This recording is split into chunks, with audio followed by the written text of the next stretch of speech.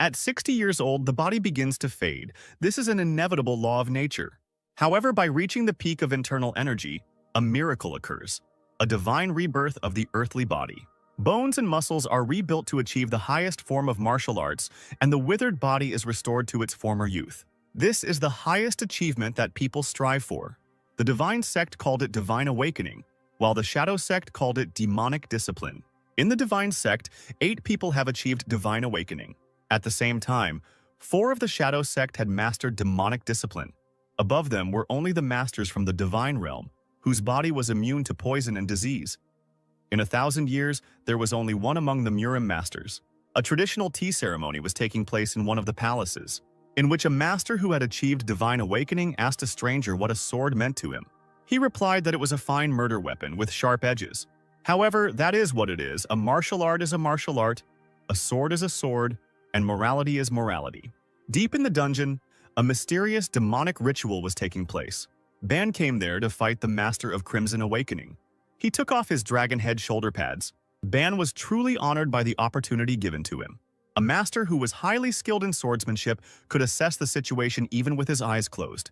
When he opened his eyes, he saw not only the master of the Crimson Awakening, but also his comrades were there.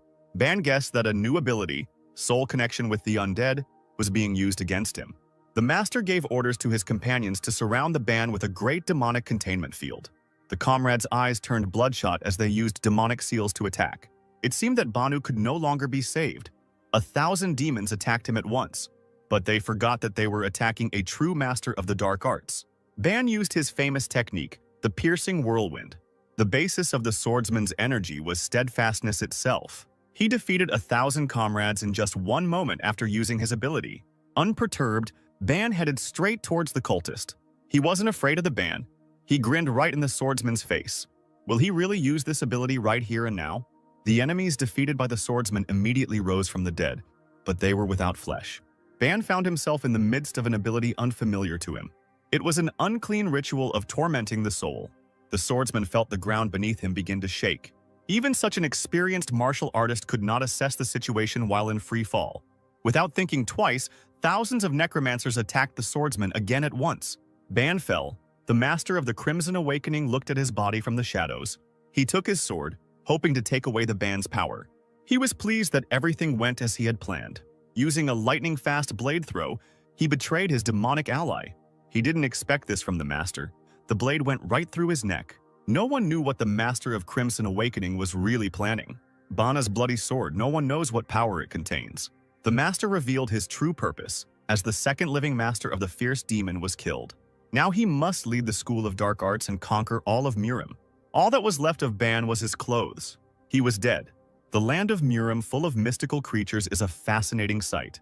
And suddenly, out of the blue, a phenomenon unusual for this land. Everything is as if in a fog. A storm has sent a sunset of thunder to the earth. Among the smoke, a human silhouette appeared. Who is it? It was none other than the reincarnated swordmaster. Not understanding what had happened to him, he looked up, searching for an answer. Ban didn't understand where he was and where the soul's connection with the undead was. Souls with the undead. Those companions who used this ability that killed Ban. Clarity comes to mind, memories come gradually, but at the same time very quickly. What did those scum of the bloody arts do with Ban? The master also remembered the lost sword, but first he needed to get some clothes in the nearest village. Using the high jump ability, he suddenly remembered that he first used this technique of elevation naked. Sunset all alone, sitting on a tree, thought Ban. Hanging upside down, he experienced hunger, and 2 hours of searching for the village were fruitless. Banu had the idea to cover himself with an animal skin.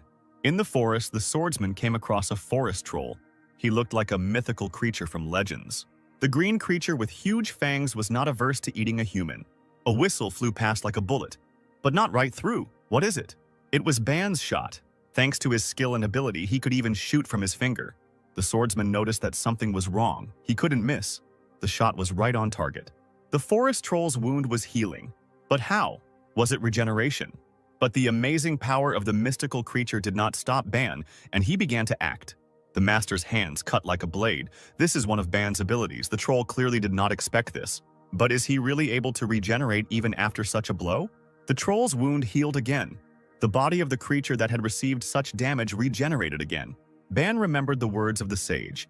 In order to survive, there was one technique that was superior to others. A blow of vital energy that will leave no chance for the forest ogre. But the troll didn't need to be destroyed. Ban wanted to try roasting it. The 3-meter forest ogre didn't even have time to blink before the master disappeared from sight. Hands cut like a sword, the troll's head from the shoulders. After landing after a successful attack, Ban notices something unusual. The ogre had green blood, perhaps because he was a mystical creature.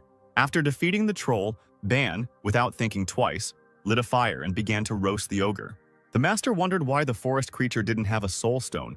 Maybe he was still young. But in any case, Ban heard that the meat of the mystical creature had a beneficial effect on health. But it wasn't very tasty, and it smelled even worse. Somewhere in the middle of the mountain range, Ban remembered again that there were no people nearby. Not even traces of them. Breathtaking scenery, clean air, cool night breeze, even the moons are shining. Taking a closer look, Ban jumped up. Was it really just his imagination that there really was? In the sky, there were 2 moons, a phenomenon the Swordmaster had never seen before. There was an empire called Kratos on this new land. In the castle where the morning feast took place, at which they usually discussed something. The dark-haired lord watched silently as the king ate his breakfast. Afterwards, he turned to his majesty, who was still enjoying his breakfast. The lord begged the young king to eat properly rather than breakfast like a commoner. The king slammed his steel cup down on the table and turned to the lord. The king told the lord that they had lost most of the empire's lands. The lord wanted his majesty to eat healthy food, but he ordered him to be silent. The lord told the news that Corinth was sending an ambassador to them. He thinks they want them to clear the lands of mythical creatures. The young master thought about the lord's words and wanted to find his own benefit in this proposal. After all, his army was seasoned in battle, and the military skill of the previous emperor was hidden by his own suicide. The young emperor spoke so rudely that he almost broke the table. His Majesty Frank von Great considered such options to kindle the fire for future revenge. After 2 days of wandering, Bana, while walking through the forest, came across someone's house. He found it strange because he had never seen houses like this. A black and white guard dog ran out towards the master of the dark arts. But the puppy did not attack him, but only stepped on Ban's leg with his paw. The dog barked, which apparently confused the residents of the forest house. Ban didn't expect to see anyone. A little girl came out of the house and saw a stranger next to her faithful friend. The blue-eyed girl asked the stranger who he was and what he was doing here. Ban was confused. The first thing he thought was whether she could pose a danger to him. The master of the dark arts did not understand a word the little girl said, but she in turn noticed that he was wearing clothes made from a mythical creature. The girl's mother ran out after her, thinking that her child was in danger. Ban immediately wanted to apologize, but remembered that they would not understand a word he said. The mother said that they had nothing for him, and if he was planning something bad, she threatened the stranger that her husband and son would soon return home. Ban, who had picked up the dog, stood there thinking that they didn't look like the pale-skinned ones from his past world. The girl in turn told her mother that he didn't look like a villain. The master of the dark arts pointed his finger at the mother, and the woman, confused, also pointed her finger at herself. Then Ban pointed with both hands at his clothes. None of them understood each other, what he wanted to say by this. The imperturbable Ban didn't know if they could understand him in sign language. The evil mother said that the stranger had shown his true nature and asked the girl to quickly call her father, but she replied that she thought the uncle had asked for some clothes. While they stood there wondering whether they were enemies or not, the little puppy lay down on the ground and fell asleep. Having come to the general conclusion that they were not enemies, Ban thought about the girl's name. Her name was Taria. He had never heard such names before in his lands. He was also given clothes that he considered strange. The mother praised the swordsman. The clothes she gave him looked very good on him, for which Ban thanked her with a hand gesture from his past world. The swordmaster turned sharply and walked in the other direction, which greatly surprised the mother and girl, and perhaps made them a little wary. Ban approached the place where his father usually chopped wood and picked up an axe, which made his mother ask Taria to call her father quickly. The master of the dark arts only wanted to thank the family who gave him the clothes. The woman breathed a sigh of relief. Taria shouted to the uncle, causing Ban to stop chopping wood. The swordmaster still didn't understand their language. The blue-eyed girl only noted that he was very strong, because she had never seen anyone chop wood with one hand. Ban addressed Taria in his native language. He wanted to know what kind of tool he used to chop wood. But they didn't understand him just as he didn't understand them. And the mother again became a little wary, because next to her daughter stood a stranger with an axe. The girl's eyes sparkled, because she was interested in explaining to the stranger what firewood is and what an axe is. Ban looked at Tarja in surprise and repeated words unknown to him after her. This made the girl even more interested, and she asked the wanderer to ask her something else, since she so wanted to teach him her language. Ban thought to himself that he shouldn't rush into anything, because the most important thing for him now was to learn to speak a foreign language. Several months later, while wandering and exploring the new world, the master of the dark arts learned the local language and came to a local resident for one thing. Holding out his hand, the man said that it was a map of these lands that he had been looking for a long time. Ban curiously snatched the card from the man's hands and thanked him. But then he ran into a difficulty. He learned the language, but reading was still a problem. The man noticed this and made fun of Ban a little, saying that it was okay. He still had his best years ahead of him. To which the master of the dark arts lied a little, saying that he understood well what was written there. The man encouraged Ban, because it seemed like only yesterday the swordsman was diligently gesturing to explain what he wanted. Ban replied that it was all thanks to Mr. Blair's family, because the blue-eyed girl could not get enough of talking to him. Ban was chopping wood and thought to himself that this was a great map, not only geographically, but there were also unique features of the village. The logs flew one after another, and the master of the dark arts kept thinking about his past. His dark past. Ban has to come to terms with the circumstances he finds himself in. He has no choice but to accept it. How to accept the fact that he cannot return to Miram only by the technique of great exaltation. Even while thinking, he mechanically continued chopping wood, one of which almost hit Tarja, who came too close. Ban told the girl that it was dangerous here. She should move away. Looking at him, the girl called the swordsman by a nickname that she herself made up. She called him Dark. To which the master of the dark arts replied that he had already told her that his name was Ban, not Dark.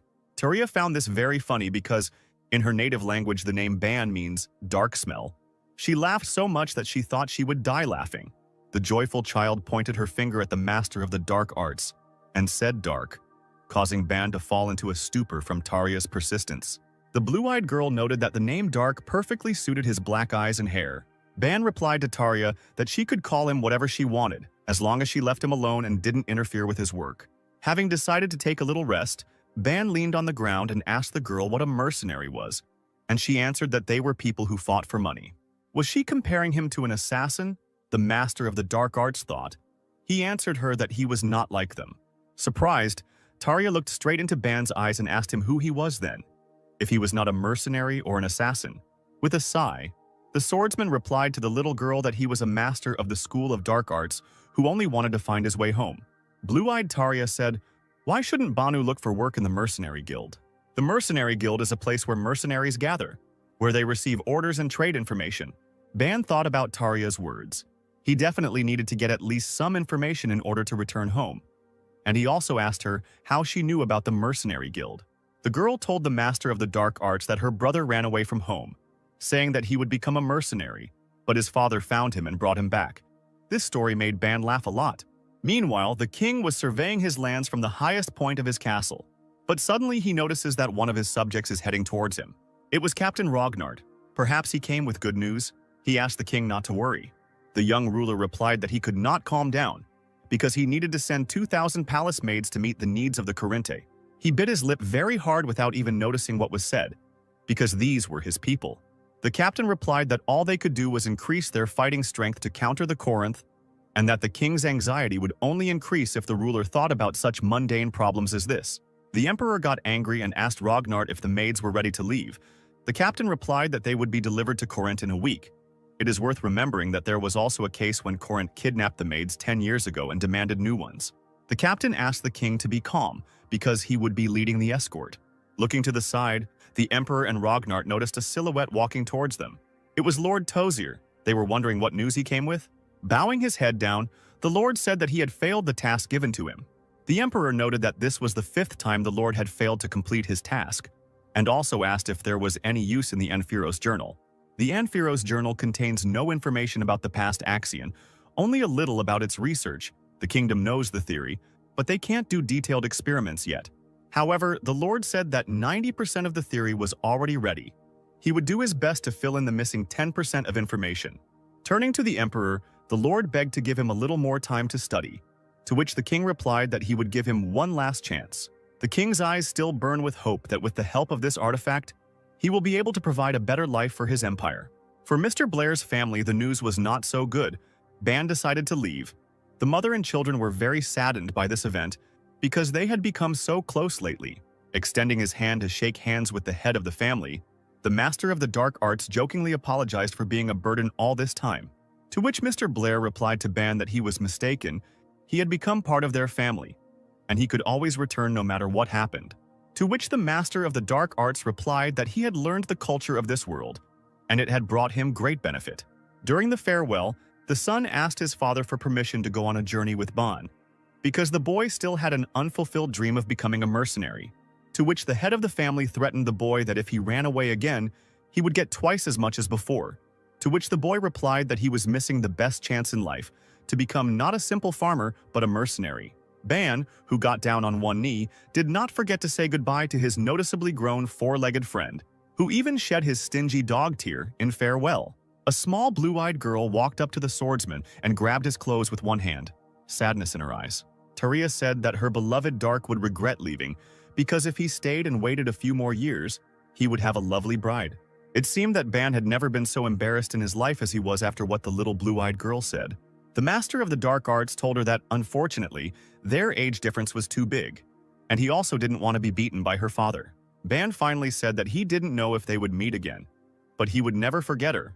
After all, Taria was the one who gave the swordsman his name, Dark.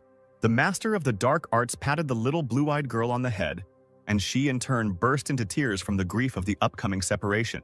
The head of the family and the mother with the dog silently watched as one of the family members left. The four-legged one even somehow waved a handkerchief to his departing friend. There is no way back, Ban thought to himself, and began to walk away slowly but confidently. The dog barked at the top of his voice. The children waved their hands and shouted after their departing friend. The head of the family and the mother froze in place and silently looked at their departing, one might say, son. Ban turned one last time to his family, who had helped him as best they could, but he had a long way to go, the main goal being to return to Miram. As he left, Ban also repeated the gesture with his hands that meant farewell in these lands. Then he turned around and continued to wander on his long journey. Night, the sky was covered with the twinkling of stars. In the sky, there was also a rare phenomenon for this world, when the second moon had not yet had time to join the other, because in these lands there were two of them. In the darkness of the night, a silhouette can be seen sitting by the fire, waiting for dinner to be prepared. Suddenly, unexpectedly, in the bushes of pitch darkness, red, as if bloodshot eyes lit up. Having waited for the delicacy to be prepared, the swordsman immediately began to eat it. However, noticing that he was being followed, Ban did not show any sign. His sense of smell and vision never failed him. At that very second, the enemy appeared before the master of the dark arts. They were werewolves with huge fangs and claws, thirsting for only one thing: fresh human flesh. With only a thirst for blood, the werewolves decided that the swordsman would be an easy target for them and immediately went on the attack. Ban was prepared for anything, but he clearly did not expect such speed from the mystical creature. The enemy was very fast.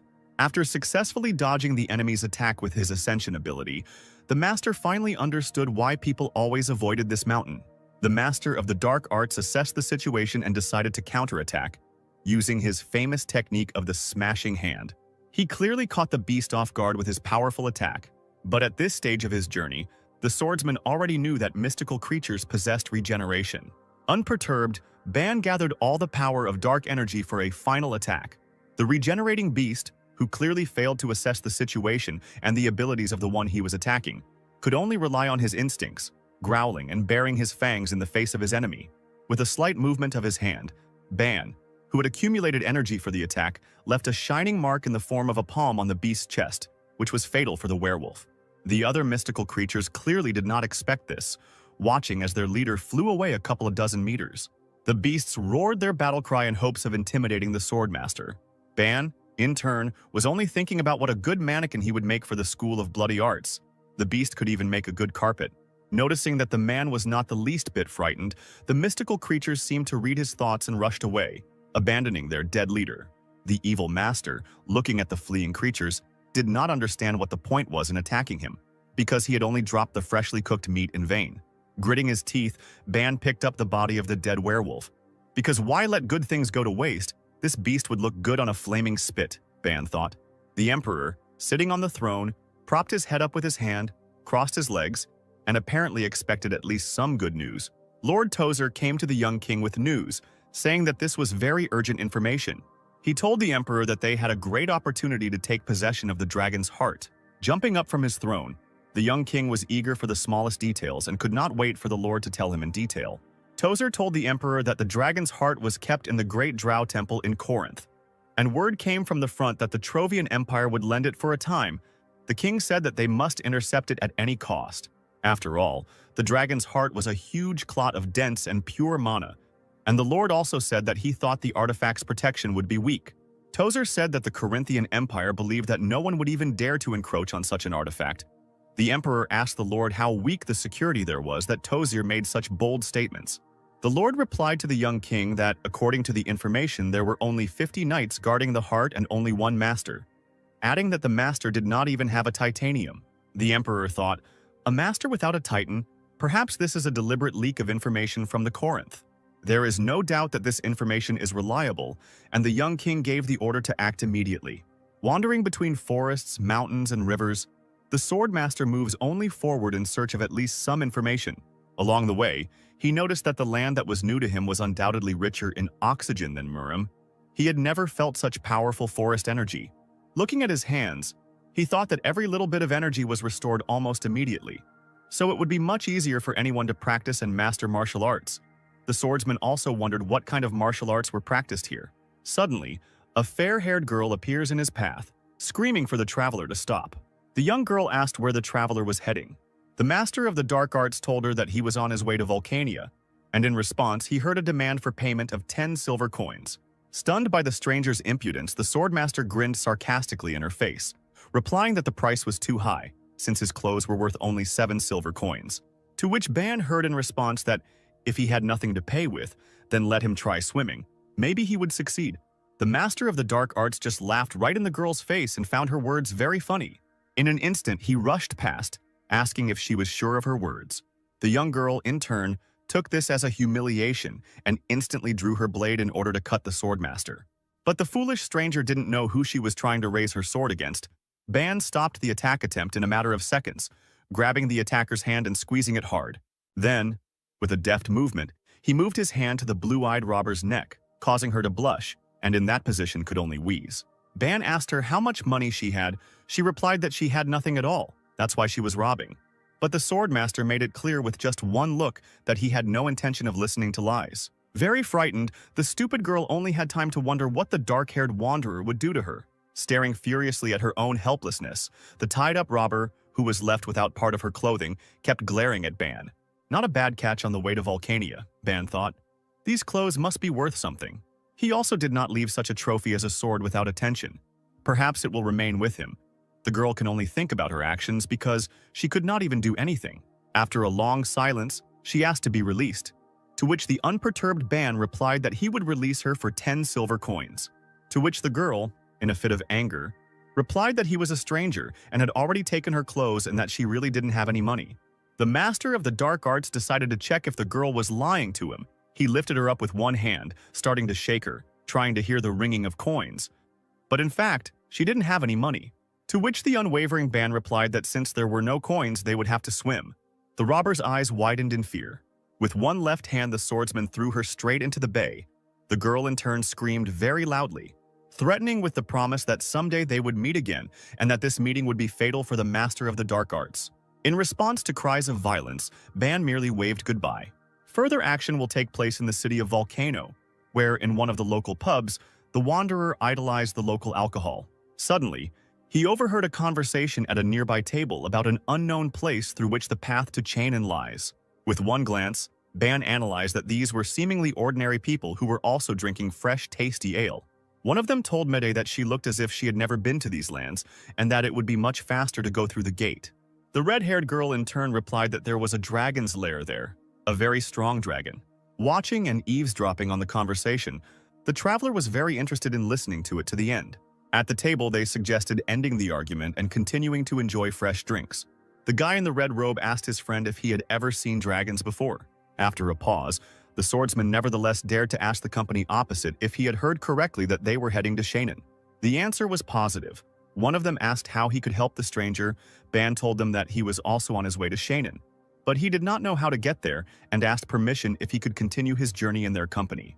After some thought, the smart guy weighed the pros and cons. He said that he thought it would be difficult to travel with the sword that Ban had, and also asked Ban what he needed the sword for, perhaps to fight monsters. The stranger also added that the blade of the saber would not pierce even the skin of a monster, let alone an animal, since this weapon was intended for duels against people. The guy from the company also noted that this weapon is most often used by women for self-defense, asking Ban if this was definitely his weapon. Ban immediately realized that the guy looked experienced. He would be good as a companion. In turn, the master of the dark arts promised that he would not become a burden on the journey after asking permission to examine the guy's sword. The guy did not refuse the wanderer's request and handed him the sword, but something alerted Ban. The master of the dark arts saw something particularly familiar in the sword. The guy noted the dark-haired traveler's good observation skills, asking him how he realized that this sword was magical. The stranger's words confused Ban. He did not quite understand what he was talking about. The swordsman, who is a master of the dark arts, stood like a statue and asked the company what a magic sword was. The guy looked at him and asked the stranger if he really didn't know what kind of sword it was. Ban explained that he had lived in a village before, and with eyes full of curiosity, asked for an explanation. The answer was as simple as possible, because it is a weapon that can use spells. Supplementing the answer, the guy also told that it can be used exclusively for spells with which the sword was enchanted, and it also absorbs a large amount of mana. But this is a huge privilege for using magic alone. Ban looked at the narrator with genuine surprise and asked what mana was then. Another participant of the feast joined the conversation, shouting about how it is possible not to know what mana is, and also not to know the basics of this world. Ban was surprised, realizing that these basics are the usual standard knowledge of this world. The master of the dark arts may have looked like a fool in this situation, but he couldn't do anything about it. He repeated that until recently he lived in the village, hoping that the unknown would be explained to him. The second guy who got into the conversation was named Gaston. He asked in which village the wanderer lived. Ban told him that the village was located behind the Trebark Mountain, which made the green-haired boy give in to surprise. Both guys assumed that the wanderer was not lying to them. If he really lived in such a deserted area, then his ignorance was not surprising, and a request was also made to Gaston to explain the basics to the traveler. Gaston, his eyes wide, began to explain that mana is the source of energy that drives this world. Every living being has it to some degree. Just as an experienced warrior stores as much mana as possible in his body, a wizard can use his body as a storage to absorb the mana around him and turn it into a spell. Gaston explains that a normal person using the mana needed to live can die. Also pointing to the blade, he said that the magic sword allows the use of magic, but if used by normal people, the blade will absorb too much mana, and this will become a problem. Absorbing the knowledge, Ban thought to himself that if the mana in this world was the chi energy he was using, now he understood why the blade absorbed a bit of it when he picked it up. There was also a dialogue in which Ban noted that the blade looked quite light despite its size, to which he received the answer that it had an automatic spell that would not have to be cast over and over again. But the most important thing is that these are manual spells. The guy extended his hand with the magic sword Banu, offering to try to cast the spell Fire Blade. Taking the blade in his hands, Ban cast the spell the guy had said. The master of dark arts was amazed beyond measure. The sword instantly became red hot. It was something incredible, Ban thought. Just a little energy for such an effect and without knowledge of solar arts. The surprised master of the dark arts wondered if he could use other spells. The guy replied that the sword has a power shield that allows you to block arrows. Also, the blade is not expensive, but very useful. Ban's sense of smell is second to none. He sensed danger at the moment, recognizing that an arrow was flying at him. The unperturbed swordsman decided to test his new knowledge and skills by actually using the force shield spell. The blade seemed to howl, surrounding Ban with an energy shield. No one had time to understand what had actually happened. The wanderer cast a spell, and out of nowhere an arrow flew in and broke on the shield. The shooter exhaled. He couldn't understand what went wrong. The shot was right on target. Ban noted that the blade is very effective, asking the company if the sword has offensive magic. The guy told the wanderer that he needed to point the sword at the target and cast the fireball spell. At the same second, the Ban, having received the information, cast a fireball spell, pointing the blade in the direction where the potential shooter was located. The spell was so destructive it was a high concentration of energy. The dark scarlet color darkened the room, then flew out the window. Everyone in the pub was shocked by what was happening. There were so many questions and so few answers. The spell flew straight towards the attacker. Ban really caught him off guard. There was a powerful explosion not far from the pub, but it was unclear whether Ban had missed. Apparently, the shooter was having a lucky day. The dark arts master thought to himself that this blade would be revered as a gift from heaven in the Murama world. But was it really a common thing here? The others were watching the fleeing shooter at this time. The comrades whispered among themselves. Gaston told Narek that he couldn't even imagine how much mana it would take to create such a powerful fireball. Narek in turn whispered that he had never created such a destructive fireball in his life. During all the events, a girl appeared before the ban, introducing herself as Mineria. She also noted that she is a servant of the goddess of the earth Karis. Ban introduced himself with a name that was not familiar to him. He said that his name was Dark. She in turn noted that the arrow apparently was intended for him. The traveler replied that he was not sure who or why, but only one face came to mind. And he added with a grin that he did not remember doing anything bad recently that would make someone come for him. Mineria suggested that the arrow could have been intended for the fair-haired Mikkel, who asked her in surprise why she had decided so. The girl added that if she had rushed past Dark and flown straight, then the target would have been Mikkel instead of the Wanderer. The blonde guy said that he could think of too many people who could do it. Other comrades suggested catching up with the shooter, since he wouldn't run far with a wounded leg. But one of them suggested that the attacker could be a member of the Thieves' Guild, which could become a real problem for them. Narek, as it turned out, was the most important one in the group, so they turned to him for an order, and he, in turn, suggested going on a journey right now. The red-haired girl stopped the boss, because Mikkel had a good reason to be late before leaving for Shannon. He had not finished his drink yet. The girl took on the role of commander for a moment and ordered everyone to hurry up with the ale and move out immediately. Mikkel suggested that if the attacker was from the Thieves' Guild, then this pub might be in danger. They could be surrounded at any moment. Narek gave the final order to prepare for the sortie and departure on the journey, bypassing any possible threat, and also ordered everyone to make sure they were properly armed. Ban, aka Dark. By coincidence, he got a horse nicknamed Black Death. He followed everyone, because his companions knew the way. And so the group, consisting of the new comrades of the Master of the Dark Arts, set off on an adventure. On the way, Dark turned to Gaston, remembering his words that Gaston does not know how to use a sword because he is a wizard, so why is he so well armed? The comrade replied that it was all to hide the fact that he was a wizard, and in any case, wizards were always a primary target. Ban grinned and replied that he understood what Gaston was talking about. On the way, Narek turned to Dark, recalling his words that he was 25 years old, adding that Ban was much younger. The leader thought that the swordsman was the same age as Jaime and Raven. Dark replied that he heard that a lot, thinking to himself that if he said he was over 70 years old, he would most likely look like a psycho. Narek assumed that hunting monsters in the Treybark Mountains was quite profitable. For the first time, he sees a novice traveler who bought a horse. Following the route indicated by the boss, Dark and his comrades pass by the Imperial Knights. At that moment, the Narek ordered his horse to be quieter, because the clatter of the ungulates made his horse nervous. Dark, in turn, did not miss the moment and managed to take a good look at the knights. The Master of the Dark Arts noted the soldiers' good equipment. Having passed by a column of warriors, the Narek told the Dark that they were Baron Asmon, the son of the Baron and the Master. The swordsman also wondered who the Masters were. Mikkel, who picked up the conversation, said that Masters are those who have mastered the flow of mana, adding that even in Corinta, the strongest empire, there are less than 1,000 of them, and in such a small empire as Trovia, there are only 34.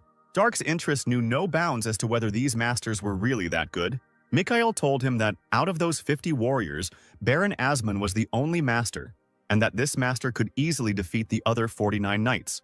Dark, who continued on his way, riding on the Black Death, did not understand anything from the story of the fair-haired Mikhail.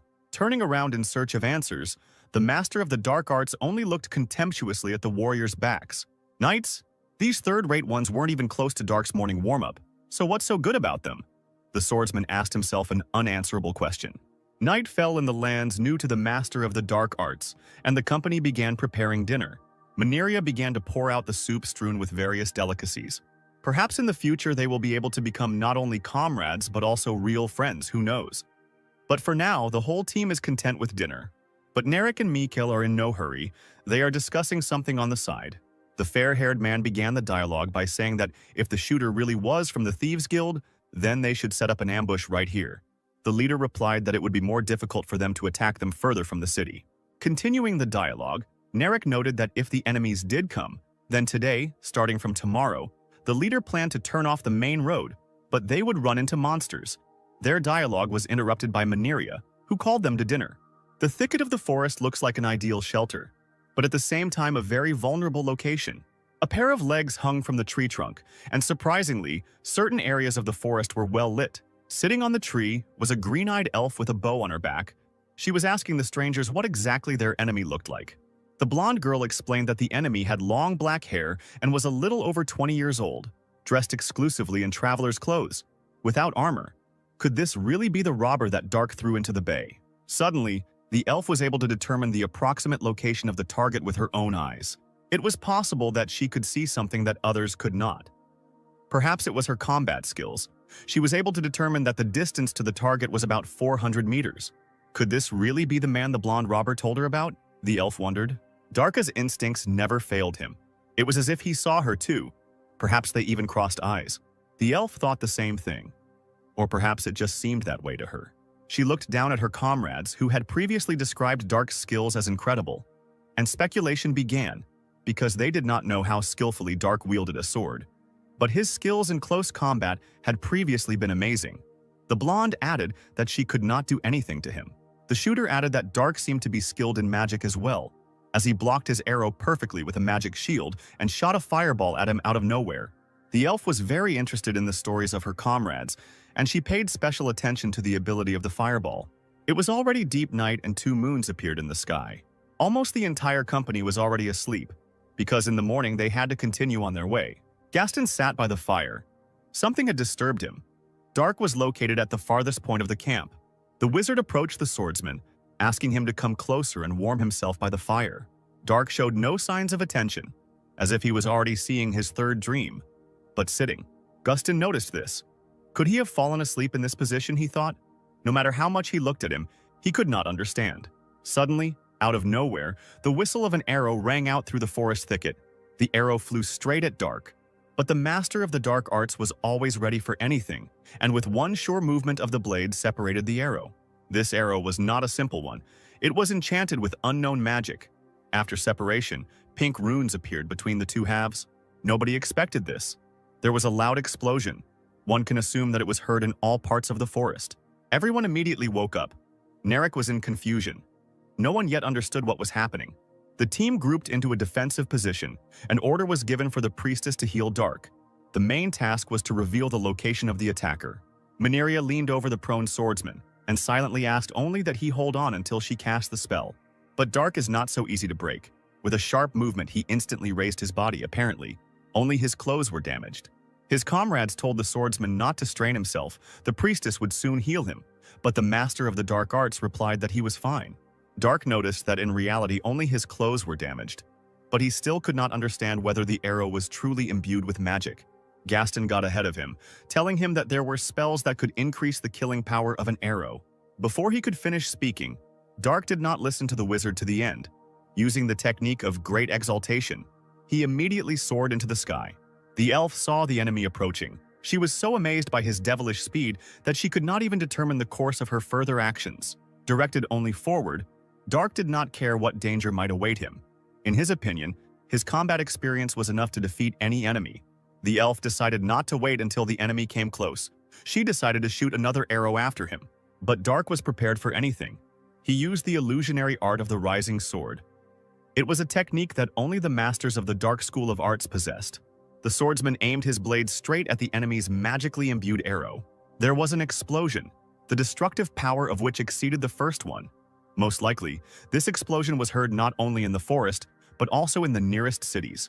The elf did not understand whether she had reached her goal, whether she had managed to defeat her enemy. Suddenly, Dark caught her off guard, pointing his blade straight at her, looking like he had no intention of playing her games anymore. The elf, clearly trained in quite a few techniques, could do nothing to counter Dark's approaching speed. One moment and he will be at his destination. Dark didn't chop her into small pieces, but with a powerful blow of his fist, thanks to his internal energy, he sent the elf into a deep sleep. Thanks to the technique of instantly assessing the situation, the master of the dark arts noticed that the enemy was not alone. Using his ability, he instantly directed a powerful stream of energy directly at the enemy who was below him. The second enemy fell very quickly, but apparently Dark calculated the amount of energy so as not to kill the enemy, but to neutralize it. Suddenly, a third enemy appears, a guy whose crossbow was pointed straight at the master of the dark arts. The enemy fired a shot from the crossbow in the hopes that he could finish off the swordsman. But with just one movement of the hand, the arrow, into which all the shooter's hope had been invested, was caught. Confused, the robber had nowhere to go. He could not match the devilish speed of the Dark. Swinging his blade, the Dark Arts Master was about to make his final attack. Swinging his blade, Dark was surprised that his opponent was able to dodge his incredibly fast strike. The enemy had no choice but to fall to his knees and hope for the best. The master approached him and began to examine him closely. Dark began to take off his clothes, figuring that since they had ruined his attire, they should pay with their own. The master stopped at nothing. He even began to take off his opponent's pants. The guy in turn resisted, but he saw the grin of death, and it was as if there was no resistance, after which the guy screamed at the top of his lungs, hoping that at least someone would come to his aid. The scream reached the camp with his comrades. They were completely unaware of what was happening on the other side of the forest.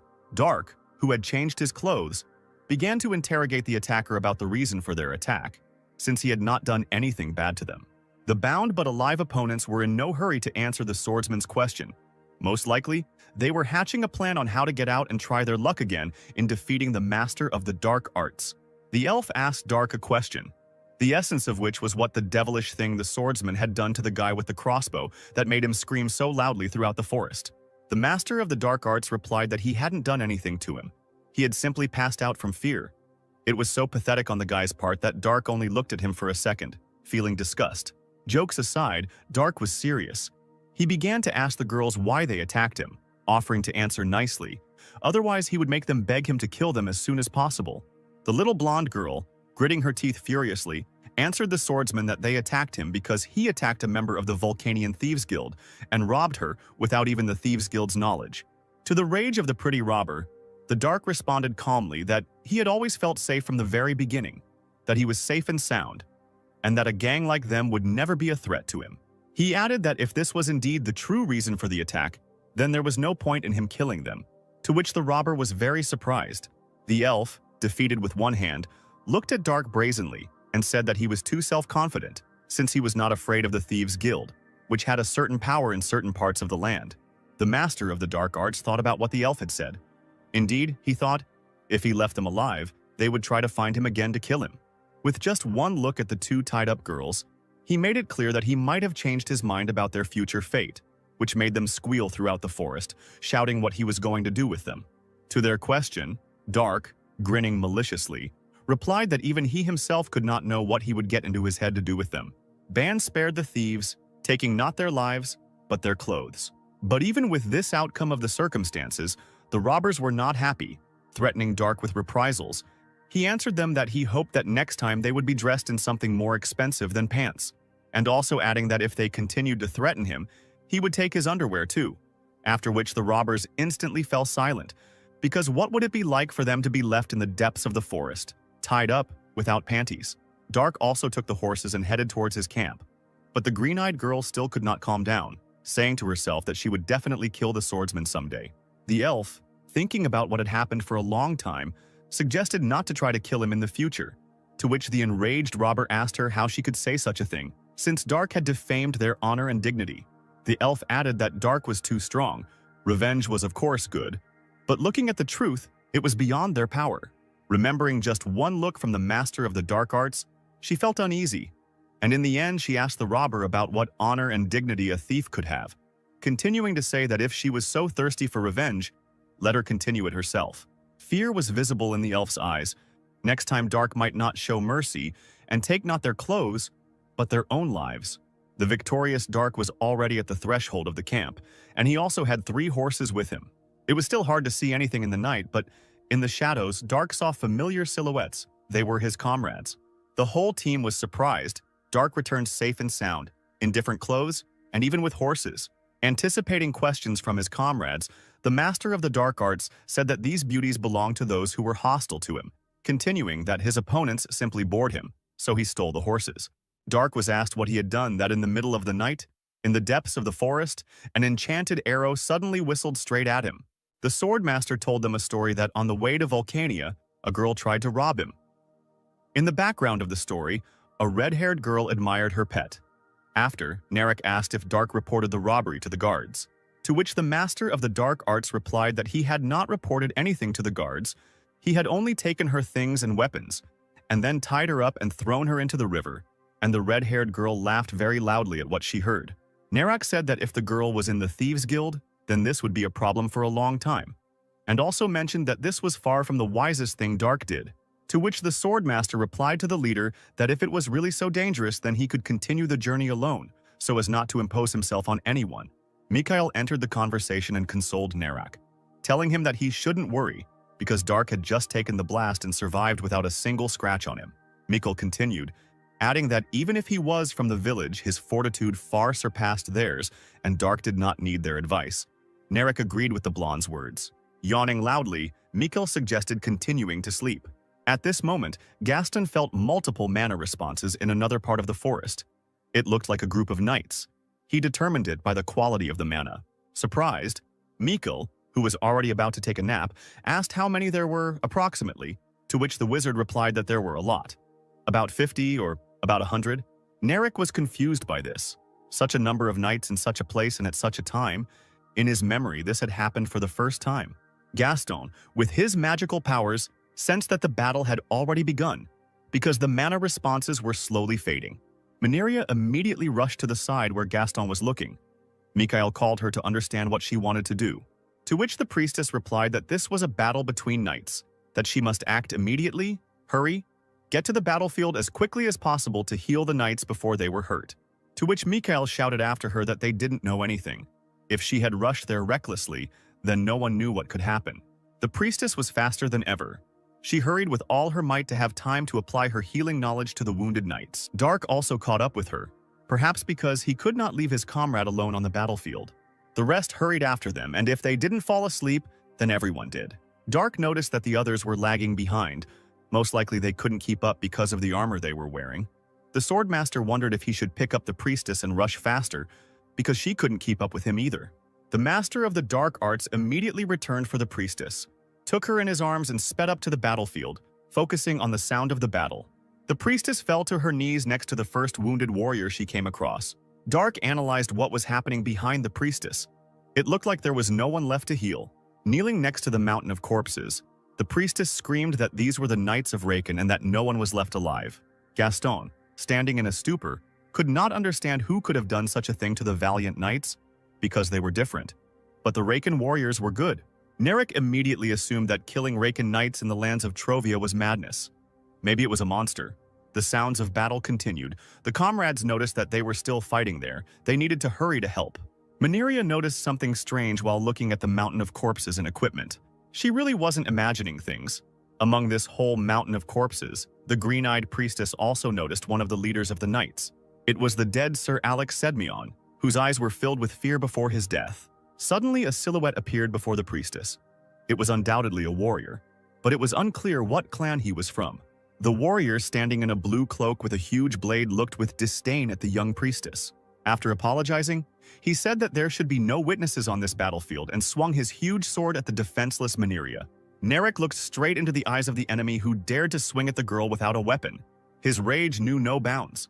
He used advanced fireball magic to catch his opponent off guard, while the swordsman who swung at Mineria did not expect to see magic on the battlefield.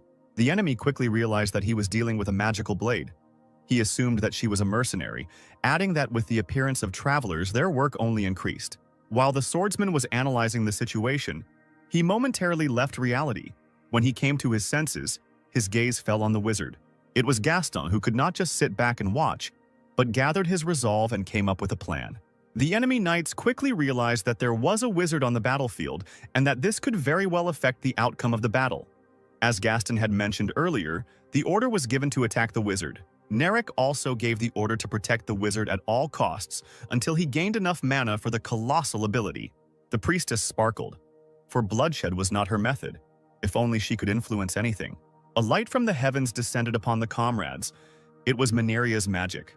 The battlefield was illuminated by her angelic holy magic. For a second, Narek thought that he would not want to fight the knights. if he did not take into account the fact that nothing could be changed because the knights were trying to kill them, and then he rushed into battle. He clashed blades with one of the enemy warriors.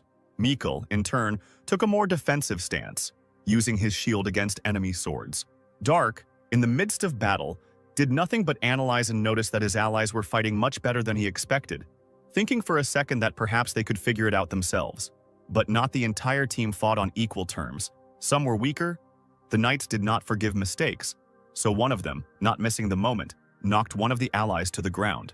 Looking at this, Ban realized that they couldn't cope without him. He would have to, because next to him were those comrades who accepted him into their company and started this journey together.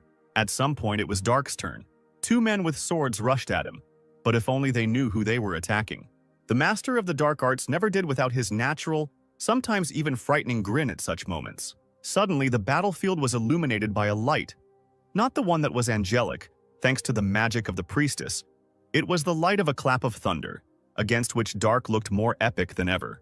Behind all of this was the wizard Gaston, who had finally accumulated enough mana to use the terrifying thunder and lightning technique. All the enemies on the battlefield were enveloped in chain lightning. The discharge was so powerful that it made no difference whether it was a natural phenomenon or the magic of a sorcerer. Its power was astounding. The enemies hit by the divine chain, lightning didn't even have time to blink before they immediately evaporated. Gaston asked Dark to buy him the maximum amount of time, apparently he needed a recharge. To the wizard's request, the swordmaster replied that magicians are quite useful if they have a protector. The sorcerer can rely on him. Unaware of their own helplessness, the remaining knights continued to try to attack the master of the dark arts, but their attempts were in vain. A powerful explosion thundered. It was none other than the famous fireball ability. It was released by Gaston, who was under Dark's protection. From the outside, one could say that it was an absolute protection for the sorcerer. The knights' eyes were filled with rage, and they were driven by revenge because the battle had not lasted long, and they had already suffered heavy losses. But no matter how many times they tried to attack the master of the dark arts, each of their attempts was unsuccessful. Dark, with one light movement of his hand, pierced the enemy soldier through and through. The half-dead knight, hanging on the blade of the swordmaster, most likely did not even have time to understand anything. This was evident from his empty eyes. Perhaps, in the end, he did not even understand why he died. At that moment, when the opponents looked around and tried to understand the colossal speed with which they were suffering losses, none of them could even imagine that he was next on the death list. Thanks to the devilish speed of the master of the dark arts, he felt like a god on the battlefield.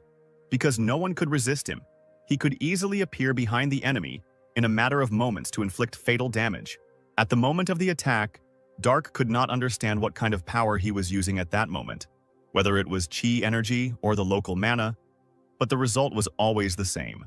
The riddled opponents didn't even have time to squeak, while the master of the dark arts inflicted damage on them that was incompatible with life. At one point on the battlefield, a frightened soldier called for help from a master. But even among masters, there are individual differences in skills and abilities, to which the master in the blue cloak said that this difference could be felt between him and Alex, who had just died a heroic death. The master in the blue cloak, who was initially hostile to travelers, also possessed magic. He could strengthen his sword. Could he really surpass Dark in strength? The Dark Arts Master quickly realized that the enemy had strengthened the sword not with mana, but with chi energy, which had been developed through special techniques and training by the Murima sages. The enemy disappeared from the band's field of vision. The executioner's speed of movement was slightly inferior to the devilish speed of the dark. Swinging in the air, the enemy shouted that he had never heard of a master using a saber. A master of the dark arts could anticipate any action from the enemy based only on his combat experience. And of course, Dark's invincible grin to catch the enemy off guard. Or maybe he's really that confident. The enemy noticed Ban's smile while delivering his signature blow, as if a guillotine descends on a man's head, seeing no obstacles and crushing the earth. But what was the surprise of the great executioner when, after his counterattack, only a small fragment in the form of a handle and blade remained of his blade. With one sure swing of his sword, the master of the dark arts repels the enemy's attack. Is there really no one in these lands who can match his speed and strength? The second part of the executioner's blade was sticking out of a nearby tree. If this had been a busy battlefield, the scattered remains of his sword could have easily taken a couple of lives of his subjects. The dark arts master, observing the opponent, thought that the executioner was about as strong as a first-class knight from the Black Death Squad. Could this really be all that the great master of this world could offer? With demonic speed, Dark used the Great Exaltation technique without any problems and stood with one foot on the master's head without him even having time to blink. The Dark Arts master couldn't help but smirk, annoyed that this was all he could do, such a huge opponent occupying a leading position in his squad. The master in the blue cloak, who realized the full gravity of what was happening, understood that his opponent was standing on his head, but he did not feel his weight. The Dark Arts master, known in the New World as Dark, used the 1,000-weight punishment technique he had learned at the demonic art school against his arrogant opponent. The other knights, one might say, witnessed the moment of execution of their master, who died in the blink of an eye. Looking at the remaining opponents with demonic eyes, Dark said that with such inferior skills and techniques, they had committed a grave sin by targeting a great master. The remaining knights didn't even have time to move before the master of the demonic school used, this time not a striking whirlwind, but a bloody hurricane of death. Dark, who had defeated the others at once, analyzed the situation on the battlefield. There were no survivors left. Everything seemed to be in order, except for Jimmy, who was the first to be knocked to the ground. Narek noted that after that master died, the morale of all the other soldiers fell, and he also assumed that he was the captain. The priestess Maneria stood in bewilderment at what was happening. On the one hand, they had crushed the enemies. On the other hand, she was so eager to help that she herself almost ended up being beheaded by the executioner in the blue cloak. Mikhail suggested that the young priestess forget about the details. The main thing was a victory without losses against the knights led by the master. Exchanging glances with the Narek, he searched his eyes for words of support for everything he had listed above, to which the leader replied that to some extent there had been luck in this battle, adding that the enemy was either tired or wounded. Unexpectedly for everyone, Dark abruptly used the elevation technique and rushed to the side. No one understood the course of his actions. As it turned out, apparently there was still one last enemy left. He was casting some kind of spell with unknown mana, as if it was not local mana. Rushing into battle, the master of the demonic school was not afraid of anything. But with sorcerers, it would be worth being careful until it becomes clear what technique the enemy is using, because Gaston distinguished himself in this battle with his skills from others and proved that jokes are bad with sorcerers. The gray-haired enemy mage raised his hand with his eyes closed, chanting incoherently. The blonde girl screamed that it was another magician. The leader of the mercenary group demanded that the sorcerer be stopped as soon as possible. The enemy wizard muttered something unintelligible. Dark's face became stern. He ran towards the enemy. The wizard summoned chain lightning by holding his palms forward. Gaston shouted at Dark to dodge. The boy snorted in response, touching the ground with his hand as he ran. He drew his sword forward.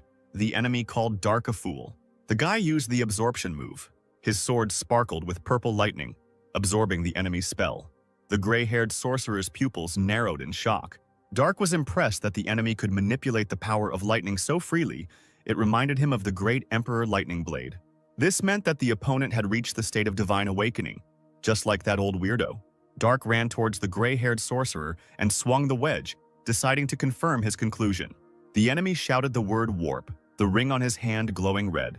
The guy swung his sword but missed the enemy because he was no longer there. Dark looked up, guessing that it was the ascension technique. He began to look around, searching for the enemy with his eyes, but there was nothing there except the trees he had cut down. The guy realized that Kai had also disappeared, although it seemed impossible to him. The group leader and Gaston ran up to him and nervously asked if he was okay, and he said that he was fine. The man asked in surprise how Dark managed to block the lightning magic with just a sword. The boy claimed that in this situation, he should be the one asking the questions, and asked, pointing at the empty space with his sword, how the enemy managed to disappear, since this was impossible even with full mastery of the ascension technique. The man clarified whether he meant warp. Gaston explained that warp was a spell that transported the user through space. Wizards of that level usually acted alone, which is why the mage was so prepared. Dark clarified whether the enemy was prepared. He remembered the glow of the ring on the enemy sorcerer's hand. The guy assumed that this thing was the mentioned preparation. Gaston agreed with his assumption. Warp is a 4th-level magic. Without an enchanted item, it will not be possible to quickly use this spell. Dark asked if his interlocutor, who was a wizard, could use this spell. He was confused by the question. He was only a 3rd-level mage. Gaston found it strange that Dark was concerned about this topic. The guy thought that it might be related to the bloody blood arts that the villains used to get rid of him by moving him to this world. Dark wanted to know more about this magic. Gaston suggested going to the academy in Shannon, although this institution is limited by royal privileges, but he has acquaintances there. Dark agreed with the magician's proposal and asked how long the journey would take if they were in a hurry. Gaston noticed that this was really important to his interlocutor and said that the journey would take a week if he hurried. A cry calling everyone interrupted their conversation and made them turn towards the sound. The red carriage standing in the middle of this forest had no horses. The face of the fair-haired and brown-eyed girl did not express any emotions, and her empty gaze looked ahead. She sat in the carriage behind the closed door, her hands folded on her knees. The company of mercenaries discussed this. There was no place for a lonely girl here, even though she was cute. Dark's gaze was gloomy. Media declared that this girl was not ordinary, since she was accompanied by 50 knights, and asked the child if she could stand up. Jimmy suggested that the girl might have been with the knights the mercenaries had defeated, but their leader didn't think so. He said that they had no reason to ambush the Raken knights to kidnap this girl, and even if they did, this child could not be ignored, because she had seen it all. The priestess asked Media to stop when she was helping a child out of the carriage, suggesting that there might be something wrong with the child. The blonde girl placed her hand on the girl's head. She closed her eyes, listening to her feelings. The priestess immediately opened her eyes, as she was shocked by the fact that the memories of the child she found were sealed. Gaston asked permission to also check the child's memories. He also put his hand on the girl's head and closed her eyes. It turned out that various high-level spells were placed on the girl's memory, which were tightly intertwined with each other, so the magician could not remove this seal on his own. Media panicked, thinking that this child was accompanied by the knights they had slain. Mikhail doubted her words. He believed that the Raken knights were escorting the carriage, and the other knights were targeting it because there was something important inside. This important something could well have been connected with the silent child. Jimmy asked if they should report this to the authorities, which angered Dark, but Gaston noted that it would be too difficult and time-consuming. Jimmy asked the magician again. He explained that if it was really important, then the mercenaries would be exposed as criminals, especially if this child was in such a state. Then even if their team was not accused of what happened, they would be interrogated for a very long time. The leader said that they couldn't leave the girl alone in the forest, so they would have to protect her until the situation became clear. Dark asked if they could just give her to the Raken knights. The boy believed that if the child was connected to the knights, then it would be better to give her to them, since he did not understand why they would care about this child. The man realized that Dark didn't like the girl, and he was right, because the guy thought that this pathetic child with amnesia would delay them. The mercenary leader explained that the knights would still ask about this girl, even if they were given an honest answer. Dark walked past the man. He stared silently at the girl, standing in front of her. The guy suddenly grabbed the child by her clothes and lifted her up as if she were some kind of object. He thought he could leave the girl with the Raken knights when no one was looking, and asked to name a suitable place for this. An indignant Media snatched the child from his hands, not encouraging his behavior. The team leader understood that Dark didn't want to waste time, but he knew that he wouldn't be able to do anything with magic.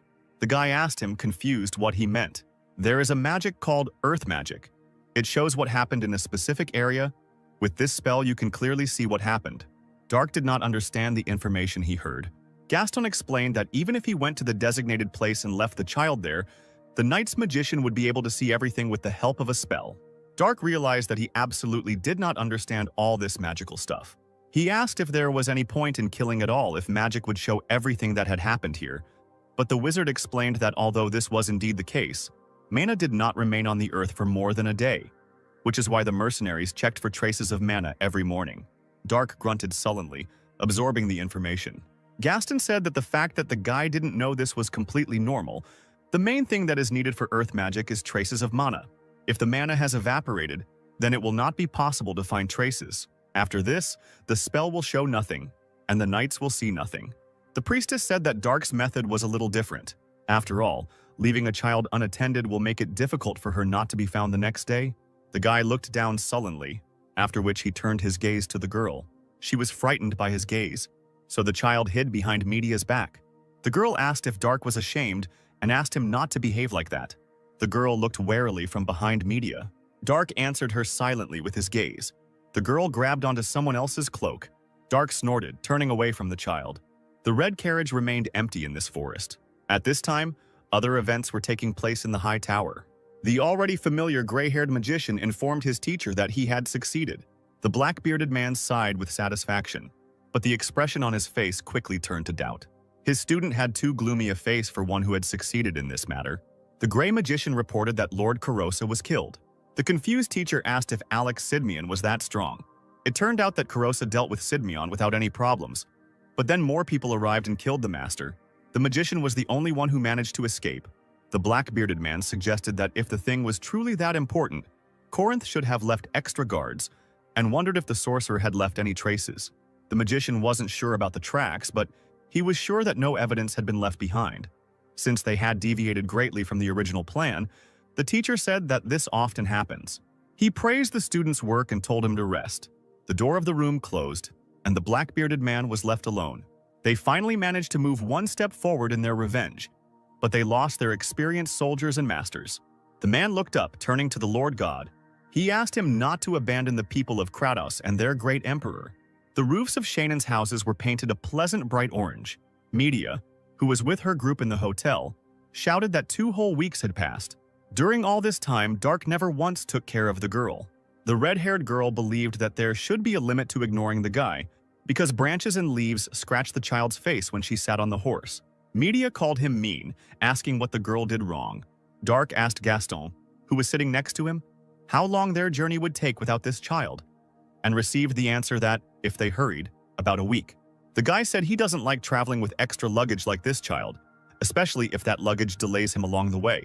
Moreover, Dark was not angry at the girl but only ignored her, so he did not understand what the problem was, and the red-haired girl irritably slammed her mug on the table. But someone's hand fell on Media's shoulder.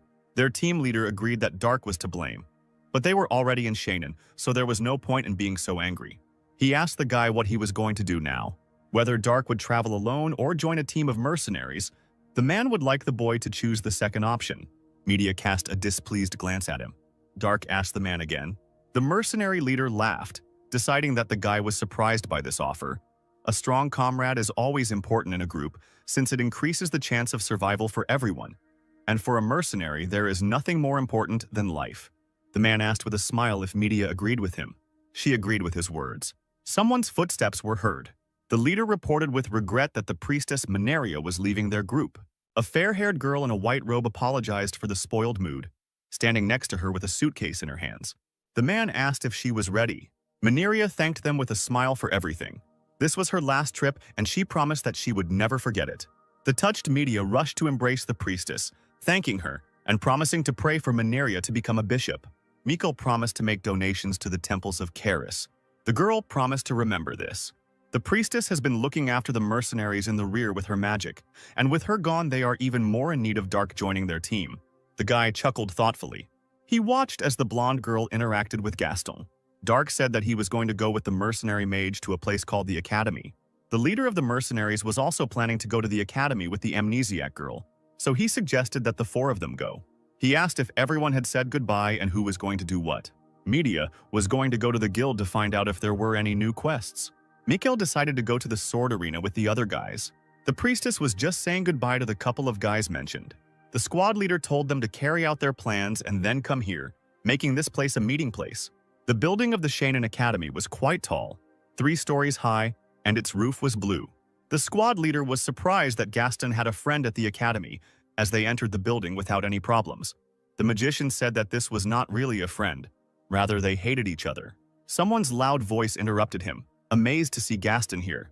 The voice belonged to a bearded, fat man in green and red clothes, and he asked with a smile if the guy he knew wanted to steal something again. Gaston asked with a smile, "What if he just came to visit a friend?" The man laughed, shaking his hand and claiming that in that case the guy was either crazy or a clone of himself. Gaston agreed that he would not have come here unless necessary. He asked to meet a wizard whose specialty was warp magic. The man was puzzled by this request. He was worried whether the guy was really that uneducated. Gaston pointed back at Dark. He explained that the black-haired companion wanted to know about this magic, the warp spell. For Gaston's friend, this was no problem. Gaston also asked to take care of the child with sealed memories. The man looked at the girl thoughtfully. He smiled, leaning towards Gaston and declaring that he could not do such a job himself. Dark sat in front of a gray-haired old sorcerer with glasses, who was the one who understood the necessary information about the magic of the warp. He drew something like a circle on the board, explaining that he was standing in a similar one, and after a bright flash, he disappeared into nowhere. That place was very different from the world the mage lived in, so the boy asked for an explanation. The sorcerer looked at the image held out to him and adjusted his glasses. His eyes widened. What Dark had described to him was spatial travel magic. The boy looked at the old man curiously. The wizard assumed that this was the magic he had named. Dark clarified what the definition spatial meant. The man explained that it was a place that existed in another time and space. Two places parallel to each other and never intersecting together. He gave the example of a place where only one moon rises, and it does so just like the sun. Dark's eyes widened in realization. The wizard said that no one had seen this before, and he was speaking only from a theoretical point of view. The guy asked if this meant that in theory people could travel to other dimensions. The old man confirmed this and said that the drawing made by the interlocutor looked like a circle for this kind of magic. To activate, the circle absorbs the surrounding mana, and is therefore only used for large-scale or complex spells, such as the National Teleportation Magic Circle, which allows travel between two destinations.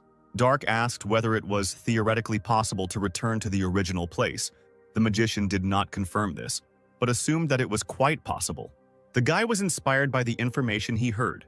The old man clarified that this was only possible in theory and impossible in practice, which angered Dark. Without the specified place, it is impossible to return back. As the wizard said earlier, there must be magic circles or something connecting the two places at the 2 points, and you need to have a connection with the other side. This was impossible even 1,000 years ago in the golden age of magic, as there was never a single document regarding the creation of spatial travel magic. Dark slammed his fists on the table, asking if the sorcerer meant to say that there was no one who could use such magic. The wary old man said that he didn't know any such people, but he was curious whether his interlocutor meant himself. The guy realized that it seemed like he had lost the opportunity to get a good clue about how to get back. Dark lied that his friend had recently disappeared in a similar manner when some wizard lured him into a magical stream. The man was clearly disappointed. He turned his back on Dark, claiming that the sorcerer was at a disadvantage, and simply teleported the guy's friend away, so that said friend should return in one piece in a couple of months. The magician told Dark to leave because he had just wasted his time. The guy thought that if this matter were not important, his interlocutor would already be dead. He stood in front of a closed door because the sorcerer had thrown him out. There was a smile on the girl's face. Dark took notice of this. The child smiled smugly as he looked at him. The guy said that she looked like she had gotten her memories back. The squad leader confirmed this fact. The girl cried out jubilantly that her name was Lana Spittenberg and that she was a student at the Great Drow Temple. Dark didn't understand what she was talking about. Lana sarcastically remarked that, in her opinion, he was not smart. The boy ignored this and turned to the man, asking if the wizards had used a strange object to return the girl's memory. She indignantly cried out that she was fine now. The mercenary leader reported that the knight's target was a box that was in Lana's possession. The item was being transported from Shannon's palace to the Great Drow Temple, and the knights were ambushed by other knights. The girl muttered something unintelligible. Dark assumed that this thing was very valuable. The man asked the boy not to be surprised. The guy listened to him thoughtfully. This thing turned out to be a dragon's heart. Dark's pupils narrowed at what he heard. He asked what it was, causing a shocked reaction from those around him. Where the dragon's neck bones and spinal cord meet, there is a jagged part. This is where most of the dragon's mana is collected. The place is bright red, so people called it the dragon's heart, Gaston explained. When a dragon dies, most of the mana disappears, but the heart still contains enough mana that some people would never be able to absorb in their entire lifetime. Dark realized that it worked just like the soul stone, and then asked what a dragon was. When people mentioned the dragon, they often said that it was strong. Lana asked, puzzled. Who the guy was he really that stupid? Palshan scratched his head in embarrassment, and Dark asked how much longer this useless weakling would travel with them. The girl was outraged that she was called useless. Palshan thought that since her memories had returned, she needed to be returned to the Drow Temple, but Lana screamed that she wanted to go with the mercenaries. She asked if he wasn't going to find the dragon heart. Dark asked what the girl was going to do with it. Lana Spittenberg turned up her nose and declared that she would not tell this to such a stupid mister who does not even know what a dragon is. The boy reached for his sword in its sheath, Gaston reminding him in a panic that this girl was just a child. Dark cracked his hands, mentally telling himself to keep himself in check. After all, he was the one who had reached the great state of demonic teaching through enlightenment, while Lana stated that he looked like a child trying to act like an adult. The guy sarcastically asked Palshan where, according to him, they make wyvern armor. He nervously said, Alcasis. Dark asked why not go to Alcasis in that case. The squad leader asked why he suggested that. The guy heard that there is more advanced magic there, which he wants to learn more about. Moreover, Gaston is a wizard, which means that the things he needs may be there. Palshan agreed with this statement with a smile. Dark looked at him, puzzled. The man said that the boy's words meant that he was joining their team. Dark frowned. He turned away and scratched his head thoughtfully. Gaston looked at the guy with incomprehension, also waiting for an answer. Dark thought these guys were good at what they did in this world. He raised his palm. The guy agreed to join the team but didn't know how long they would travel together. Palshan was flattered that such a strong warrior decided to join them. Gaston smiled as he watched them shake hands. Lana charged at the leader, shouting that now was not the time and waving her fists. If they did not pursue that gray wizard, they would lose him forever. She asked them to think about it, about the heart of the dragon, about the possibility of getting a good reward. Palshan said that this was too much. This would mean that the mercenaries would meet even more enemies like the knights they fought. The strongest of them, namely Dark, was not interested in this matter, and the rest of the mercenaries were not up to it. The man could not put their group in danger as its leader. Besides, the girl doesn't have to bear a sense of responsibility for this. Lana gasped in surprise. Palshan explained that her role was to hold the box containing the dragon heart, not to protect it. So the responsibility lay with the people who sent such a disciple to hold such a precious item. So he told the girl to return to the temple unharmed. Lana's face darkened when she heard the words. Dark sat in the hotel with a concentrated face. There were some seeds in a small bowl. Opposite him, on the other bed, sat Gaston, reading a book in his hands with a thoughtful look. He covered his mouth, not taking his eyes off the pages. The door to their room suddenly opened. The magician wondered who had broken into their room. He saw Lana behind the man standing at the threshold of the room. Gaston asked if these were the people she had spoken about earlier, and the girl confirmed his assumption. The guys stared at the man in armor in shock. This man was a tall and strong-looking man, with a scar on one eye and stubble. He studied those present with his gaze. Gaston asked who he was. The man who entered asked Lana if she had spoken about these people, and she confirmed this. Gaston was clearly nervous about the whole situation and turned to the girl. The man in armor took a few steps, entering the room. He apologized for his rudeness and asked if it was the mercenary group that saved Lana. Gaston looked back at Dark, who was sitting behind him with his eyes closed, and said that they had saved the girl by pure chance. The guy behind him wasn't involved in what was happening. The sword blade flashed in the air. The sword was wielded by Palshan, bare-chested. He heard someone calling him. The man stood up and asked Gaston, who was calling him from the window, what he needed. The guy told him to get up, because they had urgent business. Palshan was slightly puzzled by this. A man in armor asked for help, promising a good reward. The leader of the mercenaries sat opposite him. He said that he had already told Lana about this. The risk is too great for their team. The man asked him again and received the same answer. The man in armor said that his name was Jared Sidmian, one of the proud royal knights of Tron. Stunned by the information, Palshan and Gaston wondered what one of the strongest knights was doing here. Jared Sidmian was an older brother to Alex Sidmian, who died on the battlefield where a group of mercenaries rescued Lana. Alex was also a master, and the knights were quite experienced. But they were still destroyed. Only a person who is not inferior to the master in strength can kill such an opponent. But the mercenaries not only survived, but also killed all their opponents. Jared was on the battlefield. Some enemies died from magic, while others had their heads crushed, and there were even bodies cut in half, even though they were wearing armor. Jared concluded that the mercenary group would be able to easily confront those enemy knights. Dark finally opened his eyes. Jared asked what the mercenaries thought about him, and Simeon joining them. Even though Simeon was young, he was an excellent knight. Palshan admitted that the knights before him were the best of the best even among the masters, which meant that it was really important to them. But if the country decided to intervene, then why were the knights having difficulties in asking mercenaries for help? Jared explained that this case was classified and he could not mobilize the knights. Not only would the enemy see them mobilize, it would also be a problem for the knights themselves. Since Corinth had entrusted them with the dragon heart, Jared was well known, so he hoped that Palshan would take the lead while the knight would cover them. The squad leader said that he could not decide for himself. He decided to discuss this with the other members of his group and asked the knights to wait. Jared said that then he would leave and return tomorrow at the same time. Palshan said that they could rest here if they wanted. The mercenaries wanted to leave in the evening, as soon as they decided what to do. Jared agreed with him. Gaston said he would bring food and alcohol while the others rested here. The sky turned blue. The door to the room opened. Mikhail and the other two mercenaries wondered what was going on here. The two knights, Gaston, Dark, Palshan and the girl stared at them. Mikkel realized that they had started drinking without them.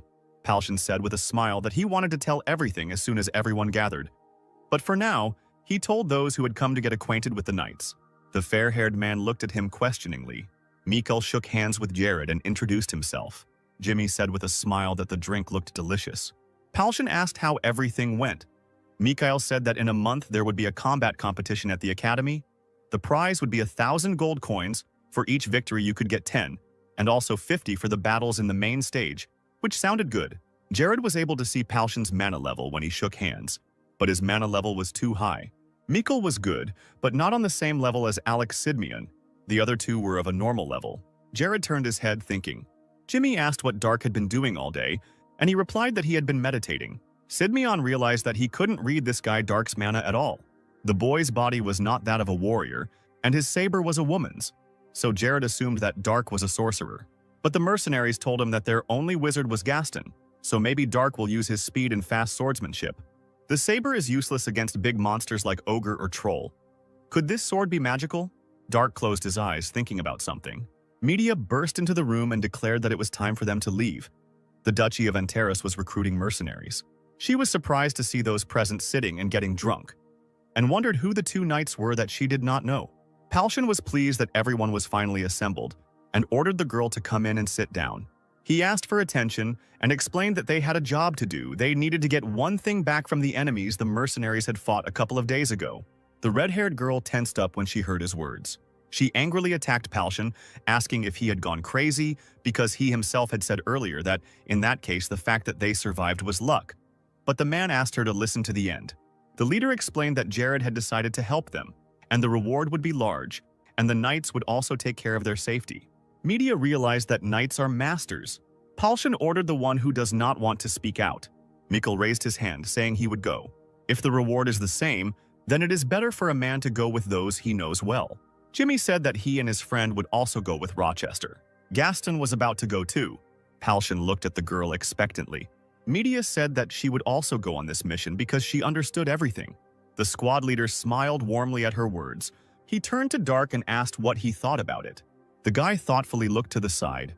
He said that he would go with them, but only if Lana Spittenberg did not join them.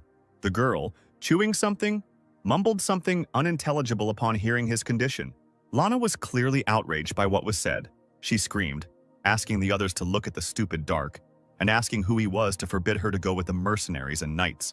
Jared said that he planned to return the girl to the temple and asked if this would suit the guy. Lana asked again, puzzled, what Sir Sidmian was talking about. The knight ordered Simeon to take the girl, and he agreed. He pulled the resisting Lana out of the room while she was indignant and screaming that she wanted to go too and begged him to let her go. Leaving against her will, she loudly asserted that those present would still miss her greatly. Gaston remarked sarcastically that the drinking media was too calm for someone who had spent so much time with Lana. The girl replied that this was not the kind of adventure that would make your heart stop, and she wiped her mouth with her hand. Mikhail laughed and said that it was true.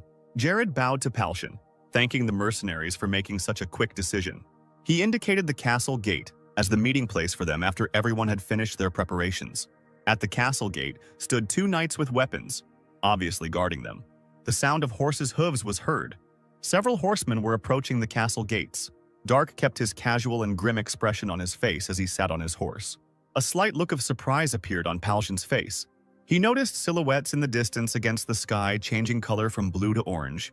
The man decided that it was Jared, with whom they had agreed to meet here. Sidmian said with a smile that the mercenaries arrived faster than he expected. Palshan said that time was of the essence in missions like this and asked who the people behind Jared were. He gasped, remembering them. One of Jared's companions was a man named Antonio Crow, a 5th-level wizard. The magician removed his hood, revealing to the eyes of the mercenaries the appearance of a good-natured man with curly brown hair and a beard. He introduced himself and said that he was glad to meet you. Jared also introduced a fair-haired man who turned out to be a priest serving Shayhart. His name was Ronnie Kintaro. Palshan clarified whether Shayhart was the only temple in Argon. Ronnie explained that this does not mean that they do not send preachers to other countries. However, many countries demonize the teachings of Kronos, so there have been many difficulties in spreading their religion. Jared said that they could talk on the road. Their horses moved on, following each other and forming a line. People remained silent. Ronnie Kintaro looked ahead. The mercenaries did the same. Jimmy approached the leader of the mercenaries, asking about the god Shayhart, as he had not heard of him before. The man explained that he was the only god who approved of Kronos' teachings. Because of how conservative they were, they not only rejected the gods, but magic in general. When Argon declared the teachings of Kronos the national religion, wizards, and even spiritual shamans were persecuted and executed as heretics, Jimmy said that this religion was terrible. Thus, many wizards from other countries realized that it was dangerous and fiercely fenced off their countries from any teachings of Kronos, so few people know about them. Jimmy wondered if they rejected magic. How can they do this if the existence of mana is proven? Palshan replied that they claim that mana is a force of nature and only Shayhart should have power over it. If a person dares to use this force, then it insults their god. In any case, although the mercenaries do not understand this, the followers of the teaching believe in it, so the mercenaries cannot help them with this. Raven wondered what about knights then, since they also use mana. Palshan said that the young man was right, but the knights were given a special honor by Shayhart. The squad leader suddenly raised his head, looking as if he had been caught off guard. Ronnie said that as the mercenaries know, not every knight who uses mana becomes an adept. Without talent, it is an incomprehensible feat for many. This talent is the right that is granted by the merciful Shayhart. Media took on a thoughtful expression. She suddenly said that this was just a theory that was created in their religion. Don't the followers of the teaching create more problems for themselves by denying everything else? Ronnie replied that they are not ardent fanatics who blindly follow their faith and do not think about their surroundings. The girl's gaze became wary. The blonde boy continued speaking. He claimed that this enlightenment that the followers had attained through endless contemplation and reasoning, he could call it true faith. Palshan, Jimmy, and Raven stared at him silently. Media got angry. She wanted to somehow answer the priest, but she didn't know how. Dark, who had remained silent until now, said that the story about sudden awakening and sudden cultivation sounded exciting. Ronnie stared at the guy in surprise. The priest asked what he was talking about. Dark said the words about sudden awakening and sudden cultivation. From the moment you become enlightened, you have nothing more to strive for. The fair-haired young man asked in surprise and doubt whether he had really said such words. Dark said that originally there was only sudden awakening, gradual cultivation, which means endlessly pursuing eternity even after enlightenment.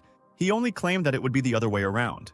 It was the first time Ronnie had heard such words, but he liked them, because they were similar to the concept of the teachings of Kronos. Dark gave him a dark look. He realized that he might have said too much when he felt strange looks from others. Palshan grinned and considered Dark mysterious, because he, as usual, does not know about any common sense, but says something that the mercenaries do not know and considers it normal. The guy said that this is possible, and so, but this does not create any problems. The mercenary leader said that he wouldn't call it a problem.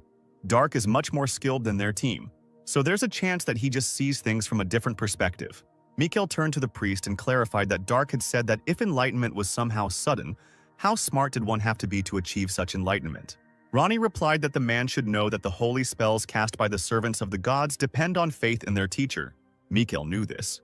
To be honest, he didn't quite understand the essence of ordinary faith that allows people to use that power.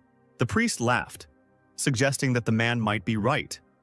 Faith was incompatible with the logic of the brain, and the emotions of your heart were not faith, but rather fanaticism, and one could not achieve the holiness of the merciful Shayhart with such a mistaken faith. Mikhail said it was a matter of logic and emotion, and it was all too complicated. Ronnie, looking animated, suggested that he dwell on their genuine teachings. Perhaps the man could take a step towards enlightenment. True holy spells can only be used by true believers, and knights are no exception to the rule. Knights who have achieved enlightenment through faith are called holy knights. Jimmy was amazed that knights could even use holy magic. It must be so cool. Raven said that he was ready to preach. Ronnie placed his hand on his chest, saying that holy magic could be used as long as one maintained their faith. So people like him believed that holy knights were on par with holy adepts. This is precisely the reason why neighboring countries fear his homeland, Argon. Dissatisfied, media stated that this is not an objective norm. Ronnie agreed no, looking up at the purple starry sky. He turned his head towards the girl. The priest said they had evidence. Not long ago, the knight adept who took over the role after Valent was sparring with one of the holy knights. The red-haired girl looked at the priest with incomprehension. Yes, said the fair-haired youth. It was an unconditional victory for the holy knight. The sky in the forest was getting brighter. An orange explosion illuminated everything with bright light. He left behind a depression in the ground. Gaston stood with a concentrated look, his hands out in front of him and his legs wide apart. Dark watched him with his arms folded across his chest. He said loudly that he understood. Gaston turned to face him, dumbfounded. Dark thought he would understand if the magician showed him again, but he asked if the guy realized how absurd it sounded. Dark said that while the others were busy gathering information, they still had some free time. The wizard explained that it wasn't a matter of a small amount of time. It was ridiculous that someone could learn to use a spell just by seeing it a few times. Doesn't that make him a genius world-class magician? The boy told Gaston that the concept the magician had just shown him, he had seen it before. The wizard chuckled, clarifying that, if we don't talk about magic itself, Dark didn't even know about the existence of mana. The guy replied that it wasn't true. He just didn't know the name of mana, since he himself called mana by the word kai, to which Gaston chuckled thoughtfully and scratched his head. Dark thought that he needed to use his body as a medium and collect natural kai into it. This is the same concept as the eternal calm of the North Sea. Dark put his hands in front of each other. Putting aside the movement of mana, the boy couldn't use the spell since he didn't understand its basics. Gaston agreed to show him everything again. He again assumed a pose suitable for magic and necessary for the spell. The wizard spoke, a fiery will burning inside the body, an incinerating flame burning everything. Dark watched intently as the sorcerer muttered these words. He went on and on with his spell. Dark thought that you could quickly die from a sword while you spent the whole day casting spells for the sake of one spell. His attention was drawn to the spiraling energy that appeared between Gaston's palms. The wizard raised one of his hands up and stepped forward, summoning a fireball. He threw the ball forward with a powerful swing of his arm. A giant explosion occurred some distance away from the pair of people. The ground was charred again, dented by the fireball. This technique was no better than the palm strike technique, but it was extremely useful as it had the power of solar arts. Gaston asked if he had been fiddling with his spell for too long. This is the reason why mages need a protector to finish the spell, such as Palshan, who protects the guy while he casts. Dark understood, but asked whether this magic needed to be chanted exactly, whether it was necessary to avoid making mistakes at all. His interlocutor clarified whether he was talking about a spell. Gaston scratched his head in embarrassment, saying that these words had nothing to do with mana, they were just words, which surprised the guy, and he asked why the wizard was chanting these words so feverishly. Gaston said it was necessary because the words helped him focus on visualizing the spell. Dark thoughtfully repeated his words about visualizing the spell. Gaston asked if the guy understood him, and he clarified that everything depended on imagination. Magic is based on the method of controlling mana. Then, a person introduces his desire into the controlled mana so that it materializes. But even so, it is difficult. In any case, mana does not understand what the sorcerers say. That's why wizards chant while casting a spell to increase their own concentration, which is why different wizards chant differently. Gaston creates synonymous sentences to cast a specific spell. During the chant, his subconscious naturally strives for his desires, and it becomes easier to call upon the fire element. This method is the most universal. It is said that magicians who have reached the pinnacle of mastery can cast spells without any chance. They control the movement of mana only with their thoughts and only say the launch word at the end. Gaston said that this skill was the result of long training in magic, because mana is uncontrollable by default, and asked if his explanation was too complicated. Perhaps it was too early for him to teach anyone. Perhaps, as Dark suggested, if he could feel the sensation of desire being implanted into the mana. Gaston was surprised by these words. He agreed and told Dark to close his eyes and give the magician his hands. The guy's gaze became tense. Gaston came up behind him, taking Dark's hands and telling him to sit as comfortably as possible. He agreed, but both boys were tense and embarrassed by such closeness. The magician held the guy sitting on the ground by his raised arms. Both of them had their eyes closed, their expression focused. Dark opened one of his eyes. The key surrounding them was rippling, the boy realized. The wizard said that it was dissipating and told Dark to concentrate. The boy wondered if Gaston had collected the key as he thought. It wasn't the stabilization of the key with the breath. This is very similar to what was described in the Northern Sea Eternal Calm skill book on pages numbered 6 and 11. The magician recited his chants again, about the fiery will burning inside the body, the incinerating flame that burns everything. If it weren't for one difference, the eternal calm of the Northern Sea absorbs Kai into the body, while this one forms Ki outside of it. Fireball! Gaston cried out loudly. The ball again created a giant bright orange explosion some distance away from them. The wizard asked if Dark felt it. The guy didn't answer right away but paused. Collect, hold, rotate, accelerate, compress, combine, and fire. These were the words he spoke that caught Gaston off guard. He asked, puzzled, if Dark really understood. The guy thought about collecting chi using the eternal calm of the Northern Sea. It all felt like some kind of blue roots. Dark was focused on keeping the ki outside of the body rather than inside it. He began to create an energy vortex and rotate it, and accelerated to compress and combine. Then the guy introduced himself. Dark stretched his palms forward and shouted, "Fireball!" The magician's face stretched out in shock. Dark held a giant fireball in his hand. He glanced back at Gaston. To the wizard's surprise, the boy threw the ball forward with all his might, shouting that he had caught the spying rat. The ball rushed towards the innocent trees. Everything was illuminated by a bright orange light, and someone's scream was heard. There was a shocked expression on Gaston's face. He pulled back his cloak, looking at the pillar of fire created by Dark. They saw the one who was following them. It turned out to be the currently unconscious Lana Spittenberg. Palshan looked at this with puzzlement. He looked at the dissatisfied, already awakened girl, and asked what she was doing here. Dark shouted at Lana to tell her everything, but she told him to stop shouting because her head had not yet recovered from the explosion. The evil guy asked her again about what she said, and asked if she wanted him to burn Lana alive this time. The girl told him not to speak like that, as if Dark had been holding back that time. That time, she was watching Gaston and the guy training and learning from behind a tree. But Dark noticed her and sent a fireball at her. Lana claimed that he was trying to kill her and called him a demon, causing him to sigh in displeasure. Palshan whispered to the magician what had happened, and he said that the girl had been caught in a fireball created by Dark.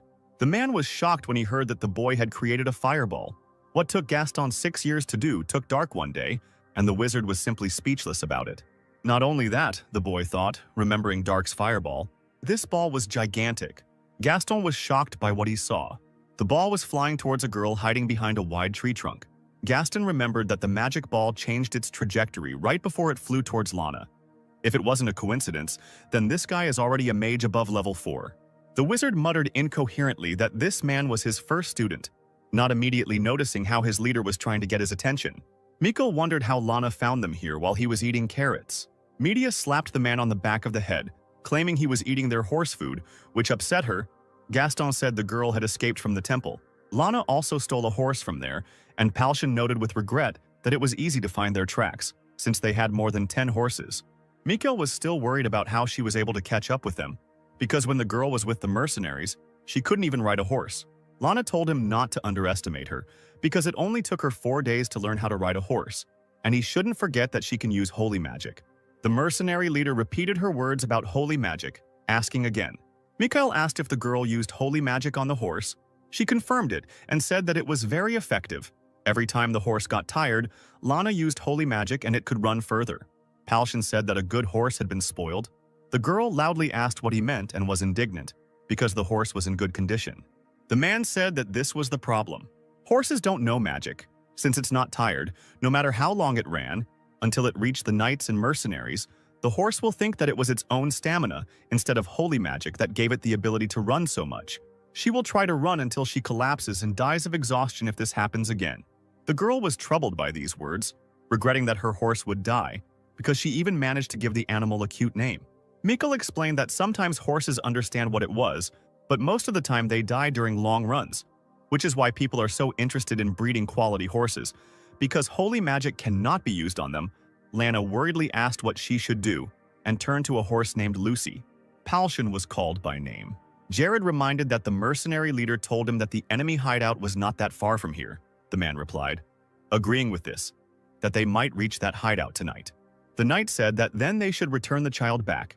It would be difficult to protect Lana, and there would be countless problems if her enemies found her. Palshan completely agreed with him, but did not understand who should protect the girl. If there was only 1 or 2 people with Lana, she could be captured and used as a hostage. That didn't mean they had a free person to watch over this child. But they couldn't keep the girl close to them. Palshan suggested that they let her stay with them now, and when they met someone they could trust with Lana, like border guards or church clergy, they would tie up the girl and hand her over to those people, sending her back. Like that time, she could return at any time. What? Dark said furiously. He asked indignantly if the leader and Jared wanted him to guard this stupid and useless child. Palshan replied that they couldn't do anything about it, because the guy was the only one who could ensure the safety of not only Lana, but also himself at the same time. Dark shouted that he refused, considering the girl useless luggage, but she indignantly intervened in the conversation, offended by the fact that she was called luggage. The boy indignantly ordered Lana not to interrupt when adults were talking and called her an ill-mannered sly girl. The girl indignantly asked how he could talk about manners, being a village simpleton from Mount Trebark, and usually such people do not know about them. Gaston suddenly felt something familiar and magical. Gather, hold, rotate, accelerate, compress, combine.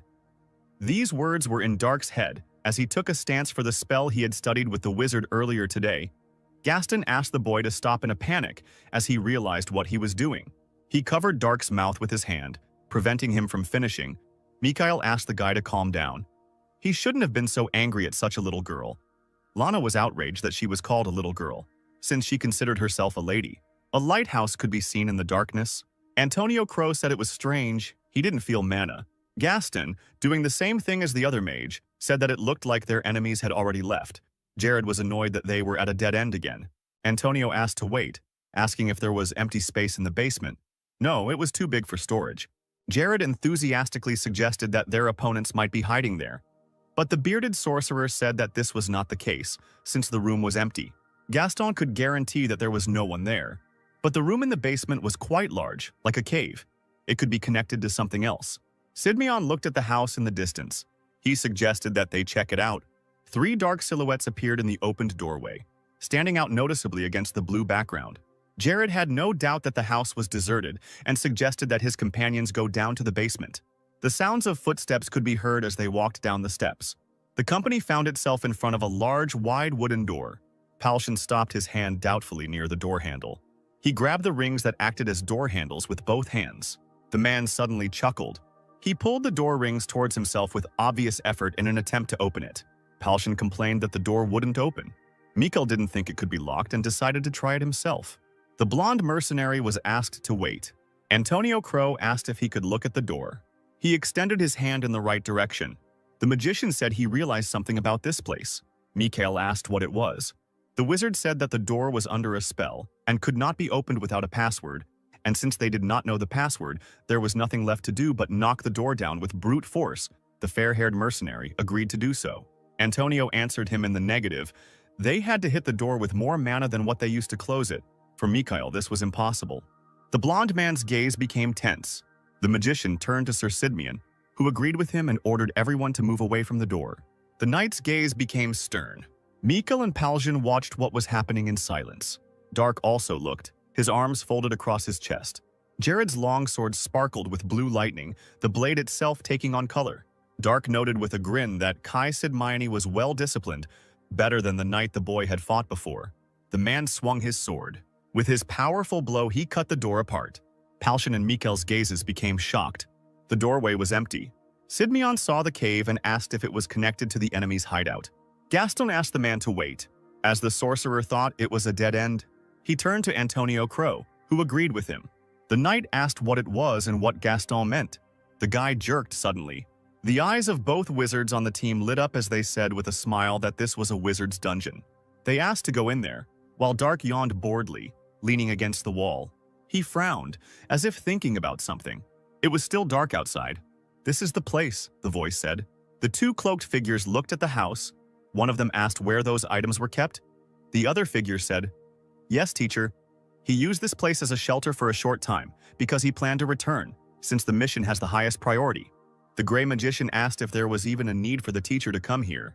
The black-bearded man clarified what his interlocutor was talking about. Because even as a man who had put everything into reviving his country from the ashes, he was still a mage.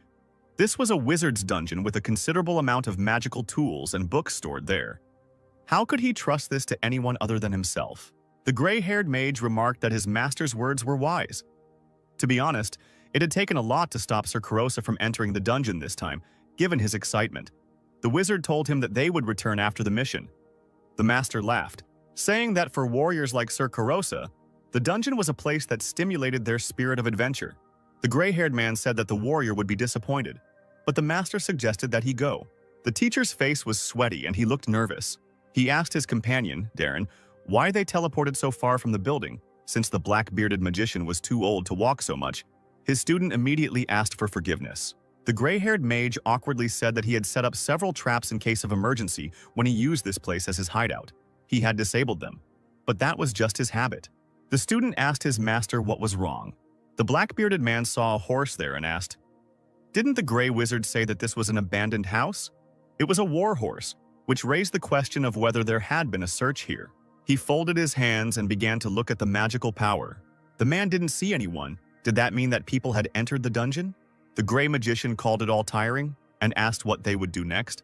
The teacher realized that someone was getting up. He opened his eyes wide. His student turned to him with excitement. The black-bearded man noticed someone with a master level. The nervous student asked what he meant, and the master told him to hide his magical power. The door opened slightly. Dark sensed Chi upstairs, but she just disappeared. These people are most likely professionals. It was behind the house. He smiled and wanted to find out who it was. Palshan turned his attention to him. Dark climbed up the stairs. He sensed a small amount of chi above, so he went up to check. The guy smiled, wanting to find out. He jumped high into the air. The foot touched a hard surface. Dark saw two silhouettes in cloaks in the distance. The black-bearded mage looked around in panic. The guy said with a grin that it was him. The teacher realized that he had sensed their mana long before they approached. The premature event of their mana had produced the opposite effect. He ordered Darren to use the most powerful spell he had right now, and he complied. Dark jumped onto the pipe of the house. His gaze was stern. The black-bearded man closed his eyes. Dark was approaching rapidly. The gray-haired magician put his hands forward, between the palms of which red sparks were visible. The guy chuckled in surprise as he ran. The wizard created a giant explosion. Dark approached and swung at the magician. A look of alarm appeared on the student's face. The guy swung his sword with a stern look. The teacher summoned the flame of apocalypse. Dark's gaze was wary. The black-bearded opponent's hand was extended forward. Everything around the guy turned red and black. It caught him off guard. Dark coughed and closed his eyes. The teacher helped his student to stand up. The man looked up, holding Darren's hand, and looking up at the black-red glowing magic ball. He summoned a teleport, disappearing along with his student. The books stood on the shelf. Gaston said that, as expected, they were right. A skilled wizard lived here. These books are level 6 and above. Antonio Crow insisted that they should be taken to the castle. If you simply translate everything into a book equivalent, then they found a fantastic treasure here. Jimmy didn't look interested. He asked if this was what dungeons were. The magician asked what else they could be. Raven said there were few traps. Only one arrow was the most dangerous. Gaston said he almost died there. Lana said that if this was a wizard's dungeon, there should have been a lot of monsters and dangerous traps everywhere. Antonio chuckled, asking how the magician could make such a room without anyone's help. Gaston explained, "Basically, the dungeon is where wizards keep their books and tools. If they set up traps and dangerous monsters, wouldn't they ruin them?" Palshan called it a disappointment and asked if he could go upstairs with Dark. Mikael said that the mages said that these were expensive books, so they would be pleased with that. Suddenly, the mercenary leader heard something. The fair-haired man realized that the sound was coming from above. Jared noticed this too. Everything around suddenly began to shake. The girl fell screaming into the arms of Media, who asked if what was happening was an earthquake. Sidmion shouted that it was an ambush. He ordered everyone to go outside. Palshan and Mikael were shocked. Their loud steps brought them closer to the exit. Palshan carried the girl on his shoulder. They walked quickly up the stairs. So the group ran out into the dark street.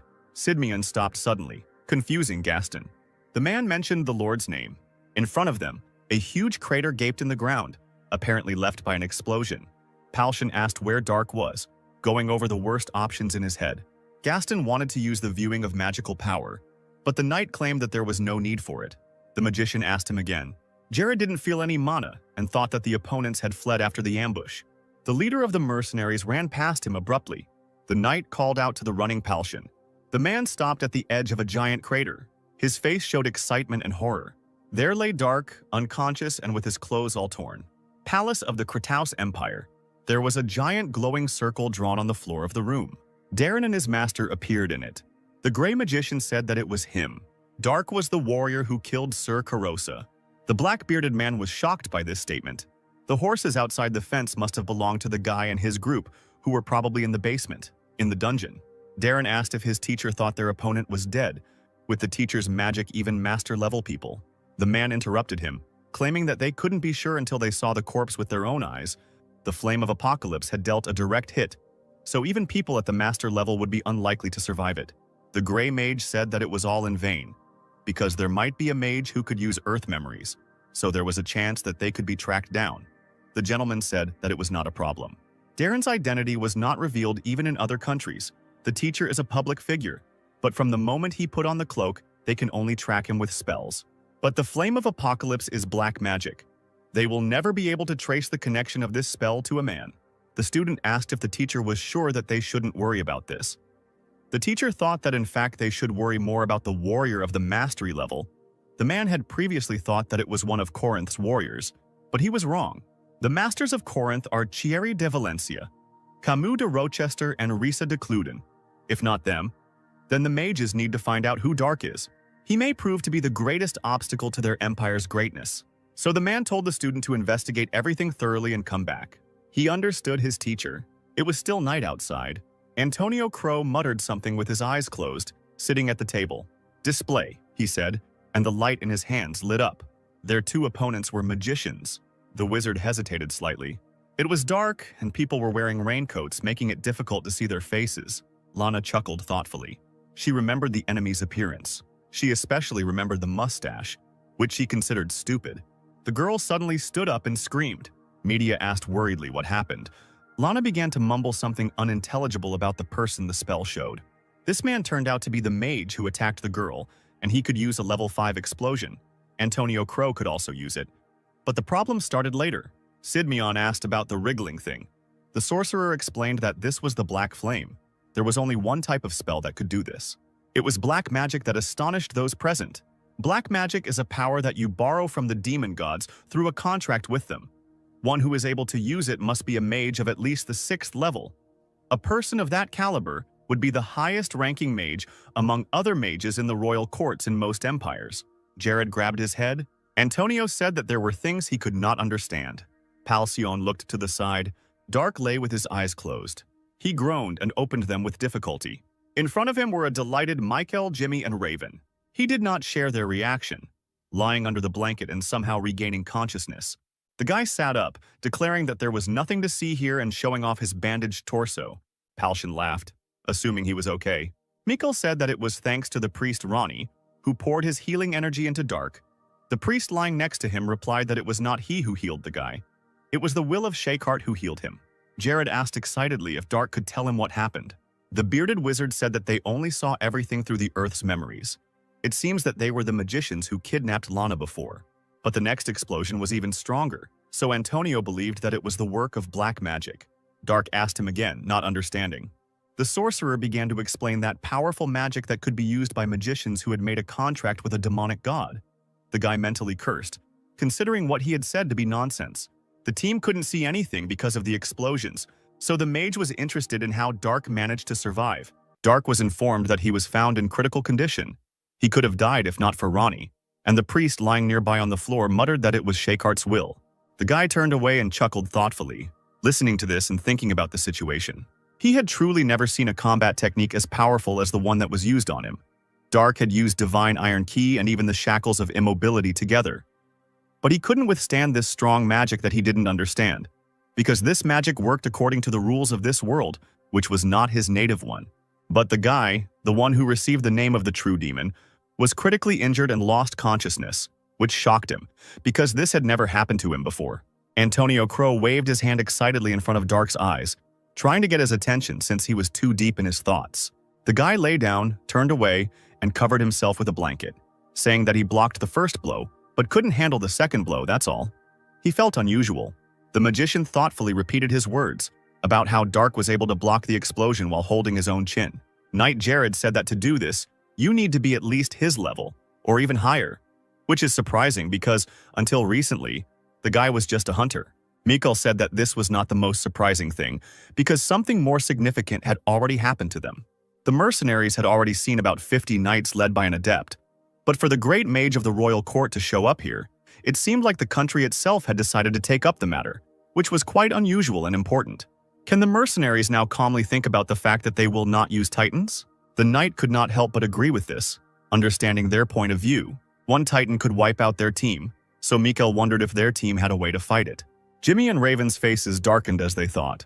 Mikkel and Jared stood silently opposite each other, also deep in thought. Dark noticed that they mentioned titanium. He turned his head slightly, listening, as he was interested in this topic, thinking that it might be useful. Jared said that his Titan Kuma is with him, so they don't need to worry. Media asked where the Titan was, even though she knew Sidmion couldn't keep the weapon in plain sight. But the man told everyone to follow him so he could show off his Titan. A group of people stood near the house, waiting for something. Everyone looked at Jared, who stood in front. Gaston turned his attention to Dark and asked when he had managed to follow them. But the guy did not answer him, carefully watching what was happening. "Kuma, come," said Sidmion, calling upon his Titan. Dark turned his gaze. A certain sight caught his attention. Bright blue spirals began to spin in the starry night sky. Jimmy let out a delighted cry as he watched. Raven asked him to calm down, and Media and Palshan looked up in confusion. The large round shield depicted the silhouette of a golden two-headed lion. Dark's face showed surprise, but also interest. In front of them stood a real metal giant, dressed in giant heavy armor and holding that same large round shield with a lion. The other mercenaries also gave this creature looks that showed a variety of emotions, but mostly it was admiration or surprise.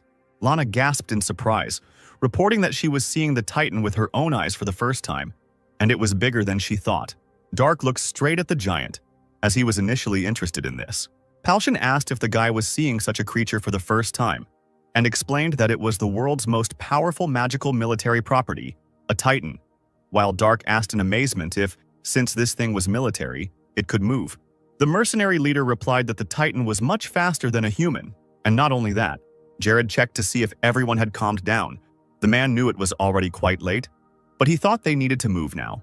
Palshan thought that they wouldn't be able to get more information now anyway, so he suggested moving towards Galicia. In the night blue starry sky hung two moons, so familiar to the sky of this world, illuminating a string of horses walking one after another. Gaston dozed on his horse. He woke up when he heard a voice calling out to him. The guy asked if Dark had called him and said that he was in deep thought. Not wanting to admit that he had fallen asleep, Dark asked the magician how this thing called Titan moves, whether he does it with the help of magic. Gaston realized that his interlocutor was curious and confirmed his suspicions, saying that the Titan was using golem magic. Dark asked him again about this information, as he did not quite understand what was said.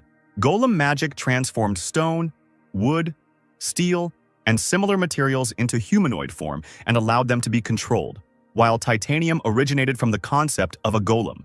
This story was very long, so to put it briefly, the Titans were invented when people wanted to control the golem, which was apparently impossible. The role of the pilot is performed by a knight adept who can use a large amount of mana, using a compact instrument called the central nervous system. Knights are able to transmit their mana directly to the golems, which helps control their system. Dark asked if this meant that depending on the knight's skills, the Titan's strength could be different. The wizard said that the guy, as usual, understood everything quickly.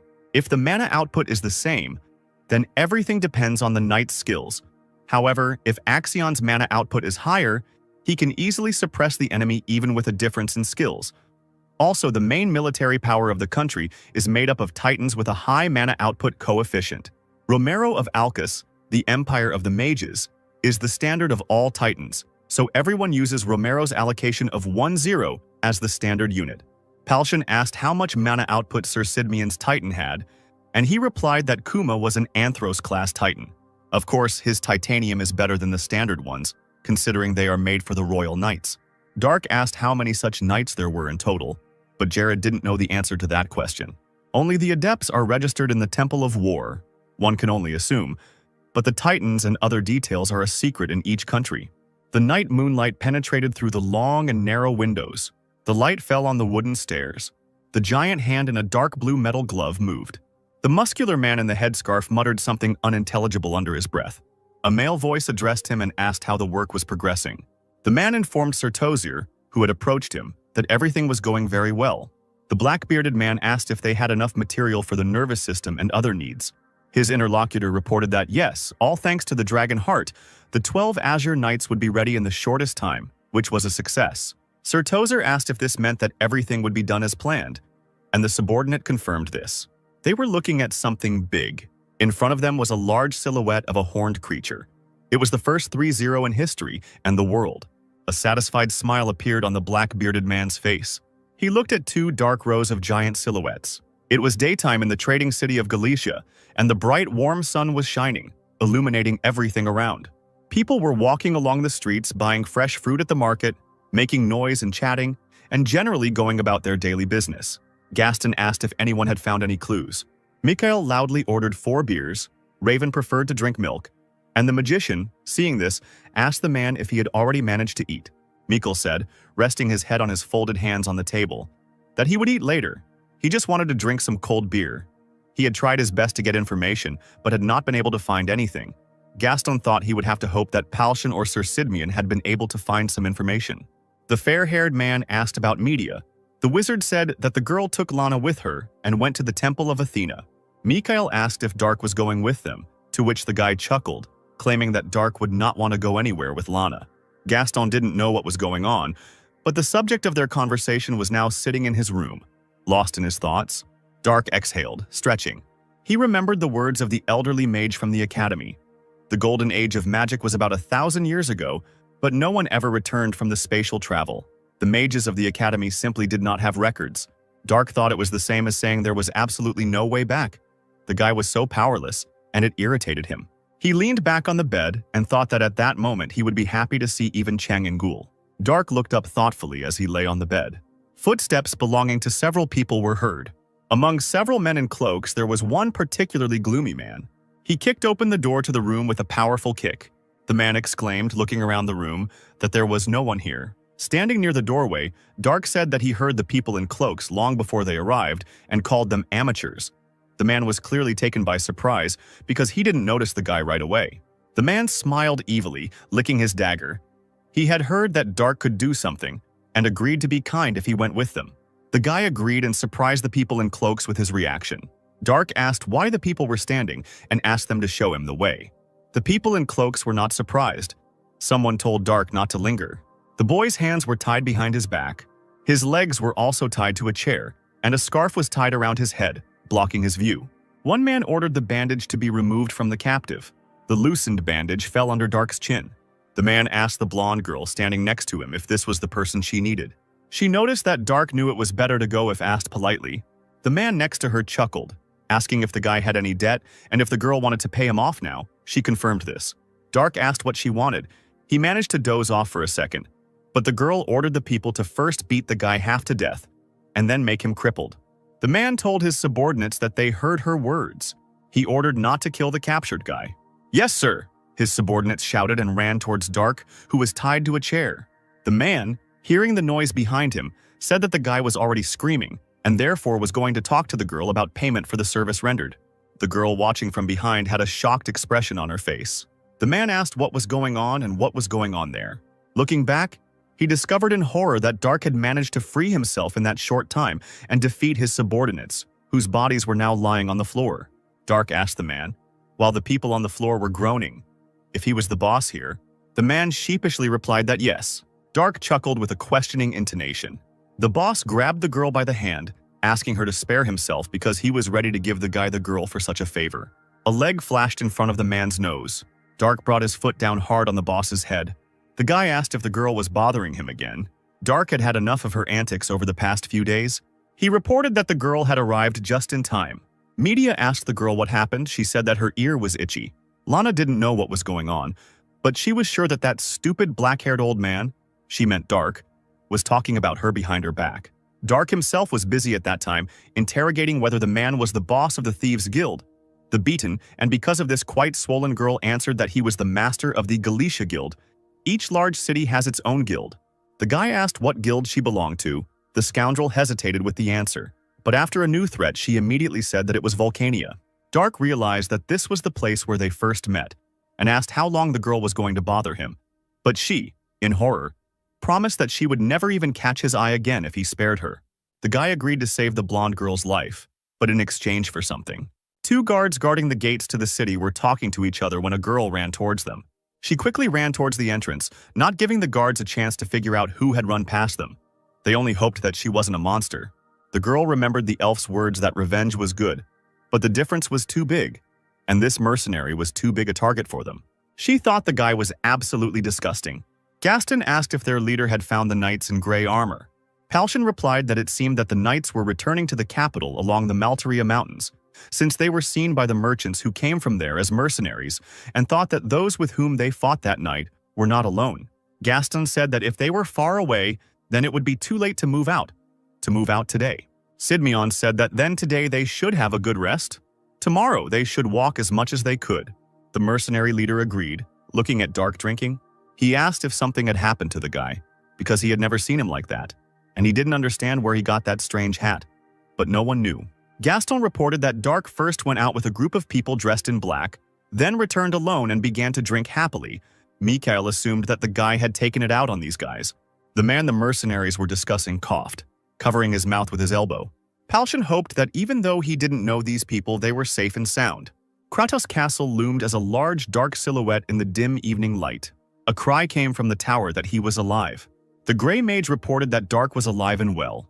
Sir Tozier noted that it was expected, but still incredible, that he had managed to survive that hellfire, and asked what his student had found out about the man.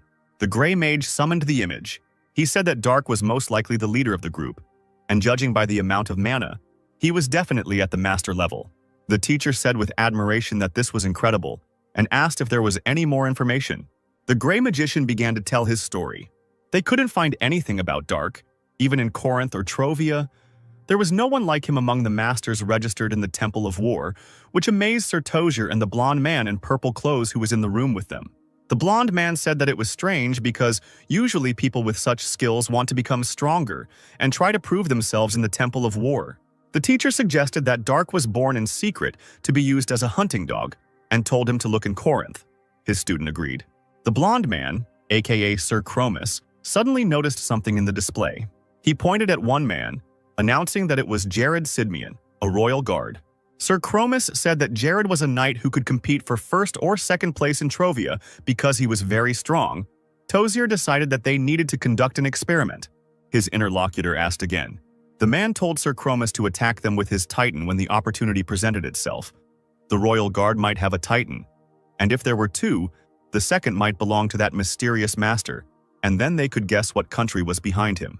The fair-haired man said that it was too risky, since the titan belonging to Sir Tozier could not be controlled by anyone else.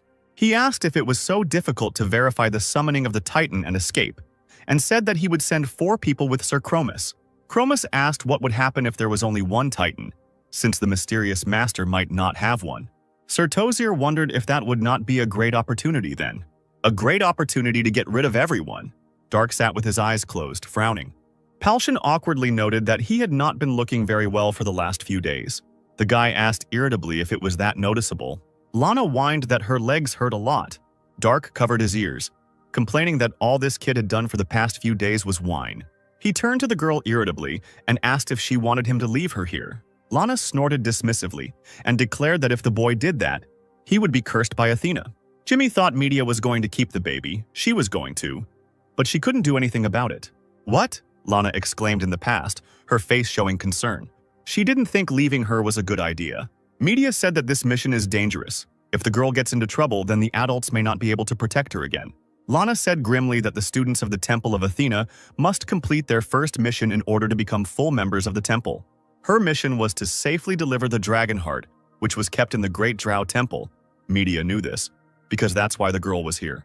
Lana said nervously that then they should know that regardless of the failure or success of the mission, she was obliged to report to the Great Drow Temple at the Temple of Athena, and also in the Great Temple in Corinth. Sidmion, Palshan, and the girl were disturbed by what they heard. The knight explained that Corinth must not know about their mission no matter what. He was sure that the girl herself understood this, and she agreed with it. Jared's face became stern, and he asked if Lana wanted to take the people of Trovia hostage and dared to threaten them. The girl waved her hands, saying that she would never do such a thing, because such terrible people could never become priests of the temple. The man asked what Lana would suggest in such a situation.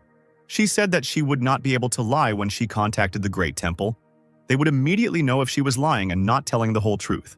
Media asked worriedly if the girl had met them when she was returned to the temple the first time.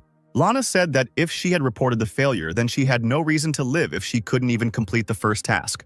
Mediok has made sense of this information. As long as the girl was in this group, her task was not considered complete, so there was no point in her getting involved with them. And not only that, she believed that the search and protection of the dragon heart itself was just a part of her other task, and she would gladly take any risk to see how it ended. This is what Lana, who is complaining about the conditions now, said. Jimmy decided that the girl clearly hadn't thought about the danger of this walk, but they really had to share her suffering. Media didn't care. It was all connected with the Holy Temple and politics, so she didn't want to say anything at all. And the child couldn't be returned to the temple. Jared sighed. He just prayed to Athena while the girl was arguing with Dark. He prayed for the protection of this mission, listening to the abuse. The landscape, meanwhile, was shimmering in all shades of green, with a lot of vegetation in the form of trees and hills covered with grass. Sir Chromis stood on the edge of the cliff. He was informed that they had made contact. The man in the cloak carried a communication ball on a pillow. Sir Tozier reported via the orb that they had received new information from Trovia. According to the message that Sidmion sent to King Trovia, the people accompanying him were simply a group of adventurers consisting of mercenaries, a wizard's apprentice, and knights. Sir Chromis asked who that master was then. Presumably he was just a hunter who lived in the Trebak Mountains area, but they couldn't know for sure. However, Corinth had no reason to send a master here, so it's safe to assume that Dark is not his hunting dog.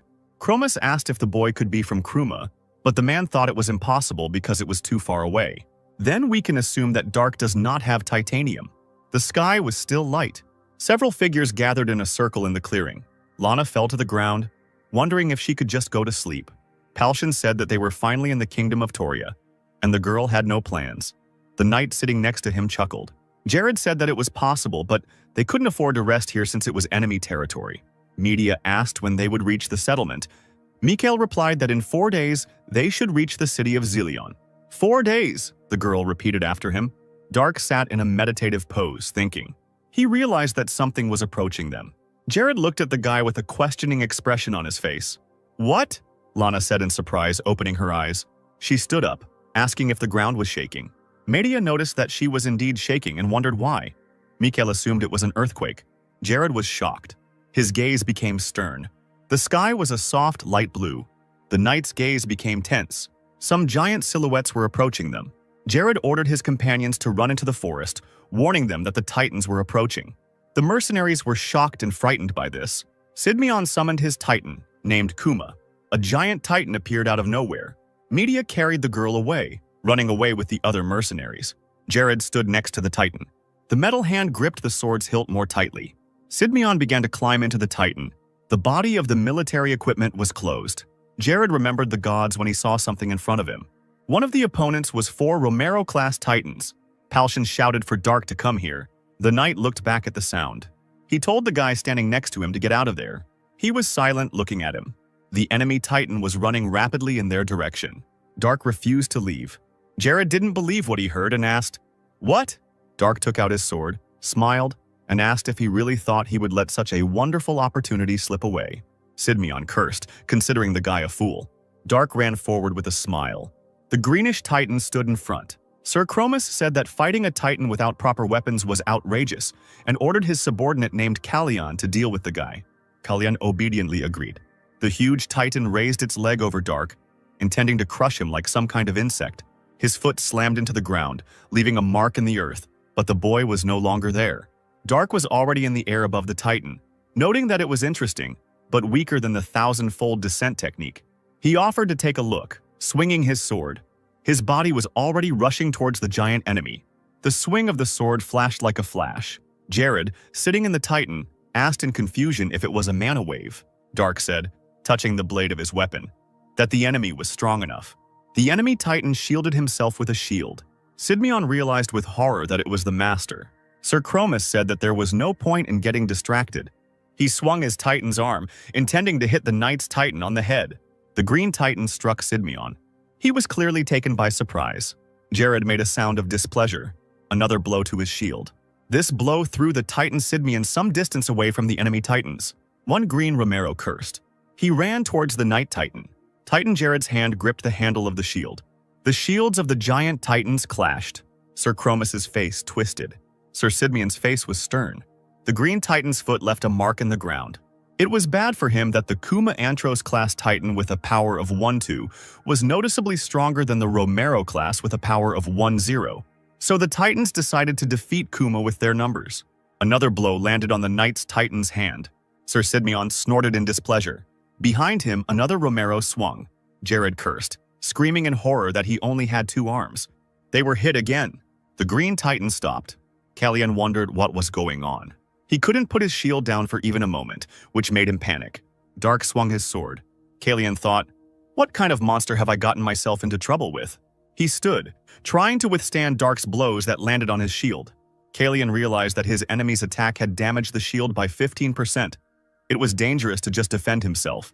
It was recommended to take countermeasures. He looked around nervously. There was an explosion over Romero's shoulder. Antonio extended his hands forward, casting a spell. Kalyan shouted angrily that magic of the 5th level and below was useless against a Titan. The wizard asked with a sly smile if he was really sure that the magician did not know this. Kalyan sighed, shifting his gaze. He realized it was a diversion and wondered where Dark was. Who was currently falling on Romero from above, swinging his blade? A bright flash appeared behind the Green Titan. Another blow hit his shield. Feet in brown boots touched the ground. Dark said that he never even dreamed of meeting someone so strong in this world. His opponent was able to entertain him well. However, it seemed that this was the limit of Kalyan. The Titan shielded himself with his giant shield. Kalyan's face twisted with anger. He quickly sent his Titan running forward at Dark. Romero swung his weapon. He struck the ground with his blow. Kalyan's mouth opened in shock. His blow missed his opponent. Dark had to admit it was quite a destructive force. Kalyan's pupils narrowed in horror. Dark wouldn't be able to stand up to her with the Great Golden Defense technique. However, he got bored with it. Kuma's armor was partially damaged. Jared was breathing heavily. The second chest armor was destroyed. Further damage would have caused trouble. An exhausted Sir Sidmian told the system to shut up. He ordered the Titan system to focus on the battle. Kuma faced the enemy in battle. He received another blow. Kuma rushed towards the enemy. Romero pierced his armor. Jared cursed in displeasure. Kuma waved his sword at his opponent. There were about 3 Titans standing in front of him. Sir Chromis wondered how much longer the knight could hold out. Kuma's injuries began to glow blue due to regeneration. Sir Sidmian ordered that mana not be used on the damaged areas and was asked why by the Titan. The man said that at this rate they would lose and decided to take a risk. Kuma waved his shield. He threw his round shield forward with a powerful blow, causing it to roll. Romero, in whose direction the shield flew, did not expect such an outcome of events. He managed to deflect the enemy projectile with his shield, covering himself with it at the right moment. The blade of the sword gleamed. Titan Kuma stood with a long and large sword in his hands, pointing the weapon blade forward. His opponents froze in shock when they saw this. Sir Sidmian said, raising his shining sword up, that he no longer needed to defend himself. He was going to see how Romero would handle this. He ran quickly towards his enemies. 2 shields stood side by side. Jared sighed loudly. His swing of the weapon crossed 2 enemy shields. Sir Chromis's gaze took on doubt as he saw the strength of his opponent. He dropped his shield, which was cracked by the attack of the Night Titan Kuma. The green titanium sword glowed a light pink color. Sir Sidmion managed to notice this, but Romero was already raising his weapon over the Knightly Titan from behind. Kuma managed to avoid the enemy's blow in time. Instead of getting hurt, he blocked Romero's weapon with his sword. The glowing blades pressed tensely against each other. Jared noticed something. One of the Romeros froze, remaining silent. Dark was in the air, having obviously jumped so high. While the boy was in flight, he swung his blade.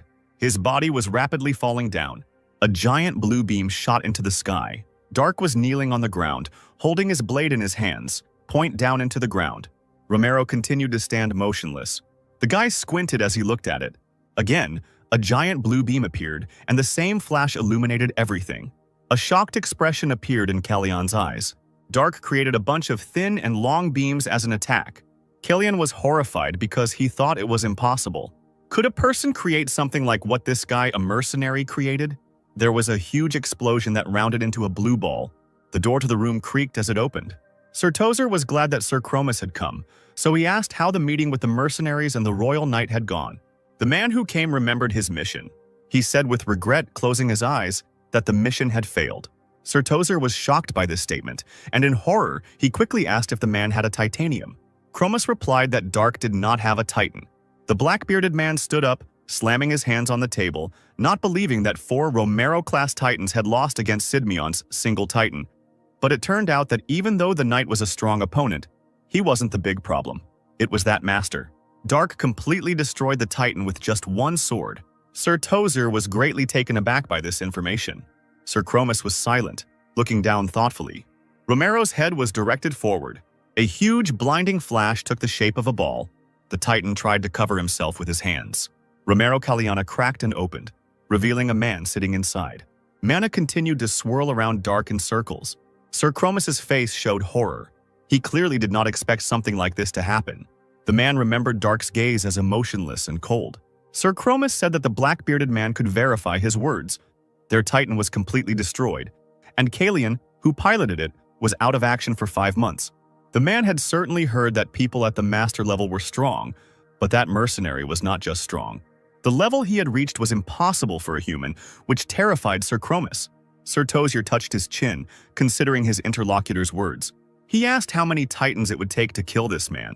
At first, Sir Chromus assumed that 5 Romeros would be enough, but then he interrupted himself, calculating that at least 10 Romero-level Titans would be needed. Sir Tozier said that this meant that they must be willing to sacrifice 9 of their Titans, and yet they would not be able to defeat this man, even though he was alone. They had to find another way, and Sir Chromus was free for the day. Media shook the unconscious girl and said that it was all over. Palshan shouted to Dark in the distance whether he was okay after the fight. The guy covered the gigantic distance in one quick jump, approaching the leader of their mercenary squad. The man thought that everything was happening to Dark just as he thought. Palshan looked at the giant hole in the ground the boy had left behind after the battle and thought that he was an amazing, scary, and wonderful man. The man turned to Dark, who was already standing next to him. The guy wondered what his interlocutor wanted and became slightly nervous, looking away. Jared Sidmion said, placing his hand on his chest, that he was a proud knight of Tron of Trovia. He knelt down, saying that it was an honor to greet a respected master-class knight, not a blade master. Mikhail and the mercenary leader stared open-mouthed in shock at the kneeling knight, while Dark looked at him with confusion. The guy turned to Gaston and asked what master meant, which stunned him. The magician remembered that Dark didn't even know who the adepts were, so it was not surprising that he didn't understand anything, and asked a question. The magician thought that their leader should answer, but the man had a different opinion because there was someone more suitable for telling the story on the required topic. Under this man, Palshan had a knight who was right here. Jared asked if it was true what he had heard about Dark, that he had been a hunter on Mount Trebark. Sidmion said that if it is difficult for a guy to answer, then it is normal, because it does not matter whether it is true or not. Dark scratched his head in confusion and asked why the knight was asking him then. Sir Sidmion asked if the boy belonged to any country, then asked if he could rephrase whether the boy had sworn allegiance to anyone. He replied that he had not. A hint of a smile flickered across the man's lips. He asked if Dark could then join his homeland, Trovia, inviting his interlocutor as the captain of the Royal Knights. Palshan and Mikhail were shocked by this statement. There were only 4 Royal Knights in Trovia, but their captain's seat was vacant. Jared could promise the boy that he would be treated as one of the country's greatest assets. Dark asked if it was because he was a master. The knight confirmed this by nodding to his interlocutor. Those who can infuse mana into a sword are at the adept level, but only masters can create a wave of mana with a sword. And in the entire Great Continent, there are only 12 people who can do something like that. Dark asked the man again about the number of people capable of such a thing. The knight confirmed this and said that wherever the boy went, he would be offered a high position in the army, and after proving his loyalty, he would receive the title of chief in the corresponding area. But Dark would not have to prove his loyalty in Trovia, because Jared would do everything he could to convince his majesty. The boy said that title and fame did not bother him. But Sir Sidmion said that there were 12 more people as strong as Dark himself. At least that's how many people the knight knew about. If Dark had accepted the man's offer, whether he could cross his blades with them was what worried the boy. Sir Sidmion was uneasy about this question. He said that he couldn't guarantee this to Dark, and he wondered in his head if all masters were so self-confident. Moreover, a battle between masters meant a war between countries, and a small country like Trovia could only fight at the adept level, which made the guy wonder if the master but adept that everyone praised turned out to be a weakling, how strong all these masters really were. But now, it was more important for Dark to find information about teleportation magic, and entertainment like the masters could wait. A chuckle was heard in the room of the high tower. Sir Tozier was pondering the information about Dark. This guy managed to survive a direct hit from the Flame of Apocalypse, and was even able to destroy a Titan with one ball. His student asked if he could speak. The man told him to speak. The Grey Magician said that it was hard to believe, but after he met that master a second time, he showed similar behavior. His teacher asked what this could mean. Dark ran straight towards their magic. This shows his competitive nature. Perhaps he is very confident in his abilities. Obviously, the guy is strong enough to think so. But it becomes clear that he has absolutely no understanding of magic. The black-bearded man asked what of it. There wasn't much magic that could. He stopped speaking, his eyes widening with a sudden thought. The gray-haired wizard said, bowing his head, that it was possible. Sir Tozer realized that even if they couldn't kill Dark, they could make him disappear. The city of Zillion had many green and yellow warm shades. Mikhail said that was all they could do. The mercenaries never found a single trace, so their leader thought that further searches were pointless. Jared exhaled as he sat on the floor. If he returned now, the knight would only face the wrath of Corinth, whether he should consult the oracle for guidance. Lana agreed with him, her eyes sparkled. She said that if a man wants to go to the oracle of the Temple of Athena, the goddess of wisdom is the best. Since the girl is from the Great Drow Temple, which houses the main temple of Athena, they won't even have to wait. The faces of the mercenaries present darkened, and Lana asked why. Dark stood up from his seat. The girl immediately noticed this and indignantly and loudly asked where he went when she was talking about important things. The guy wasn't sure he needed to listen to all this. Lana thought that, of course, he should listen to it, because Dark himself wasn't much use when it came to gathering information. Maybe he was embarrassed to listen to it, but nothing could be done about it. The guy ignored her sarcastic words and left the room, which surprised the girl who was expecting a reaction. Lana said it wasn't funny, and the mercenary leader smiled and suggested that Dark wasn't in the mood for it right now. The guy had been diligently searching for any information for the past few days, but it seemed he hadn't found anything useful yet. Dark stood behind the door. He irritably promised himself that he would kill this stupid little girl without anyone knowing. Jared, who had come up from behind, called out to him. The man said that his offer still stood, but Dark had already made his decision. The knight asked if it was because the boy was not satisfied with the fate of being a pawn in someone else's hands. But with his skills, such arrogance was not surprising. But more often than not, if politicians can't get their hands on such power, they'll try to destroy it, which will become even more likely when the team arrives in Corinth. Jared was sure that his interlocutor was unlikely to be able to deal with all of their masters on his own. These words made Dark think. He asked about Sir Sidmian's homeland, the country of Trovia, whether it was under the rule of Corinth. Jared's companions, the knight and the mage standing behind him, were stunned by the boy's suggestion.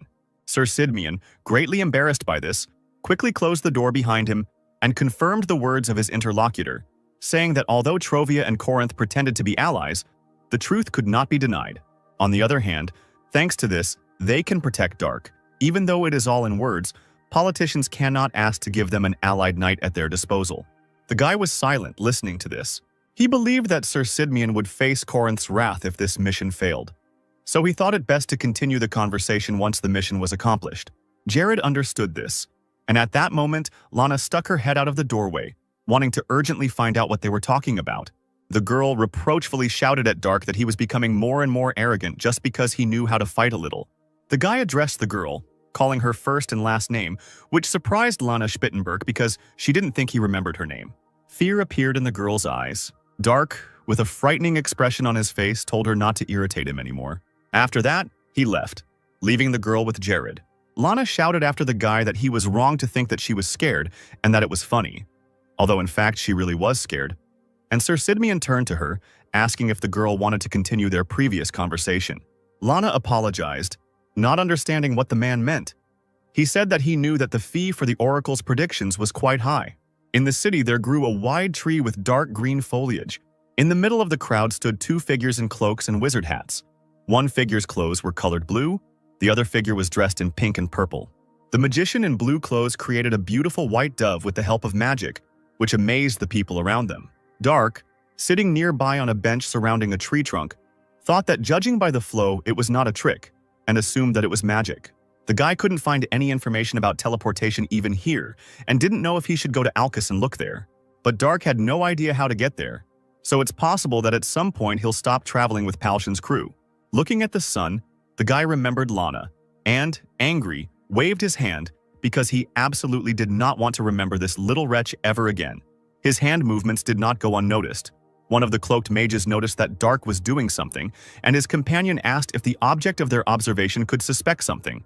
The mage in pink and purple clothes announced that they were starting. He stretched out his hand, on the finger of which was a ring with a red stone.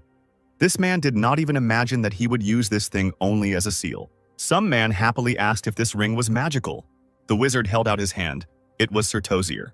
In the name of Cronetio, he commanded this indestructible ring as an object of seal. Tozer said that Dark should become the one he despised the most and used the antipathy spell. The silhouette of a guy was reflected in the stone of the ring. Dark suddenly noticed a strange red light. He turned around and saw a man casting a spell. Dark became angry when he recognized this man. There was a strange expression on Sir Tozier's face. He cursed in his mind because the guy initially ignored this wizard, since he did not feel the intent to kill. Dark ran towards his opponents, but his body began to change. He was taken by surprise by this sudden and strange feeling. The two sorcerers used warp, disappearing before the boy could reach them and do anything. The portal circle with symbols in the tower glowed with blue light. The blue-robed mage asked his teacher in a trembling voice if they had succeeded. Sir Tozier confirmed this, as the ring and the mercenary were engulfed in light. This was sufficient proof that everything had worked out. The gray magician was curious about what Dark could turn into, whether he could turn into a dragon. But his teacher thought that it was unlikely that if the guy turned into a dragon, the wizards would feel something powerful even for a moment. Usually, people after this magic turn into something like insects, but soon a couple of people will manage to find out what Dark has become. The people who had been watching the two wizards before were surprised to notice that they had disappeared. Two people chuckled, noticing something. They saw something fall. The cloak fell to the dusty ground. Dark was reflected in the red stone of the ring. Then he turned around because he felt something strange. There was a slight smile on Sir Tozier's face. A look of wariness flashed in Dark's eyes. At that moment, the wizards managed to disappear, using teleportation magic, warp. Dark plopped down on the ground, covered by his cloak and therefore invisible. He cursed mentally because his enemies managed to escape again. Two people approached with smiles and asked if the guy was okay and if he needed help. Dark wondered what these people were saying and if they were always this tall before standing up. Feeling his body become unusually heavy, and ignoring the words of the two, he walked while one blonde guy awkwardly asked him to wait. Dark's clothes looked baggy, which he noticed. The guy also wondered why his sword began to feel heavier. The blonde man grabbed his head, thinking he should have asked the name. A loud scream was heard in the hotel building. Lana asked the newcomer who he was, while Gaston and Jared stood behind her, also not understanding anything. The person in the baggy clothes shouted rudely at the girl to shut up. Lana was scared by this. But the man who was Dark suddenly clapped his hand to his mouth, realizing that something was wrong with his voice. He turned to Gaston, asking what had happened to him, since the boy no longer felt Kai in his body. A look of realization crossed the wizard's face. Dark removed the hood of his cloak, and although the magician was able to recognize him, his face was different. It was Lana's appearance. A shocked expression appeared on Sir Sidmian's face. Antonio and the knight met each other's eyes in surprise. Palshan, Media, and Mikhail, who was busy combing his long blonde hair, were also shocked. Dark, now looking like a girl, asked with displeasure why they were looking at him like that. Was there something wrong with him? The mercenary leader turned to the girl, who borrowed a mirror from the still-frozen Mikhail. She knelt down, handed the mirror to Dark, and asked what had happened to him. A guy, but with Lana's appearance, looked in the mirror and saw his face. He closed his eyes when he saw the reflection. But when Dark opened his eyes, Lana's face looking at him from the mirror was still there. Not believing his eyes, the boy touched someone else's face. The image in the mirror changed, because his now long, light hair flashed there. Dark fell unconscious, frightening the red-haired girl. She picked it up and realized that it was exactly the same weight as Lana, that is light. Palshan handed the girl a pillow for the unconscious Dark, and Jared sat down next to the body and asked her to wait. He placed his palm on the guy's body. Lana grabbed the knight by the back of the head, indignantly asking where he was touching Dark. The guy grabbed the girl and pulled her away, explaining that it was Dark, but Lana thought that it didn't matter, because now he had her body, and she had managed to gain fat because she ate a lot. Dark continued to lie unconscious. Jared felt his body, listening to the sensations. A look of alarm appeared on the man's face. He said it wasn't just a change in appearance, and a worried Media asked why. Sir Sidmian had never seen anything like it before. Most of the mana inside Dark's body was gone. Palshan was horrified to hear this information. The red-haired girl covered her mouth with her hand in shock as she looked at this. Sir Sidmian said with regret that Dark's life as a warrior was now over. Now the boy has become just a fragile little girl. The purple night sky began to change. The sun illuminated the hotel building. The legs, in oversized trousers, touched the wooden floor. Dark assumed a sitting position on the bed. The hilt of the saber glittered in the sun's rays. The guy looked sadly at his weapon. He stood up from the bed, his hand drawing his saber from its sheath. Dark swung his weapon, extending his hand. His hand began to tremble. A desperate expression appeared on Dark's face. The handle shook in his hand, but the guy still tried to hold on to the saber. The weapon fell from his hand and hit the wooden floor. Dark grabbed his hand. His accumulated ki from 70 years of training. The body obtained through divine rebirth of his earthly body. All this was gone. Dark sadly thought about the possibilities of returning to his world in such a body. There was a discreet knock on the door. It was Media who brought the clothes. Behind the closed green door, she couldn't help but hear the guy's groans. The girl sympathetically lowered her head down, feeling sorry for him. Palshan took a piece of bread from the bowl and noticed that Media was late. Mikhail said that it was a rather grim situation, and Gaston turned to Sir Sidmian. The guy asked if it was true that the warrior's life was now over for Dark. The knight said that his situation was better than Lana's. He can be thought of as a fragile girl who has complete mastery of the sword in theory. Or rather, since Dark learned it himself, it is not just a theory. Mikhail asked if Sir Sidmian meant that since the boy had lost too much mana to apply this theory, then as a warrior he was dead. He agreed with that. No matter how strong your psyche is, you won't be able to cope with stress when the skills you've perfected your entire life disappear in an instant. Considering the level Dark has reached, the stress and frustration is unimaginable for people like the group of people gathered here. Jimmy suddenly spoke. He believed that if he were in Dark's place, he would have gone crazy or committed suicide. Lana was outraged by their reasoning because she did not understand what was wrong with her body. Antonio said that it was not worth going that far. The mercenary leader said that Jimmy was right, which made the girl even more angry. Palshan said that it was not about her appearance. Mages use power from outside to use magic, but warriors store magic in their body. Over decades, they increase it step by step. The despair of losing everything at once is impossible to understand for someone who has never trained as a warrior. Antonio, Crow, and Lana were silent. As she walked down the stairs, Media asked why everyone was so upset. Behind her walked a gloomy Dark, who had changed into clothes that suited his new body. Someone called his name, but the guy didn't react, looking down. Jared, clearly worried about him, asked if Dark was okay. The guy answered positively, but his face was sad. Sir Sidmian said that he would not tell him to do his best, but would rather just offer him something to eat for now. Jimmy said with a smile that at least Dark's new clothes looked appropriate. The red-haired girl thought it was a good thing they had spare clothes. Lana said with a bored face that it was terrible.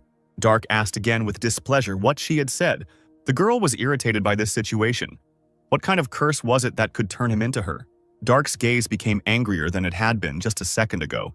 Lana asked what she should now call a girl who looked like her, since it was no longer possible to call a guy an old man. The table shook when Dark stepped on it. He jumped, swinging his saber at Lana, who didn't have time to react. The girl screamed in fear, covering herself with her hands and closing her eyes. She froze, but no blow came. So Lana opened her eyes to see what was happening. Media managed to stop the guy's blade with her sword, covering the girl with her body. An irritated Dark ordered her to get out of his way. The red-haired girl asked if he was crazy to attack a child with a gun. The boy repeated his order and pushed her sword away. Media's gaze became nervous because her opponent's knowledge was still there, and this gave him an advantage. A series of saber strikes and active attacks followed. Dark swung his weapon, and the girl realized that he had not forgotten how to use a sword. With skills alone, he was levels above her. The blade of the sword trembled and twitched. And yet, thought Media, continuing the fight, her hands gripped the hilt of the weapon tightly. The girl hit Dark's saber with her blade. His arms dropped due to the force of the blow he received. They were now weaker than when he was in his own body with enough Kai. Media said that he couldn't even handle the weight of the sword, and the company couldn't cause a commotion in this place, so she suggested that they stop fighting. The girl's hands held the handle tightly for another swing. Dark was breathing heavily. The fight was not easy for him. Media swung her blade. Palshan and Jared watched this nervously, not interfering in the battle. Dark had his back turned to the girl, still holding his saber in his hands. He said that Media really thought that she could defeat him with force alone, which was in vain. The girl stared at him with incomprehension.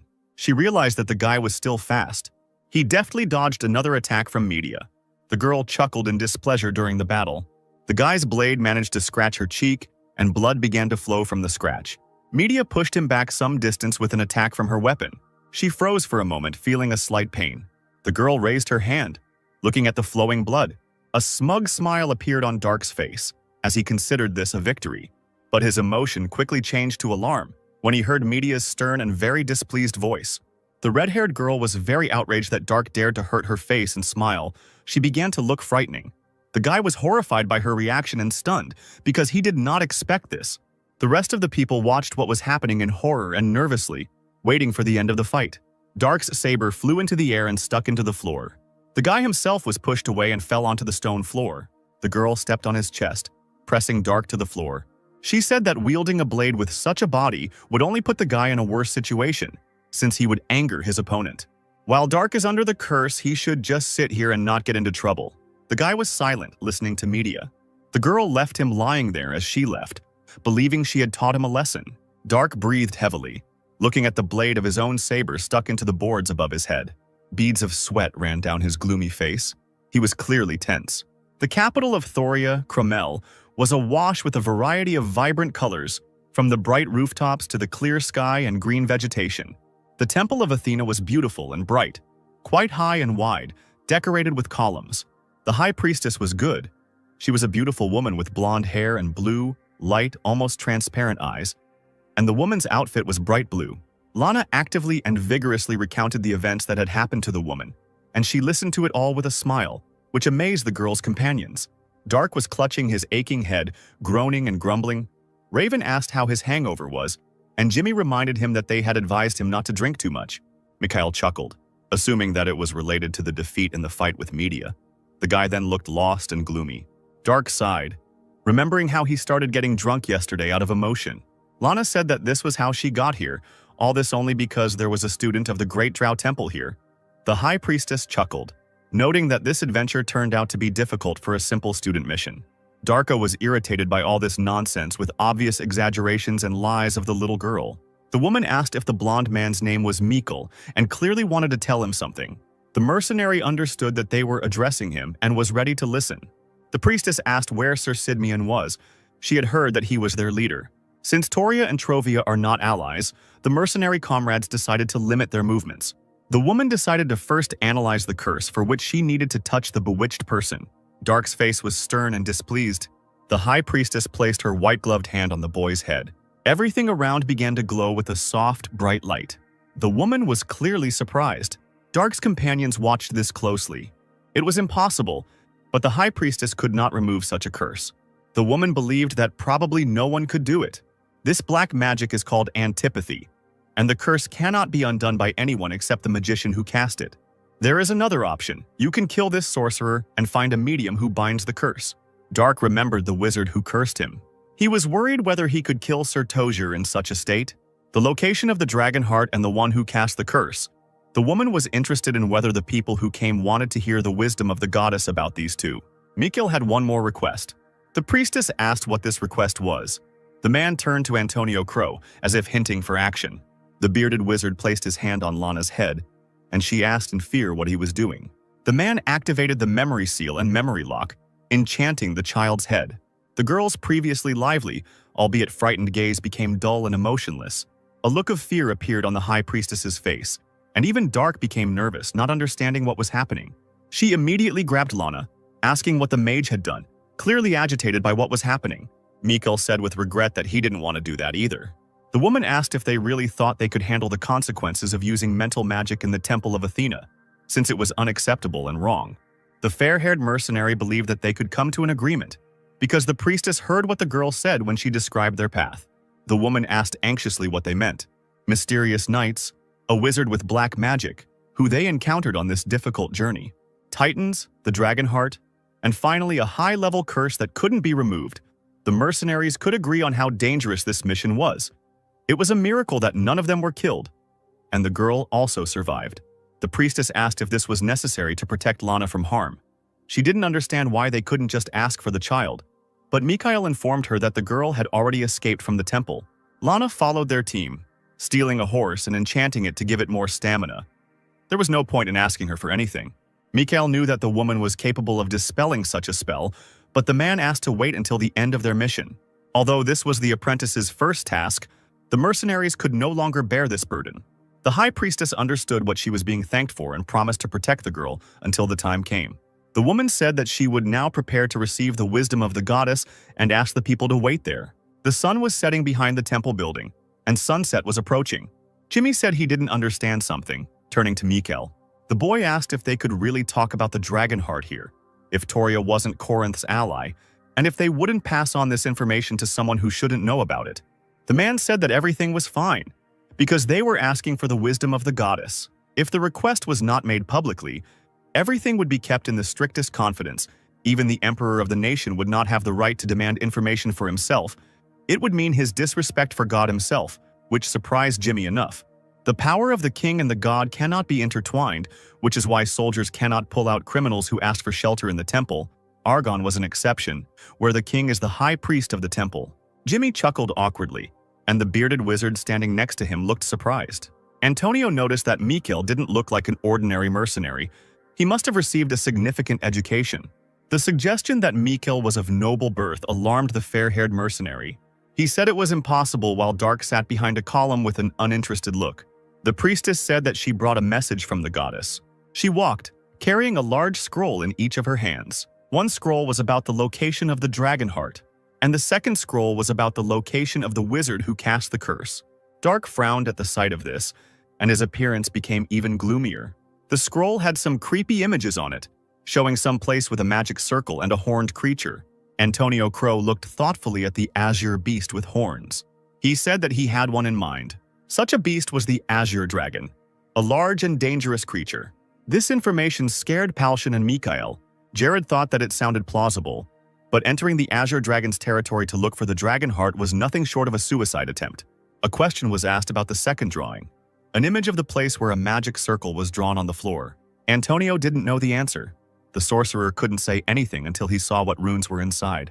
Palshan suggested going to Alcasus to gather the information they needed. Jared agreed with him, because perhaps someone from the Empire of Wizards would be able to recognize the magic circle. Initially, Dark was also heading to Alcasus. Maybe the mercenaries and their companions will be able to find some clues to lift the curse.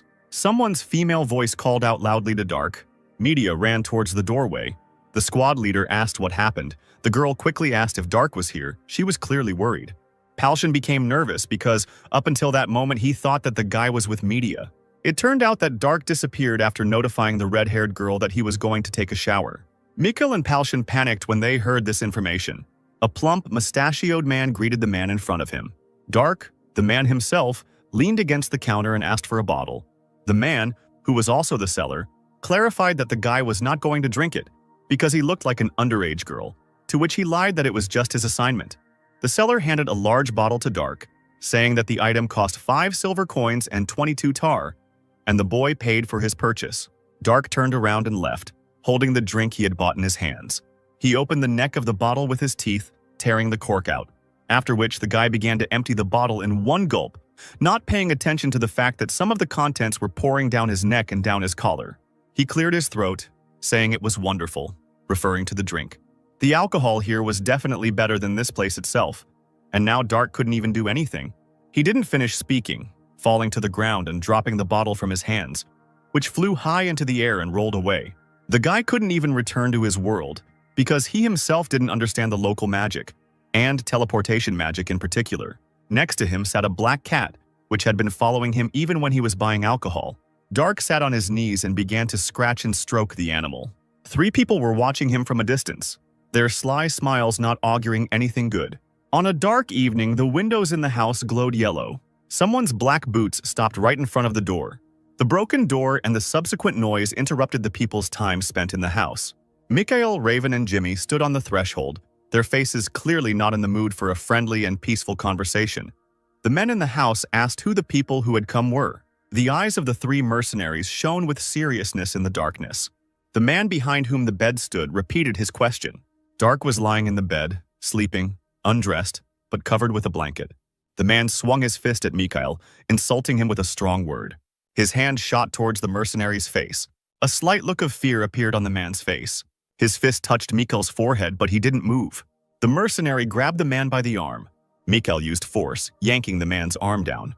He dropped his stunned opponent to the floor before the other men could even figure out what was happening. Mikhail called Jimmy and Raven. Alarm flashed in the men's eyes. Mikhail asked the boys to make sure their opponents stayed alive. While Jimmy and Raven were dealing with the villains, as evidenced by the noise and screams in the background, the blonde man took care of Dark, wrapping him in a cloak. Mikhail lifted the boy's body into his arms. The fair-haired man was already leaving the house with Dark in his arms when Media ran up to him screaming. The red-haired girl asked anxiously if the mercenary had found the guy. But the sight of an unconscious Dark in the guise of a girl in a man's arms said it all perfectly for him. Media's face became stern. The beaten men, their faces swollen and bruised, begged for mercy. The red-haired girl asked Jimmy and Raven to stop with an unkind smile. She would be sorry if the villains died before she got to them. The eyes of the beaten people showed fear at the realization of what would happen to them next. Mikhail walked away from the house with the rescued boy, wrapped in a dark cloak, in his arms, while screams and pleas for mercy or death were heard in the building itself. The house was burned down, orange flames sending plumes of smoke into the dark night sky. Gaston sat on the floor of the room with a sullen look and his arms folded across his chest. He considered throwing a couple more fireballs at the building. Media entered the room with a loud slam of the door, attracting the attention of Gaston and the leader of their mercenary squad. The look in her green eyes was serious. Everyone in the room stared at her, waiting for Media to speak. The girl said that fortunately nothing happened. Dark just fell asleep because of the alcohol. The whole company breathed a sigh of relief. The realization that they no longer had to worry was pleasant. Mikhail said he was so nervous he couldn't sleep. Jimmy couldn't help but agree with him. Jared said that this was all good and suggested that they go to Alcasus the following morning. They decided to go to bed early today. The bright sun was already shining in the blue sky. The horses stamped their hooves as they galloped forward. Sleepy Dark asked for more beer. Opening his eyes, he found himself tied to a horse in a lying position, which surprised him, and Gaston, riding next to him, asked how long the guy was going to continue drinking in the mornings and advised him to get some sleep. Dark asked where they were going. Their team was going to Alcasus. They needed to see if they could gather any information there, and now the guy wouldn't be identified. So Gaston claimed that the mercenaries would call Dark their slave, so he needed to behave quietly when their procession entered the city. The guy tied to the horse asked what the point was. Media explained, "This is the Empire of Magicians. There we hope to find clues from the drawings in the temple and from your curse." Mikhail added that there is a dragon territory nearby, judging by the records. Still not knowing what creature the blonde was talking about, Dark repeated its name and asked what kind of creature it was. Mikhail explained that this is a creature that ordinary people cannot understand. Majestic creatures that can cover the skies with their wings, calling down lightning, fire, and even storms. Despite their bestial appearance, they are wiser than humans and can speak human language. Sometimes they destroy, devour, or even save humans. The boy thought about it, imagining a drawing of a Chinese dragon, and Antonio noted that it was a rather poetic description, as if the blonde man was from nobility. For a few moments, Mikhail was simply silent. Then he looked at the wizard and said, "You have become terribly attached to this idea since we visited the temple." Crow looked at the mercenary in surprise. He himself hadn't noticed how he had become fixated on this thought. Mikhail asked, "It seems you like having nobles on your side. In that case, what is the benefit?" Antonio replied, "The benefit? I don't even dream of such a thing. The formula, the secret, and the enigma, that's what spurs the curiosity of wizards. Because as soon as they solve these mysteries, the pleasure they receive will be immeasurable." Running his hand through his hair, the blonde said, "I think it would be better to focus my unnecessary curiosity on magical research."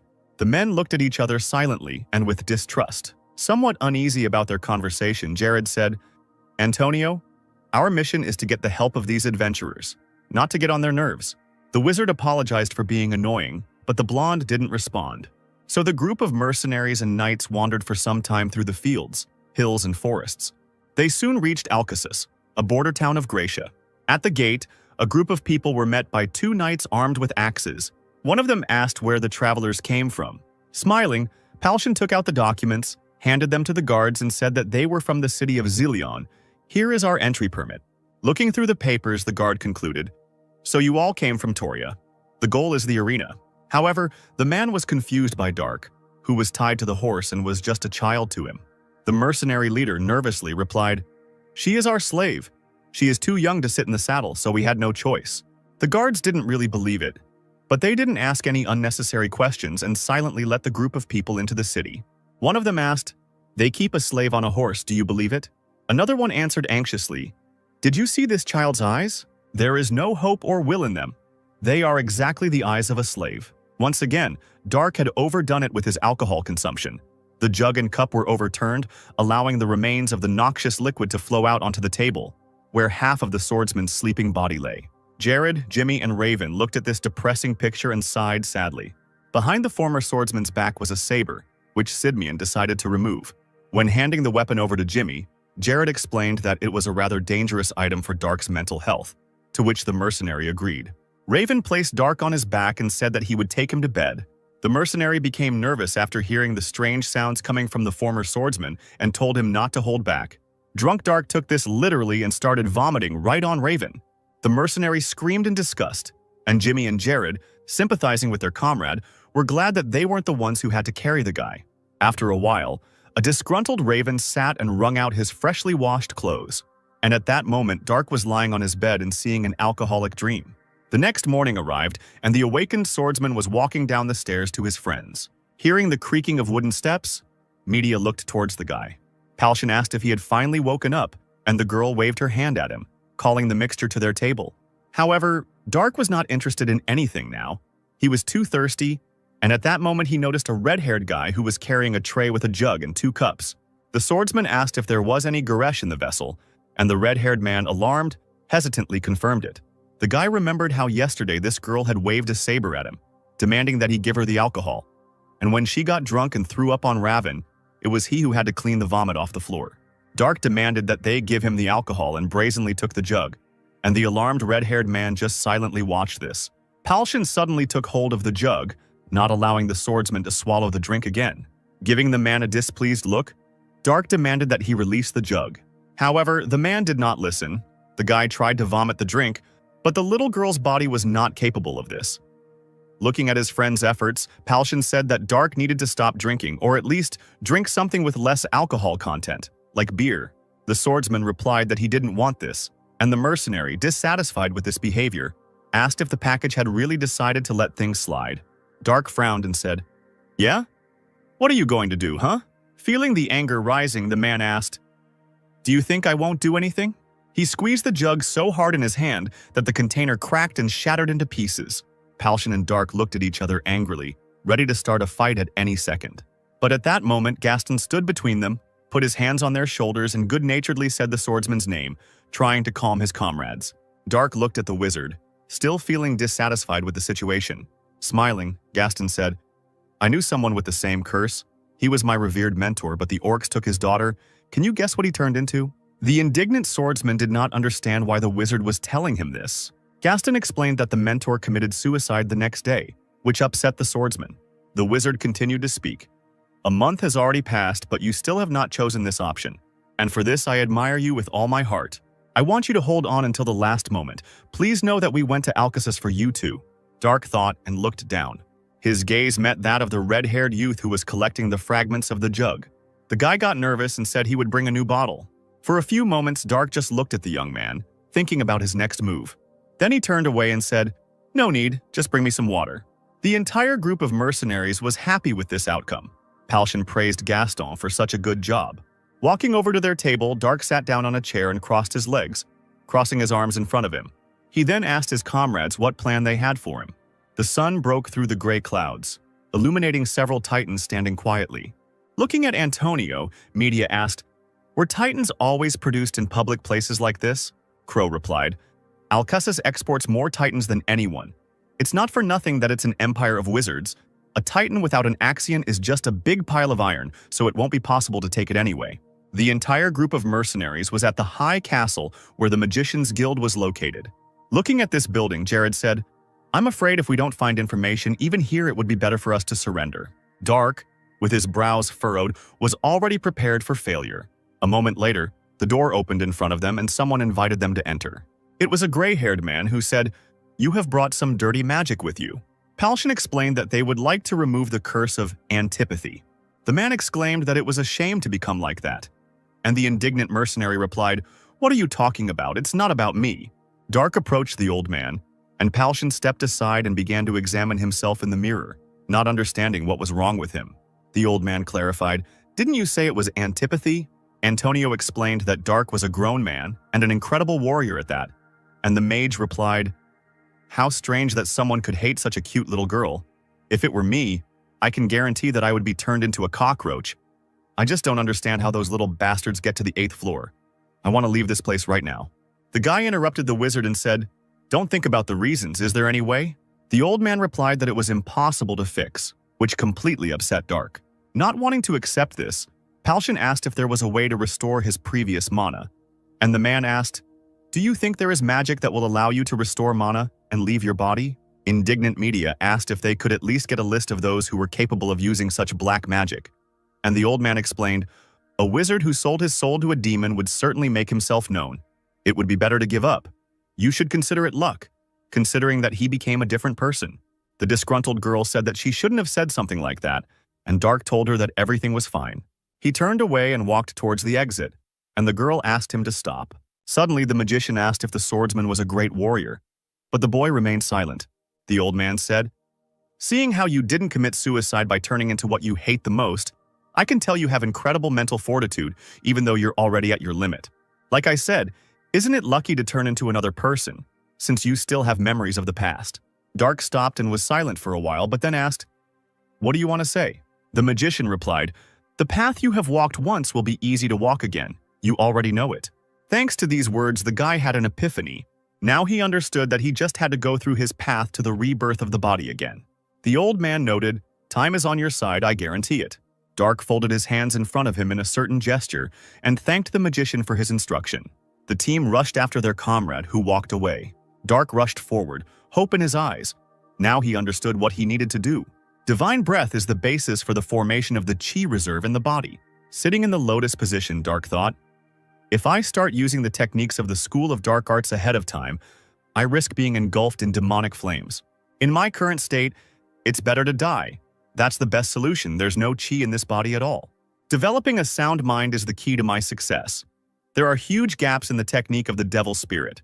Damn it, this is all I've managed to save up in the last 4 days. I need more to open the chi passage. It's so annoying. If I open the passage for the foundations, I can absorb a large amount of chi at once, using the tranquility of the North Sea to instantly achieve the divine rebirth of the earthly body." While Dark was meditating, the door was opened by Media, who wanted to make sure everything was okay with the guy. Then the girl went downstairs, sat down at her team's table, and said that Dark was still behaving the same way. Palshan sighed sadly, worrying about his friend. He didn't understand how this was even possible. For the last 4 days, Dark had just been sitting on the floor and only coming out to eat. Placing his hand on his cheek, Jared thought. He then turned to Ronnie, who was trying to bite into a steak, and asked what condition Dark was in this morning. Forced to put down the piece of meat and fold his hands in front of him, Kentaro replied, "Amazing. No, better than before." Sidmeon asked if this was really possible even without sleep, and the priest said, "I would like to ask if meditation is not used in military training." Jared explained, "This is different. Meditation is useless for a powerless body that can withstand the basics.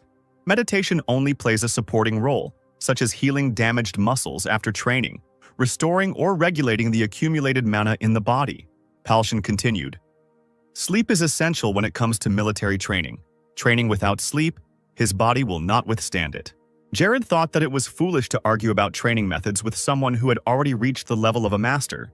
However, Dark's behavior shocked him, so he simply followed him. Lowering his head onto the table, Sidmeon noted that they had even forgotten to ask about the drawings, and Palshan said, "Okay, then we'll come next time." He went on a journey, and the other magicians said that they had no idea what it was. The knight said, "Nothing can be done. Since we cannot just sit and do nothing, there is only one thing left to do." Palshan and Media became nervous and asked what they were supposed to do. Having finally upset the mercenaries, the knight said that they needed to find the blue dragon. At that moment, Dark came down to them and said that he would go with them. Sidmeon noted that the guy looked great and said, "We'll leave right after lunch, okay?" Dark thought that he should concentrate on the breathing technique to stabilize the Kai, but he was curious to see the one called the dragon. If he really exists, maybe he would ask for his help. After some thought, the guy confidently replied that he agreed to this. Meanwhile, clouds were gathering over the Kratos Empire. A certain being said, "I feel a faint aura of mana from the one standing in front of me. Who are you?" The man, clad in armor, with his arms crossed in front of him, replied, "I am Pruyonpon Longart, the greatest knight of Kratos and captain of the Royal Guard. I would like to make a contract with you, becoming your master." The Blue Titan said, "Since I, Pegasus, see no other worthy ones, I will accept your offer. From this day on, you and I, according to the ancient contract of the golems, you become my master." Numerous nobles gathered in the emperor's palace. Among them was Lord Tozer, who was watching what was happening closely. Down in the arena stood a red titan, and it was driven by a gray-eyed, brown-haired man. Opposite him was Pegasus, with Longart inside. The blue titan asked if this was his opponent, and the captain replied that it was, and asked to show him what Pegasus was capable of. The blue titan's eyes blazed brighter. He was ready to fight. The brown-haired man, watching the enemy, became somewhat alarmed. Pegasus attacked too quickly, throwing his sword at the red titan. However, the surprised brown-haired man still managed to reflect the attack with his shield. But this blow still pressed the red titan's legs into the ground. Shaitan thought that this was some kind of madness. Pegasus had such incredible power that a little more and the shield would have split in two. The red titan didn't have time to come to his senses before the blue one flew at him and kicked him, sending him flying. In a moment, Pegasus was already very close. The brown-haired man was very nervous as he didn't even have time to react. While the red titan was still in the air, Pegasus struck him in the stomach from above. The powerful attack literally crushed the enemy into the ground, raising clouds of dust. The stunned emperor stood up abruptly and leaned against the railing, trying to see at least something. The red titan was defeated and was covered in cracks, and above him loomed the majestic Pegasus. The blue titan's next action scared the brown-haired man. Pegasus raised his weapon, pointing it at his opponent. Frank shouted for the blue titan to stop as the winner had been decided. However, Pegasus did not react. He continued to hold his sword over the red titan. Then he began to raise the blade, intending to pierce the enemy. Lord Tozer was stunned. He did not understand why this was happening. The alarmed emperor shouted even louder for Longart to stop. The brown-haired man became more and more afraid, realizing that his end was near. Without listening to anyone, Pegasus pointed his blade down at the titan. The brown-haired man closed his eyes, preparing to accept his death. But the pain never pierced his body, so the guy opened one eye to understand what was happening. The sword was in the ground at that moment, only slightly damaging the red titan's head. After that outrage, the captain hurried to get out of Pegasus. Jumping out of the titan, Longart immediately bowed deeply to the emperor. Pruyan then said, "I sincerely apologize, your majesty, because the titan is very powerful. I am having trouble controlling its power. I am grateful for you providing me with such a powerful titan." Frank breathed a sigh of relief and said, "Well, that's good to hear. Keep working on yourself." Frowning as usual, the captain said that he would do so. As the brown-haired man crawled out of the titan, Longart ran up to him, asking if Kisley was okay. The guy smiled and replied, "It's okay, but I seriously thought I was going to die here, even if you screwed up while piloting it. It's probably just an incredible titan." The man, looking sad, said it wasn't him. Shaking off the dust, Kisley frowned, not understanding what this meant. The alarmed captain explained, "I was not in control of him when it all happened." Now the brown-haired man became nervous and asked what the captain meant. Taking his time to answer, Longart looked up at the titan. Then he insulted Pegasus altogether. Pruyan explained that the titan was simply using him for mana. Meanwhile, Jimmy was slashing at the troll. However, the resulting wound easily regenerated. The guy said it was unfair. Opening its mouth and screaming furiously, the monster swung its hammer at Jimmy. However, the mercenary successfully ducked from this attack. The guy grinned and noted that the troll was too slow. At that moment, he hit his head on the ground because someone dared to push off him. It was Raven who asked Jimmy for forgiveness. Raising his sword back, the mercenary flew straight at the troll. A moment later, Raven cut off the monster's hand that held the hammer. After that, Jimmy rushed towards him. With one deft movement of his hand, he cut off the troll's head. Meanwhile, Dark finished off another monster. The guy was breathing heavily. He was unhappy that even such a small thing was taking all his strength. Raven and Jimmy told him that he shouldn't be so reckless and advised him to stick with them. One of them asked where Gaston was now. The wizard himself at that moment directed his magic at the enemy. Feeling the pain from the electric discharge, the ogre screamed furiously. Somewhere nearby, Mikkel was fighting a monster. Jimmy, Dark, and Raven were running towards him, warning the blonde about the danger behind him. Looking back, Dark saw a troll raise a stone above him from behind. However, quite unexpectedly, the monster's hands and head were cut off. This was facilitated by a powerful blow from Palshan. Mikkel noted that it was not bad, and the commander said that one mistake and it would all be over. Another crowd of trolls was approaching the team, and Palshan couldn't figure out where they came from. Suddenly, Antonio, who was behind, cried out, "Ice cannon!" He then directed an energy beam at the monsters. The trolls that this beam was able to touch immediately turned into ice. The other part of the crowd was successfully cut down by Jared with his sword. Seeing this, Mikkel and Palshan were amazed at the level of his skill. Jimmy sighed heavily and said they seemed to have put most of it in. He didn't even notice how a troll approached him and swung a large stick at him. The guy wanted to somehow dodge, but he didn't have time. The brown-haired man was in pain, which attracted the attention of Dark and Raven. Jimmy was already lying on the ground, writhing in pain, holding his shoulder where the blow had landed. And the troll raised his club back, intending to finish off the mercenary. Seeing this, Dark became somewhat alarmed. He couldn't let his friend die, so he rushed to him. Once he was close, Dark walked across the troll's legs with his saber. This helped distract the monster from Jimmy. The troll swung his club and tried to attack the guy, but the guy was able to avoid being injured by jumping back. But the girl's legs couldn't keep her balance and her body fell to the ground. Dark was breathing heavily and shaking with fatigue. He was dissatisfied with his current stamina. The troll was about to attack him again, but the boy couldn't feel his legs and couldn't dodge.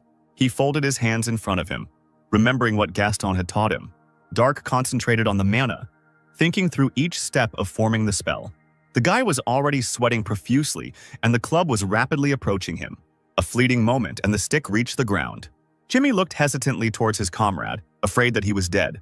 However, Dark was still safe and sound. He was unable to perform magic, but the guy was surrounded by a shield. The troll's club was broken, and Antonio stood behind him, making a shield around Dark. The wizard asked Simeon to take the boy away. The knight immediately rushed towards Dark, grabbed him, and carried him away from the monster. Crow meanwhile began to chant a new spell. This caught the attention of the troll, who turned around and ran at the mage. Besides him, several more monsters headed towards Antonio. Counting their number, the man only rejoiced. A magic circle formed above him, and he summoned an ice spear. A few moments later, 6 trolls were immediately pierced by Crow's magic. She fought with her comrades and media, who cut off the head of one of the trolls. He fell to the ground dead, and the girl put her foot on his hand and breathed heavily. Turning to her breathless friends, she asked if everyone was finished. Sitting on the ground, Palshan was indignant that 30 trolls at once was too much even for Mount Grecian, and Gaston lay down, declaring that he thought he would die here. Jared, who had single-handedly killed half of them, bowed his head and said, "Forgive me if Kuma hadn't been so badly battered in the last battle." Reaching out his hand to Jimmy, Ronnie said that Sidmion didn't have to apologize for them. When Kentaro touched the brown-haired man and began to heal him, Jimmy cried out that it hurt and began to strangle the priest. The alarmed Raven tried to remove his hand and told his friend to stand still, and Ronnie wheezed that it was all Shayhart's will. Now Jimmy grabbed Raven's hair, and media noted, "What a calm guy. The fortitude of the believer's spirit is amazing." While putting the finishing touches on it, Kentaro smiled and said that this should help. Jimmy was glad because the pain was gone and his shoulder was healthy again. Folding his hands in front of him, he thanked the priest, noting that God's power was simply amazing. Taking out a book from somewhere and opening it, Ronnie said, "So, Shaykhart welcomes everyone with open arms." He was suddenly interrupted by Simeon's cries. He held Dark's head, who was unconscious and feverish. This made the team worried. The boy was laid down on a cloth spread on the ground, and Kentaro placed his hand, which emitted light, on his forehead. Ronnie said he just ran out of mana. He'll be fine once he gets some rest. But at the moment, something else was more important. The priest removed Dark's boots, and the team saw his bandaged feet, which shocked everyone. When the bandages were removed, Kentaro said, "These wounds were more than a day or two old. He must have been in a lot of pain. But he endured it through his own willpower. I should have been more attentive, I'm sorry." Palshan noted that they had become overconfident, and now Dark was stuck in Lana's teenage body. And media said, "Yes, this terrain is so difficult that even horses can't get through it." He didn't say a word, and I had no idea. Jared was silent at this moment. He just listened. After a while, Dark was already sitting in the lotus position again and stabilizing his chi with his breathing. Looking at him, Sidmian admired his determination and resilience. After some time, a group of people reached a mountain range. Then it started to rain, forcing everyone to look for some kind of shelter. Wet Mikhail said, "Blue Dragon Kaidaris, what kind of hole is he sitting there?" Jared asked if it was quite stressful for him, and the blonde replied, "From being on this damn mountain for so long, my mood is going to hell, and now this rain." Among the boulders, Simeon noticed a house and attracted the attention of everyone else. As they got closer to the house, the company wondered why the boulders were needed in this place. Finding himself at the door, Simeon knocked, but no one opened. To determine whether there was anyone at home or not, he put his hand to the wood, and Jimmy asked, "Isn't the house abandoned?" Raven said, "I doubt it. The garden was planted not long ago." Jared ordered Antonio to check it out. The man obeyed, dropped to his knees and used the Earth Memory spell. He then said that the house belonged to an elf. Palshan took hold of the handle and opened the door, saying that it was unlocked and suggested, maybe we should allow ourselves to go inside. After thinking about it, the man agreed with this and Simeon said, will everything be okay? For us as knights, entering a house without the owner's permission is wrong. Simeon interrupted him. Honestly, if you're going to pitch a tent right in front of this beautiful house, then you are strange, and in general, elves hate violence. Surely he will understand us if we are polite. The group of people were surprised when they entered the room. The inside of the house was furnished as if it belonged to an aristocrat, Palshan said. I thought elves weren't interested in luxury, but I suppose there is always an exception. Jimmy spotted a stunning bow that he wanted to take, but Mikkel told him not to touch anything without the owner's permission. Raven looked at one of the paintings where a beautiful girl was frozen. He assumed that she was the owner of the house's wife, and someone suggested that they take a rest first. After some time, a white-haired elf came to the house. He guessed that guests were waiting for him inside. Dark sat down on the floor once again. Looking at him, Jared said, "You don't rest for a minute. Is there any progress?" Frowning, the guy replied that he wasn't there. The worried knight scratched his cheek and said that it was sad. Dark thought, I don't want to rush too much, but the chosen path is too long. I have to create a new passage for Kai, but in this matter, Ki is not enough even for a start. Maybe I should try to take advantage of the calmness of the North Sea. First, I will gather the chi in the area and try to create a vacuum in the devil spirit technique. Simeon became alarmed, feeling something strange. At that moment, mana thickened around Dark. Gaston and Antonio noticed this in amazement. Jared thought, the direction of the mana flow has changed. He is absorbing it. Crow decided to check Dark's mana power. He folded his hands into a triangle, pointed them at the guy and was surprised. And then he said, it's incredible at first glance, it looks like some form of magic, but I've never seen anything like it before. Gaston replied that he had seen something similar not long ago. When he was teaching Dark how to use magic, the boy absorbed the mana in the area and created a fireball on the first try. Hearing this, Antonio asked again in shock, on the first try, impossible. Suddenly someone came in and asked who they were. Alarmed, Antonio and Jared immediately turned towards the speaker. The silhouette of an elf appeared at the door, and he was the owner of the house. Bowing his head, Simeon said, please forgive us for intruding. We were seeking shelter from the rain. I beg your forgiveness. Smiling, the elf asked, for what purpose did you come here? This territory of the blue dragon Kaidiris? Jared admitted, we need something from Kaidiris. The owner of the house asked, are you one of those adventurers who dream of becoming dragon slayers? The knight waved his hands and explained, no way, we just wanted to ask him something. The master said, I have lived a long enough life, but this is the first time I have seen people come to the dragon's territory just to ask him a question. So may I ask what you want to know? I have personally met Kaidiris.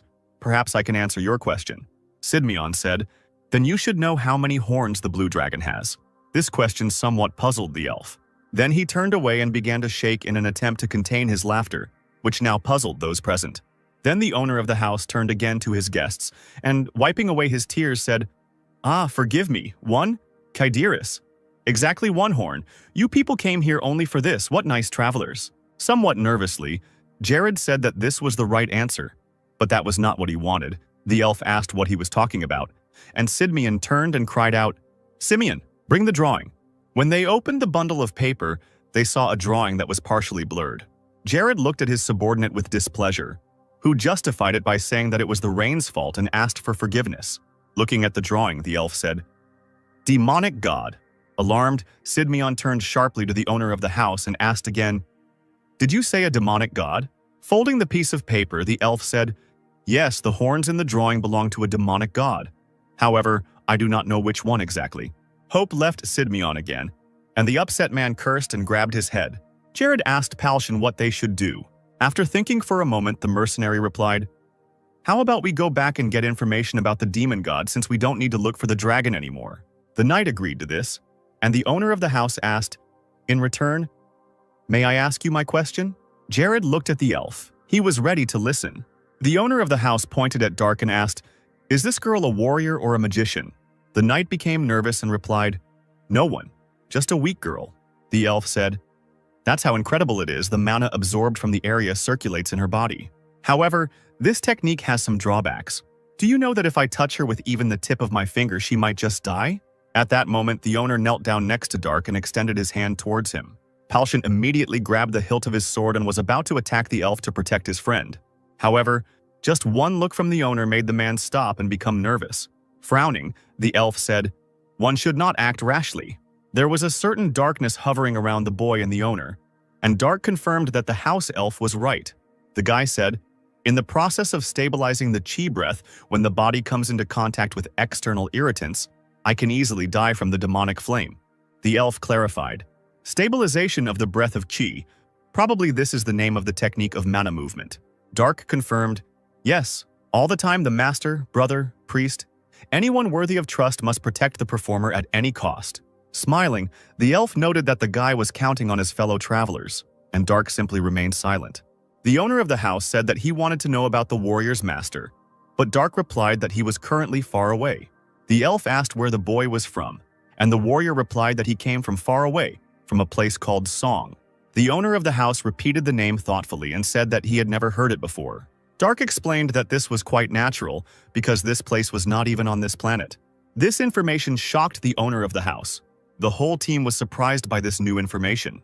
The elf said, "Your mana usage technique is akin to the best mages in the country. You really haven't used magic yet?" Dark replied, "Magic? I don't think I'm suited for that. My whole life is steeped in blades. This is my path." The owner of the house asked, then, after some time, "Do you believe that you will be able to return to your previous appearance?" Media was stunned when she heard this. She thought, "Did he see Dark's true identity?" The boy replied, "About 10 years or perhaps earlier. This place is rich in kai no, mana, compared to my homeland." The elf said, "You are confident that you will reach the level of a master in 10 years? Incredible." Dark asked if the owner of the house really believed what had just been said, and the elf replied that he had no choice to believe the guy or not. He also asked if the warrior was sure he could trust him with such personal information. To this, Dark gave a confident, positive answer. The boy smiled and said, "This is the first time in a long time that I have met someone like you, Sage of the Crimson Awakening." The elf treated the entire team to tea, and while sipping the hot drink, Palshan asked Media if Dark had ever spoken so politely to anyone before. The girl replied that this had never happened. Elf and Dark were sitting opposite each other and chatting pleasantly about something. So Palshan asked his friend what was happening here then, and Media asked not to ask her about it. The elf said, "Damn, I understand. Fortunately, you are still human. The opportunity to restore strength in just 10 years is also a great success." The guy replied, "A drop of luck and a series of failures. In 10 years, I would like to cross swords with you." Taking hold of the hilt of the super sword, the owner replied, "He is my companion. With him I wandered all over the world. I have already forgotten most of what I practiced in the art of swordsmanship." Taking hold of the hilt of his weapon, Dark said, "The sword is difficult to learn, but even more difficult to forget. It took me over 40 years to forget how to handle a sword." Upon hearing this, the team was stunned into silence. The elf asked how old Dark was, and he answered that he was 72. The warrior asked the same question, and the master said, "I'm not sure. I stopped counting after 420. It would have been better if we had met before you were cursed." The boy agreed with this, and the elf put something in his hands. The owner said, "Please take it. It will protect you until you regain your strength." In Dark's hands was a very wide gold ring with a blue stone.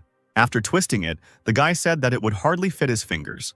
The elf told him to try it on, and when Dark began to put his finger through the ring, the decoration suddenly shrank to the right size. This surprised the guy, and the owner, smiling, explained, "He is called the Master of Water. For some time you will not be able to use his power, but now it is enough for you to simply wear him." Hearing this, Gaston and Antonio were shocked again, because the elf had suddenly given the stranger such a valuable thing. Looking at the ring, the boy said that as soon as he regained his strength, he would return the item to the elf. Folding his hands in a gesture of gratitude, Dark also explained that by then he would no longer need the decoration. Smiling, the owner of the house noted that it seemed the ring had found an excellent owner. The dark sky was strewn with an endless number of bright stars, and somewhere comets could be seen flying by. Somewhere in the middle of the forest, a group of mercenaries and knights made camp. At this moment, Dark, sitting on the ground, felt an unpleasant pressure on himself. All the members of the group sat around the fire with him. They silently and intently looked at the guy, which is why he felt uncomfortable. Dark broke the silence by asking what they all wanted from him, and Jared said, "Karel, that's his name. That elf? Is he at the same level as you were before?" The boy confirmed this, and the knight noted, "If you say so, then it is true." Palshan also asked, "Dark, is what you said then true? Does that mean you are 72 years old?" The warrior also confirmed this, and Palshan, somewhat nervous, said, So from now on we should address you as? Imagining how big muscular mercenaries addressed a small girl as an elder, the boy felt awkward. Smiling, Dark explained, "There is no point in this now. Let's communicate with each other in a way that is convenient for us. It will be better for me." The mercenaries were delighted and breathed a sigh of relief. Then the guy realized that they were all thinking about the same thing. Frowning, Media asked, "But how can a 72-year-old man look 20 years old? I have thought about this for so long. I still cannot understand." Dark explained that it was a matter of divine rebirth of the earthly body. Palshan wanted to ask something, but the girl closed his mouth and told the guy to continue talking.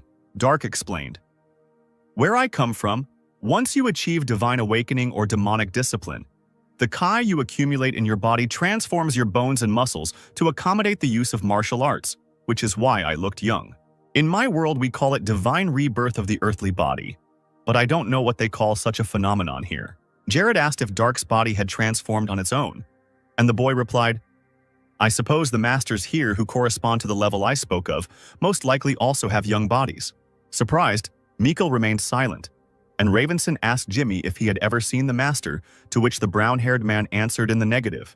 Media asked if Palshan had met the masters, and the leader replied, "They are as unattainable as the nobility or the sky itself. If you want to meet them, it does not mean that you will succeed." Jared asked the priestmaster if he had seen anyone like that in Argon, and Ronnie replied, "No, I am primarily connected to the palace."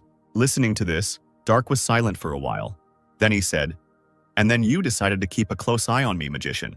Antonio stroked his beard and replied, Forgive me. To be more precise, I was not following you, but your waterlord." Dark smirked and asked, "Why are you so keen to get it?" Now the wizard smiled with a hint of madness and replied, "Honestly, I'm going to take it, even if I have to cut off my fingers." At that moment, Jimmy screamed and ducked as if covering himself with his hands, which alarmed Media and Raven. Dark said to Antonio, "You are honest in your greed, it's funny." Crow stated that the boy did not know how valuable the thing was, and the boy asked what kind of ring it was. The wizard replied, "With its help, one can command the power of the soul of the king Naiad. Its value is comparable to an entire nation." Mikkel asked, "Nation, could you explain which country it is more expensive?" Antonio said, "The answer, of course, is quite simple. My homeland is more valuable than Trovia." These words made Jared wary and furious. He instantly grabbed his sword and pointed it at the magician's neck. At once, the alarmed Palshan jumped up, shouting the knight's name. Sidmion was unhappy that Antonio dared to say such a thing. Crow replied, "I am a magician, Mr. Sidmion. Regarding magical items, no, artifacts, I have never had the need to lie about their value." Jared demanded, "Prove his worth. If you fail to convince me, you will lose your head for insulting the homeland of our knights." Antonio said, "Sir, if Dark can freely control the power of the ring," Sidmion asked the magician about this again, demanding that he continue his thought, and Crow said, "At the moment, he can destroy all of Trovia." Nervous Jared said, "No way, how is this possible?" The magician explained that this was possible if the entire country sank underwater, in which case a lake in the shape of this country could appear on the map where Trovia was. Looking at the ring, Dark said, "It's funny. The life of an entire country is on the tip of my finger." Antonio agreed. Yes, if the rumors spread, the bandit guilds from all over the world would come for the ring, even if they had to unite. Introducing the thieves the boy had already encountered, Dark said, "Those parasites are not the best news considering the state I'm in." The magician explained that it didn't matter anyway, because no one would be able to steal the ring from him anyway, and Dark asked why exactly. Antonio replied, "The Lord of Water has transformed to fit your finger, which means the ring has chosen you as its owner. No outside force can remove this ring from your finger, even if it is cut off. The reason I haven't stolen it yet is not because it's unethical, but because I'm a realist. I am a magician, after all." Darren was in the tower of Lord Tozer, who said, "Tell me what you have learned." The student replied, "We still need to check what he has turned into, but definitely the person we suspect will only be expelled from the party." Folding his hands in front of him, Tozier said, "Maybe it's for the best. He could have turned into some kind of bug." However, that was not all Darren had to say. He reported, "Moreover, we found 4 adepts and 1 mage who had joined the Iron Cross Knight from Corinth." Tozier became a little alarmed and said, "They have finally arrived." A group of mercenaries once again visited the magician Alcasus. Jared explained that they forgot to ask him something last time, and the mage said, I heard that you guys came to meet me recently. What happened?" They laid out in front of the old man 2 rolls of paper that the priestess had given them and said, "We would like to receive information about these drawings." Looking at them, the magician assumed that one of the paintings had Axion's magic circle. The man explained, "It was created by mages to channel Axion's magic. This is a fairly common practice among the mages of Alcasis, but it is difficult to say what it is for because I cannot see the rune." Then the old man turned his attention to the second drawing. Jared explained, if the elf living on Mount Grecian was to be believed, this was an image of a demonic god. Then it sounded rather ridiculous. But since it was already over 420 years old, we couldn't just ignore it. The magician was surprised. 420 years. The same age as the famous elven elders. Using magic, he levitated one of the books on the shelf and said, "I think it is worth studying this issue." The book fell onto the table and opened in front of the old man. Jared watched in tension as the mage looked through the scripture. A moment later, the book slammed shut, alarming the knight. He clutched his heart, and the magician's face darkened. Then the old man said a name, and Jared asked what it meant. The magician said, "The master of the black magician who put a curse on your friend, Cronetio, I understand?" Antonio replied that now everything became clear to him. He turned to Dark and said that everything fell into place. Media asked what it meant and asked Crow to explain everything, and the magician replied, "The prophecy about the dragon's heart. Is it clearer now?" However, this meant nothing to the girl. And then Antonio said, "The magician who attacked Dark with black flame is the same man who made a contract with the demonic god." Palshan became nervous and said, "That's right, but how do you think all this is connected?" Crow replied, "If the main target of the magic circle is Axion, then the Titan's attack is also quite logical." Sidmian asked, "Even if so, we do not know their names. Dark magician who commands knights and titans, where will you find such a person?" Antonio agreed with this, and Ronnie noted that they were back to square one. Jared was once again frustrated that they couldn't find all the answers. Trying to defuse the situation, Palshan said, "Let's first go back to the hotel. We haven't washed for a long time and we need to rest." Radiating a heavy aura, the knight said, "Okay, I doubt we'll come up with any good ideas if we stay here." After some time, the group was already at the usual hotel. A knight suddenly approached Sidmion and said that he was glad to see him. And Jared asked, "Dominic, how did you end up here?" A gray-haired man in a red and white robe approached them, and Dominic, pointing at him, said, "Let me introduce you to..." Suddenly, an unknown man asked if the knight was Jared Sidmion, to which he answered in the affirmative. The stranger introduced himself. "I am the court magician of the Corinth Empire, Gilert Tion, and they are the Knights of the Iron Cross, Croton Antines, Torio Gilnane, Lena Intrain, Jintin Kamioji." Jared became alarmed. Realizing that Corinth had begun to act, he said, "So it's all about the dragon's heart, eh?" Tyon replied, "It is surprising that you are aware of this. We know that you began your investigation after the prophecy appeared. What happened then?" In response, Sidmion began to tell about everything. The mage called the knight a fool, which Jared did not understand. Gillard said, "So you're saying that you came back here and, without thinking, believed that alpha?" Jared replied that he had lived for 420 years and had personally seen Kaidiris, and the magician said, "Elves tend to lead a solitary life, but they never settle in the wilderness. Did it not occur to you that it could have been Kaidiris himself? If he is over 420 years old, then there is a high probability that he could have transformed into someone and sent you on a false trail. Lead us to him now."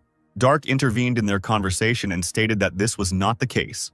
Turning to him, the magician asked arrogantly, "Did you just say something, stupid boy?" Crossing his arms in front of him, the warrior explained, his flesh had grown into the form of divine rebirth of an earthly body, something that could not be done with an artificial organism. Gillard asked if these were the third-rate mercenaries hired by Sidmion. Gerard answered in the affirmative, but he didn't like the way the magician called his comrades. Dissatisfied, Tian shouted, "What absurdity! Of course you barely moved from your place, since you drag this ballast everywhere." Waving his hand at the mercenaries, he again continued to speak in a raised voice. "Get out. You will receive your payment in Trovia." This attitude angered Palshan, but Mikkel, trying to calm the leader, put his hand on his shoulder and said that everything was fine. After all, they were going to leave anyway. Gillert snorted indignantly, and Mikkel, turning Palshan around, said that they were already leaving. Looking with disdain at the departing people, Tian said, "You worthless thing, at least have a little pride." Turning to Antonio and Kentaro, he said, "And these two are the magician and priest who accompany you." Bowing his head, Ronnie said, "I am also leaving. I have no connection with Trovia. This is a personal request from Mr. Sidmion." Pointing his finger somewhere to the side, the magician ordered that in that case he too should get out.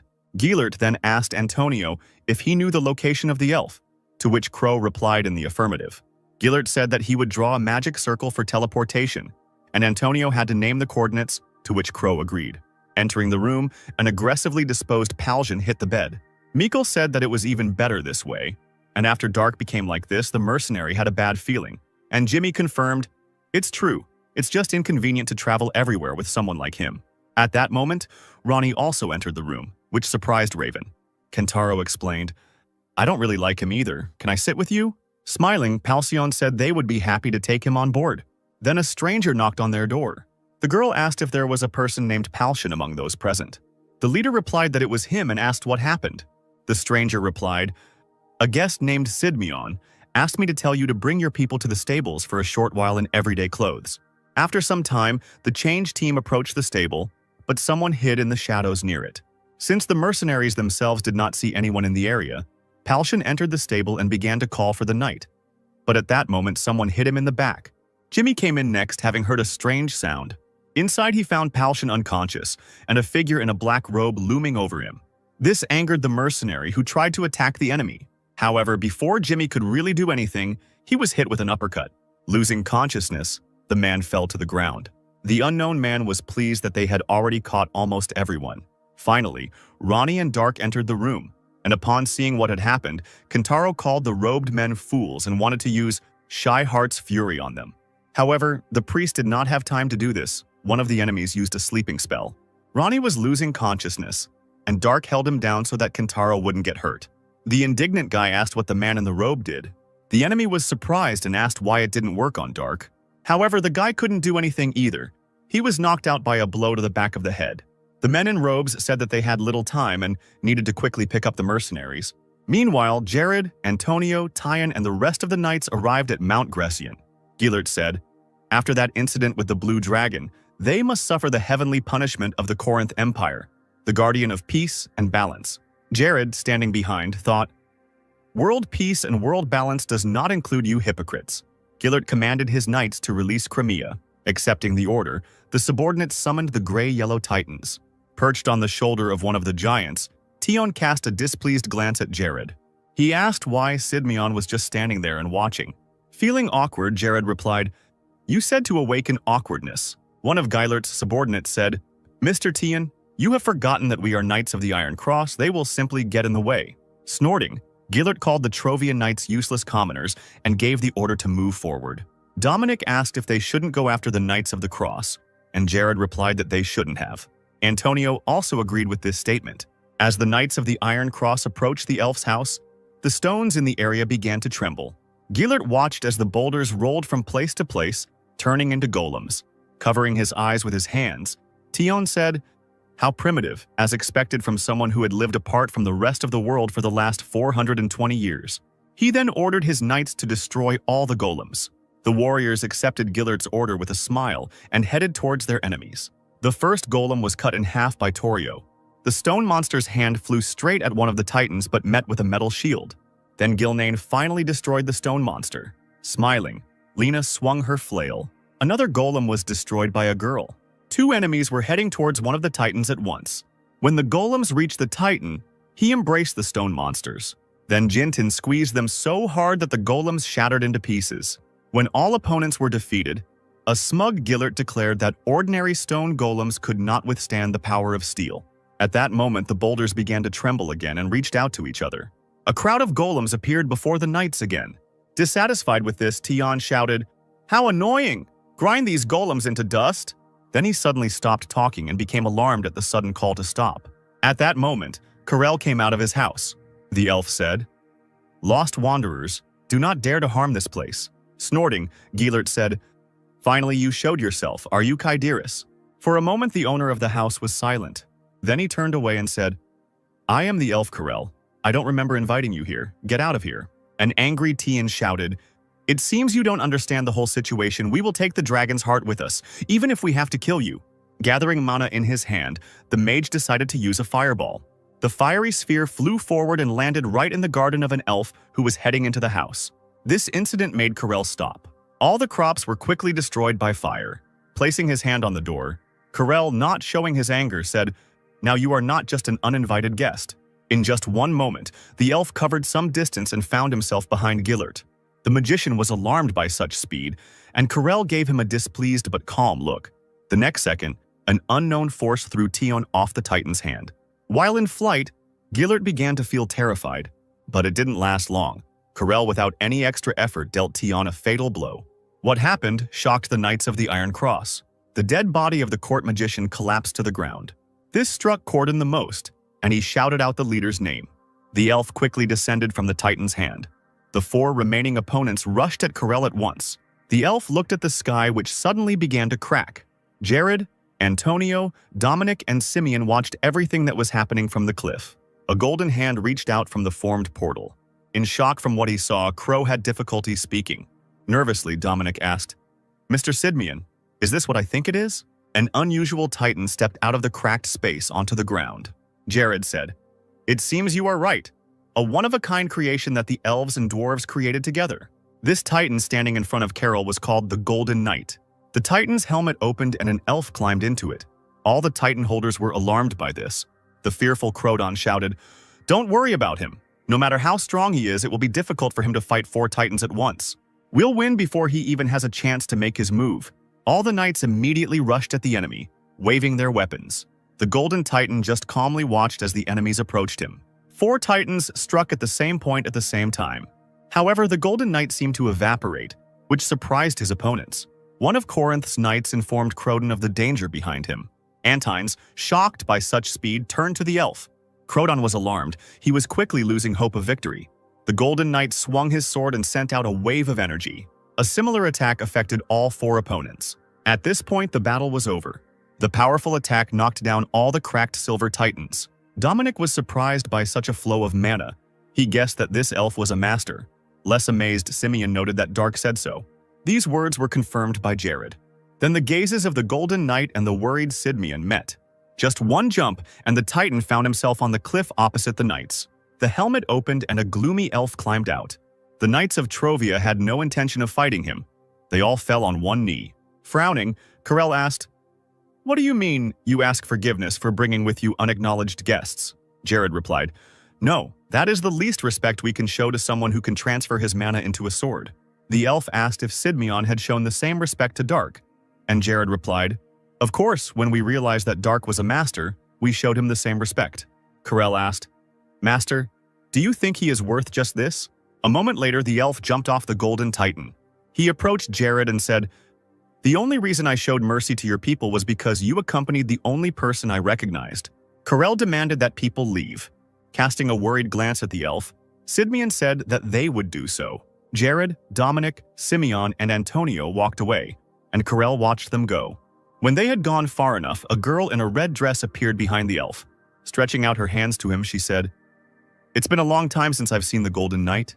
Hugging Carella from behind, she continued, 200 years. I remember that time when you came with the purpose of killing me." The elf only remained silent in response. The blue-haired elf said, "But I'm afraid that one day you will leave me alone." Taking the girl's hand and kissing it, Carell said, "Since I met you, you are everything I live for. So there is no need to be afraid, Kyderis." Finally waking up and realizing that his hands were tied, Dark became alarmed. Someone suddenly asked, "Are you finally awake?" Having taken a sitting position and looked at the kidnapper, the guy recognized the man. The black-haired man replied, "That's right, my name is Tozier." Sitting at the table and folding his hands in front of him, the Lord said, "I have no words." The spell turned him into a girl. Darren noted, "If we hadn't started collecting information about those people, we wouldn't have even paid attention to him." At that moment, the determined Dark stood up and pushed off the floor.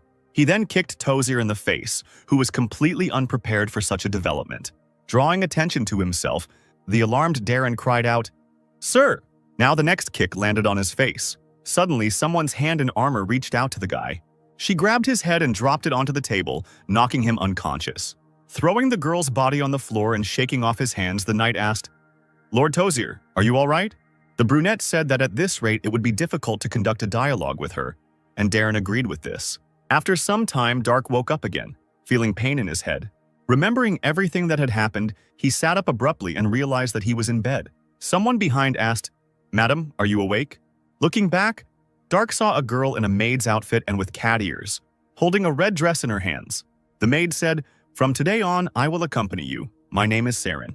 Getting out of bed with a dissatisfied face, the guy in the girl's body, approaching the maid, thought, "The robbers of the north, no, we are not in Murim. Those robbers cannot be here." Stopping, he asked the puzzled maid if she was human. The cat girl replied, "It seems that you have met a zoomorph for the first time. I brought clothes for you to change into." This made Dark look at his girlish body and become indignant. He was unhappy that he was wearing a woman's nightgown.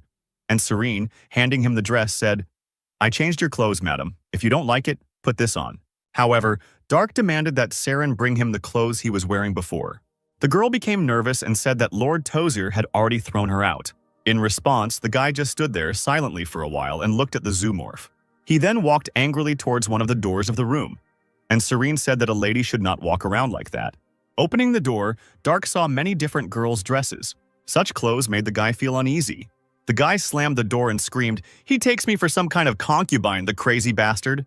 Returning to the maid, he continued, "Instead of this, bring me the clothes I used to wear, or men's clothes." With tears in her eyes, a worried Serene said, "I'm sorry, madam, but I can't. If I bring you such clothes, they said that something bad will happen then." Dark pierced the girl with a displeased look again, and then turned away. He headed towards another door and Saren asked where the lady was going. The guy opened the doors and the maid said that he was not allowed to go out. The knight standing nearby, who had previously knocked Dark unconscious, told him to go back. Throwing a displeased glance at the man, Dark asked, "Adept?" The knight responded with complete indifference by calling the guy a funny girl. Then he said, "I'll repeat it again. Go back to your room." Dark obeyed and returned to the room, slamming the door behind him. Looking towards the room, the knight continued to stand guard. Feeling the anger growing inside, the guy bared his teeth and said, "It's clear. He thinks he can lock me here. You didn't think I could escape?" Saren looked at the angry Dark and was worried. The maid understood that things would not be easy for her again. It was late at night and Lord Tozer was saying, "It's quite a funny situation, isn't it? Your client has fired you. Later you disclosed all the information to a third party. No, to the customer's enemy, mercenaries have a hard time living. Well, since you were under the influence of psychological magic, you had no way to resist it." Opposite Tozier, who was sitting at the table, there were bound mercenaries on their knees, a group that Dark had recently joined. An alarmed Palshan with bags under his eyes grinned and said, "And you are one of those people who cast this psychological magic on us." The Lord said, "Since you can no longer work as mercenaries, how about working for us?" Mikhail asked, "You can just brainwash us with magic. Why do you even try to negotiate with us?" Tozier explained, "Brainwashing is a very delicate and difficult job. It will work on one person, but to do this with several people at once is, frankly speaking, impossible." The blonde continued asking questions. "And you think such a cheap trick will work instead of stepping on a fine line? Why don't you torture us?" Raven and Jimmy were especially alarmed when they heard this. The magician said, "Subjugation through torture is temporary, then I must be constantly under guard. This is irrational." Mikkel said, "For a great mage who sold his soul to a demon god, you look pretty poor." "No. Were you poor to begin with?" Tozer responded positively to this, which somewhat surprised the blonde. The magician explained, "We were once called the Great Empire, but now we are only 1/10 of what we were then. We are surrounded by a mountain range, and therefore we have no opportunity for potential economic growth. Constant deception by the local government and corruption only ruin us even more. For the sake of rebuilding my country, I gladly sold my soul. Don't you think that's a pretty good reason?" Media repeated, "A dying empire, with 1/10 of its former possessions, located in a mountain range." She expressed her guess. "This means this place is Kratau." Jimmy cried out in surprise. "Krataus? The empire that invaded Corinth but was eventually nearly destroyed by the counterattack?" Gaston shouted his name, hinting that the boy should keep quiet. The situation became somewhat tense, and Jimmy, alarmed, remained silent. An agitated Gaston explained that it was wrong to treat those who had fought in the war with such disrespect. Tozier said, "How naive it is to call a defeated country simply a participant in the war. Yes, that is what all outsiders think about our country Krataus." Gaston stated that they were not interested in their war. The Lord replied, "You are already in it. Whether you want it or not, you are from Trovia, yes?" Gaston replied, "Damn, you seem to have had a good time digging through our memories. You even found this?" Pointing to the blonde man, Tozier said, "Your comrade's name is Mikhail. He is from Corinth, isn't he?" The brunette looked in surprise at the blonde, who only remained silent. Tozier said, I will tell you something. Within a month, his homeland Corinth will destroy your country, Trovia. This statement shocked both Gaston and Mikhail. Nervously, the hired magician asked uncertainly, Trovia will fall? Rising from his chair, the Lord answered this in the affirmative. Tozer said, trying to revive the demon god with the dragon's heart in order to fulfill one's wrongful desire to conquer the world is a grave sin. Is that enough? The hired mage stated that it was all a lie and that it was actually happening because of Tozier. The Lord replied, yes, you know, it is our doing.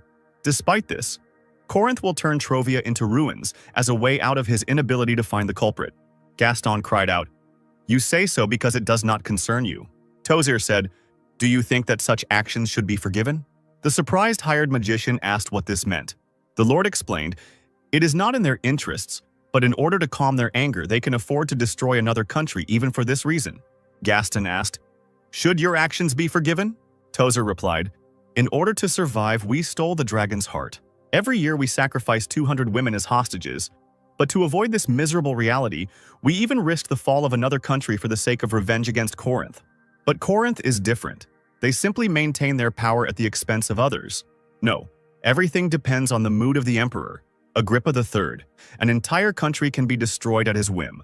A child mercilessly tramples ants that have gathered around a tiny piece of cookie. Gaston shouted, answer the question, should your actions be forgiven? Kneeling before the hired mage, Tozier said, we have endangered you, but Corinth will destroy everything. Can't you understand the difference? I will ask in return, compare us thieves and Corinth, who will destroy such beauty? Who do you hate more? Who do you think will lend us a helping hand? Do you still hate us more because you consider us equal to the mighty Corinth? Gaston remained silent, giving the Lord an angry look. Mikhail attracted attention by calling it all sophistry. The blonde said, after the theft of the dragon's heart, innocent Trovia is in danger. This is an undeniable truth, but the destruction of Trovia by Corinth is an assumption, just your assumption. Tozer replied, true, but in time you will personally be convinced of the truth of my words. Jimmy said, I'm sorry, I don't think your conversation has led anywhere. Why are you trying to recruit us by openly discussing confidential matters of the country, especially when he has obtained enough information about us through magic? The Lord was silent, and the brown-haired man continued, I thought what the reason was. It was someone who owned part of the information, but now he is not here. Jimmy made a guess that the man was Dark. This statement somewhat alarmed Palshan. The leader said, that's right, you're using us to get a warrior-level master. Where is Dark? Mikhail said that it was strange, and Palshan asked why he thought so. The blonde replied that if he had information about Dark, then he should know that Dark lost his powers due to a spell. The leader continued, he also must know that Dark can regain the power that almost no one hopes to gain in their entire life within 10 years. Jimmy said, no, he'll be a great buy even before he's 10 years old. Mikhail asked what the brown-haired man was talking about and wanted to add that the guy was still too far from getting his strength back.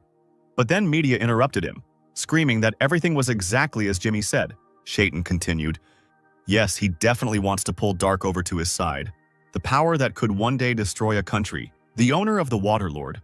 At that moment, the entire team turned to Jimmy with alarm.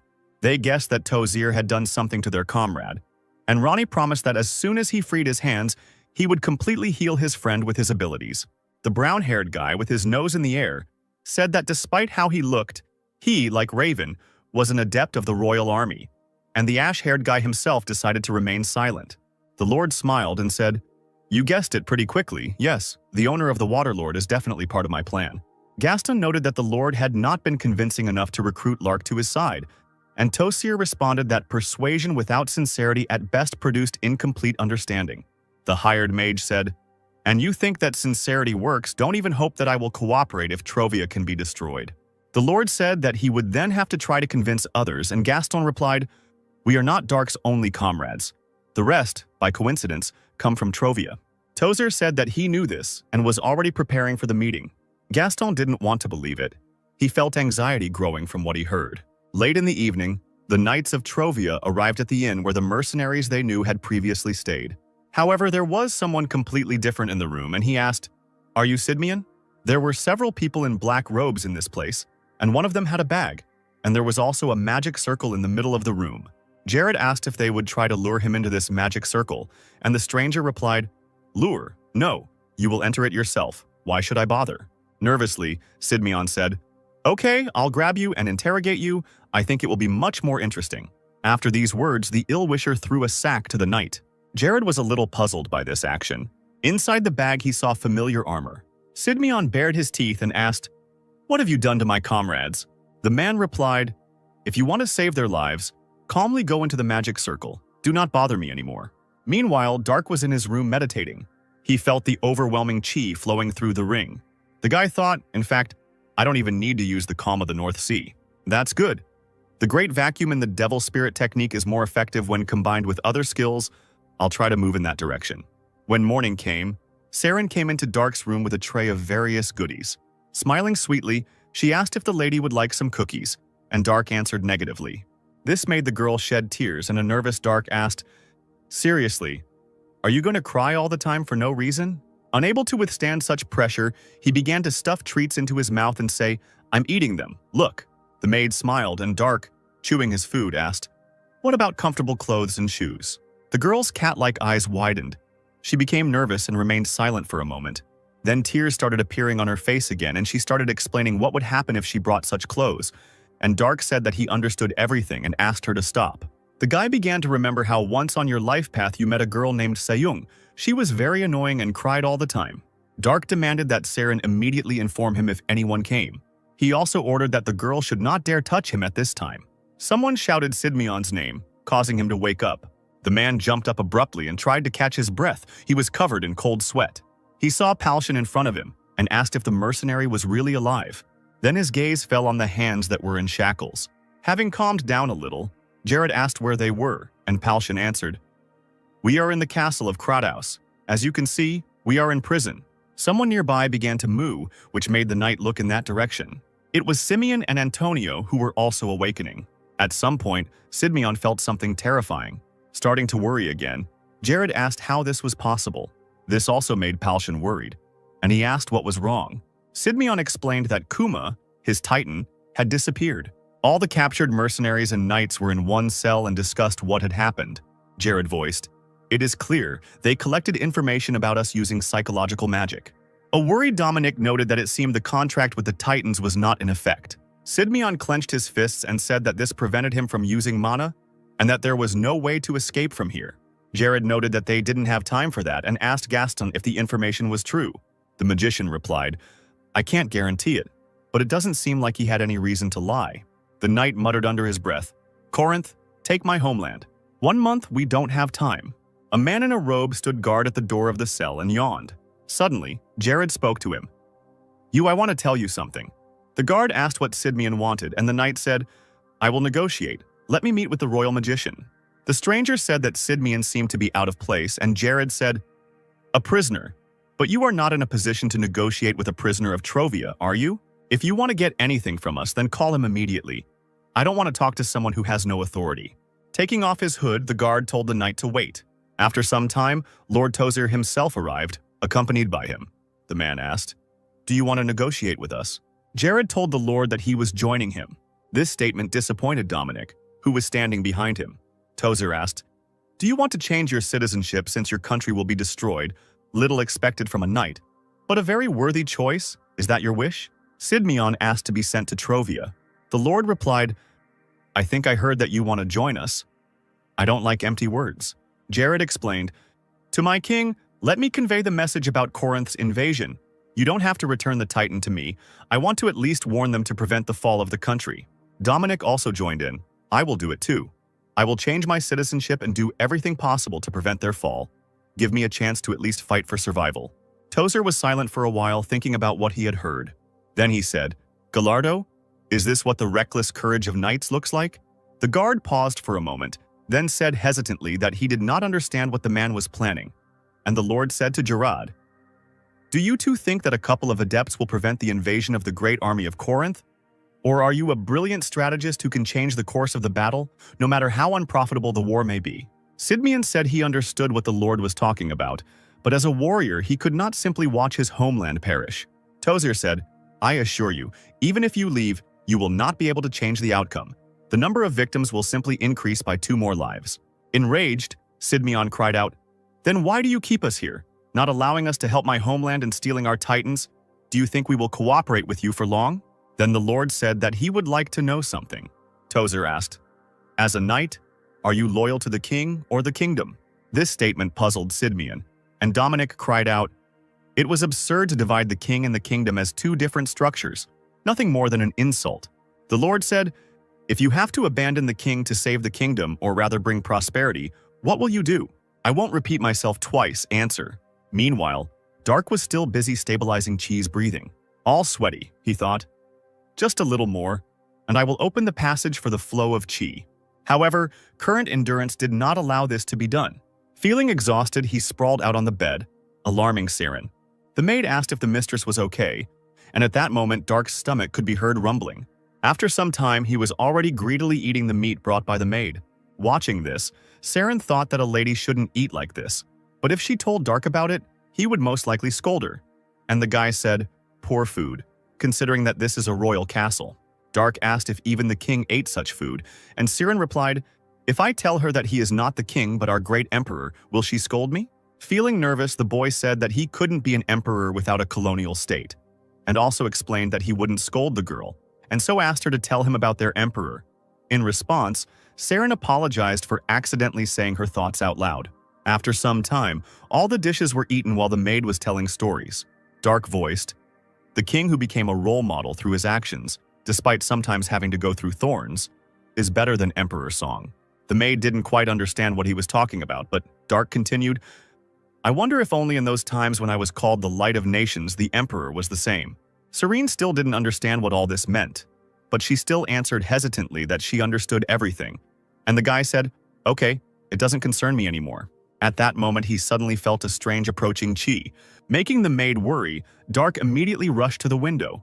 He pulled back the curtains and began to look around outside, looking for who was emitting the strange energy. Somewhere in the sunset sky, the guy saw a dragon flying towards them. The guy guessed that this was the very creature that he had been told about, but which he had never been able to see. To confirm his guess, Dark asked Siren, "Do your people call him a dragon?" The girl replied, "A dragon? No, it's just a wyvern." The boy was puzzled by this, and the girl explained, "A dragon cannot be tamed. This creature can raise an entire kingdom to the ground. He will never allow a single living soul to sit on his back." This again raised questions in the guy's head. Dark thought about his feelings and realized that the key came from the man who was on the wyvern's back. Looking down, the wyvern rider saw Tozer waiting for him. As the creature descended, its wings created streams of wind directed at the Lord. A few moments later, the wyvern was already standing in front of the man. The rider said, "Long time no see, Lord Tozer." Bowing his head, Tozer said, "It is an honor to stand next to the hope of the kingdom, Prince Rubinsky." At that moment, the fair-haired man dismounted from the creature. Finding himself on the ground and grinning, he said, "I'm a little disappointed. I was hoping to see your surprised face when I arrive." Tozer replied, "How the body becomes young again after reaching the level of a master, to be honest, I learned not so long ago." Rubinsky said it was curious and noted that Corinth would not have told a mage about it. And the Lord replied, "Since His Majesty must know, I will tell you." Tozer began to tell the prince everything that had recently happened. And everything that was said, Siren conveyed to Dark. The guy was amazed that she could hear what was being said at such a great distance. He called the girl's hearing incredible, and she, laughing, replied, "Not only I, but most zoomorphs have excellent hearing." Nervously biting his nail, Dark thought out loud, "They imprisoned Palshan and his team and collected all the information about them using magic, something that bastard did." Watching the prince, Dark thought, "Master, this feeling is definitely from Divine Awakening, Master. How do we distinguish Divine Awakening from Crimson?" At that moment, Rubinsky looked in the direction where Dark was. The guy assumed that the man noticed them. Then the prince said something. Dark asked what he was saying, and Siren replied, "The Master of Water, that's what he said." The boy was alarmed by this, and the girl said, "Oh, they went into the building." Dark thought, "No outside force can take it away even if your finger is cut off." That's what he said. "But I can't let my guard down around the Divine Awakening Master. There is no time, but since I managed to gather a large amount of Kai with the help of the Water Master." The guy turned to Siren and asked her for forgiveness, after which he waved his hand, clenching it into a fist. So he struck the girl several times at once. The alarmed maid was disappointed by this, and she stammered as she addressed her mistress. Siren was losing consciousness, and Dark was holding her to avoid noise. The boy then tore the dress he was wearing, making it more comfortable for fighting. Using the scraps he obtained, he gathered his hair into a ponytail and tied it in that position. Knight Silver continued to stand calmly, arms crossed in front of him, guarding Dark's room. Having finished transforming himself, the guy carried Saren to the bed. Approaching the window, he thought, Silver didn't notice anything. The sun is about to set. Several high-ranking people gathered in the conference room, where Rubinsky said, "We have long decided to attack Subashi first. Then, the forces of Chire will unite with us for the sake of the revival of the kingdom. There is only one problem. It is absolutely necessary to prevent Corinth from ruining our plans. Is this possible?" Nervously, Tozier replied, "It is important to conduct negotiations, but we will have to give up half of our war trophies. Of course, the amount of trophies that we received from the upper floors is just as impressive." The prince asked, "Does our homeland have anything that could satisfy them?" The magician said, "Without the dungeon that His Highness found for us, this would not have been possible. Thank you again. Thanks to His Highness's efforts, we were able to get this far, especially the Amphiros dungeon. It is as impressive as the legends say." Rubinsky asked not to flatter, then, slapping his hand on the table, said, "In any case, if Corinth does not disturb us, there will be no problems. Subashi's military force is very small compared to our country. In other words, we are attacking a weaker country. However, they believe that their military might is superior to ours. And for the last 30 years, they have trampled us, not realizing that we have patiently waited to disappear from Corinth's sight. And it is time for them to pay for their lack of defense, diplomacy, and intelligence." All those present unanimously agreed with this. The sun had already set, and the stars and fading moons were shining in the sky. While in his room, Dark began to run. Then he jumped out of the window and pushed off the wall. Moving across the rooftops, he passed most of the guards. At some point, Dark became too noisy, causing the guards below to become alarmed. They looked up, where they presumably heard the noise. However, there was no one on the roof anymore. The knights decided that they had simply heard it wrong, and at that time, Dark was hanging from a window on the inside of the building. The boy felt relieved that he had not been discovered. Someone suddenly said, "I'm picking up mana particles." At that moment, Dark's fingers couldn't take it anymore and treacherously unclenched, causing him to fly down. Since the fall was unexpected, the guy was unable to land softly. He raised himself up and grabbed his leg, which was pierced by pain. Someone unknown who was in the same room asked who the guy was. Dark was surprised and alarmed when he saw who was standing in front of him. It was the Blue Titan who introduced himself as Andromeda. He said, "You seem to be well versed in how to control mana. Your abilities are not encouraging, but you meet the minimum requirements for a contract. Will you make a contract with me?" This made Darka think for a moment. Putting his hand on his chin, he said, "That doesn't sound so bad now that I've injured my ankle just in time." Indignantly, Andromeda said, "Ankle? Are you going to use me as a cane?" The guy replied, "What difference does it make whether you sign a contract with me or not? I have nothing to lose." Andromeda said, "Since you agree, from this moment on, you and I, according to the ancient contract of the golems, are master and servant. My name is Andromeda, and yours?" Dark introduced himself, after which the Titan's helmet opened and Andromeda told him to get inside. The indignant guy said that he had already said that he had twisted his ankle, and besides, he couldn't see anything because it was very dark in that place. In response to which the Titan picked up the girl's body. Andromeda then placed Dark inside himself. Once in the Titan, the guy asked, "How do I control this?" Andromeda replied that he had to take the lever and imagine that it was moving. Dark obeyed, grabbed the lever, and tried to use his imagination. At first, he moved the Titan's legs slightly but noisily. Then he made Andromeda doubt his abilities by lunging forward. The disgruntled Titan asked if Dark always walked like that, and the angry guy said, "That was damn loud. Do you want everyone to know we're here?" Andromeda replied that it wasn't his fault and that Dark didn't know how to pilot. Then the guy said, "Damn it, stupid stick, let me go, I'll go myself." Titan obeyed and put Dark on the ground. An indignant Andromeda stood and remained silent, while the guy mentally insulted him. Then the Titan asked if he should wait here. Dark replied, "That's right. Kuma went to some other dimension or something like that. Can you do the same?" Andromeda replied, "I don't know what kind of Kuma this is, but I understand you." Disappearing into some portal, he added, "I will wait for your call in another dimension." Dark sighed, finally alone. However, the problems were just beginning. Somewhere behind a door opened. There were two guards standing behind her, one of whom said, "You see, I told you that I heard something strange. Some sounds were coming from here." The puzzled knight noted that someone was inside. Then he cried out, "Alarm! One of the Azure Knights is missing." Silver flew back from the blow he received in the face. The blow came from the prince, who said, "You useless bastard, and you call yourself a royal guard?" They were in Dark's room, where the knight, kneeling and bowing his head, asked for forgiveness and said that he would bear any punishment, and Rubinsky said to declare that he had no idea. Then he turned his attention to the bed. The knight and the magician looked puzzled as the prince approached the furniture on which the girl lay. He stood for a moment and looked at Saren, who was still unconscious. Tozier approached him, and Rubinsky said, "Unbelievable, the flow of mana was stopped. How did this happen? This is impossible without full control of mana. Who is looking for it?" The lord replied, "We are searching for her with dogs right now, your highness." Rubinsky said, "This is not enough. Send some adepts to reinforce. I and the wyvern will personally join the search." Meanwhile, Dark was already running into the depths of the forest. He continued to move away from the castle, despite the severe pain in his leg. Tired of running, the guy sat down to rest, leaning against a tree and trying to catch his breath. He grabbed his leg, which was hurting even more unbearably. He then gave it a quick, repeated slash with his finger, causing the limb to turn red. Grinning, Dark thought, "I provided first aid, but it won't last long. At this rate, this is not a solution. I need to somehow heal my leg." Somewhere above the forest on a cliff stood someone in a robe. In just one moment, this man disappeared somewhere. He quickly made his way through the trees, heading towards the boy.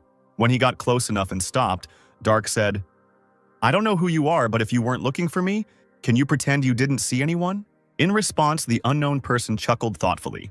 Then, smiling, he said, "You are doing something interesting."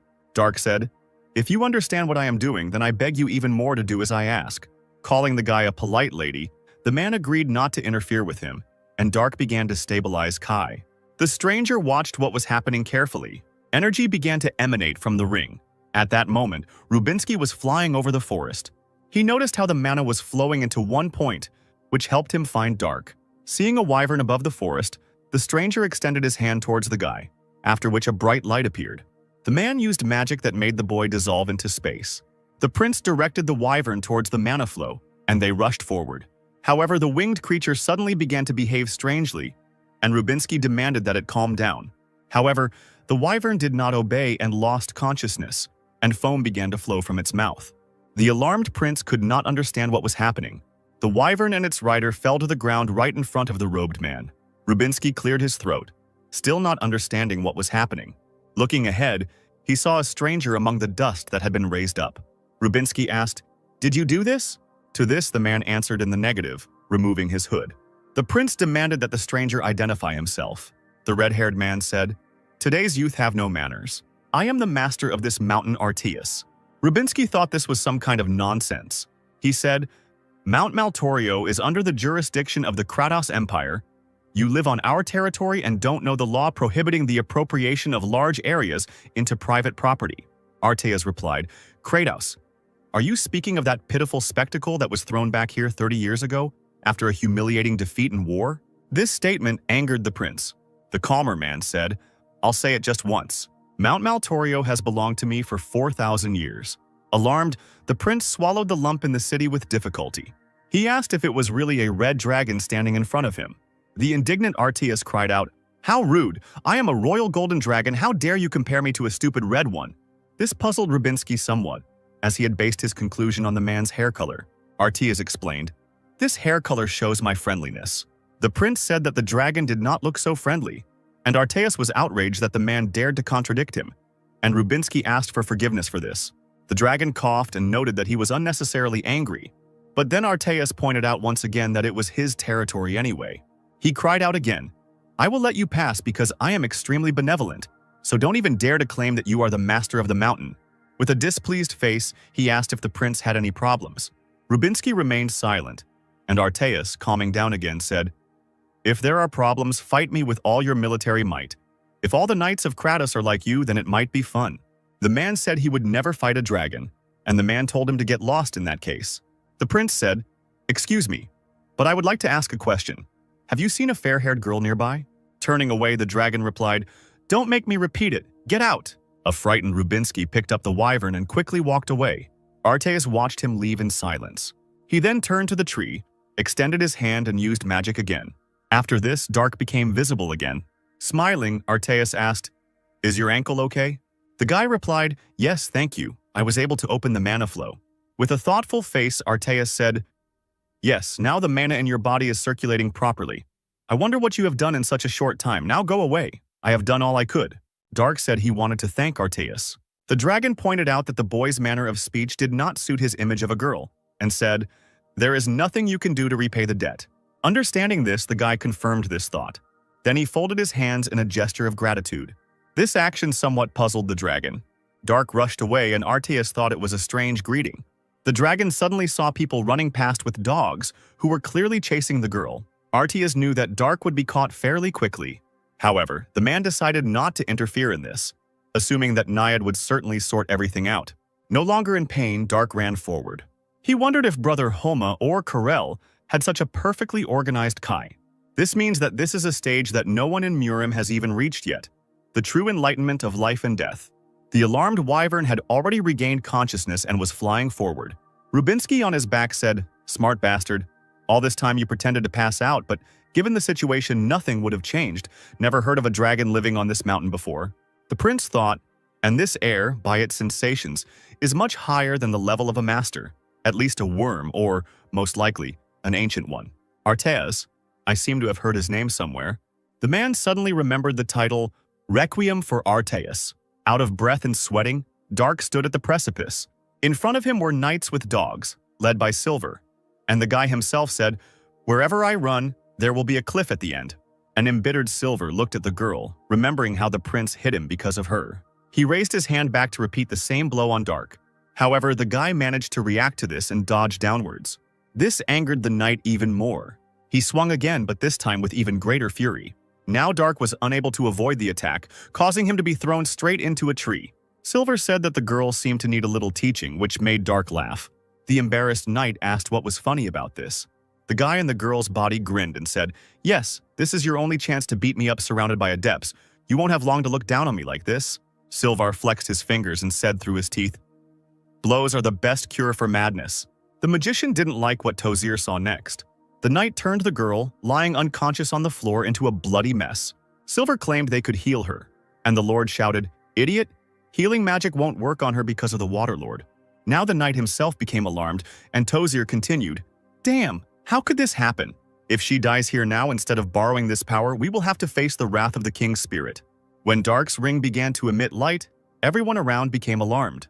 A moment later, a human body materialized in the blue light. Silver guessed what it was and turned to Tozir for confirmation. The Lord replied that it was the spirit of King Naiad. Meanwhile, Rubinsky reported to Frank that the golden dragon had taken a liking to Dark. Kneeling, the prince said, "I believe he has been living for more than 4,000 years. Frank asked if it was really impossible to get along with the owner of Mount Maltorio, and Rubinsky replied that he doubted it. The prince explained, "Since we do not show hostility, he will not stand in our way. Frankly speaking, this mountain system is not very big." Frank said, "Golden Dragon Arteus. Uncontrolled variable. Right before the war, this is not good." Rubinsky noted that given that it hasn't caused us any problems in the last 30 years, in fact, we didn't even know it existed. That's a good sign. In any case, I think we should refrain from excessive cutting of trees on the mountain. The emperor noted that then Subashi and Chire would take over production, and when we received the lands of Kronos, we would have nothing to do on Mount Maltorio. Rubinsky confirmed, "Yes, everything will be settled as soon as we restore the former capital of Cradia." After some time, Dark finally woke up. He was unhappy that he was back to square one again. Peeking out from behind the canopy, Saren asked, "Madam, are you awake?" The guy sat up in bed and looked at the girl. What he saw outraged him, and he asked, "What happened to you? What happened to your face?" The girl's entire arms and face were covered in bruises and abrasions. Dark asked, "Were you beaten because of me?" The girl moaned, shedding tears. Then the maid buried her head in the boy's chest and said, "Please don't run away anymore. I thought I was going to die." Dark remained silent at this and stroked the girl's head. The doors to the room opened and Tozir and Silver walked inside. The guy gave them a displeased look. Throwing the girl away from him, who was now buried in the bed, Dark stood up and said, "If I run away, the girl will suffer, won't she? Wherever I go, there are people like you." Ignoring this, Tozir asked where the Azure Knight was, and the boy asked what they were talking about. The Lord clarified that Dark had stolen the Titan. The warrior replied, "Ah, so that's it. His name is Andromeda?" Tozir replied, "As I thought. If you heard his name, then you must have made a contract." The guy asked what was wrong with that, and the magician demanded that the Azure Knight be returned. Dark asked why he would do that. Tozir bared his teeth and replied, "He is not yours. He is our national treasure, and the only right decision would be to return him to where he belongs. The guy said, "This is not what I wanted to hear from someone who put his dirty hands on my property. These are your problems, not mine. If I can get my body back, I won't need something like titanium." Dark's face darkened, and he added, "And if you want it back, undo the spell." Not daring to answer anything, the magician remained silent for a while. Then he said that it was impossible. Tozier explained, "Nothing can be changed now, even if you kill me. The black magic that I cast on you is not so easy to undo." Dark cried out, "So let's check if this is true or not." The boy wanted to call Andromeda, but the knight interrupted him, saying that Dark could not pilot the Titan. The warrior was indignant. "What, I already controlled him and you dare to lie?" Silvar replied, "I already saw the trace, you only took one step. If you want to walk, it's okay.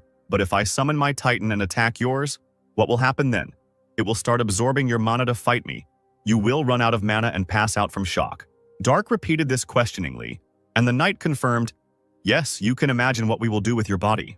Then the Lord said, "Silver, that's enough. We're not going to do anything specific, but your mana flow will be seriously affected." Turning away and waving his hand, Dark replied, "Do as you wish. I am not going to return it to you." Not having received what he wanted, the magician sighed in disappointment.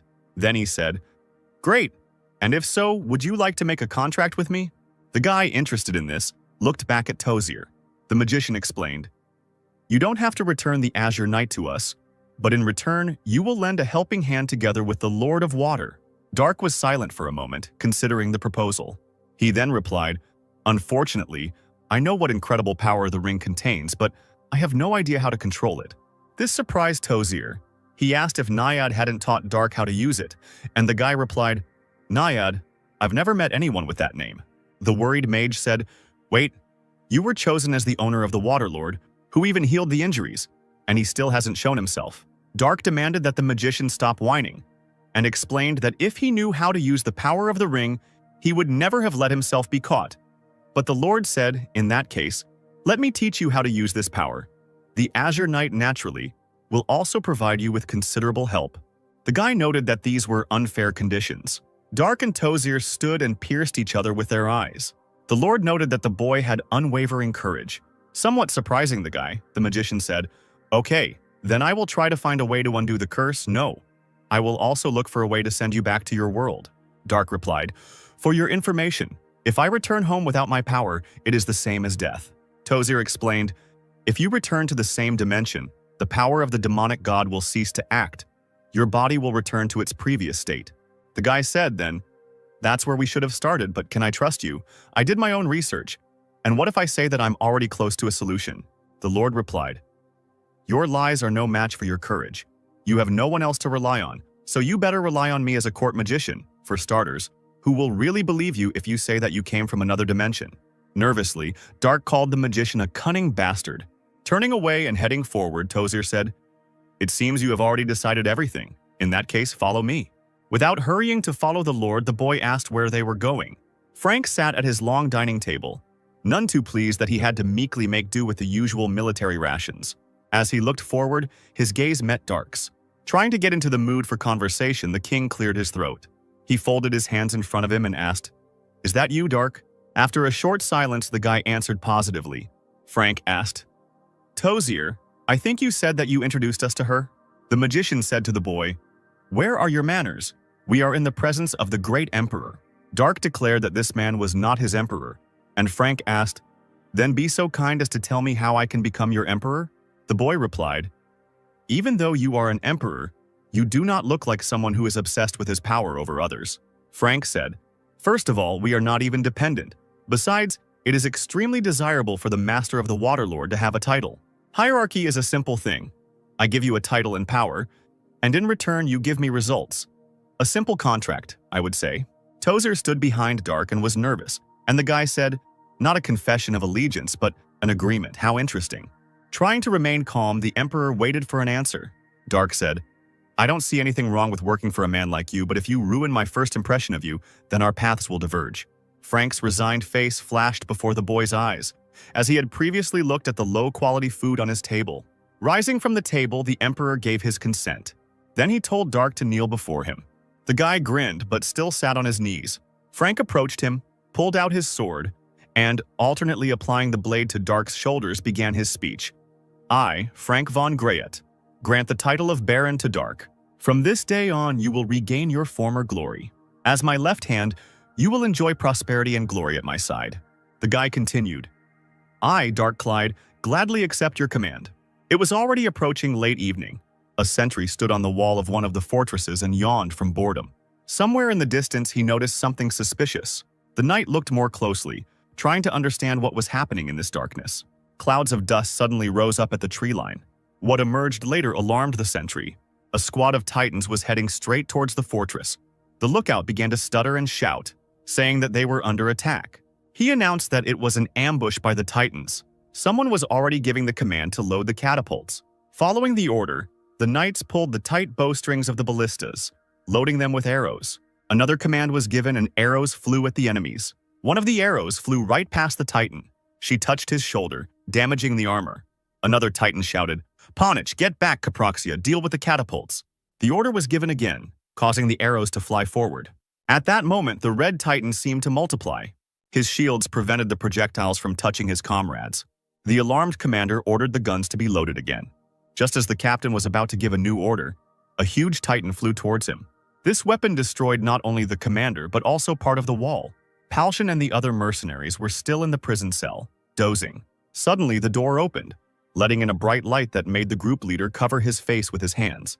The silhouette of the girl in the doorway grinned and said, You look even better than before. It looks like Tozier fed you well. Palshan laughed in response, and Mikhail said, The same can be said about you, and in addition, you even have new luxurious clothes. The mercenary leader was indignant. Forget about clothes, we can hardly wash ourselves properly, Dark. Many titans were already crowded at the gate. A small part of the wall was destroyed. One knight barely managed to avoid being hit by a flail on a stone building. Jumping to his feet, he demanded that the gate be defended. However, it was already too late. One of the titans destroyed it with a blow from his mace. Just as this same titan was about to give his order, a morning star flew into him, crushing him to the ground. The golden titans arrived, one of whom shouted, Pathetic mountain bandits, still hoping that these lands belong to you, call upon the mace of justice. The other enemy titans also summoned the same weapons. The lookout shouted for reinforcements to come to them. Suddenly a shadow loomed over the night, and the man turned around and became alarmed. A red giant jumped onto this wall. This could not fail to attract the attention of the golden titan. Red stated, Subashi is our first step towards returning Krataus to his homeland. This giant was controlled by Prince Rubinsky himself. After his words, he instantly made a jump. He swung his sword in flight. The area was flooded with blue light. A stream of mana followed, destroying several titans at once. Then Palshan approached the hole in the wall with a group of people. He commanded a squad of mercenaries to attack. All these people rushed forward with a cry after Palshan. The king was informed. The Knights of the Silver Cross crossed the northern border. Baron Andre and his knights, who defended our border, were killed in battle. Feeling anxious about his hopeless situation, the king covered his face with his hands, and the people in the hall began to whisper. The man continued, Toria, with Corinth's support, has attacked the western gate. It's only a matter of time before they reach us. With difficulty, His Majesty said, the 700-year history of Trovia will end here. The prince, putting his hand on his chest, cried out, Your Majesty, I will defend this place until my last breath. Together with the royal knights, we will protect the castle. The king replied, Sidmion and Dominic are not here. How do you plan to defend yourself against the titans with only 6 giants at your disposal?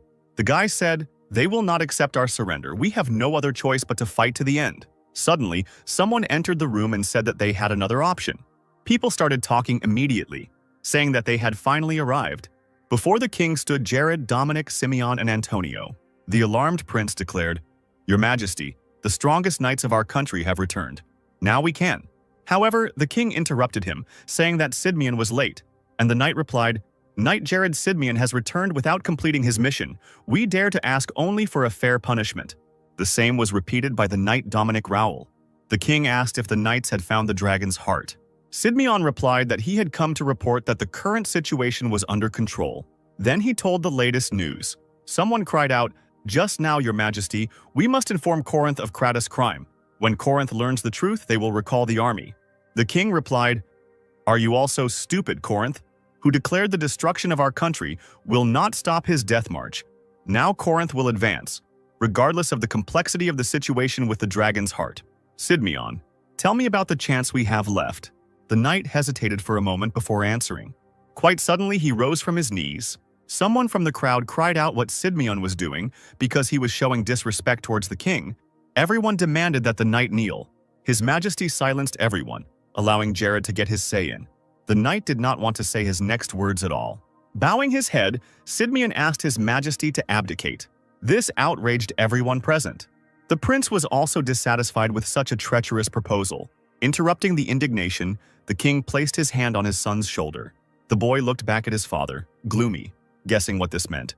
The saddened man said he had to do it. Another wall of the castle was destroyed by enemies. From the resulting hole, gray tyrants appeared, led by a blue one. In the hall, they found a green and gold giant. The invaders guessed that it was probably the royal titan of Trovia, Faroin. But it seemed strange that there was only one of him. An inexplicable tension suddenly hung in the atmosphere. The blue titan screamed, "An ordinary titan with a power of 1-0 will not change anything." He commanded everyone to attack, and the warriors rushed at Faroin. Several powerful blows from the enemies completely destroyed the titan. He didn't even try to avoid the blows, and now he just fell to the ground. The blue giant was unhappy that the enemy didn't even resist. He expected something more. When the helmet of the defeated man opened, those present were surprised. Before them was the already dead king of Trovia. Meanwhile, in Krathaus Castle, a magic circle formed in one of the halls. In just one moment, a group of people appeared in it. Among them was a young lad, the king's son. Alarming him, someone asked, "Are you the Prince of Trovia?" Frank asked this question surrounded by knights. The guy replied, "Yes, and you must be the Emperor of Krathaus." The man said, "Yes, I am Frank von Greyet." The next moment, frightening the prince, the knights pointed their swords at him. The boy frowned and remained silent for a while. Earlier, he shouted, "This is absurd. Krathaus brought us all this nightmare. Why should they become our rulers?" Jared replied, "This is the only way to save our country." The prince continued to shout, "Where is your pride as a royal warrior of Trovia? As a prince, I do not intend to fulfill the wishes of our enemies." Making the boy nervous, the knight said, "Enemies, you say? I will never forgive Krathaus for killing my brother. But not as a brother, but as a royal warrior. I am ready to kiss their feet and become their most devoted hunting dog." Clenching his fist and placing his hand on his chest, the knight continued, "For the restoration of Trovia, this is my pride. And when our country rises from its knees without any doubt, I will make them answer for everything." Looking at the emperor with disdain, the young man began to approach him. Once close enough, the guy dropped to one knee. Then he said, "Prince of Trovia Ortolan Chu Bernhard, I ask for protection from Krathaus, and I swear to become a loyal subject of Krathaus." Frank replied that he gave permission for this. While in prison, Palshan shouted out the name of a comrade. Dark stood in the doorway, dressed in the clothes of a male imperial confidant, and grinned. Alarmed, Media asked, "What happened? Are you serious about joining Krathaus?" The guy replied, "Something like that. In any case, I received the title of Baron." This somewhat surprised the mercenaries that Dark passed by. The guy stopped next to Gaston. The magician sat hunched over and was clearly in an unfriendly mood. Gaston said, "I don't hate you for your decision. You're not a Trovian after all, but I think it will be difficult for us to remain friends." Dark replied that he understood everything and he was sorry. A silence hung over them, making the atmosphere oppressive. Not wanting to admit it, Palshan also said that they gave out information about their mission even under the spell. And Dark turned to him and replied, "I know everything. It seems like it will be hard for you to continue working as mercenaries, right? According to Tozir, they are forming a mercenary unit. I have recommended all of you as officers." The mercenaries were shocked that they could be given such ranks as officers. At that moment, Tozir and Silver appeared in the doorway. The Lord confirmed, "Yes, Dark vouched for you. You have become a real problem for our knights and of all people. Some of you are smart enough. As the adepts of the Royal Knight Academy, I hope you all will become part of our management system." Jimmy said, smiling, that he was flattered. Palshan and Media started arguing loudly among themselves, and the brown-haired man thought, "Why are you all arguing?" The mercenaries' dispute was suddenly interrupted by Silver. He said, "Our emperor said that if you succeed in the brewing war, you will become permanent members of the army." This made Palshan think for a moment. Then the leader of the group said, "Okay, it seems I have no choice. This is not such a bad offer." At that moment, he looked at Gaston, who had turned away from them all. Dark said, "Ah, yes," the emperor gently hinted at something. Palshan asked what exactly, and the guy, without rushing, told about it. What he heard interested Gaston and made him turn around. Palshan was right in the thick of the battle, cutting down his opponents. One of the enemy knights attacked him from behind. The mercenary would hardly have had time to avoid this attack. However, a lightning strike struck the enemy. Turning to the magician, Palshan thanked him for saving him.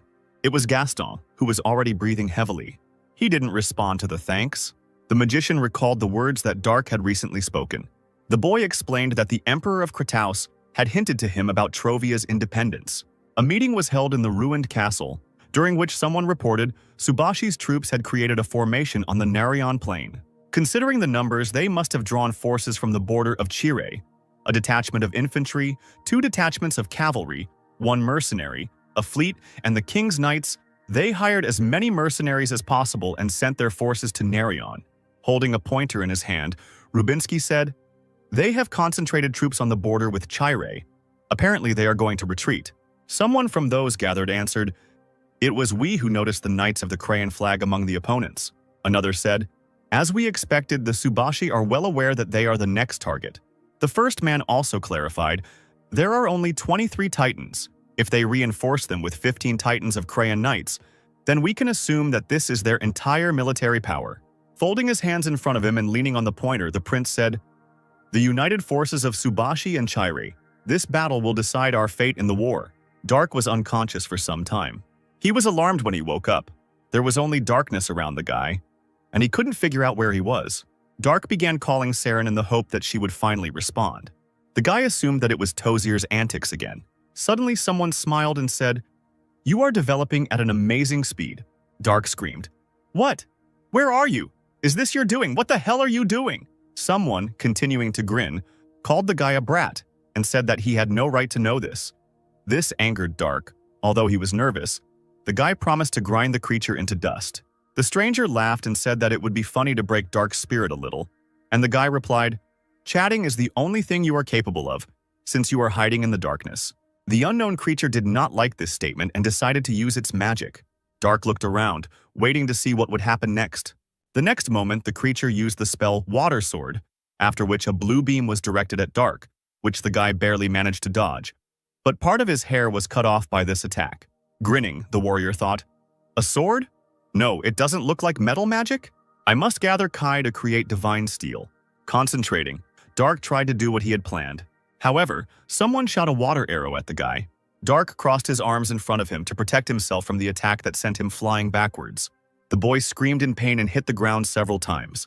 He stood up and began to insult the stranger. Dark glanced casually to the side and discovered part of an arm. Only now did he realize that his limb had been torn off. At that moment, the creature launched a water hammer.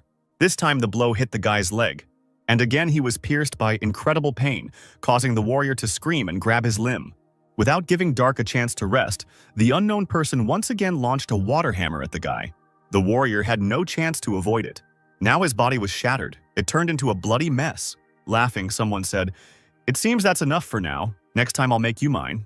Dripping with cold sweat, the alarmed Dark stood up abruptly. After the nightmare he saw, he was breathing heavily. Dark lay down again and began to examine his hand, trying to understand where he was. And Saren, who was standing next to him, asked, "Madam, are you unwell? Should I call the priest?" The guy stood up again and replied, "Forget it. Healing magic won't work anyway. Did I fall asleep? I clearly remember that I trained in Kai stabilization." The maid said worriedly, "I think so. You suddenly fell on your side. You told me not to touch you under any circumstances, so..." For a while the guy just remained silent. Then he said that he wanted to take a bath and get some air, and Saren replied that she would prepare everything. After some time, Dark was already walking through the garden, accompanied by Saren, carrying a basket and silver. He remembered the last words that the unknown person had said to him. Dark thought that it was too realistic to be a nightmare, which meant that it was another curse. Glancing to the side, the guy suddenly stopped near the white flowers. Looking at them, the maid said, "You like chrysanthemums? There are many of them in the garden because they reflect purity and honor." For a few moments, Dark did not answer. At that moment, he remembered his life before he came to the New World. He recalled how he held his comrade Gook on the cliff, and this man said that it was an honor for him to serve Dark. Hook's entire back was covered in arrow wounds. Then Dark asked his dying comrade for forgiveness, and the next moment Gook flew down the cliff. Daru said, "Honor, not quite suitable for him." Siren, not understanding what was being said, was worried. and the guy moved forward, thinking that innocence was even more unsuitable for that person. The battlefield was strewn with the dead and the living. Among them walked titans, helping to clear away the rubble. People piled the dead into piles or tried to help the wounded. Palshan and other mercenaries were also in this place. Smiling, Rubinsky concluded that they had won, and Tozier confirmed this. The prince said, "I'm surprised you can still stand on your own 2 feet after using so many high-level spells." Tozier replied that he could rest peacefully even after death. And Rubinsky continued to speak, Subashi was finished, and Chire would soon be too. After the loss of their main forces and having only the support forces of the Knights of the Knee at their disposal, they would no longer be able to defend themselves. The magician supported the prince's words. He said, unable to hold back his tears, that they had finally reclaimed their country's name. The prince replied, "We have only just begun, and you are already crying. They say that people become more emotional with age." Tozier noted that Rubinsky was older than him, and the prince asked who said that, because now, in the eyes of others, he was old enough to be the magician's son. In that case, Tozier said that Rubinsky should be more formal towards him, but the prince, smiling, replied that the man was dreaming, finding himself in an unknown dark space again. Dark was breathing heavily. He cried out that his clothes were still the same, but he was indignant because his sword was missing. Someone said that dirt like iron could not have arisen in this place, so the girl had to imagine. And Dark cried out, "It's funny to demand that I become your slave. How impudent." The stranger said that in that case he would simply force Dark, then threw a water sword at him. Once again, the guy was unable to avoid such an attack and was tortured. He woke up screaming and in a cold sweat. Sitting in the lotus position and with a sword on his feet, he was breathing heavily. Saren stood nearby with a tray and a glass, saying that she had brought water for the lady. Dark radiated discontent as he drank the liquid furiously. Wiping his lips with his hand, he looked at the saber on his legs. Frightening the maid, the enraged guy threw the weapon past her. The blade was heading quickly towards the doors and Dark was screaming that holding it on his belt was not helping. He also didn't have the strength to squeeze it in his hand. Lightly grazing the cheek of Silver, who entered the room, the sword crashed into the door. Saren became alarmed by this, and the knight asked what the boy was doing. Dark replied that he had done nothing of the sort, and Silver asked again and grabbed the hilt of his sword. The next moment he threw the gun at the guy. Passing Saren, the blade rushed towards Dark, who was sitting calmly in his place. Suddenly, the flight of the weapon was interrupted. Dark recalled a recent conversation with the maid. The guy said, "You are free. You will no longer be beaten or threatened for your work.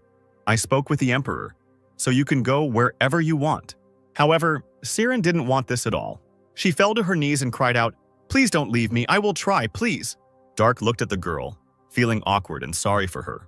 He also dropped to one knee and said, "You have been tamed too well." At this moment, the worried girl clutched her apron so tightly that her hands shook. But the tension immediately disappeared when Dark said that he understood everything. And from that day on, she was his forever. He also added that he will never leave Serene. Now, standing in the doorway, Silver said, "I forgot. When beastmen protect their master, they awaken their wild instincts." The girl sat on all fours, digging her claws into the floor and hissed at the knight. Dark, who was behind, told the maid to calm down. The worried girl was not very willing to agree with this, and the guy said arrogantly, "Do you think I will die from such a slow attack?" Silver was outraged by this question. He asked, "With the ordinary title of Baron, you dare insult me, a royal guard?" Dark replied, "The title is just for show. As I said, you won't be looking down on me for much longer." The knight said, "You say you can meet me face to face?" Dark asked, "Do you want to check, Adept?" Clicking his tongue and holding his hands out in front of him, Silver said, "I give up. If I ruin your face, I'll be in trouble because you won't be able to take part in the ball." When Serene heard about the ball, her eyes sparkled. Dark asked what it was, and the girl enthusiastically replied, "It was a place where the nobility gathered to dance and socialize." The indignant guy asked, "Why the hell should I go dancing?"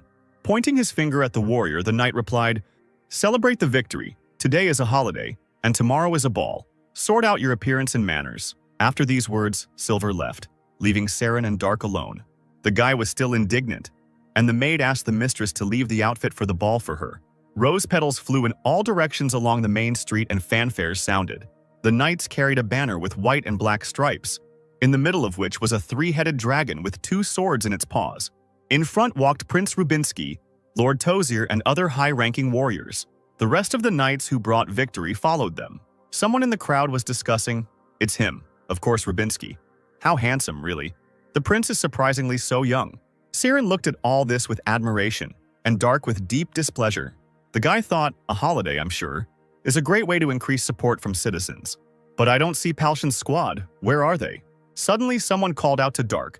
This person shouted, "Hello, girl with blonde hair. Lady knight with long hair and a beastman servant." Siren became nervous and said that it seemed like it was Darka's name, but the guy replied that it wasn't him. Finally, he looked in the direction of the voice. The tall blonde man said, "You're finally paying attention." Then, alarmed and covering his mouth with his hand, he said, "Oh my God, child, when I looked at you from behind, you didn't look like a child. I was wrong. Do you have an older sister looking at you? I bet your sister will be just as beautiful." Dark was outraged by this behavior. Looking at the smiling man, the guy recognized the master in him. Dark replied that he didn't have an older sister and asked who the man was. Ignoring the question, the stranger said, You are a noblewoman, but your outfit, well, it doesn't matter." At some point, the stranger saw another girl with her back turned to them. After saying goodbye to Dark, he immediately headed towards her. However, when the man saw that it was not a girl but a dog, the stranger did a forward somersault, passing the animal. Silver approached Dark with treats, and the boy asked if there were any more masters in this country, and the knight asked if Dark had spoken about that man. Giving the treat to the delighted Siren, Silver said, "Just don't tell me that you can tell whether the person in front of you is a master or not, just by looking at him." Dark replied that the knight was free to believe whatever he wanted, and the man replied that he would report this to the chief. The guy asked if Silver was going to report everything to Tozir, and also noted that he would also go to the magician. But then the guy looked at Siren, who was eating the treat with gusto. She said that it was delicious, and Dark said that Tozir was a little busy now. He suggested going to the magician a little later and asked to give him a treat too. After some time, Dark and Silver were already in front of Tozir, who said, "I will pass on the report to Prince Rubinsky. He knows better because he is the master." Tozir also asked what Dark wanted from him. The guy clarified that it concerned the ring. He asked if it could cause nightmares for the owner. Unsure of this, the Lord repeated the key word questioningly. Then he opened one of the books, trying to find the answer to the question. The man looked through the old pages for a while, after which he replied that there were no such entries in them. Darren added, "But since there are only a few entries here, we can't be sure." The Lord asked, "And why do you think that the nightmares were caused by the Lord of Water? Firstly, what kind of nightmare did you have?" Dark looked at the ring, not daring to tell about it. But he still began to explain to the magician what the matter was. Folding his hands in front of him and bowing his head, Tozir said, "That is true. The voice you heard definitely belongs to Naiad." Darren confirmed that it was clear from the name of the spells alone. And Dark, running his hand through his hair out of concern, said, "He did a lot of damage to my body and mind. I can hold out a little longer, but I don't know how long." The Lord said, "I didn't think you could be so weak. Firstly, these are not dreams." This statement surprised the guy and made him ask questions. The magician explained, "When you realize that you are in a dream, you can do whatever you want there. We call it lucid dreaming. But if I believe your words, even though you are aware that you are in a dream, you cannot resist the voice.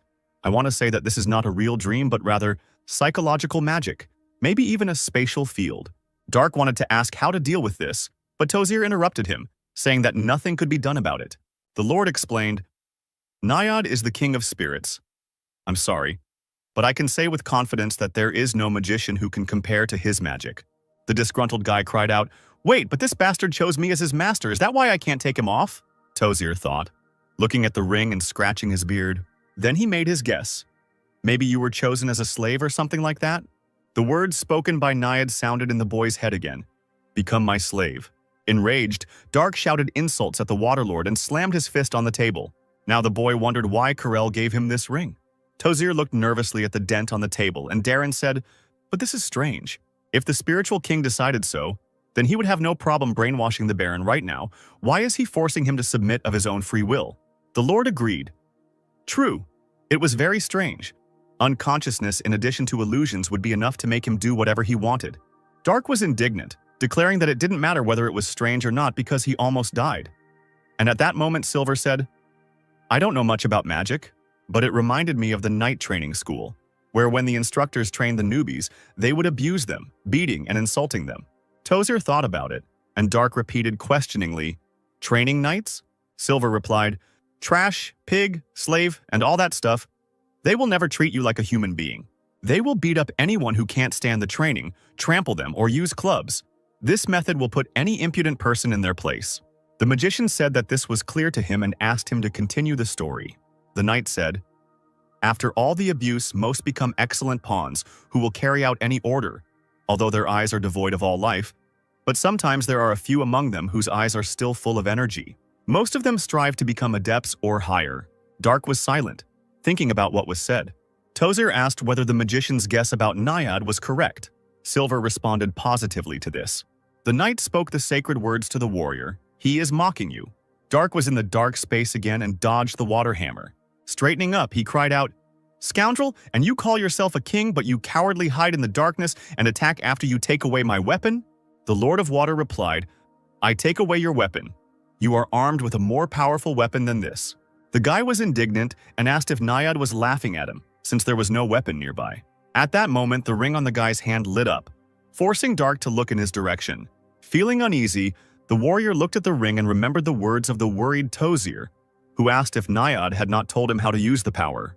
Without allowing the boy to think for long, the Lord of Water again released a stream of magic towards him. Putting his hand forward, Dark tried to summon a water sword.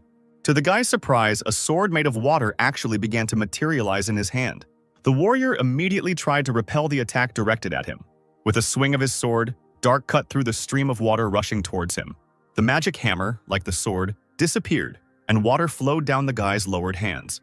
The all-wet warrior grinned and said, "Seriously, are you trying to train me, Naiad?"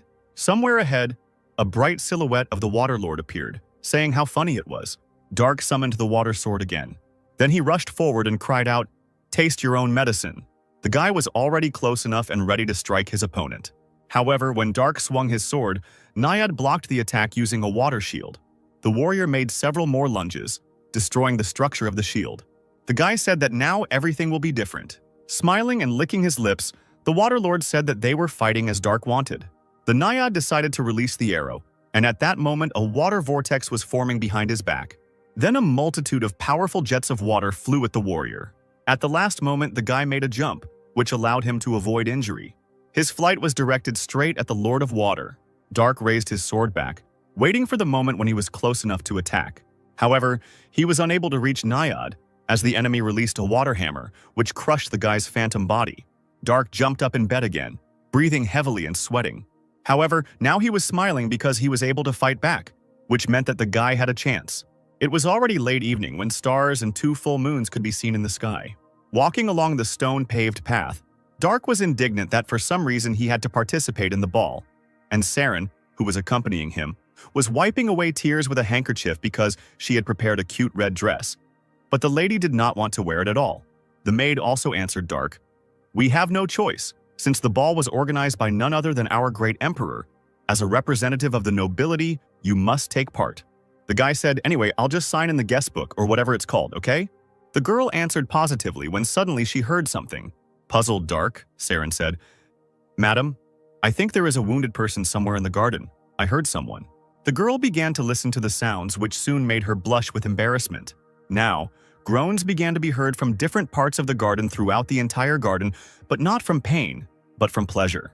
Dark was only indignant, believing that the moaning people in this garden should be ashamed of such behavior.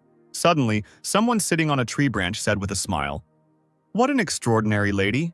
Most of them blush and run away from here, or out of curiosity they slowly creep up to the source of the sound. I have never seen such a reaction before. An indifferent Dark replied that for someone who secretly peeked from a tree, he was too talkative. Jumping from the branch, the man exclaimed, "Who's peeping?" The stranger who landed successfully turned out to be the same man who had previously met Dark during the knight's procession along the main street, he explained. "I was only looking for a lady with whom I could go to the ball." You shorty? Are you really participating dressed like that?" The guy folded his hands in front of him and replied, "What about her? I'll just write my name in the guest book and leave."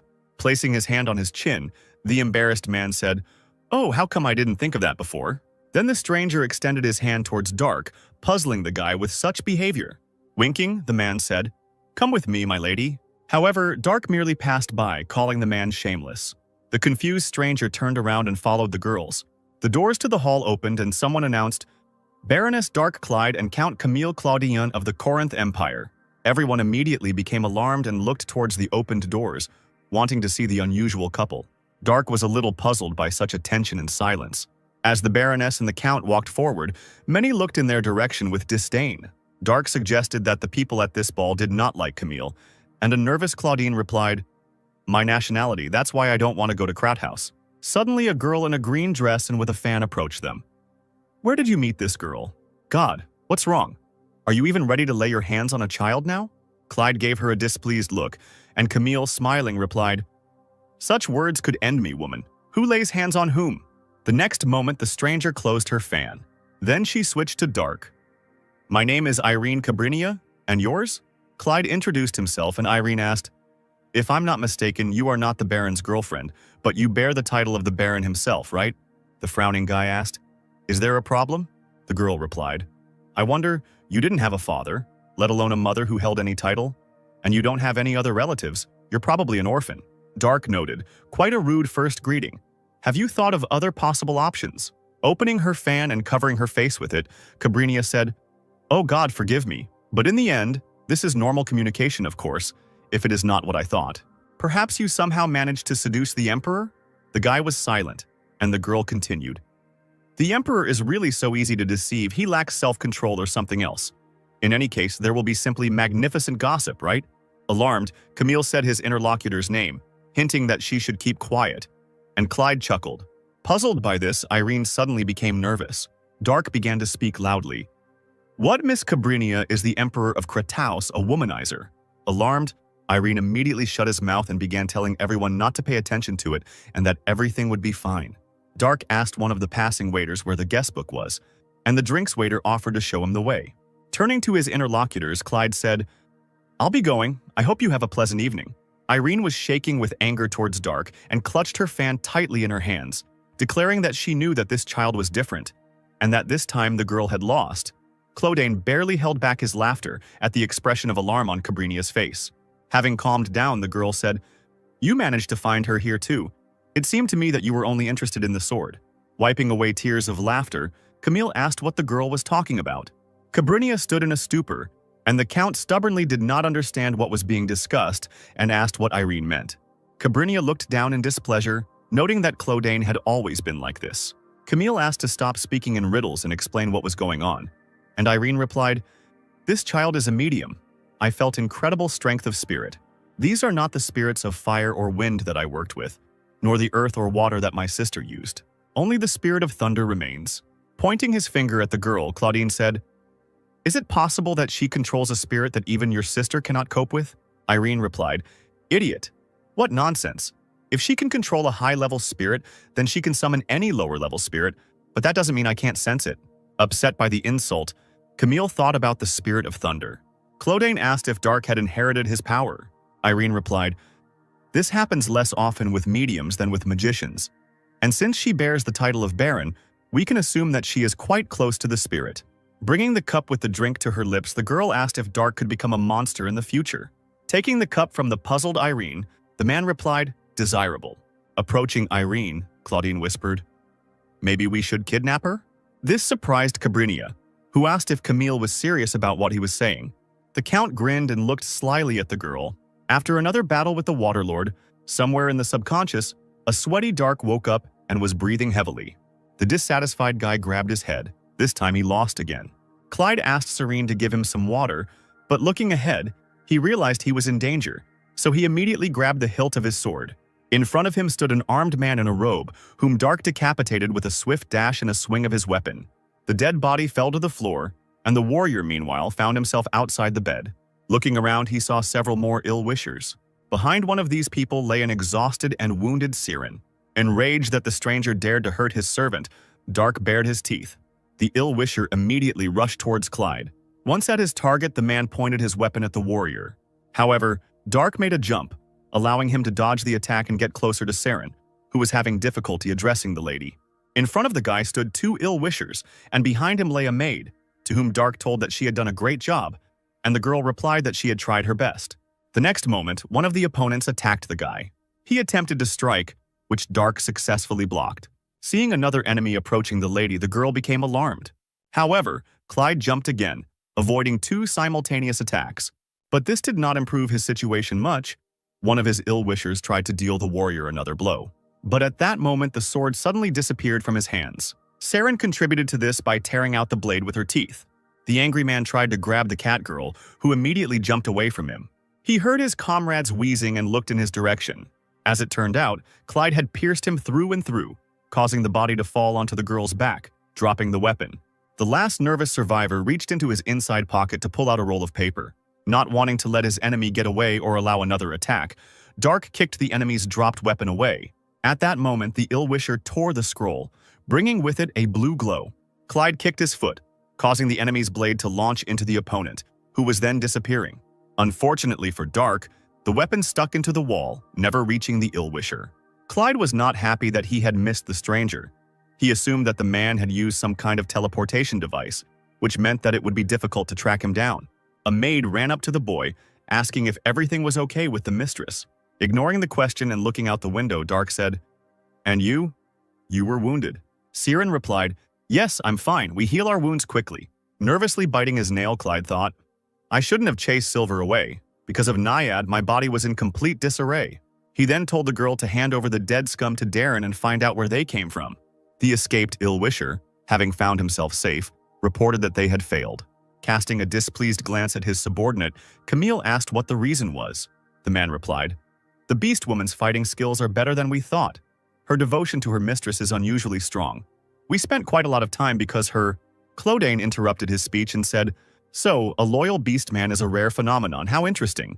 But the main reason is, did you lose to the spirit?" After a short silence, the subordinate explained that the girl had used a sword. This statement interested Camille somewhat. The alarmed man continued to report, "Yes, the skill of our target is comparable to that of an adept. She decapitated the first one with one movement and killed the second one in 3. Clodane was surprised that some girl could be an adept.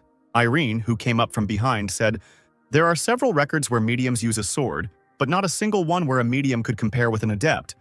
Are you sure you understood correctly?" The subordinate replied, "I am sure I can swear on the name of my family." Smiling, Cabrinia noted that it was unfortunate. Scaring the man, she said, "Our hunting dog has just failed a mission and is justifying it with the family knighthood title." Suddenly, a fire salamander appeared next to him, summoned to kill the man who asked why they decided to do this to him. The girl replied, "I'm sorry, but an uninvited guest was on your tail." A moment later, the room was illuminated by the light of a flame that was burning the subordinate alive. All that was left of him was a skeleton, on whose skull Irene stepped, breaking it into pieces. Cabrinia also said, "We will at least justify the name of your family, Sylph. Please clean up." While the fairy was cleaning up the remains of the man, Irene said, "This child, she is something much more than we expected. We must take her with us at any cost." Relaxing in his chair, Camille agreed. Somewhere nearby on the roof was Prince Rubinsky, thinking, "He is from Corinth, Camille Clodin. I must thank her for recognizing him as a master. This time I will let her destroy the evidence." Somewhere in the mountains, in the middle of the forest, the sounds of metal being struck could be heard. The black-haired menacing man swung his sword intending to destroy his opponent. However, Palshan's strike was faster. The man fell to his knees from the damage he received and then lay flat on the ground. The sweaty Palshan breathed a sigh of relief. Lowering his sword onto his shoulders, the group leader noted that everyone was now dead. And Mikkel, running his hand through his hair, said, "Another cleanup. The monsters have been destroyed. All that remains is to take care of the bandits. How much longer do we have to work to the point of exhaustion?" Media replied, "Well, they just understand how to use their mercenaries. There are idiots who hire them as useless security." Gaston asked, "Aren't they trying to recoup their money?" Raven noted that for now, they just needed to wait until they were enlisted in the regular army. And Jimmy fell to the ground and said, "In any case, I only want one thing, to rest a little." An inspired Palshan said that when they were enlisted in the regular army, they could visit their Baron Dark, to which the other mercenaries agreed. Mikkel said he was curious about what Clyde was doing now. The group leader replied that he was most likely training to become a master again. Meanwhile, Darren reported to Dark, "We were unable to find any leads. We tried to track their route, but nothing worked." Clyde noted that magic is not omnipotent, and now nothing can be done. And the magician asked, "But are you okay? It seems that your condition is worse than ever." Behind Dark stood a worried Siren, and the guy with bags under his eyes answered, "I wouldn't say that he's okay. We met on time. I was going to see Tozier, tell him something." Darren agreed to this and asked what exactly needed to be conveyed, and the guy replied, "Prepare a place for me where I can train. This sudden request surprised the magician. Dark continued. In general, there should be an open ceiling and direct sunlight from the sun and moon. An open space protected from external threats. After thinking, Darren replied, I think I know a suitable place. I will pass it on to the master right now. Turning away, the man hurried towards Tozier. When the magician left, Clyde lost his balance and almost fell, but the maid caught him. Siren noted that Dark would do well to rest a bit, and he replied, I won't be able to rest even if I sleep. After all, nothing is free. The Subashi fleet port was quite busy. There, in the middle of the crowd, beautiful girls in long skirts and short tops were dancing. Looking at this, Palshan said, Just look, the war ended only recently, and they are already having fun. Subashi, of course, are rich, as always. Media, standing behind him, said, Wipe your drool first. After all, the ports weren't hit during the war. A carriage covered with flowers passed by them, which caught Mikhail's attention. A fair-haired girl sat among many flowers. Mikhail asked what it was, and Jimmy guessed it was a bride who was about to get married. Ronnie asked one of the locals what was going on here. The man replied that it was a sacrifice, which somewhat confused the mercenaries. He explained, after the fall, the ocean became a bit rough. In winter, it got to the point where it became dangerous to go out to sea. So at the autumn festival, we will make a living sacrifice to the silver dragon Zebraltal, so that we can safely go out to sea. Kentaro asked if it was true that a human sacrifice would calm the sea. The positive answer received alarmed the mercenaries even more. The local said, The silver dragon can control the weather at sea, and Zebraltal has lived for 3,000 years, so I guess he is much stronger. The priest said that for the death of one, the city would gain prosperity, and the man replied, Outsiders may consider this a barbaric tradition, but this port lives off trade with Chire and Argon. This is the most logical option for us. Mikhail said, Indeed, as expected from a port city, for the life of one virgin they will receive the power of a silver dragon, quite cheaply. Media was outraged by this, and the mercenary explained, I don't agree with them, but I understand why you are so surprised. As Ronnie watched the carriage drive away, he thought about the silver dragon. While in one of the towers with many windows, Dark asked, Is this the place your student spoke of? Tozier answered, Yes, it used to be a magic tower, but now it is empty, so use it as you wish. There are a lot of soldiers around here, so I suppose it's safe, but if you want, I can call a few adepts for security. Dark replied, No need. Silver at the front door is enough. He is the most capable adept of all. A nervous Silvar, looking out from behind the door, asked, Weren't you the one who told me to get out because I was useless? Clyde confirmed this and asked for forgiveness, which surprised the knight. Dark said, I apologize, this may seem impudent, but I need your strength. Confused and worried, Silver scratched the back of his head and replied that he understood everything. When it was already getting dark, Clyde visited the magic tower again. He took off his uniform, folded it carefully and placed it on the floor along with his sword, after which he changed into light clothes. The guy thought, Serene will like this kind of clothes. I have no choice, this is best for airflow. He sat in the middle of the room, assuming the lotus position and preparing to stabilize the chi. Closing his eyes, Dark hoped that his choice was the right one. Dark energy headed towards the guy. Such was the technique of joyful enlightenment with piercing pain. Clyde continued to think, There is a risk of being consumed by demonic flames. Frankly speaking, it is better to take a risk than to become a slave. I also take advantage of the calm of the North Sea. Silver, standing at the door, became alarmed and looked up. He saw how black energy was thickening above the tower, and the knight himself was overcome by an eerie feeling. Meanwhile, the sky turned blood red. Somewhere in the forest, in the roots of a large tree, there was a stone passage. A golden dragon emerged from this passage. Artias looked up at the red sky, realizing that this was the work of a demonic god. This time, Dark woke up on the seashore, not understanding where he was. A female figure appeared in the sea itself, not far from the Clyde. It was the water mistress Naiad who said, This is my personal dimension that I created in a corner of your consciousness. Somewhat puzzled, Dark grabbed his head. Naiad asked, What the hell did you do with my body? Still clutching his head, Dark said, Who are you? My head is splitting, so don't talk to me. The water mistress noted that Clyde still seemed to be having some mental problems. She also stated that she prefers to be strict in disciplining her slave. After this, Naiad summoned water arrows aimed at the boy. Dark glanced at them through his fingers, and the next moment the arrows suddenly disappeared.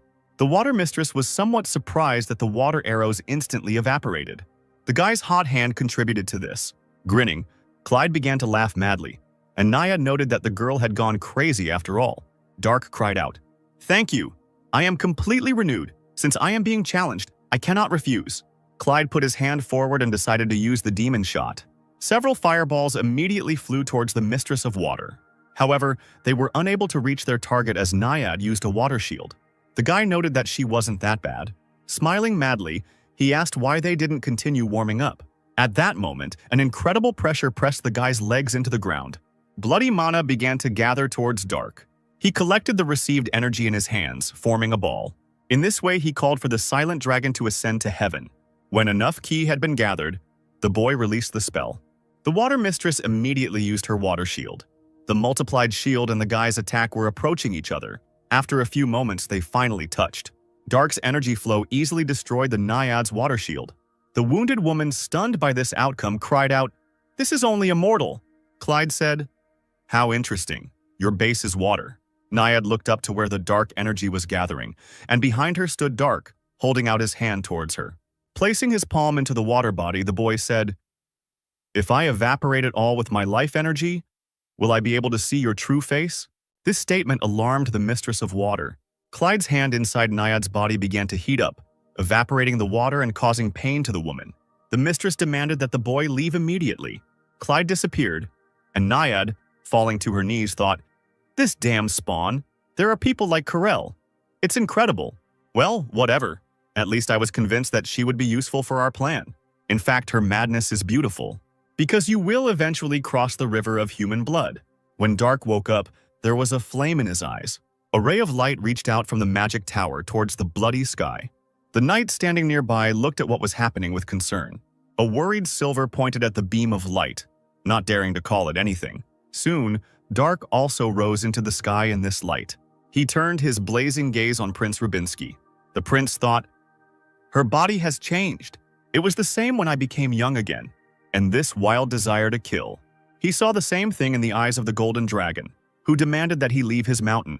A nervous Rubinsky was uncomfortable with the idea of putting his life on the line. He commanded the knights, everyone except the adepts with the titans, retreat. Otherwise, we will only increase the number of corpses. The prince admitted this. "The enemy is of the master class, your majesty. I cannot guarantee your safety." The emperor replied, "I understand perfectly well that if we lose you, then our country is doomed in any case. I personally will remain to watch over the hope of our nation and its future." At this moment, the flame of apocalypse was used, emitting the same dark energy as Dark's magic. Rubinsky looked back, shouting the name of the court magician. Tozer stood with Darren on the wall adjacent to the magic tower and directed a spell towards the levitating guy. The flames of the apocalypse were rapidly approaching Clyde and were about to engulf him. Darren was worried about the Lord, who grabbed his hand and tried to catch his breath, but Tozer was sure that since what happened was his fault, it was up to him to end it.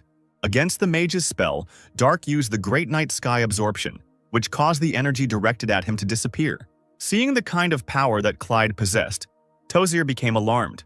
Smiling madly, the guy said, "I see. How curious. It looks different, but this is definitely a demonic technique." But to use a demonic technique on someone who has stepped onto the demonic path is like a foolish foreigner. The next moment, Clyde dropped down and found himself right in front of Tozer. Then, straightening up, he placed his palm on the magician's face.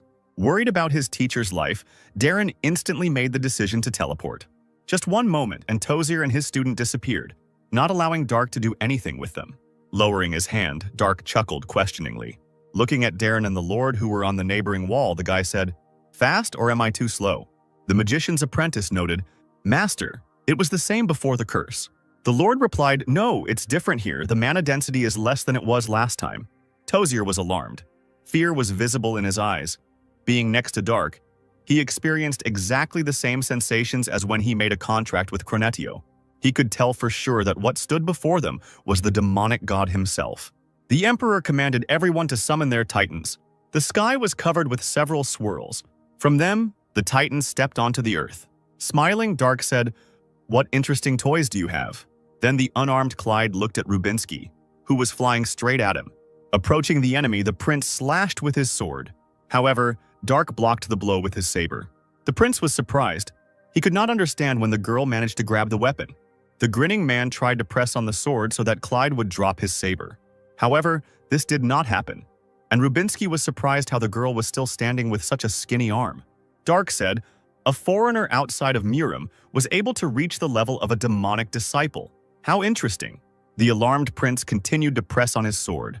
But the next moment the girl threw away Rubinsky's weapon, and immediately after that she tried to strike the prince. Although with difficulty, Rubinsky still managed to dodge. He then swung his sword trying to wound Dark, but the enemy jumped up, avoiding the blade. Clyde said, "I will personally behead you. Take it as an honor." Dark intended to attack Rubinsky, but at that moment he felt movement behind him. The next moment, a Titan's sword fell on the guy. I know it's inappropriate to say this when we're on the brink of war, but I want to know what the limits of my abilities as a master are, and how capable I am. This is exactly what Rubinsky said earlier, but only now, looking at Dark, who reflected the Titan's powerful blow with the help of a magic shield, the prince doubted his words. The Titan that Silver was sitting inside was trying to apply enough force to his sword to at least be able to wound Clyde. The guy himself said, "It amuses me. In the West, they are capable of creating similar toys." Civilar cried out, "Alfred, honor!" Clyde looked to the side where another Titan was approaching him. The next moment, a spear flew at the enemy. Dark's saber soared upward and was already spinning somewhere in the sky. Clyde himself was also in the air after the jump. Silver, considering this an excellent moment, commanded to attack again. Dark, meanwhile, landed on his levitating saber. The two Titans approached Clyde, but he used containment against them. The knights were alarmed. They suddenly lost the ability to move. Energy accumulated around the warriors' weapons. Looking at this, Rubinsky wondered, "What is this? Mana is preventing the spears from moving. What an incredible density of mana. How is this possible without the use of magic?" Darren also asked Tozier what kind of magic it was, and the Lord replied, "It is not magic. Even mediums cannot use their mana like that." At that moment, Clyde stepped onto the Titan's spear with his saber. He walked along the blade, closing the distance between him and the giant. This made Silver, who was inside the metal golem, even more worried. Forcing a smile, the knight thought, "Even now I can't even imagine looking down on you. The difference is too great." Clyde used the fluttering blade in the key movement technique, causing his saber to point towards the Titan. The powerful, inevitable attack easily destroyed the enemy. After this, Dark calmly descended to the ground. However, he was already surrounded by several Titans. Clyde glanced at Rubinsky, who was focusing energy into his sword. The boy chuckled and said, "That's right. While I was playing with the toys you created, you prepared something grand." Summoning a saber into his hand, Dark said that he would still play with the prince. Rubinsky then used Mana Burst to its maximum. A stream of energy was directed towards the maddened Clyde. Swinging his saber, Clyde also released mana onto the enemy, using a crushing moonrise to the sky. The two attacks connected with each other, creating an explosion that raised clouds of dust. Among these dark clouds and debris, Dark stood confidently on his feet, and opposite, holding onto a sword thrust into the ground and hiding from flying stones, stood the prince. Breathing heavily, he wondered if this was the end. Dark said, "Amazing, I wish it had been like that a long time ago." He wanted to say something else but was taken aback by the fact that blood suddenly started pouring out of his mouth. Then the guy started coughing and fell to his knees. He looked at his bloody hand with an uncomprehending look. Clyde realized that he was being consumed by demonic flames. He fell back and declared that it was impossible, while a worried Rubinsky just watched what was happening. Dark continued to cough up blood, and at that moment dark energy emanated from him. Clyde was held by the back of his head by a golden dragon. Arteas said, "You were under the control of a demonic force." After these words, the dragon used his magic on Clyde, which made him emit a bright light. Standing at the entrance to the castle grounds, Irene said, "So this is how Kratos greets the ambassadors who came to congratulate them on their victory." In front of her and Camille stood Longart, a couple of knights and several red titans. The commander closed his eyes and said he apologized. Cabrinia asked haughtily, "So, you are fighting now and you don't want us to leave?" Pruian responded that they were simply asking for people to remain in place so they could ensure safety. Irene said, "Really? The sky is red and the spirits are scared of the demonic force spreading around, and we should stay where we are." Longard apologized again, and the woman asked brazenly, "Can't you talk?"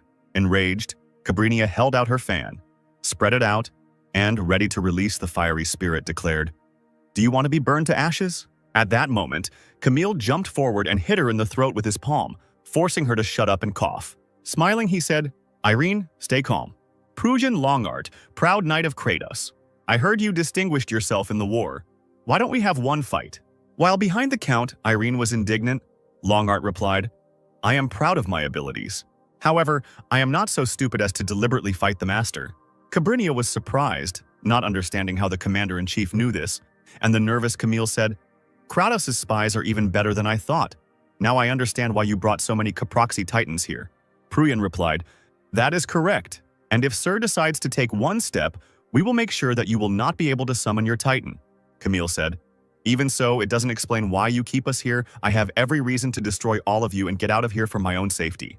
Longheart said, You are quite difficult to please. Besides your safety and not Baron Dark's, Irene and Camille were a little worried. They saw a bright light coming from behind the castle walls. The girl covered her face with a fan, and everyone was silent for a while. Then Cabrinia asked, Do you admit that this whole situation arose due to the fault of that young lady? The commander replied, You can ask this question to your spirits. Other actions will be considered as interference in the affairs of our state. Irene said, Now, you speak as if nothing like this has happened in the last 30 years? Kisley and the second knight became worried. The grinning brunette was ready to take aggressive action, but Longheart held out his hand, forcing him to calm down. Then Pruyan said, Yes, everything is different now. He declared that Kratos was now an empire. After a while, the bright light that made everyone squint finally faded. Darka, who was unconscious, was picked up by the Golden Dragon. Frank, passing by Rubinsky, asked if it was really him. Seeing the Emperor heading towards Artias, the prince cried out that it was dangerous, but Frank stated that it was his business. Coming closer to the dragon, the man said, I am the Emperor of Kratos, Frank von Greyet. And you? Artias looked at Frank and remained silent. He just smirked, after which the Red Titans surrounded him, pointing spears at him. One of them cried out, Show your manners and introduce yourself before our Emperor. However, Frank ordered them to calm down and lower their weapons. Then the man said, The wise Golden Dragon has no need to follow human laws. This made the mages anxious, causing Tozier to ask what all this meant. And Rubinsky, not understanding when these people managed to hide behind them, explained that it was a golden dragon. At least they were expecting it. This dragon has ruled Mount Maltorio for 4,000 years. An image of a child flashed before Artias' eyes, and the dragon declared that it remembered him. He said to the Emperor, The boy has grown quite a lot. You people grow too quickly, so it is difficult to recognize you. Frank replied, You must have seen me when I was young. Well, it doesn't matter anymore. Could you pass it on to me? The surprised dragon asked why he needed this. The Emperor explained that she had made a contract, and since she had broken her promise, he had the right to choose the appropriate punishment. Artias replied, If you want to claim that right, you should have defeated her with your own strength. I am the only one who could resolve this situation, so I will take care of her myself. If you still have any complaints, then calm your pride. Frank was silent for a moment, thinking about what had been said. Then he said, Okay, I prefer to trust the wisdom of the Golden Dragon, who lived for 4,000 years. The dragon replied, Excellent, in that case I'm leaving. Then he pushed off the ground and flew away. Approaching the Emperor, Tozier asked, Your Majesty, did you know about the existence of this dragon? Frank replied that he had learned about the dragon not long ago, and the Lord asked why, in that case, the Emperor had not yet told him about it. Frank asked whether he was obliged to report everything to the Imperial Magician, and Tozier became nervous and said that this was not what he meant. The Emperor said, I'm joking. I didn't expect him to personally intervene. I should have told you earlier. The Lord thanked Frank for his words. Then the Emperor said, Yes, at this moment I would like to listen to your advice. The mage replied, If a worm-class dragon really lives in these lands, we must make every effort to establish and maintain favorable relations with it. Our country does not have the means to fight a dragon as well. The man said, Maybe so. In any case, the loss of Baron Clyde as a resource is even worse, despite his instability. Prepare measures to make up for shortfalls in human resources. Meanwhile, the Golden Dragon carried Darka to his stone shelter somewhere on the mountain under a tree. The stone passage immediately gave way to a staircase leading downwards. Beyond it was a corridor with columns, at the end of which was a high arched door. There, in a bed with red bedding, lay Dark. Next to the same bed stood Artias, with a sad expression on his face. Looking at Clyde's ring, the dragon told the naiad to show himself. The decoration began to glow, after which a stream of water burst out of it. The water swirled, fell to the ground, and a silhouette began to appear from it. Taking on her final form, Naiad said, Long time no see, Artias. The dragon asked, What kind of masquerade is this? Since when have you taken the form of a human woman? The mistress of water asked. Do you prefer a man? Naiad stated that Artias should have been told about this right away. The water began to swirl again, after which, instead of the woman, a very muscular man with a beard appeared. Flexing his muscles, he laughed and asked, "Well, aren't I beautiful?" Calling the water lord an idiot, the dragon sat down in the chair. Arteas asked, "What will you do with this child? Where is Karel? Is he dead?" Turning back into a woman, Naiad replied, "No way. This guy just handed me over to her for free. My pride is hurt." The dragon said, "Unlike other elves, he was unusually friendly with Ifrit. I bet he will be the only one in the history of elves." The Lord of Water began to complain that there was nothing good in this stupid mountain of muscles that burned everything around, and Arteas at that moment thought that it was clearly not the Naiad who should be talking about muscles. The woman asked, "What? Why are you looking at me like that?" The dragon, pointing at Dark, asked, "Okay, let's put aside empty chatter. What did you do with this child that brought her to this state?" The Naiad replied, "What did she do? She just went crazy and started doing whatever she wanted." Arteas asked, "For a child who hasn't even reached the level of an adept, the mana level is now comparable to a master, and the presence of a demonic god can be felt? I wouldn't say that she just went crazy like that, right?" The Mistress of Water insisted. "I tell you, she's crazy. She's not normal." The Naiad released a bubble of water into the air, and Arteas gave her a look that puzzled the water mistress. The dragon said, "Let's say we leave her alone, but we don't even know what might happen in the future." Naiad asked, "Since when does the tyrant Arteas care about people?" Arteas was silent again and looked strangely at the Mistress of Water. Naiad said, "And since you brainwashed her, we don't have to worry about her going crazy again." Arteas continued, but her memory also had to be erased. "Okay, that was the only way out, though."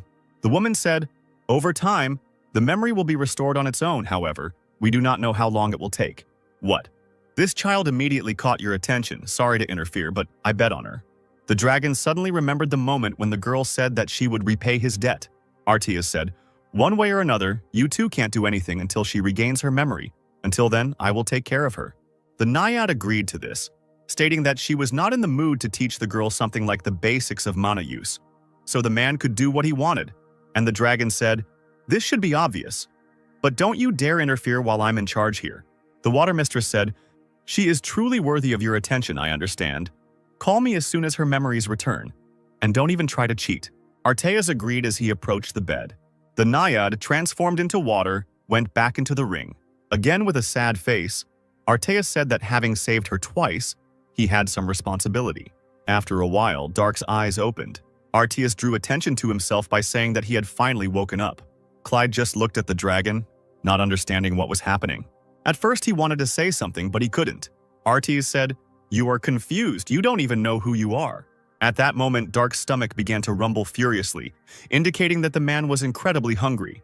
Then Arteas began to move away from the bed. Stopping, he said, "I have already prepared the food, so let's go eat." The dragon and Dark were sitting at a round table, in the middle of which lay a roasted boar. Smiling, Arteas told Clyde to eat before the food got cold. Dark looked at the meat silently and didn't understand what to do. Arteas asked what was wrong, then took the animal's leg and began to eat it. After that, Dark hesitantly reached out his hand towards the food. He tore off a leg from the roasted animal and began to bite it off just as the dragon did. And Arteas assumed that the girl had also forgotten how to eat. After some time, only bones remained of the creature. Wiping his mouth with a napkin, the dragon said that his name was Arteas and asked what the girl's name was. Repeating the dragon's movements, Clyde said his name. Arteas was glad that Dark at least remembered his name, and he also told her to address him formally, to which Dark agreed. The man smiled and said, "Since you have amnesia, you will have to work hard to return to normal life. You will spend some time here." Clyde agreed with this, and then shuddered, feeling discomfort. The puzzled dragon asked what was wrong. Then he was embarrassed to hear a stream of liquid dripping onto the floor. Apologizing to the girl, he went down. This way he could see Dark's wet feet and the puddle underneath him. Feeling awkward, Arteas placed his hand on his forehead and said that he would need to teach the girl how to go to the toilet. Dark and Arteas were in the kitchen, where the once great warrior looked at the dragon in surprise and asked, "Cooking?" The man, rolling out the dough, replied, "Yes, cooking is one of the necessary skills for a well-bred lady." Dark asked again if he was really a well-mannered lady, and Arteas thought, judging by the fact that she was not used to going to the toilet while sitting. It seemed that her memories were erased so strongly that she did not even remember her gender. After some time, a freshly baked pie was already on the tray in Arteas's hands. An amazed Clyde said, "Wow, incredible, Mr. Arteas, you are magnificent." The dragon grinned smugly, but then Dark said, "So you are a well-bred lady." Artias confessed. "Actually, I lived for some time as Zamran's wife, although I ran away after several decades." Looking at the food and drooling from a great desire to eat the delicacy, Dark asked how Artias could become a lady and someone's wife if he was a man, and Artias replied, "I am a dragon. Unlike people, I have no gender." The girl asked how it was that he had no gender, and the dragon replied, "That's right. It will be difficult for you as a human to understand, just trust me." Clyde asked where that man named Zamran was then, and Artias replied that he was certainly dead, since it happened 1,000 years ago, a statement that surprised Dark. Artias explained that dragons' lives are much longer than human lives, because dragons are great creatures. Clyde exclaimed again admiringly, "Just as I thought. Mr. Artias is simply incredible." When the girl said that golden dragons were the wisest among others, Artias' self-esteem even increased. The dragon looked in surprise at something round and dark. He wondered what that piece of darkness was. Then it finally dawned on him that it was a burnt pancake in a frying pan, held by a girl who was unhappy with herself. The fire in the oven was blazing furiously, and Artias was saying, "I told you that you need to watch the temperature well. Something that needs to be cooked for 5 minutes on low heat cannot be cooked in 1 minute on high heat." Dark apologized, and the dragon suggested trying again. Clyde poured some batter into the pan and placed it on the burner. He looked anxiously at the browning pancake, afraid of missing the moment again. 5 minutes later, Dark threw up a pancake, which began to turn over in the air. This time, the dough that fell back into the pan was fried properly. The delighted girl cried out that she had finally succeeded. The pancake was already lying on a plate on the table in front of Artias, who cut off a piece of food. The dragon dropped the piece into his mouth and chewed slowly, tasting Clyde's creation. The girl looked at him and was nervous, waiting for the fateful verdict. Finally, Artias said it was delicious, and Dark cried out in joy. Clyde rushed to hug the dragon, who, without reciprocating, grinned and noted that the girl seemed to be trying hard. Dark stated that it was all thanks to Mr. Artias. Closing his eyes, the dragon smiled and sighed. A little later, the dragon gave the girl a pink cloth and a needle and said, "If you don't know, then sewing is a skill that you can't do without. With the help of this talent, you can patch up clothes, thereby saving money. Good sewing skills will greatly help the family's economy." The nervous girl listened to the dragon and pierced the fabric with a needle and thread, but in the end, it didn't work out very well. Looking at the tangled thing, the dragon wondered what this strange piece was. He dropped to one knee and took something in his hand and said, "Ah, so it was a handkerchief." The upset girl said, "I don't think I have any sewing skills." In response to this, Artias condescendingly stroked her head. He said, "I have lived a very long life, and I want to say that I have almost never seen a person who could do everything right from the start. If there were such people, then it was a very small number of people with innate skill." Smiling, he continued, "They say that you need to invest time in everything you do, just like yesterday when you started making pancakes. Well, it's just that sewing is not your skill, so don't worry." There they were, two creatures standing next to each other and looking at each other, one of them exuding dark energy and the other light. Seeing the dragon's goodwill and hearing his encouraging words, Dark smiled. After some time, a girl ran up to Artias, who was sitting in the library and reading a book. Clyde held out pieces of fabric in front of him, which were neatly sewn together. Seeing this, the dragon smiled and began to clap, saying that the girl had finally succeeded. Joyfully, Dark asked, "Mr. Artias, perhaps you have some tattered clothes?" This surprised the dragon, and Clyde explained that he wanted to sew it up for the master. For a while, the dragon just looked at the girl silently. He then gave her all the holy clothes, which Dark happily took and carried to himself. After watching Clyde, the dragon placed his hand on his face. Then he thought, "This is what you feel when you raise your children. Now I understand why Kyderis told Karel she wanted children." Dark sat in his bed under the blanket and said goodnight to Mr. Artias. Leaning towards the girl, the dragon asked if she had forgotten anything. Clyde then kissed Artias on the cheek and wished him goodnight again. Walking along the corridor, the dragon thought, "The body and mind are beginning to come into harmony. This means that memory will soon begin to return. Will everything be okay? Even if all memories were returned, would a master-level warrior be able to cook, sew, and continue living a normal life? I destroyed the evil energy so it won't go back to that state, but the responsibility I felt towards her from the very beginning. Is it possible that it was just my selfishness? Perhaps from tomorrow we will start new training." They stood in the middle of a hall with a transparent ceiling, where Artias was explaining something to Dark. Clyde repeated the word the dragon had spoken questioningly. "Magic?" Artias responded positively.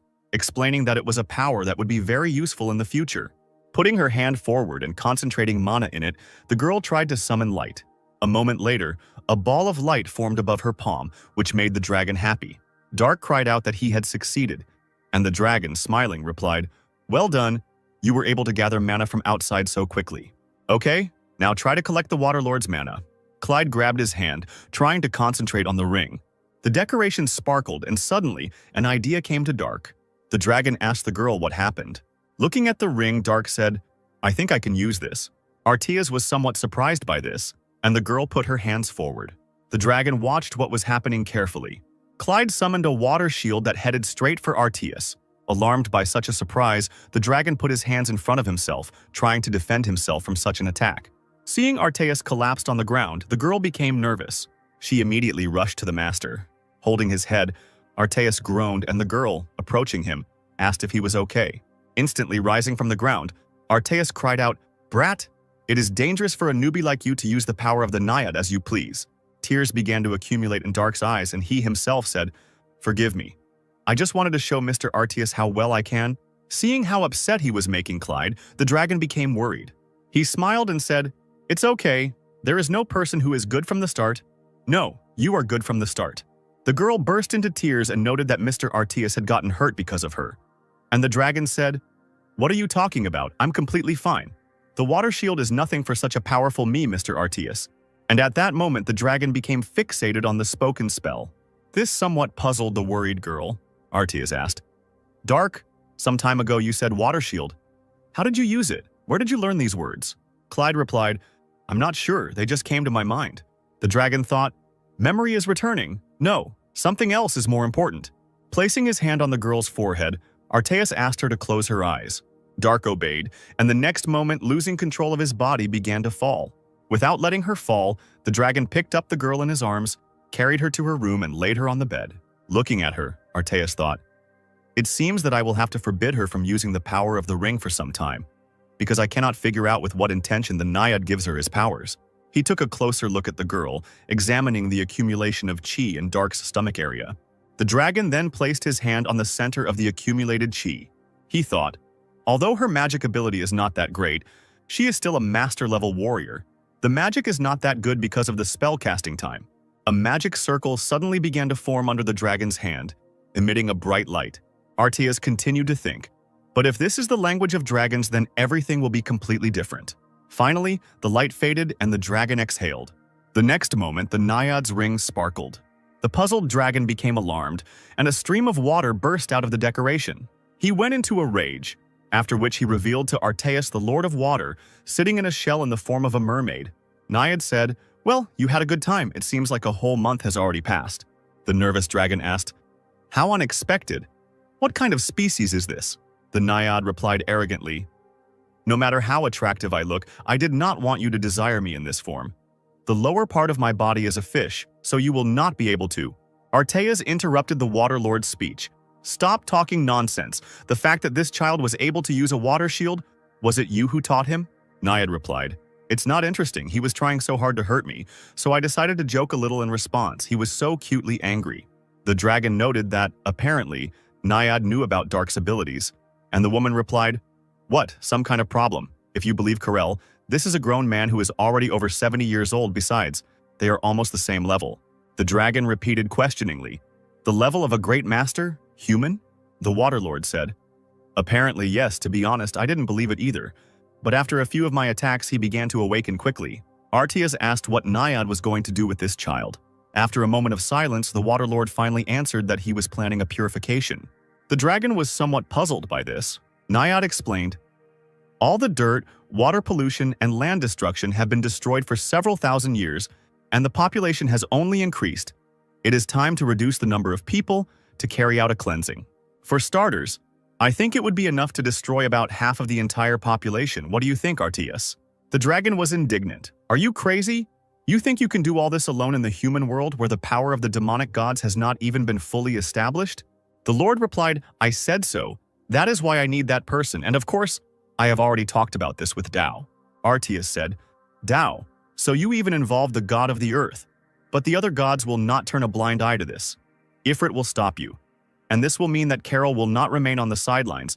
You yourself should know that Carol's strongest titan, the Golden Knight, is not so simple. If Carol goes, then Kyderis will follow. And what are you going to do with the Arst? Naiad chuckled and said, You have less information than I thought, Arteus. It seems you know almost nothing about this child.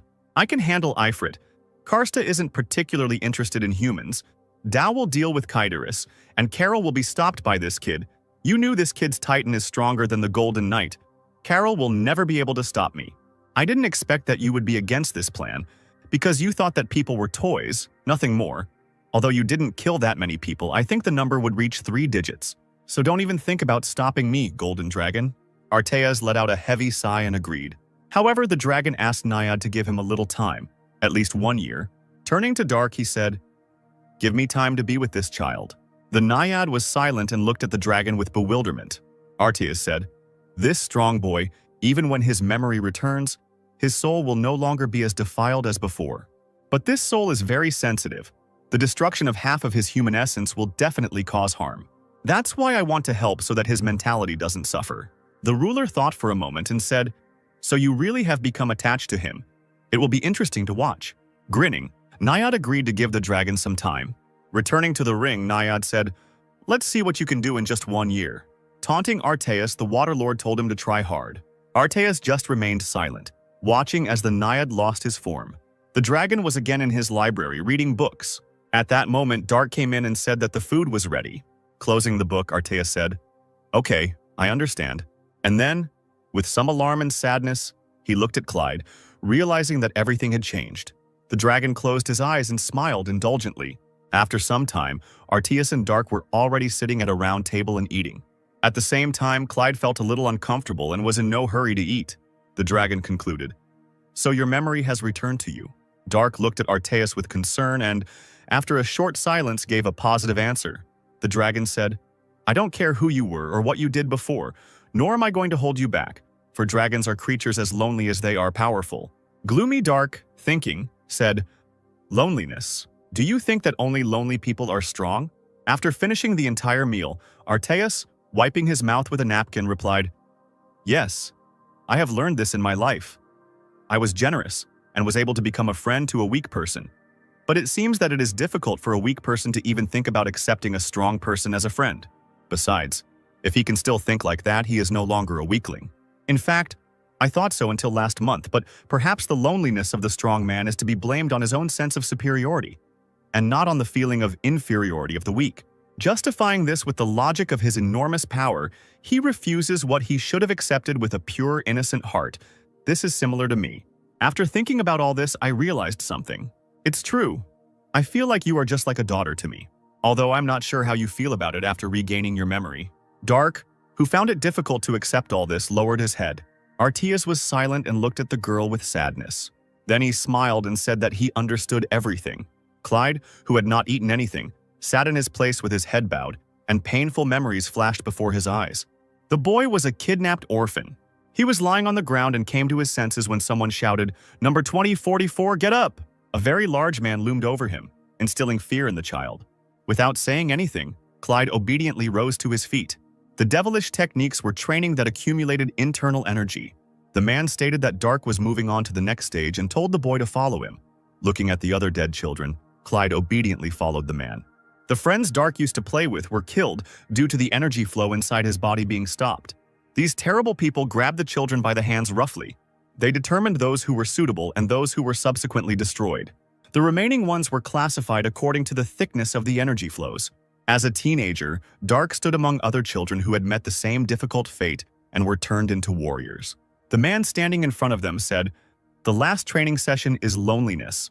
This man commanded teenagers to kill each other. Looking at the other teenagers, Dark saw their eyes filled with rage and hatred, but ready to obey. There were no people among them with whom one could make friends. Even if there were any, almost all of them died. Breathing heavily and covered in blood, only Dark remained alive. The one who commanded them said, Number 2044. From today on, you are the killer of the Black Shadow Squad. Dark looked at the scroll with the image of a certain man on it until someone spoke to him. This is a master who uses the strongest internal energy and single sword techniques. Kill him within 50 days without leaving a trace. Remembering all the details of the face he saw, Dark unconditionally agreed to carry out the order. After some time, this master was pierced by the blade of Clyde, who was hiding under the bed, causing his face to twist. At that moment, the man was lying in the chambers with a woman, through whom the blade also passed. The light in the room went out, as did the lives of two people. A certain man sat at the table and said, "Number 2044, because you wear black clothes and fight with a black sword, you were nicknamed Mukyan, right?" Dark replied, "Yes, sir." The man continued, "That's right, with skills like yours, you can even give yourself a nickname. Now you are a first-rank assassin of the Black Shadow Squad." Obeying the high-ranking man, the boy bowed his head. Even if Dark was trusted, the killer was nothing more than a weapon. There was only one person with whom the young man could share his emotions. It was already deep winter, snow was falling all around, and young Clyde was approaching the man who was saying, "I think it would be a bit of a shame to use you only as a subject for killing. My name is Yubek, the magic sword. I don't know how long it will take, but from now on I will be your mentor." Dark folded his hands in front of him in a certain gesture, showing his respect and submission. At that moment, it was this man, Dark's mentor and teacher, who was the only one the young man could trust. Beck trained Clyde for several years, during which the boy showed quite good results. One day, when Dark had already matured, he and his mentor were sitting in the lotus position by a snow waterfall, as usual. The icicles began to melt from the spreading heat. Then the space filled with smoke as the heat coming from Clyde burned the clothes on him. Looking at the man, Beck asked how old he was. Hesitating to answer and looking at his body, Dark said that he was already 40. The mentor noted, "You have improved a lot, congratulations. Finally, the work has borne fruit." Thanks to this man, Clyde was able to take his first steps into the higher world. Perhaps that's even why it was the end. Their enormous difference could not continue to be contained within the relationship of mentor and student. One day, when Dark left his teacher's house, the man stopped at one of the taverns. One of his interlocutors asked, "43, you say? Judging by the fact that you look 20 and use the youth technique, do you have children?" Clyde replied, "No, thanks to the technique of solitude, I don't even dream about marriage." The surprised old man said that it was very bad, and regretted that such a young man as Dark would not have a continuation of the family line. The boy asked his grandfather what the technique of solitude was, assuming that it was some kind of incredible skill, to which the man remained silent in embarrassment, not ready for such a conversation with his grandson, because this technique was used on men who had not had sexual relations with women.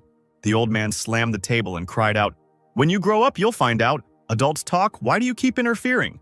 Calmly drinking his drink, Dark watched his interlocutors and the boy shouted, "I'm also an adult now. If you don't tell me what kind of technology this is, I'll tell Grandma how all you do all the time is drink." The worried grandfather answered Yong Seok that this was not possible, and the boy looked at him, raised his nose and said that the man was already late. Clyde couldn't understand this kind of relationship. One day, right before his eyes, a little girl stole freshly cooked byozi, still steaming. She ran away as fast as she could to avoid being caught by the man who followed her, shouting that the girl was a thief. Unable to keep track of her feet, she tripped and fell, dropping one of the byozi. The frightened girl sat up and looked at the approaching man. He grabbed the little girl by the collar, calling her a rat, and the girl, in turn, hurried to put the pie in her mouth. The disgruntled man immediately turned her around and slapped her, demanding that she spit out what she had eaten. The girl covered herself with her hands but was not going to obey, which is why the angry man swung his arm again to hit the child. However, Dark arrived in time and grabbed the man by the hand, not allowing him to complete such a disgusting act. The man, grinning, looked back at Clyde indignantly, not understanding what was going on. After a while, the black-haired little girl followed the silent Dark, and in her hands was the same dish that she had previously tried to steal. Even after accepting So Yeon as his adopted daughter, Clyde could not play the role of a father because he had no such experience. At that moment, as he walked forward, he thought about what a father should be like, someone who could become a support. RTS Dark replied that being his daughter would be a bit difficult. After thinking about it, the boy said that he could be the son of a dragon. The boy recalled how So Yeon, who was following him closely, caught his attention, forcing him to stop. With his hands folded in front of him, Dark looked at the girl, wondering what she wanted. With a slight smile on her lips, the little girl divided the food in half and handed one piece to Clyde. Now a golden dragon was hugging him and smiling. He was glad that he finally had a son, and his loneliness was gone. A little taken aback, Dark also smiled, because now he had a father, whom he always needed so much. A group of people stood on a magic circle in one of the towers of Kratos. Waving her fan, Irene was indignant that in the end they never managed to meet that girl again. Camille answered her that nothing could be done about it, since the knights were so persistently blocking their path. Longart, with two loyal warriors standing behind him, once again asked for forgiveness from the aforementioned diplomats. Smiling, Clodin asked the commander to definitely become a master, since the man wanted to seriously fight a knight at least once, and Cabrinia asked if the count had gone crazy, because if there were more masters in Kratau, it would be a huge headache for them. Pruyan thanked Camille for his good wishes and said that he would definitely fulfill them. For a few moments the count stood silently with a slight smile on his lips. With his head down, Clodin said that if there was an ideal commander, it had to be Longart. The magic circle began to emit a brighter light, and Camille said goodbye to Longart, saying that they would see each other again. Then, there was a bright flash in which a group of people disappeared, moving to another place. Somewhere nearby on the wall were the Emperor, the Lord, and the Prince. Frank asked if Rubinsky was sure that Irene and Camille had not been able to obtain information about Baron Clyde, and the Prince replied that there could be no doubt, since he had personally checked everything. The Emperor believed that Camille was unhappy after he had to restrict his activities for almost a month, and His Majesty also asked if there had been any talk of problems in Corinth. The only thing Rubinsky could find out was that Count Camille was not the kind of person who would mix personal emotions and public affairs. Diplomacy was a different matter, and Frank was sure that Claudin understood this, and Rubinsky noted that Camille and Irene had not come as diplomats or a delegation. The Count had looked like a simple swordsman from the start, so one could be calm about that. After some thought, the Emperor turned to Tozier and asked if the magician was sure that the dragon would return Clyde to them. The Lord explained that Arteus had admitted that he liked Dark, and since the dragon had said that, it meant that he would definitely respect the Baron's opinion. The Emperor was unsure whether Clyde would want to return to them, and the Baron might have decided that it was better for him to continue to maintain good relations with the Great Dragon, who was also interested in him. Tozier replied that it was possible for groups, but one person could never become friends with a dragon, due to the huge difference in their intelligence levels. Rubinsky asked again what the Lord meant. The magician asked the prince if he could befriend a 3-year-old commoner's child, and this helped Rubinsky understand what was being discussed. But even if Count Clyde was a master, he was still a simple man, and on the other side of him stood the wisest golden dragon. To be more precise, the difference between them was not like that between an adult and a child, but rather like that between a dog and its owner. The Emperor asked if this was really a problem, because if the owner loves his animal, then, on the contrary, it will be even better. Tozier said that this was a very reasonable point, but it required a precondition, and Frank asked what that condition should be. The magician explained that Dark had to accept the fact that he was nothing more than a pet. Clyde and Arteus stood opposite each other. The dragon smiled kindly at his adopted son, and the next moment he was knocked off his feet by a blow dealt by a warrior. This caused Arteus to roll across the floor. Groaning and holding his back, he tried to get to his feet. Then the dragon demanded to know what his son was doing, and the indignant Dark, pointing to the clothes scattered on the floor, cried out, "Don't you know what kind of sewing you're asking for?" Dissatisfied, Arteus stated that Clyde himself said that he would sew everything up, and he also asked what kind of son was trampling on his dad's clothes. Clyde pointed out that this was when he was not in his right mind. The warrior also stated that he was over 70 years old and should call the dragon father, while Arteus said that he was already over 4,000 years old. And with such an age difference, Dark, as a child, could well call him dad. A tear of disappointment suddenly ran down the dragon's face. Crouching, Arteus recalled all the moments he had spent with the girl. He asked where his sweet daughter had gone and said that dad was sad, and a disgruntled Clyde once again noted that he was a son. Making a displeased face, the warrior declared that now he would even start calling Arteus grandfather. Smiling, the dragon noted that the expression on the 70-year-old man's face had become much more varied, as before he only walked around with an indifferent face. Dark explained that this happened because he was doing something incomprehensible, and Arteus, showing photographs of the girl in which he experienced many different emotions, asked the warrior if he really talked about this. Dissatisfied with this, Clyde immediately incinerated the photographs. The dragon said that he understood everything, and since Dark did not want to sew, he suggested postponing it until next time, and now starting the magic lessons again. The indignant warrior interrupted Arteus's speech and, turning away, said that he did not want this. Calling Clyde petty, the disgruntled dragon declared that he would show him what fatherly authority was. He grabbed the girl's body by the waist and swung his hand, intending to beat the naughty child. But at that moment, the surprised Arteus noticed a foot approaching him. The next moment, Dark's leg and Arteus's face met each other. Then the defeated dragon fell to the floor. Tears began to flow from his eyes again, and he declared that there was no point in raising children. The warrior demanded that Arteus stop pretending and stand up, and the dragon said, "I even prepared a dragon's heart for you with my own hands, and you don't understand at all what I feel." Surprised, Dark asked again, "The heart of a dragon?" Arteus replied, "Exactly. For an ordinary human master, you have a lot of mana. So I made a dragon's heart out of it, and you kick your poor father." The boy placed his hands on his stomach as the dragon noted that Dark had no idea how incredible the item was. To this, Clyde did not respond. He remained silent and thought about what he had heard. The dragon, with his head buried in the floor, wondered why the boy had suddenly become quiet. The foster father assumed that Clyde did not want to listen to his grumbling, and therefore quietly ran away. The warrior called his father, and Arteus, surprised that Dark was still nearby, rose abruptly and asked what his son needed. Clyde asked the dragon to give him some privacy and not to enter his room under any circumstances. An alarmed Arteus agreed with this. He wondered if he had really grumbled so much that Dark had reacted like that. The dragon had only wanted to do what was best. He assumed that this was probably a transitional age. Arteus quickly headed to the library to find books on raising teenagers. As usual, Clyde sat on the floor in the lotus position. Now he knew for sure that he was not mistaken. There was no change in his energy. However, its structure changed. The warrior had the feeling that it took shape. He assumed that this was the dragon's heart. Now there was more room for mana, and Dark could accumulate much more energy. The boy began to stabilize his ki again, and the surrounding mana began to reach out to him. It was incredible. Darku found it much easier to control energy. His energy flow channels also apparently became unusually wider. Full of confidence in his abilities, the guy grinned. He used the technique of deep divine immersion. Clyde knew for sure that now he would have a second transformation. A worried Arteus stood near Dark's door, where a lot of mana was flowing. He was genuinely interested in what was going on in that room. The scene where Clyde asked to make it so that no one could enter, including Arteus himself, appeared before the dragon's eyes.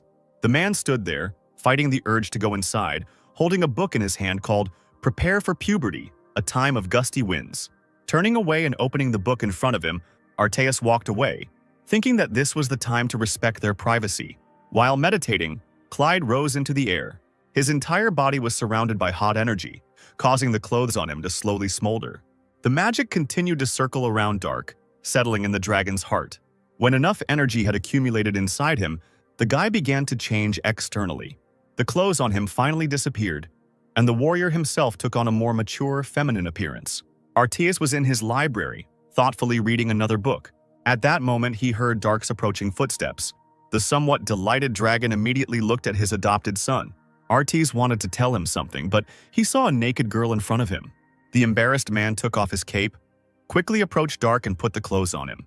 Nervous Arteus asked in a raised voice why the girl was walking around naked as if nothing had happened. Dark grinned, once again noting that he was a man. Confirming this, the dragon suggested that Clyde had developed his power as his aura had changed. Arteus asked if the warrior was comfortable in a woman's body, and the guy replied that it was quite normal, although he was a little bothered by the urine splashing in the toilet. Dark also noted that it was now convenient when nothing was dangling while running. Besides, the guy never used that part anyway. The dragon asked if Clyde had really lived for over 70 years and never used it, and the warrior answered in the affirmative and admitted that he thought that this was the technique of solitude in case he used that part for other purposes. Also embarrassed, Dark said that he used it once anyway, though then he inhaled aphrodisiacs and was not himself. And the dragon, wiping his eyes with a handkerchief, replied that he did not understand at all what the guy was talking about, but accepted Clyde's position and loved him. Holding Dark by the shoulders and leading him out of the library, Arteus said that the guy didn't need to tell him anymore. The dragon explained that he would prepare new clothes for him, and for now, Clyde needed to set the table. After some time, the first and second courses were already on the table. Dark was already sitting on a chair with his father and eating soup with gusto. Staring at Clyde, the dragon thought, "Even though he hides it, I can still feel his incredibly increased mana. Even if I was told that he is on the same level as Corel, who would have thought that he really would be a great master? I don't think anyone will beat him, as expected from my little son." Suddenly, Clyde cast a questioning glance at his adoptive father. Then the boy, addressing himself as a father, asked Arteus to prepare a sword for him. Breaking the bread in half, an indignant Arteus noted that he had already told him to call him dad, or at least mom, since he didn't like the word father, because it sounded as if they weren't close at all. Dark felt confused, not knowing how to respond to this, but the dragon still agreed to give him the sword, since that was what his son wanted. Artias asked what kind of sword the warrior wanted. Clyde explained that it should be about 70 centimeters long, and the handle about 20 centimeters, and that the weapon should also be double-edged so that the blade would bend moderately, and if possible, the handle should be without notches. Resting his chin on his fist, Artias noted that it was not a very difficult request, so the dragon was sure that among the weapons he had, there must be something similar. Dark asked if his adoptive father had swords, and the dragon smiled strangely in response. Artias brought his son into one of the halls, which was filled with many treasures, and asked what Dark thought about it. The dragon himself noted that it was a cool collection, but Clyde, sighing, quietly muttered, "They said that he was great and wise, but it turned out that he was absurdly greedy." Along one wall, there was a large pile of armor and shields. On the other side, various weapons were displayed on the stand. Among them, the guy's attention was drawn to some weapons. Holding his sword forward, Dark said that it was quite suitable. Artias didn't understand how Dark could choose the cheapest of all these weapons. But for Clyde, it was a perfectly good sword. The dragon raised a very impressive sword, on the blade of which were unknown inscriptions, and said, "You need to take at least this one. This is the sword that Brahmanis gave me. Look how magnificent it is." The warrior called this weapon unusual because its blade was unusually red. Artias explained that this was because he was made by a master from the line of reds, that is, red dragons. The man also said that blue dragons were called blue dragons, and Dark assumed that Artias was yellow in that case. The indignant dragon, holding out a yellow piece of paper, cried out, "What nonsense are you talking about? The golden dragon species is the wisest and most noble. I will not allow myself to be called that." Bringing the topic back to its previous course, Dark noted that the sword offered by Artias was, of course, not bad, but it was too big for the guy. Such were not his taste. Dark was satisfied with this small sword. Trembling with displeasure, Artias declared that he could not allow his son to use such a cheap thing. The dragon decided to make a fine sword that suited Dark's style from his own bone. This statement somewhat puzzled the guy. He imagined himself holding a bone sword with a man's hand at the end. Artias and Dark moved to another room, where the dragon usually taught the warrior magic. Artias asked the boy to move away from him. When Clyde did as he was asked, the dragon suddenly began to glow. The warrior had to shield himself from the blinding light with his hand. At this moment, Artias' appearance began to change. The bright glow died down, and now Dark could see his adoptive father again. He saw the true form of the golden dragon.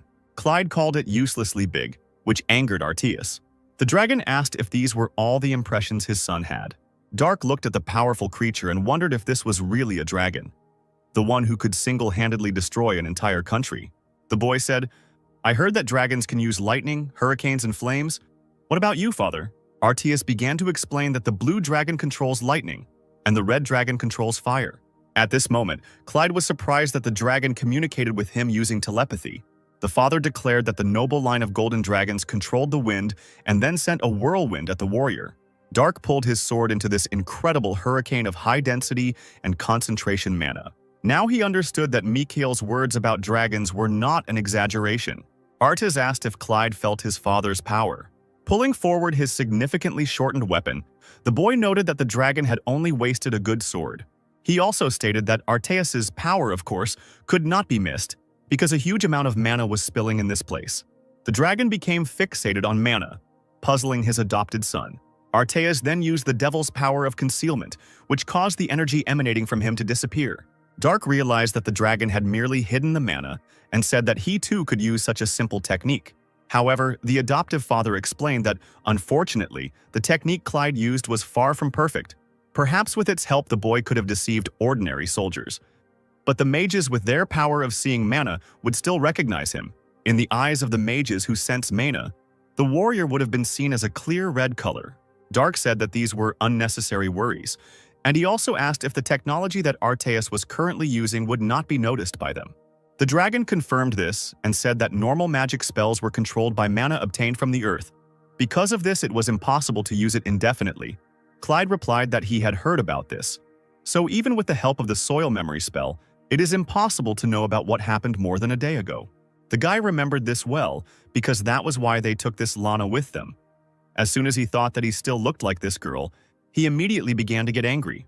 Artias asked if his daughter was listening, and when the boy cried out that he had already said that he was a son, the dragon understood that he was being listened to after all. Artias explained that the technique he was using now, mana concealment, was implemented using dragon magic.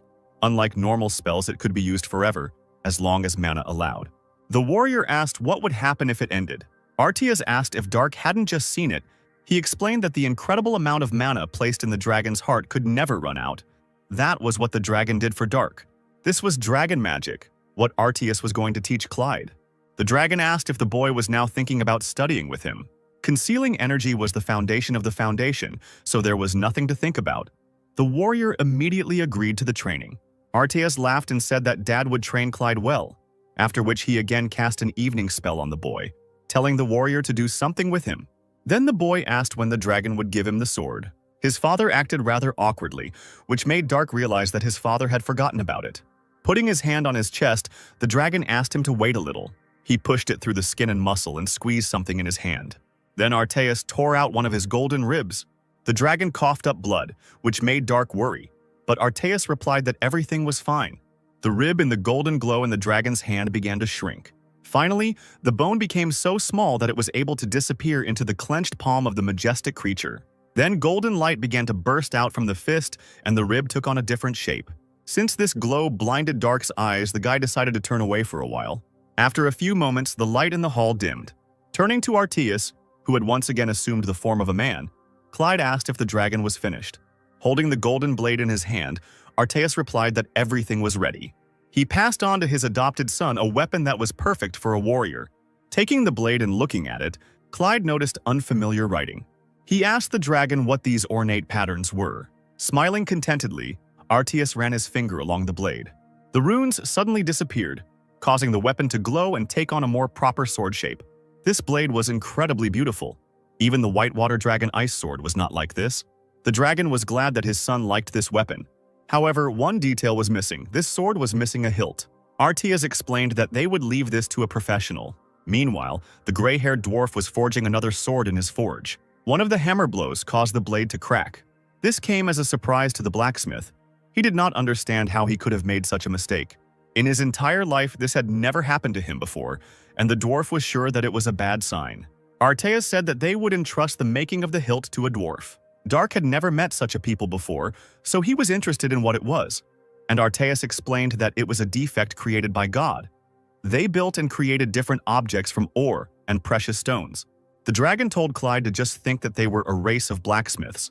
The boy was surprised that such a thing even existed in this world, but he was confused that Arteas called the dwarves a defect.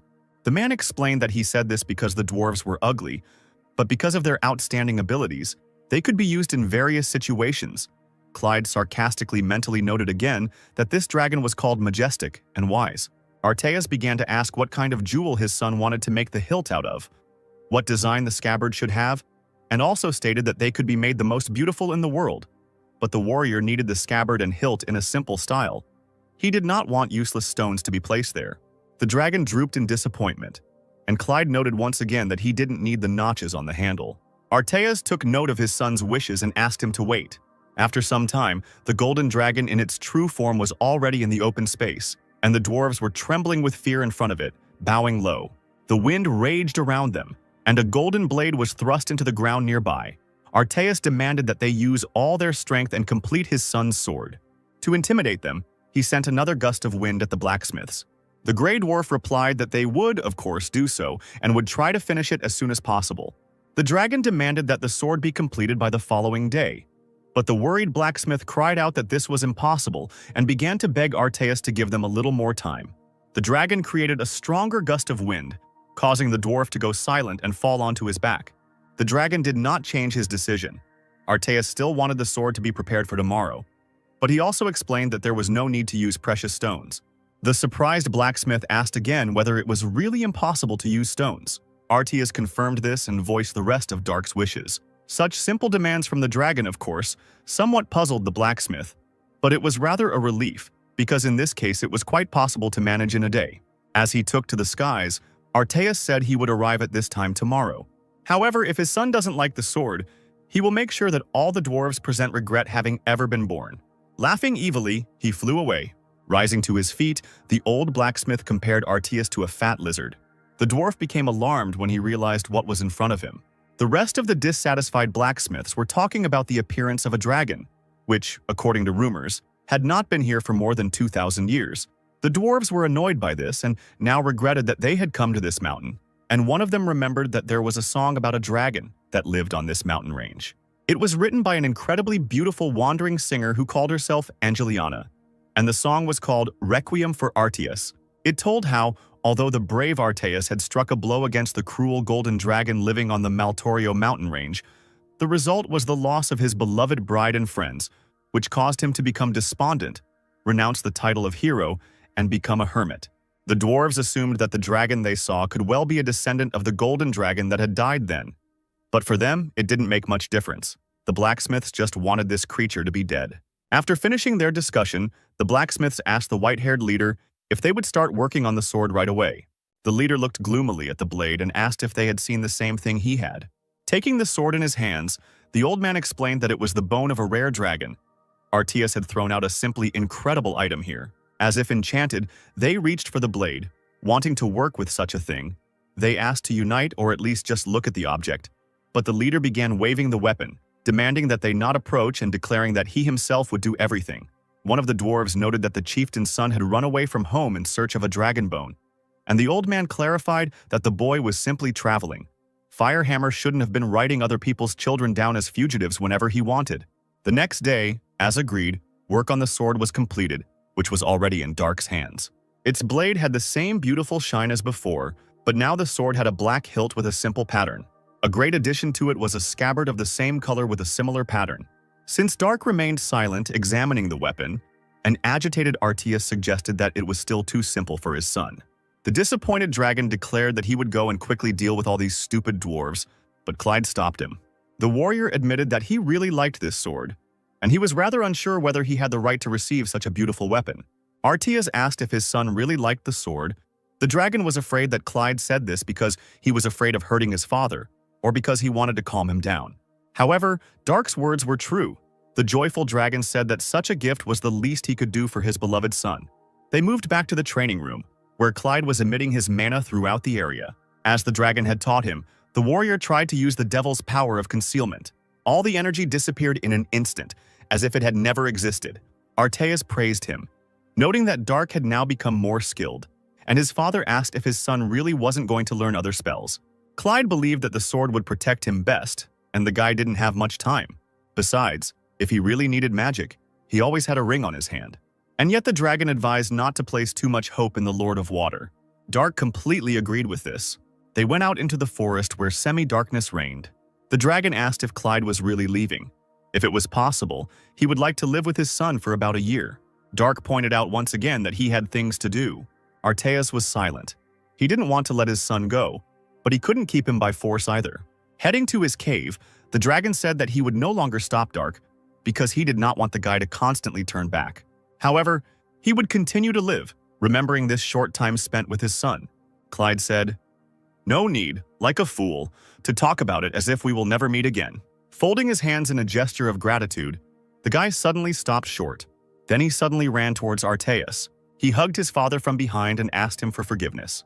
For a while, the dragon smiled silently. He felt that he was still dear to Clyde. Hugging his son and stroking his head, he said that the boy did not have to apologize. It was just that a note of regret remained in Arteus's heart. As Dark had said, they did not part forever. The dragon believed that seeing a child off so that he could leave with a calm heart was also one of the roles of a parent. He told Clyde that he would stay here and wish him happiness, but now it was time for the warrior to leave. The boy asked to visit him at any time, but Arteus refused. He said that from the moment Dark left the parental nest, he had to make his own way. Besides, Arteus wasn't such an easy dragon to get.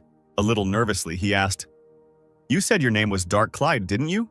After some time, Clyde returned to Kratos' castle and appeared before the Emperor.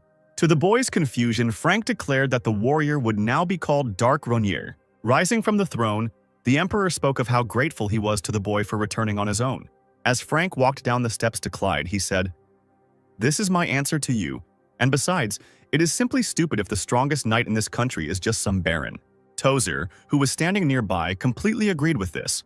When the Emperor was close enough to Dark, the warrior dropped to one knee, and Frank began to lower the blade of his sword, first onto one of the boy's shoulders, then onto the other. Then the Emperor began his speech. "I, Frank von Greyer, grant Dark Ronier the title of Prince." Give it your all and work hard for me. His Majesty also wanted to tell Clyde not to interfere like last time, but the magician stopped him. The warrior wondered why he needed to change his name. Frank clarified that he needed to change his last name, not his first name. The emperor explained that usually, when an aristocrat's title is changed, the king grants them a new last name. Clyde thought this was a rather strange custom, but he did not argue. He meekly accepted the new surname, which satisfied the emperor. Frank was ready to let the warrior go, but he looked at the prince and realized that Rubinsky had some business with Dark. The prince, piercing Ronier with his gaze, looked very gloomy. The warrior felt the desire to kill him coming from Rubinsky, which, in principle, was not surprising. The two of them moved to one of the castle buildings, which could be considered a training one. The prince drew his sword, eager for battle. Opposite him stood Dark, who felt quite relaxed. With his hand outstretched and a smirk on his face, Ronier teased his opponent by beckoning with his finger, thus urging Rubinsky to attack first. Not refusing such an offer, the prince swung his sword, directing an energy flow at the enemy. After that, Ronier made a lightning-fast movement with his blade. This allowed the guy to cut through the energy rushing towards him. The remains of it flew past Dark, raising stone fragments into the air. Unexpectedly, Rubinsky addressed him as a prince. Not understanding when the man had managed to summon the Titan and fit into it, Ronier said that it would be enough to just call him by his name. The prince agreed with this. Now on the battlefield stood a Titan with standard power with a master inside it, and Dark without any additional weapons. Rubinsky asked if they were now equal, and Ronier was interested in the same thing. Wanting to find out, the prince went to Dark. The Titan raised his huge sword up, intending to attack the warrior. Putting his hand forward, Ronier decided to use the spell Fetters. The metal giant was wrapped in a multitude of threads, causing it to freeze in place. Rubinsky had seen such weak technology in the past and was quite capable of eliminating it. The prince made an attempt to move and was still able to break the threads holding him back. Then the Titan finally made a blow, which hit the ground. At that moment, Dark himself was already above the giant's head. The guy thought about the fact that even though they were all called Titans, the level of this particular one was different from those that Ronier had met before. Having made a lunge, Dark sent a stream of power towards the prince. The beam of energy was rapidly approaching Rubinsky, who was standing confidently on his feet. The Titan waved his hand, repelling the enemy's attack. Now the flow of power was directed at Dark, which is why the guy had to use a magic shield. However, it was not so easy to completely avoid the consequences of the attack. The shield created by Ronier began to crack and then shatter into small pieces. However, the warrior was still able to withstand the blow and remain on his feet. Dark was already ready to fight further, but the Titan froze in place. Then the visor of the helmet rose up, which puzzled the guy even more. Deciding to end the battle, Rubinsky left the Titan. A puzzled Dark asked what this meant. The prince explained that the winner and loser had already been determined. Feeling growing discontent, Ronier asked who decided this. Rubinsky replied that Dark shouldn't have resisted in vain, since it made the man sad, which the warrior didn't really believe in. However, it was true, because Ronier still became a master and the one who is called the hope of the empire.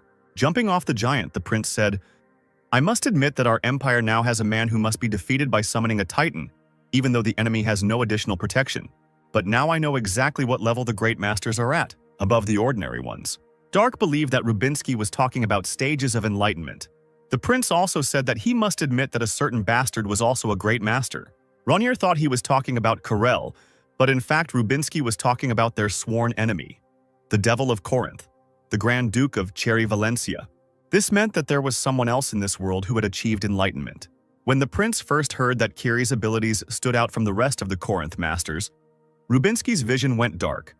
But since Dark had also experienced this state, the man could breathe a sigh of relief, Ronier said. "So my role is to go to Corinth and kill a man named Kiri."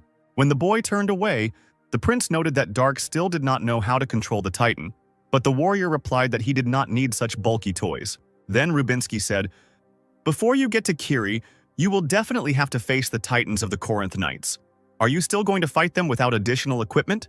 Dark was sure that if they were not of the master level, they would not be able to resist him, which the prince should already know. And Rubinsky believed that, apparently, the warrior greatly underestimated the power of the Titans. Then the prince snapped his fingers as if calling someone. What Dark saw next surprised the warrior somewhat. While in the throne room, the emperor said, "Didn't we see with our own eyes how Dark, even alone, was still stronger than two Titans? And not just any Titans, but those recognized as masterpieces of the Caproxia?" Tozer confirmed that it was a real shock, just like the earlier incident with Lord Chromis. The magician believed that Silver and Alfredo did not know about Dark's capabilities as a master, which is why they were so easily defeated by him. Frank asked if their ignorance was the only reason. Although the Lord was not a warrior, he was still a mage who created titans, so he was sure that he knew more about them than anyone else. Frank sighed and said that he understood this, because the titan he developed was the strongest Azure Knight. It was precisely this Azure Knight and two other Caproxy-level titans who were now standing right in front of Dark. Ronnier looked closely at the giants, and the prince decided to introduce them. Rubinsky called those inside the best adepts of Kratos. They were Julian Aglios, Balkan Kroa, and Prujan Longert. The prince was curious to see if Dark could resist them. Since these people were not even masters but ordinary adepts, Ronnier believed that there was nothing difficult in defeating them. But Rubinsky said that he expected the warrior to lose. A dissatisfied Dark, under whom the stone tile suddenly cracked, said that the prince would have to answer for these words. Tozer said in the throne room, "Although for us this is the most common sense, Ronnier does not know why we call titans the perfect weapons." Frank asked if the magician meant to say that Dark would be defeated. The Lord answered positively, because Ronnier knew nothing about magic, just like that time when he easily fell under the curse. The Azure Titan's sword was approaching Dark, but the boy used a magic shield. The giant had no intention of retreating, he only began to press harder on the sword. Rubinsky, somewhere above, warned Ronnier of the danger behind him. Dark, who was approaching two more spears, cried out for the prince to shut up, since the guy himself knew everything. The next moment, he used an attack called Destruction, which created a kind of explosion and helped to push back all three titans. The opponents landed safely on their feet, completely unharmed. The warrior decided to use the technique of the variable sword, increasing durability. Dark cut the air with his sword, and energy waves flew at Caproxy. When they reached their destination, they raised clouds of dust, obscuring Ronnier's vision. Not wanting to give the titans time to catch their breath, the warrior began to rapidly gather the surrounding mana. He then used the variable matcha technique again and sent a wave of piercing wind towards his opponents. When everything calmed down a bit, the prince asked if Dark knew what his role was, being the heart of the titan, but the guy didn't want to listen to anything and again told the man to shut up. When the dust settled, Ronnier saw the Caproxy holding their shields in front of them. The boy was surprised that they withstood his attack. Behind Dark there was already an Azure Knight to whom he turned. Rubinsky was saying at this point that he was expanding his master's mana usage capabilities hundreds of times. Ronnier stood in front of the blue titan and saw energy flowing into his chest. The power of Romero's titan was 1 unit. Its height was 460 centimeters, and its weight was 80 tons. These were the standard dimensions of all titans. Romero's weapon weighed about 80 tons. The average weight of a pilot was about 70 kilograms. This titan could move at the same speed as the body itself if controlled by an experienced warrior. Strength was both speed and weight together. Titan helped the 70-kilogram warrior apply a force of 80 tons. The enhanced mana, even according to simple calculations, was 1,000 times greater. To be more precise, it was not mana, but increased strength, which ultimately was the same thing. As a master, Rubinsky would have found it difficult to fight Romero with his bare hands when another professional was sitting inside him. The prince tried it after the battle with Dark. In response to this, Ronnier merely remained silent, taking the information into account. He lunged again, firing an energy beam at Caproxia. The prince noted that Dark had probably already dealt with power 1 and 3, but this time, Rubinsky tried to improve the quality of the pilot. As he already said, Krakow had the best knights. The titans, standing in a row, successfully repelled Dark's attack, which made the guy angry. The prince asked, "What about the Azure Knight with a power of 3-0? The next moment, the blue titan brought his sword down on Dark, forcing him to use his shield. Rubinsky wondered how many masters Ronnier could face, perhaps 3 or even 5. Trying to hold up the 80-ton sword, Dark groaned. The prince asked if there was any way out of this situation with just a sword. Ronnier tried hard to withstand the power of the blue titan that fell upon him. However, his shield had already begun to crack, which was making the guy nervous. At that very moment, constellations began to glow on the runes on Dark's blade, and a moment later, a fireball the size of Ronnier formed. Prujan and Rubinsky became nervous, not understanding what was happening. The fireball immediately began to attack Dark's opponent. After finishing its multiple attacks, the sphere disappeared. Shocked and tired, Ronnier tried to catch his breath. He watched as the flames slowly consumed the blue titan. The frightened titans immediately rushed to the commander, wanting to help him somehow. Dark, grinning, was displeased with this unpleasantness. To put out the fire, the warrior directed a water shield at the Azure Knight. Surrounding the giant body, the water caused the flame to die out. When the burning stopped, the wounded titan fell to the ground. There was a decent-sized hole in the middle of his body that began to regenerate. Ronir understood that the Azure Knight was currently being restored, so the titan couldn't move for some time, and the guy also knew that this wasn't his victory at all. After a few moments, the regeneration was complete, and the blue titan's eyes began to shine again. The first thing his hand reached out to was Dark. The pilots of the other giants shouted for Longheart to stop, but the Azure Knight continued to squeeze Ronir tighter and tighter. All of a sudden, the blue titan's hand finally unclenched, dropping the warrior. The visor rose and Pruyan crawled out of the helmet, wheezing. Rubinsky guessed that the commander had failed to control the titan again. Longheart, who was sweating, confirmed this. He needed to forcefully cut off the connection with the mana. Rubinsky was unhappy with this, because an unguided weapon, on the contrary, could turn into poison. Pruyan was thinking at that moment. It was dangerous. When the titan restores damage, it becomes most protected at such a moment to try to sink it again. I'm more concerned about the damage to the titanium. What kind of magic was that just now? The prince assumed that it was eightfold magical hellfire. Rubinsky would like to think that he was wrong, but with such a blow from a titan that is resistant to magic, this was the only correct explanation. Dark explained that he did nothing of the sort. The sword in his hands suddenly filled with mana and released a fireball on its own. The prince said, "A whirlpool with a magic sword that releases hellfire, and also a great master with an Azure Knight." Turning away, Ronir asked if the Blue Knight was a titan, and Rubinsky replied that it was the same titan that Dark had used without permission. Now, a gloomy Ronir accepted the fact that he would not be able to defeat the Blue Knight with his bare hands. Turning back to the prince, the warrior declared that he would still use his titan. Taking out a scroll in a black and gold cylindrical case, a pleased Rubinsky said that he was giving Dark an order. And, of course, this puzzled the warrior, who did not quite understand what was happening. Unrolling the scroll, the prince said that he would grant Ronir the kingdom of Chire, which would be rebuilt into a principality. Dark was also tasked with gathering knights in the principality and preparing for war with Corinth. Ronir accepted this order unconditionally. So, in the last few months, Dark was able to perform a second transformation. He was able to become a new version of himself and gain a huge supply of mana, which was placed in the dragon's heart created by Arteus. His adoptive father, the golden dragon Arteus, decided to create a sword for his son that would suit his build. Having assumed his true form, the dragon tore out one of his ribs, from which he created an unrivaled sword. As much as Arteus didn't want to, Dark needed to leave his parents' home. During the time spent together, the dragon and Ronir managed to become quite close. Arteus knew he couldn't keep his newfound son locked up, so he let him go. After leaving the dragon, Dark returned to Kratos' castle. There, the emperor granted him the title of prince and a new surname. At that time, Dark was sure that people who were not at the master level would not be able to resist him, even with the help of some additional equipment. While Rubinsky explained that Ronir greatly underestimated the power of the titans. He introduced the warrior to 3 titans, which were controlled by pilots of the highest level of Kratos adepts. Rubinsky also said he expected Ronir to lose. Releasing all his power, Dark said that the prince would have to answer for his words. A battle then ensued between the human and the piloted Blue Titan. No matter how much Ronir wanted to show his superiority, he still couldn't resist the Titans. Just when Dark was about to lose due to the cracked shield, a fireball suddenly appeared from the boy's sword and hit the Azure Knight. However, Ronir understood that this was still not his victory at all. He also now realized that he couldn't defeat the Titan with his bare hands, so he decided to use the Azure Knight, which he got by accident.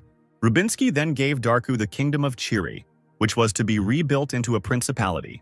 In addition, the prince tasked Ronir with gathering knights in the principality and preparing for war with Corinth. Dark was already ready to carry out this order.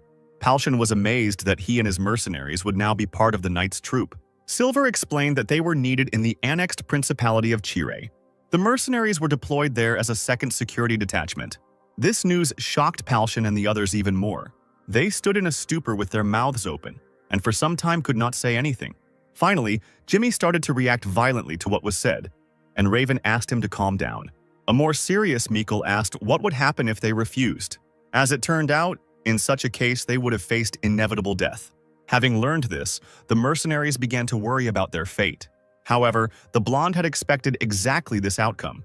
They knew more than 1 or 2 secrets, so Mikhail expected that they would not be sent out as ordinary soldiers. Silver noted that for a mercenary, Mikhail was quite smart. The blonde pointed out that Baron Dark Clyde was their comrade and asked if he would cooperate if they were killed. In that case, Kratos could have made an enemy in the form of the Master of the Waterlord. Placing his hand on his chin, the knight said he was sorry. He then stated that Baron Dark Clyde was no more. All the mercenaries, except Michael, immediately took out their swords, ready for battle. The blonde asked his comrades to put away their weapons. An angry Palshan couldn't understand why Mikhail was saying that, because he should have taken out his own sooner. And Palshan also asked Priest Ronnie to prepare holy magic.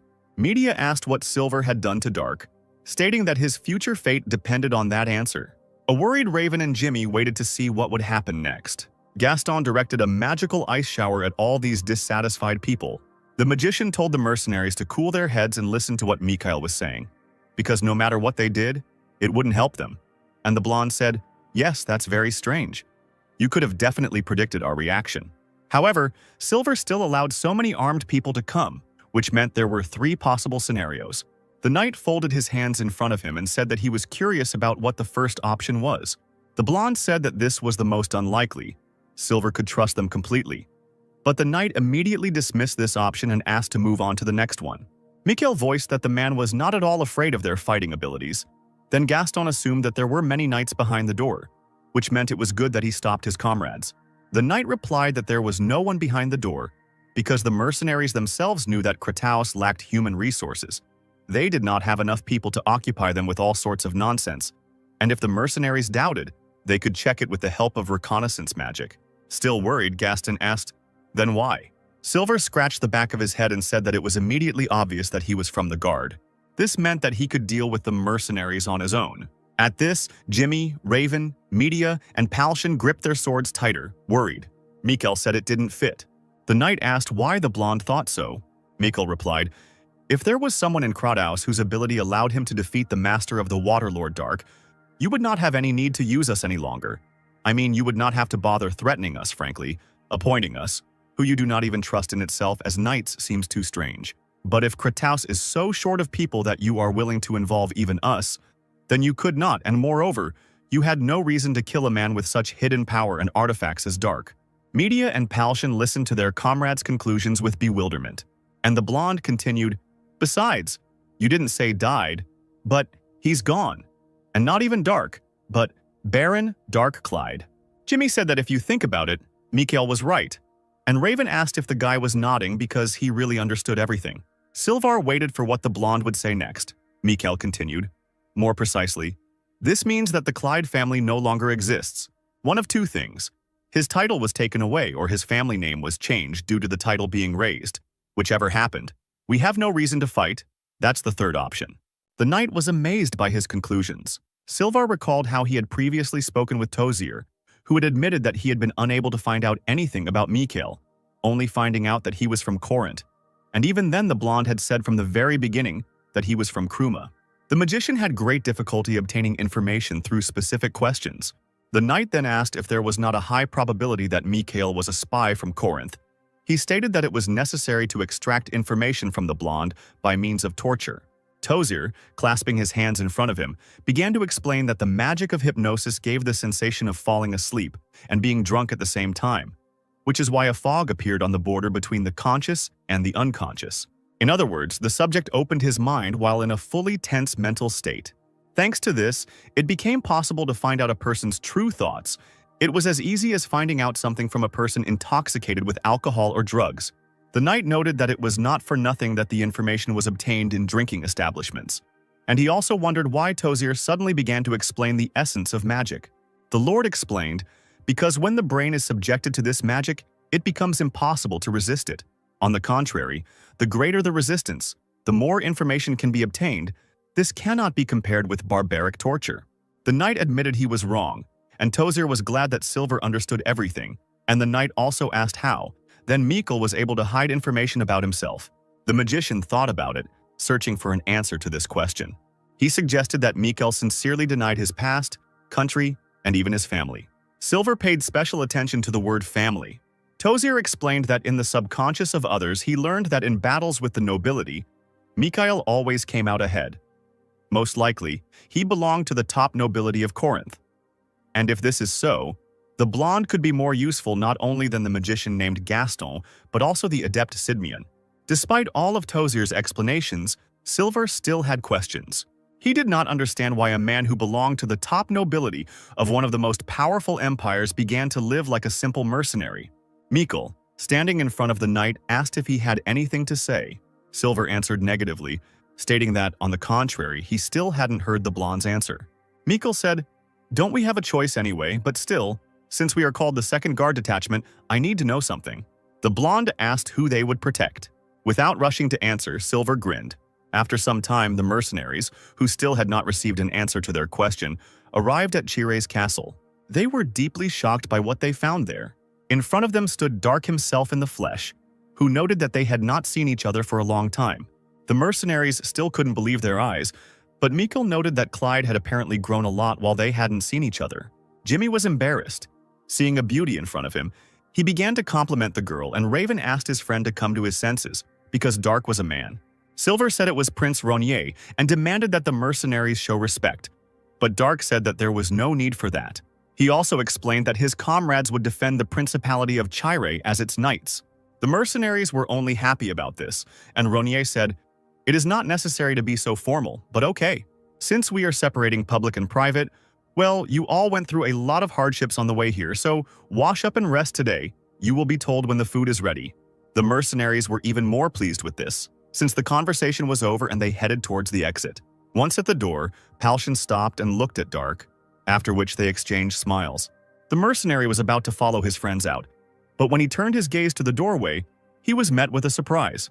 Almost knocking him off his feet, Saren ran past Palshan, asking her master to save her. Alarmed, Dark did not understand what the girl was talking about. She explained that this place was only called an estate, because it used to be the king's castle, which meant that the girl could not keep it in order alone. Ronier explained that no one had told her to do it alone, since she was now in charge of everything in this place, so she could just hire people. The girl burst into tears and explained that there were only soldiers in the area. She had no one to hire, and even if she decided to go out and find people outside, she knew absolutely nothing about Chire. And in principle, Saren could not go out, because then there would be no one left in the castle. Dark screamed, demanding that the girl stop crying. He promised that he would find people for her. Watching this, Silvar wondered if Ronier had always become so strangely weak in front of this human cat. Having calmed down and folded his hands in front of him, the warrior asked who Saren needed. She replied that, to begin with, she needed those who would wash and cook for the knights, heat, and keep the castle warm. This meant that there had to be at least 3 people. After thinking about it, Dark replied that he had someone in mind, which made the girl very happy. A wyvern with a rider flew over the mountains and forest thickets. This creature landed right in front of the girl in the red dress. Then Dark came down from the wyvern, asking Taria how she was doing. For some time the girl stood in silence, not understanding who was standing in front of her. Finally, she made up her mind and asked the girl who she was, and Ronier asked what the girl was talking about, since he was Dark. But the guy completely forgot that his appearance had changed a lot during this time. Ronier grabbed his head in displeasure, cursing the hated Lana. He thought how he could explain everything and whether Taria would even believe him. At that moment, opening the door, the girl's mother called her. The woman pointed out that she had already told her daughter to warn her when she went out, because there had been more monsters lately, so she had to be careful. Seeing the wyvern in front of Taria, the woman became frightened and rushed to her daughter, not allowing her to explain anything. The mother grabbed the baby, wanting to protect her. Putting his hand forward, Dark tried to calm his mother and asked them to listen to him. The woman asked who the stranger was and assumed that the girl was from the nobility, but she did not understand what could bring such a person to this remote place. Dark said that apparently Mr. Blair and Tom had gone hunting, and the girl's mother asked how the stranger knew the name of her husband and son. Covering her mouth with her hand in fear, the woman decided that her son had done something wrong in the village. Ronier explained that this was not the case at all. Then he looked to the side and saw a black dog. The animal looked at the yawning wyvern, which looked quite frightening. Unable to withstand such an onslaught of horror, the dog ran away, and Ronier, realizing that the dog was afraid of the wyvern, tried to figure out what to do. Noticing the axe stuck into the stump, Dark found a way out of this situation. He walked up to the weapon, took hold of the shaft and asked the girl what it was, and Taria answered. Repeating the name of the weapon questioningly, Dark placed a log on the stump. As he chopped the log, he asked what it was then. The girl answered him that it was firewood. Repeating this once more, Tarja headed towards Dark and away from her worried mother. The girl admitted that she had only seen the second person who managed to chop a log with one hand. Ronja replied that he was that very first man. Tarja threw herself into the girl's arms, finally recognizing her as her friend. With a trembling voice, Tarja asked what happened and why he became a sister. Dark replied that it was a long story and he did not become like this by his own choice. Then the mother told the girl to come to her quickly. Feeling uncomfortable, the woman said, "You say you are Dark? You want us to believe this nonsense? What are you trying to achieve? Dark is a really good person, so stop pretending to be one. Even though I myself thought he was weird when he first came to us. This is the first time a naked person has come to us. Isn't it natural to think of him in this way? Of course, you, who flew in on a wyvern, don't seem ordinary either. But Dark defeats you by strangeness. In any case, don't think that we trust everyone indiscriminately, since we live deep in the mountains." The guy began to remember his first interactions with this woman. He remembered how he asked her to give him clothes. Trying to convince her that he was that same Dark, the guy showed the same gesture as during their first meeting. The woman, covering her mouth with her hands, finally believed that Ronja was that strange but good man. The girl's mother told her daughter to quickly call her father and brother, and when Tarja rushed after them, the woman said that it was dangerous and suggested that they go together. And Dark, watching this, noted that they were still the same as before. Then, looking to the side, he saw the weakling sitting next to him and dropped to one knee. He began to stroke the animal, asking if everything was okay with him too. It was already evening, and light was coming from the windows of the Blair house. The family was sitting at the table and listening to Dark's story. Tom and the head of the family were shocked that their friend was cursed with a body-altering curse. And on top of that, the guy was awarded the title of Prince. Joyful Tom said that he should have gone with Ronja then. He also asked if it was possible to ride a wyvern, and his mother said that her son had already crossed all boundaries. The father asked what brought the Grand Duke here. Dark replied that he wanted to hire their family, and if they didn't mind, the guy would like to make it so that they lived in the castle. Tarja and Tom asked if Ronja was joking. They were already happily giving each other high fives, but suddenly the father said that he would refuse this. Disappointed children asked why he made such a decision. Nervously, the mother told the children to stop, because it was already difficult for the father. The man said, "Tom? Darja? Who do you see now in the man sitting in front of you, Dark, with whom you communicated so closely? No, this is the owner of an entire principality, the Grand Duke." Hearing this, the children began to worry. The father asked them if they could take care of Prince Ronja as their only master. The children hung their heads, not wanting to answer. The hunter said, "As you can see, our family, living in the forest, knowing nothing about this world, will not dare to follow you into the castle. Please understand us." Dark replied that he understood Mr. Blair's position well. However, he still wanted to say something to the man. For 2 years, Ronja had received help from their family, and only wanted to repay them for their favor, and did not want to cause inconvenience. The Trebok mountain range has always been known for its danger, but on the way here, Dark noticed that there were even more monsters. Ronja had no doubts about Mr. Blair's hunting abilities, but still asked him if the monster had harmed the hunter. What would have happened to his family? Besides, Dark didn't want the one who gave him his name to suffer. He believed that the title of prince was enough to become a wall protecting their family. Tom asked if he could be a protector too, and Ronja said that Tom might get a little hurt, and pointed out that the boy had said that he dreamed of becoming a knight. A frustrated Tom said that Dark was evil, and Ronja noted that the head of the family seemed to have gotten things a little wrong. The warrior stated that in such a matter the most important thing was to hear his wife's opinion. The man, becoming nervous, looked at his woman and said that she would certainly be of the same opinion, which the children's mother repeated. She said that her husband never made wrong decisions, so she always followed his choices. Lost in thought, the woman lowered her head. She then went on to say that Tarja also took after her father, the woman relying heavily on her daughter. But Tom was not at all like his father, so he was constantly creating trouble without thinking about the consequences, and he was also very stubborn. Still, thinking about it, the woman realized that her son was very similar to her in her youth. She too was constantly making reckless decisions, making mistakes and failing, and then she met her husband.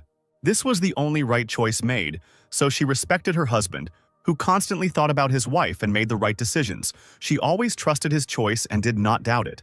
The head of the family noted that even his wife spoke the same way as he did. However, the woman suddenly said that this time she decided to disagree with her husband.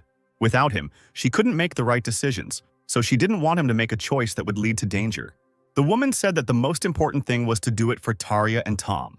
Then she said, "Actually, I'm saying this because I want to live in a castle, God." I accidentally said what I was thinking. The touched children rushed to hug their mother, and the father looked at his wife in bewilderment. Rising from the table, Dark said that the hunter's wife, like a mother, was very wise. He asked again what Mr. Blair would do. The man said he was ashamed. He couldn't even understand his wife's desire, and now apparently he had no choice. Fate had linked them together over the past 2 years. Mr. Blair had never heard of the prince personally making such an offer to the hunter because of such a small twist of fate. Also rising from the table and lowering his head, the head of the family nevertheless accepted Dark's offer. The guy asked the man to raise his head. He also wanted them all to call him by his name. The man was unsure about this, and Dark explained that it would be more convenient for him, although of course the family would still have to show respect at official events. A joyful Tom and Taria agreed. The hunter and the prince shook hands, and Mr. Blair thanked his friend. Once the decision had been made, Ronier said that it was time for them to set off. And since they had to fly on the Wyvern anyway, the family only needed to take themselves, after which a heated discussion began. Saren met them at the castle. She was very happy to meet the first people. The maid became alarmed when the dog suddenly began to bark. She then introduced herself to the family and asked if they had arrived safely. Tom replied that his butt was splitting, and his mother reminded the boy of his manners. To begin with, the girl decided to find out about the skills of each family member and first asked Mrs. Blair. The woman replied that she was good at washing, cooking, sewing, milking, and could do any chores around the house. Mrs. Blair could also make yogurts and cheeses. Taria could shear and milk sheep, as well as work with rugs and do laundry. Serene was sure that even with the help of the girl and her mother, the work would be simplified by half. They had to get used to everything in the castle until other workers were found. Mr. Blair could hunt and do carpentry. Cooking was usually done by his wife, so he was bad at it, but he could make his own beef jerky. Tom, whom his father, unfortunately, did not often take with him on hunting trips, could look after the horses and sheep. Serene asked if the boy could then take care of the stables and the animal skins. Tom stated that he could continue to do this with his eyes closed, and if there were enough materials in the castle, he could make excellent leather items. Dark asked if the Blairs were satisfactory to Serene as assistants, and she replied that it was difficult to find people who had more than 2 such skills. So she was very surprised to learn that the entire family was very capable. Ronier noted that this was still not enough to survive in the Trebuk mountain range, and the maid said that these people were very reliable. She thanked the owner for providing her with the best assistance. Sighing, Dark said that he would leave it to Saren and asked her to do her best as the estate's manager. Ronier watched as the cat girl told the Blairs to follow her, and she would tell them about all the nooks and crannies of the castle, an amazed Tom asking if they could see the knights' training grounds. Dark and Mr. Blair nodded goodbye to each other, and then the family left after the maid. Sylvar informed Ronier that everything was ready. The prince descended the stairs into the basement, and the knight followed him. Soon they found themselves in the basement of the castle. There Dark ordered Andromeda to come out, and a vortex formed in space. A blue titan emerged from the resulting spatial distortion and approached Ronier. On the sides of his chest were drawings of golden dragons breathing fire. Dark said that Andromeda looked even better in it than he thought, and the boy wondered what his father would say when he saw it. Titan asked why he had been called. Ronier stated that he wanted to terminate the contract with him, but Andromeda refused. This surprised Dark, and the Titan, getting ready to leave, said, "I hope you won't call me for such stupid reasons anymore." Grabbing Andromeda by the cloak, Ronier simply stopped him. Looking at Dark, the Titan asked what was wrong with him. The guy cried out, "That's what I want to ask. Aren't you and I initially the master and the subordinate? How can you refuse if the master tells you to stop working?" Andromeda agreed that Dark was his master, but pointed out that it was a mutual contract, not a deed of ownership. Titan will appear anywhere and anytime as long as Ronier calls for it, and will not allow anyone other than Dark to use it, all because of the Golem's pact that has been going on since ancient times. The guy said that he just wanted to terminate this contract. He didn't understand what the problem was. Andromeda admitted that he was very disappointed when he met Ronier for the first time. Although the Titan only agreed to the contract because Dark could control mana, its quantity left much to be desired. At that moment, Andromeda might have broken their agreement. But now the guy stood out, at least among all those the Titan had met thanks to Ronier. Only 2 could come close to him in strength. Dark guessed that they were talking about Rubinsky and Camilla. He asked Andromeda to continue her explanation. The giant explained that he had no intention of breaking the contract with such an amazing owner. He asked not to raise this topic again until the guy found a Titan who would be stronger than Andromeda. Dark asked if the Titan wanted to fight, and a surprised Andromeda replied that Rainier was saying the obvious, since the Titan was born to fight. The boy apologized, explaining that he wouldn't have any reason to fight for a long time, so he couldn't use Andromeda. The puzzled Titan asked Dark to explain the impossibility of using it in a way that would be more understandable. Rainier said that Andromeda was created as a secret warrior from the beginning, so he was not allowed to be shown to other countries. Although the color could be changed, they could not do anything about his size. Titan asked if that was the problem. Couldn't they just kill all the enemies? And Dark called the giant crazy. The guy said, "In any case, I have to use someone else until the situation is right for you. Initially, I couldn't even control the Titan. It won't be good for you either if you follow me." Andromeda replied that with mana like Rainier's, there was no need for control. The Titan simply asked to give him mana, and he would do everything himself. "Ah," the guy asked, who would like that? Dark promised that the time when Andromeda would be needed by him would come very soon, and then Rainier would come to the Titan again. Having thought it over, Andromeda asked where he should be until then.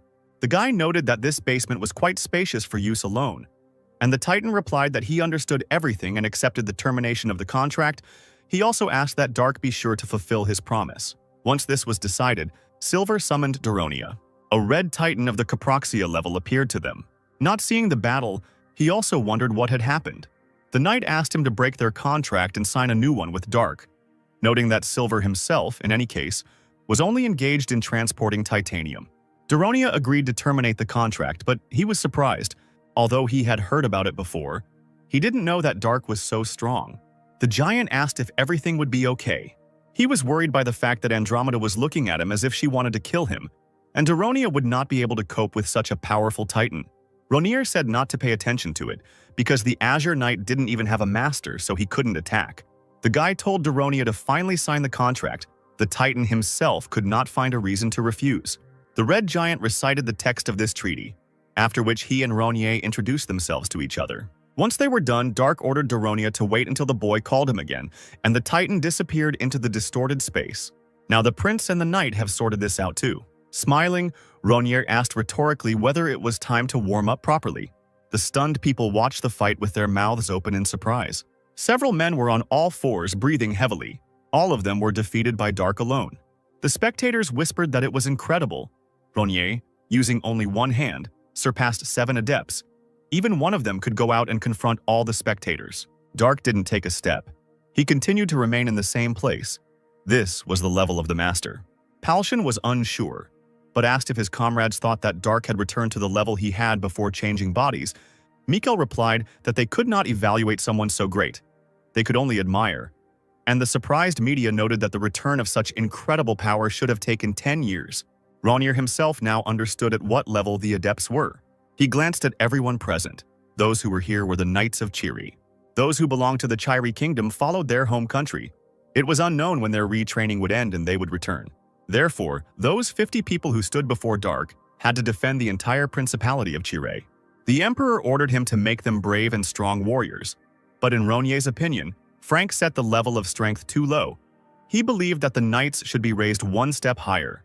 Palshan, Media, and Mikkel assumed that Dark himself would train them, which they didn't really want.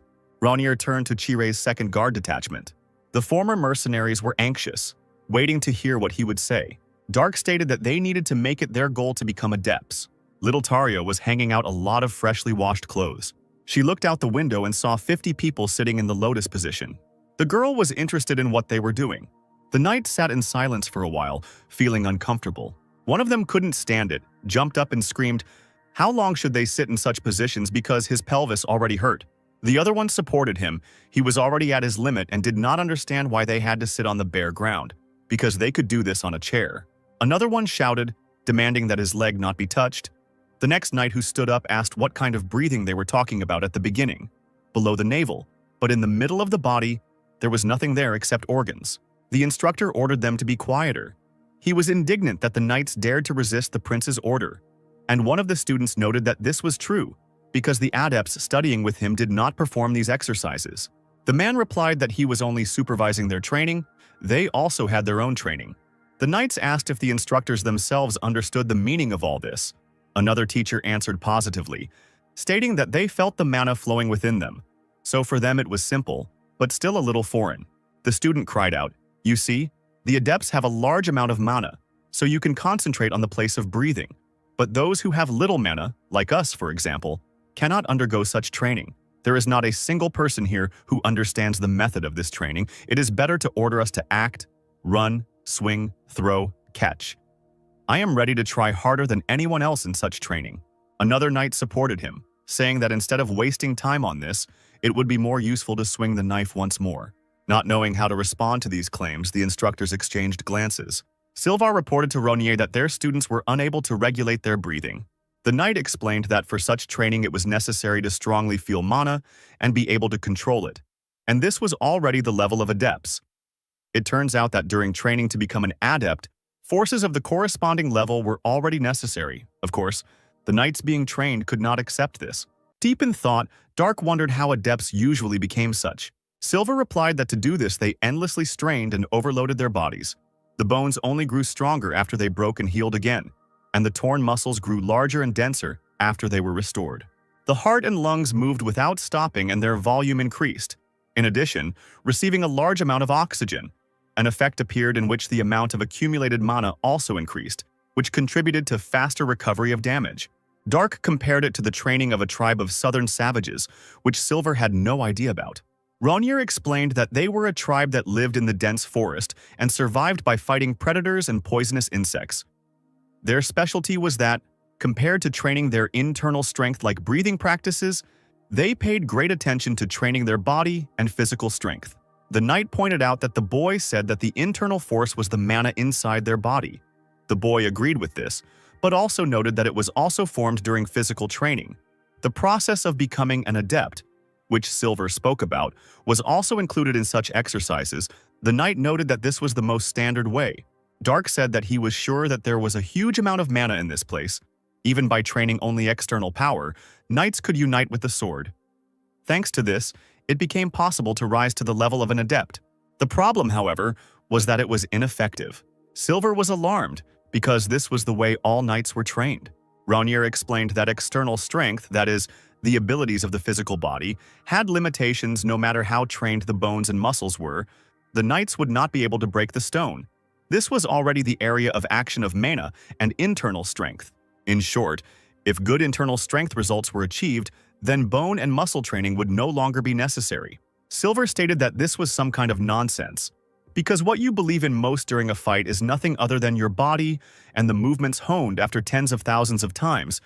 Improving the body was like the foundation of the foundations. This was common sense. In response, Dark asked a question. "Silver, who do you think has better trained muscles, you or me?" The body of a 14-year-old girl, covered in pimples after a 2-hour walk, having such a body, "I have never tried to train using the body. I changed my muscle structure just by training my inner strength. The body you see now looks like a 14-year-old girl?" After a gloomy silence and lowering his head, the knight answered negatively. Cracking his fingers, Ronier said that although he was not strong enough for a simple soldier in terms of muscle and bone strength, it did not hinder him in any way. Silver replied that even if that was the case, it didn't solve the main problem. As he had already said, the knights didn't even understand what it meant to accumulate mana in a place inside the abdomen. It was the same as if Dark told a man who had never seen an octopus about an aquatic animal with 8 legs, and he imagined a spider living in the water. Ronier wondered if the knight was talking about himself, and the man replied that it was during his childhood. Dark rose decisively from his seat. Then he said that in that case he would personally explain everything to them. The bare-chested knight sat in the lotus position and felt embarrassed by the gentle hands of Dark, who was sitting behind him, touching his back. Ronier said to concentrate his consciousness, but the thoughtful man did not immediately understand what the prince said, and the knight also asked if it was necessary to take off his clothes. Dark demanded that the man shut up, and he verbally accepted the order, causing Ronier to tell him to shut up again and advise him to close his eyes instead, with Raven, Jimmy, Meekle, and the others watching. Finally, the surrounding energy reached out to Dark. Making the knight worry and apologize, Ronier asked, "You said that you don't understand why you need to be in this particular pose, right?" The prince said that there was nothing difficult about it.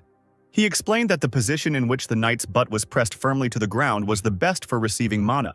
The surprised man asked if Dark had really said that mana was taken through the anus. Ronier replied that the knight was partly right, because mana could be obtained through the pores of the skin. but if you lay on the ground, you could easily fall asleep.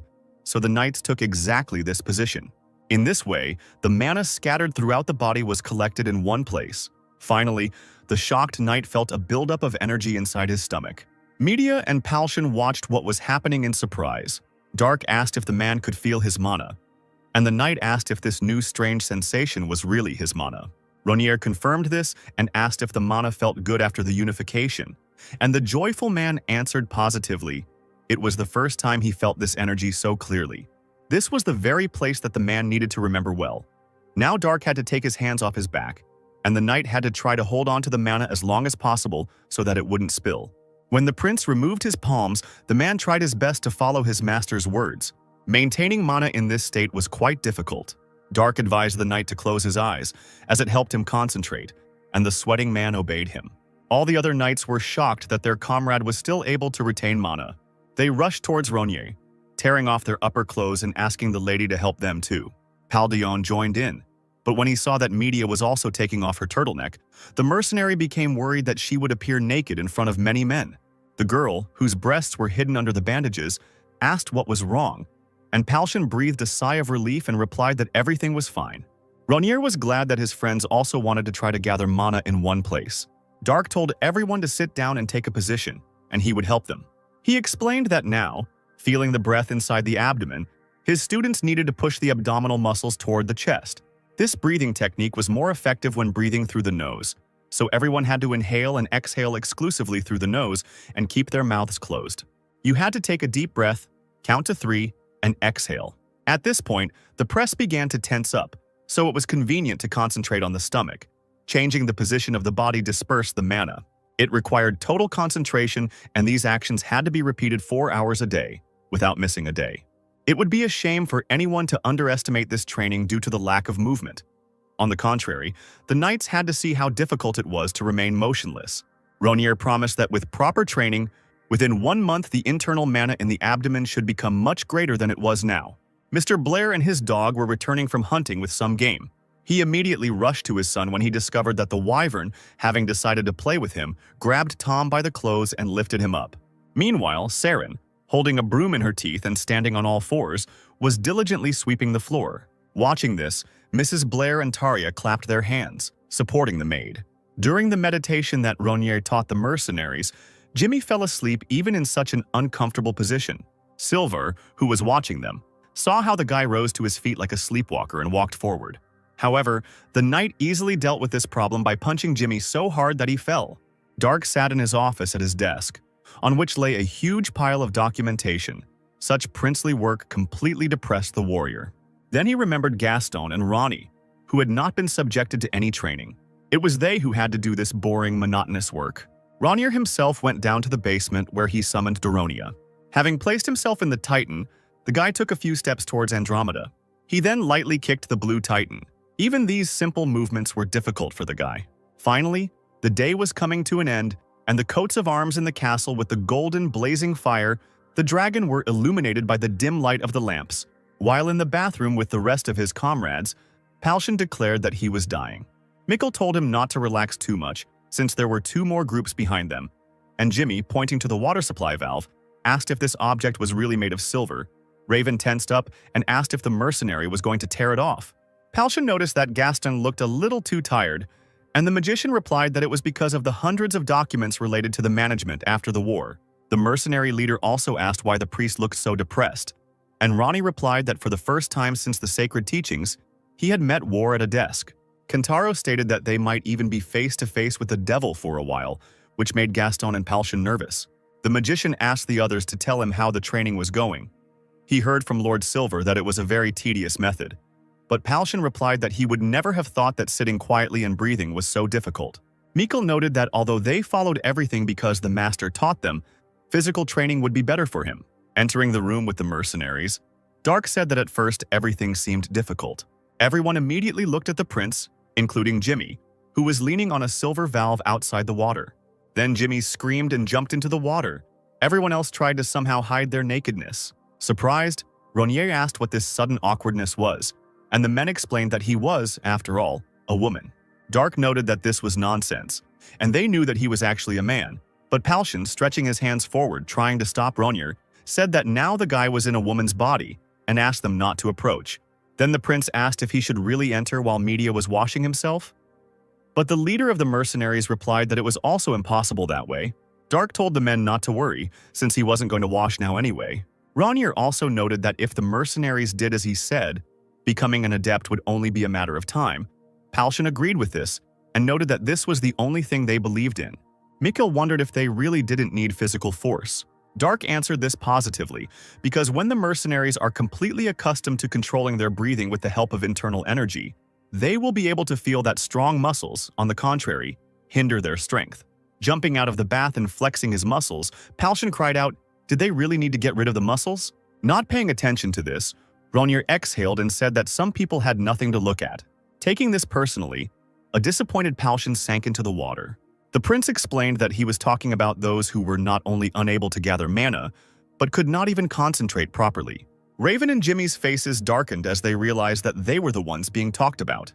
Dark said that, frankly speaking, they were even below average, and this training was useless for them. So Ronir told them to pack their things and get ready to leave.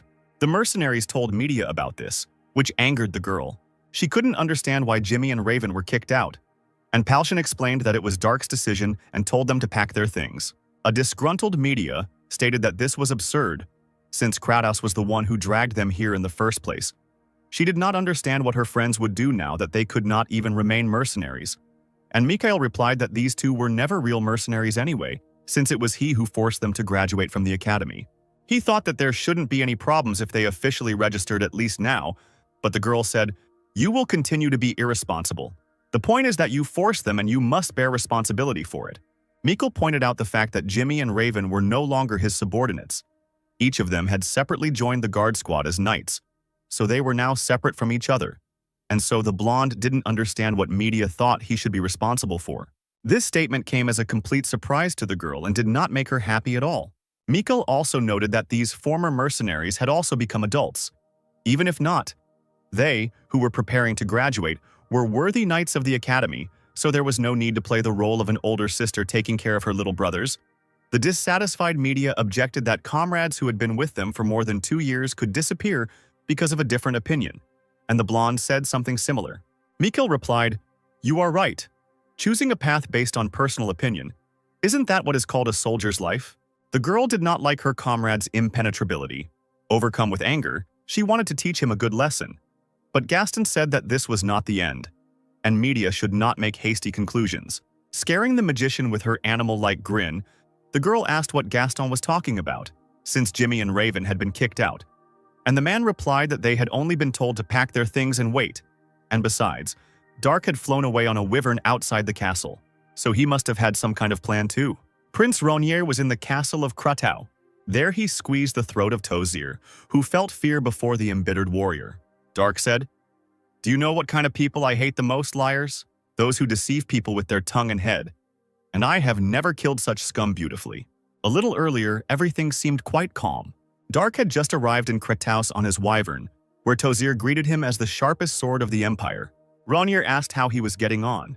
The guy jumped off the wyvern, and the mage replied that there had been no specific achievements yet. The prince asked if their agreement had not been mutually beneficial. The boy was supposed to work for the Empire, and the magician was supposed to look for a way to dispel the curse placed on him. Tozir confirmed this, and Dark decided to voice one but. The surrounding atmosphere suddenly became tense, and Tozir became worried. Ronir said, "If you continue to do nothing, won't the reason why I have to cooperate with the Empire disappear?" The dark energy emanating from Dark touched the wyvern. The creature began to wheeze from lack of air. Then its eyes rolled back and it fell dead to the ground. It looked pretty terrifying to anyone. However, Tozir was also the one who met the evil spirit Cronetio. The magician fell to his knees. It was impossible to resist someone whom even he could not control. The ring acted as a medium for the transmission of the curse. Of course, if it was destroyed, the curse should dissipate. But while it was protected by the power of the evil spirit, it was impossible to do this, even if so. Now Tozir could not get rid of it so easily. This was his last guarantee. The surest way for Tozir was to send Dark to his original world. The mage pointed out the fact that according to the treaty signed with His Majesty, Ronir was granted a title and lands. and he wondered if the boy was really going to break this agreement. Now the man could not lose Dark. In this situation, when only he could control the Azure Knight, the guy became a lifeline for the revival of the Empire. Instead of answering, Ronnier extended his hand to the magician. He then grabbed Tozier by the throat, forcing him up, and asked if he knew what kind of people Dark hated the most. The guy hated liars, those who deceived people using their heads and tongues, and he never killed such scumbags beautifully. Ronnier didn't need the titles and lands, so he could return them. The mage did nothing, so Dark thought he should take action himself. But Tozier said that he tried very hard to fulfill the promise he made to him. He explained that it was time-consuming but did not violate their agreement, and the prince asked if the man had really asked him to wait. Tozier said that he would fulfill his promise, so Dark also should not have backed down from his agreement with the Emperor. These were fair demands. A disgruntled Ronnier lifted Tozier up, causing him to wheeze. The magician said that if the prince killed him, his only way out would disappear. Dark let go of Tozier, who fell to his knees and began to greedily gasp for air, and Ronnier called him a real liar who kept his tongue moving until the very end. The man replied that if it was for the sake of the Empire, then he was ready to give up his life at any moment. Dark said, "Patriot to the core. Still not enough to keep you alive." To Ronier's surprise, the mage said that Dark was needed for this. He was essential to their empire, and if the boy helped, Tozier would grant his wish. The warrior pierced Tozier with his gaze, making him nervous, wondering what decision Dark would make. Passing by the magician, Ronnier said that this time he would leave him alive. But he couldn't relax and trust everything to Tozier. The guy refused to be tied to this land. The mage turned sharply towards the Grand Duke, addressing him, and Dark said that he obeyed the Emperor and would continue to prepare for the battle with Corinth. He also asked to call Lord Julian Aglios. A little later, Dark met a gray-haired man who greeted the highly respected prince. Ronnier asked if Julian had heard about everything, and Aglios replied positively, saying that he was in charge of the senior knight's squad, so he didn't think he could act in such a role. For this reason, Julian brought someone to replace him, and that was Khal Kisley. Dark was indignant that the man was too young, and noted that Aglios himself should have understood why the prince was appointing a deputy for himself.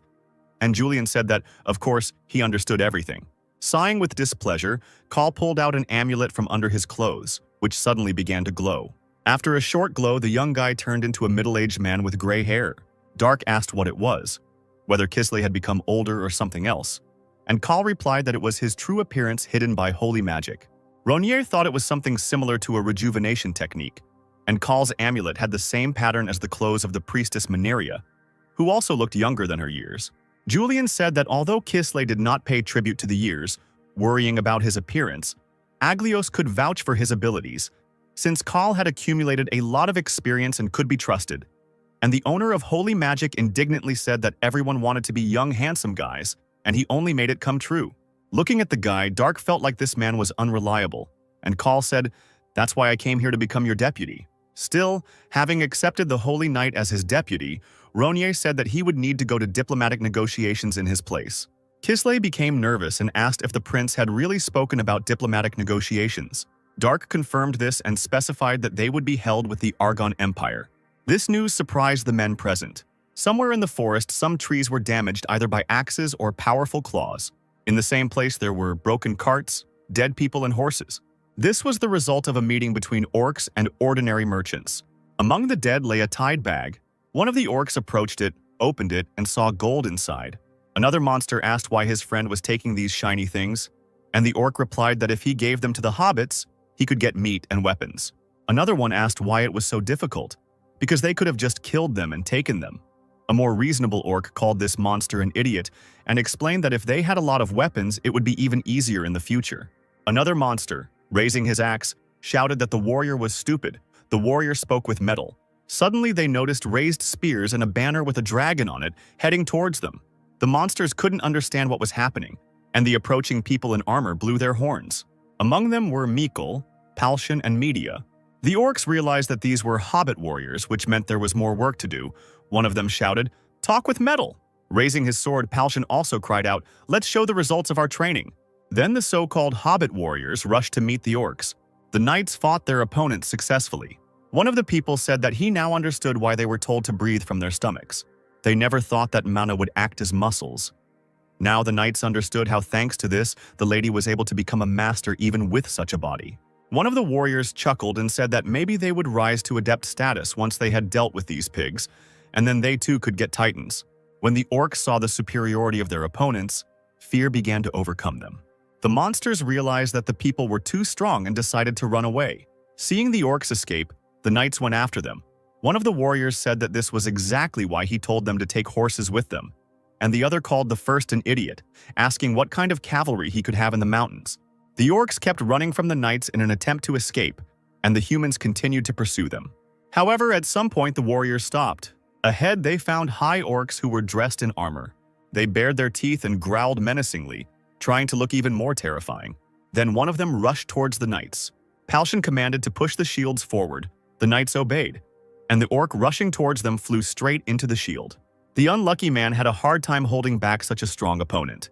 Now the entire line of defense was being attacked by orcs, of which there were too many. One of the monsters pushed off the shield and was already flying over the knights. However, the next moment the orc was already lying down, pinned to the ground by the titan's heavy sword. Palshan was glad that Silver had finally joined them, noting that the warriors had gathered the orcs well. One blow was enough to destroy all the orcs trying to break through the shields. In addition to Silver, other titans and pilots joined the squad. The monsters looked at these powerful giants in fear. One of the titans declared that there would be no more orcs in the Kratos Empire. Someone on the tower was ringing the bell, warning of the approaching enemies. The blonde man wondered what kind of madman dared to attack the Argon Empire. Seeing who was approaching them from the forest, he was surprised. It was a whole frightened squad of orcs. The monsters saw the Hobbit fortress ahead and did not know what to do. One of them shouted that they should break through, and the other noted that this was what the one who escaped said. Pushing the weaker creatures in front of him, the higher orc shouted at the weaklings to disperse. He sped up, intending to break the gate. The orcs were confident that if they crossed the wall, the titans would no longer be able to pursue them. Suddenly, another obstacle appeared in front of them, made of people. They were the holy knights of the Argon Empire. They intended to destroy all the demons who wanted to destroy the castle. These knights clutched strange magical hilts in front of them, from which blades of light emerged. One of the warriors said that everything was as Shikart wished. The self-confident orcs kept moving forward, believing that people with some kind of lamps instead of normal weapons were no obstacle to them. However, this was their mistake, as by swinging their lightsabers, the knights successfully destroyed the high orcs. At the rectangular table, on one side, sat the high-ranking officials of the Argon Empire, and on the other, the diplomatic delegation of the Principality of Chiri, among whom was Kislev, who said, "Don't you all know how these cunning orcs escaped from us during the times when Chiri was a kingdom? We gave each other headaches, because they played hide-and-seek with us. Sometimes they appeared on the border between the kingdom of Chire and the Empire of Argon, or hid behind the mountain range of Maltorio. This was the reason for our strengthening of maritime trade. Therefore, now, having received the post of Governor-General of Chiri, I mobilized all the troops, attacked and defeated them. Argon responded quickly to our initiative, which is why we were able to win so beautifully." With a forced smile on his face, Emperor Argon replied, "We know this, Your Excellency, Governor-General Ronir. We were also glad to take part in defeating the orcs. However, the fact that you crossed our border without any warning with an entire army and with a titan is your oversight. Do you even know how surprised I was when I saw the report?" Nervously, Khal replied, "I suppose so." Ronnie wondered if the Argon Empire had suffered any damage. The Emperor asked if they really meant to say that if no harm was done, then there was no negligence and no need to compensate for the damage. Kentaro replied that he would not dare to say such a thing, and was only glad that their righteous brothers had destroyed the monsters and further spread the greatness of Shihart.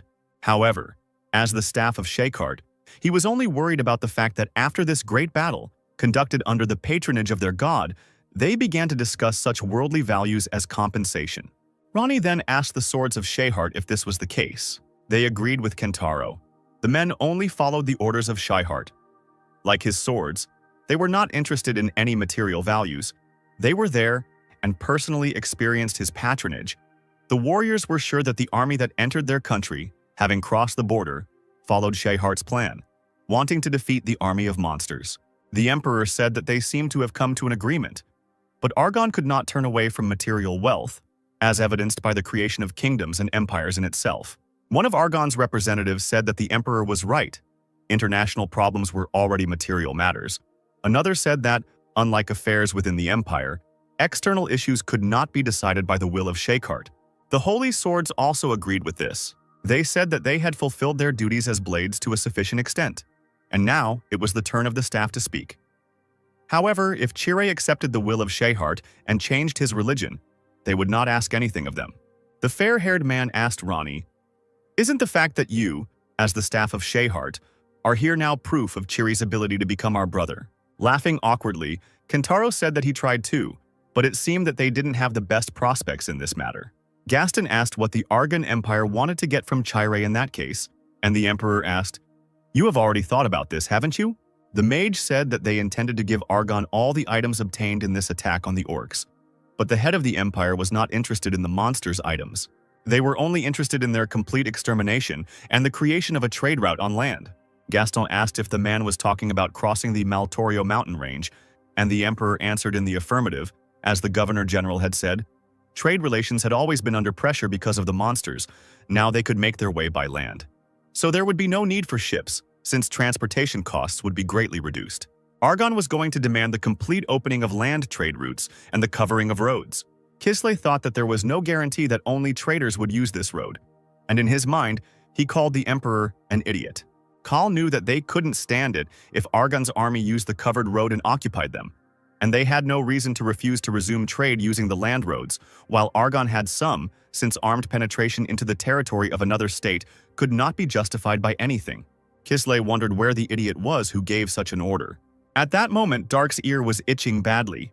He assumed it was because Tozier had spoken unflatteringly about him.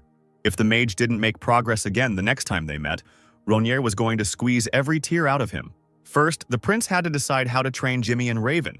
They destroyed monsters and dealt with their remains, so they still had some experience. Now these former mercenaries sat and ate meat and other food with great appetite. Ronier clutched his forehead, thinking about how much his head hurt. Noticing this, Raven asked what problems his friend had, and Jimmy asked what Dark was thinking about that he didn't even eat. The guy thought out loud, "I'm thinking about you idiots. I can't use your bodies myself." After thinking about using other people's bodies, he had an idea. However, Dark was distracted from her by someone's shout, "What, are you saying that you don't believe me?" Somewhere at a table nearby, a man was indignant that his interlocutor did not believe him. He claimed that a golden dragon lived in the Maltorio Mountains. At that moment, an image of Arteus flashed through Dark's head, saying that his daughter hadn't remembered him for a long time. The stranger continued to convince his interlocutor of the truth of his words. He claimed that they were working in the very depths of the mountains, which is why they met him. It so happened that this man's group cleared out the peasant's house, and his daughter turned out to be a beauty. Then they decided to have a little fun. And at that moment, a golden dragon flew over their heads. The interlocutor said that he didn't care about the dragon, and he demanded to tell about the girl. However, there was nothing to tell, since while they were distracted, she ran away. Suddenly, a female voice told the buddies to shut up and drink their own booze, which angered the men. Dark said it was so noisy here that he couldn't eat properly. The strangers stared at the girl, surprised by such impudence. Then they burst into laughter, directing their sarcasm at Ronier. One of the men said that the chick said she wanted to play with them, but hot, and the other noted that in that case he should have helped by giving his body.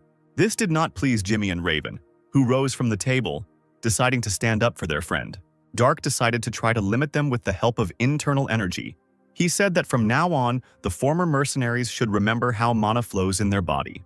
Ronier cast a restraint on Jimmy and Raven, causing them to freeze in place. One of the ill-wishers, cracking his knuckles, said that, judging by the fact that the girl walked around with security, she was from a fairly wealthy family, so he wanted to see if she could maintain a sense of dignity without clothes.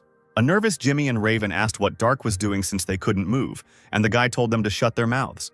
He asked them to focus on the flow of his mana, and at that moment one of the villains approached the former mercenary, asking what they were waiting for. Next came a blow to Raven's face, after which someone's bone crunched. The puzzled stranger felt pain in his arm, and Raven was shocked that he himself was safe and sound. The ill-wisher fell to his knees and, holding his injured hand, screamed in pain, and the others could not understand what was happening, because his opponent did not even move. Raven felt mana gathering at the tip of his nose, and guessed that it was what made him so hard that he broke bones. The villains decided that something was wrong with this defender, so they decided to switch to another one. One of them, trying to hit Jimmy, said that they would get rid of one first. Only completely unexpectedly, the former mercenary disappeared somewhere. He appeared behind the scoundrels who did not understand how this was possible. They were scared when they turned around and saw the defender landing. Jimmy was amazed to think that he was able to jump just by concentrating mana in all his toes, without even using his knees. Smiling, Dark was pleased that he was able to control the bodies of his comrades. The next day, Jimmy and Raven's faces were swollen from the injuries they had received. Seeing this, Dark began to shake with uncontrollable laughter. And the guys thought that he was a real devil, because of whom they became like this. The former mercenaries stated that they only looked like that because the guy decided to control other people's bodies without even knowing how to do it properly. And if Ronye had just left it to them, this wouldn't have happened. Having calmed down, Dark straightened up and said that his stomach hurt. This was quite expected, because it was very difficult to control two people at once, especially since at the very beginning the guys had an incredibly small supply of mana. He asked if they now understood the method of mana flow control he used yesterday. Jimmy asked if Dark didn't remember that they had dealt with the last three idiots themselves, and Raven noted that when you study, when you get beat up like that, you understand everything, even if you don't want to. Dark said that this time they would fight themselves and not with physical force, but using mana. Jimmy and Raven were unhappy that another battle awaited them today, because they were still in bad condition and everything hurt. Ronan took a vial of purple liquid out of his bag and told the boys to drink it. It was a healing potion that must have been incredibly expensive. Raven noted that the prince himself gave this potion, so there was no point in talking about any money. And Dark explained that the priest Ronnie gave him this elixir, saying that even one sip could heal almost any wound. Jimmy's attention was drawn to the label on the bottle, which stated that this potion was called the Breath of Shehart. It did not work on those who believed in other gods besides Shehart, but this did not apply to atheists. It also did not work on evil people, and if there was no effect, the money was still non-refundable. Jimmy said he didn't believe in Shehart, and Raven said that since it says here that it doesn't apply to atheists, it should probably be okay, but more importantly, can you even believe it? Deciding to test this, the boys drank the potion. It had a positive effect on the former mercenaries, who began to feel much better. The boys began to raise their hands to the sky, saying that they believed in Mr. Shehart. Jimmy was glad that all the pain was gone, and Raven wondered if the believers of Kronos were getting this for free. Earlier, Ronnie chuckled slyly. Dark asked if the priest was in a good mood, and if he was probably thinking that the flasks contained a healing potion. Kentaro answered positively and said that he thought that 2 more new followers were about to join their church. In principle, Ronier didn't care about it. He suggested that the guys have some more fun and asked if they were ready, to which they responded positively. Soon, Jimmy and Raven were again beating up the villains who had run into them. When Jimmy punched one of them in the stomach, the man vomited during the flight, ending with him landing in his own vomit. Calling it disgusting, the brown-haired man sighed, finally dealing with the last enemy. Raven also finished his fight, shaking off his hands. Ronier watched all this with the most indifferent expression on his face. As they approached him, the fighters asked how Dark would evaluate their work, and the prince said that there was no point in sticking up their noses since they still had a long way to go. The disappointed boys asked if that wasn't enough, and Dark replied that they fought the last 5 without using mana control.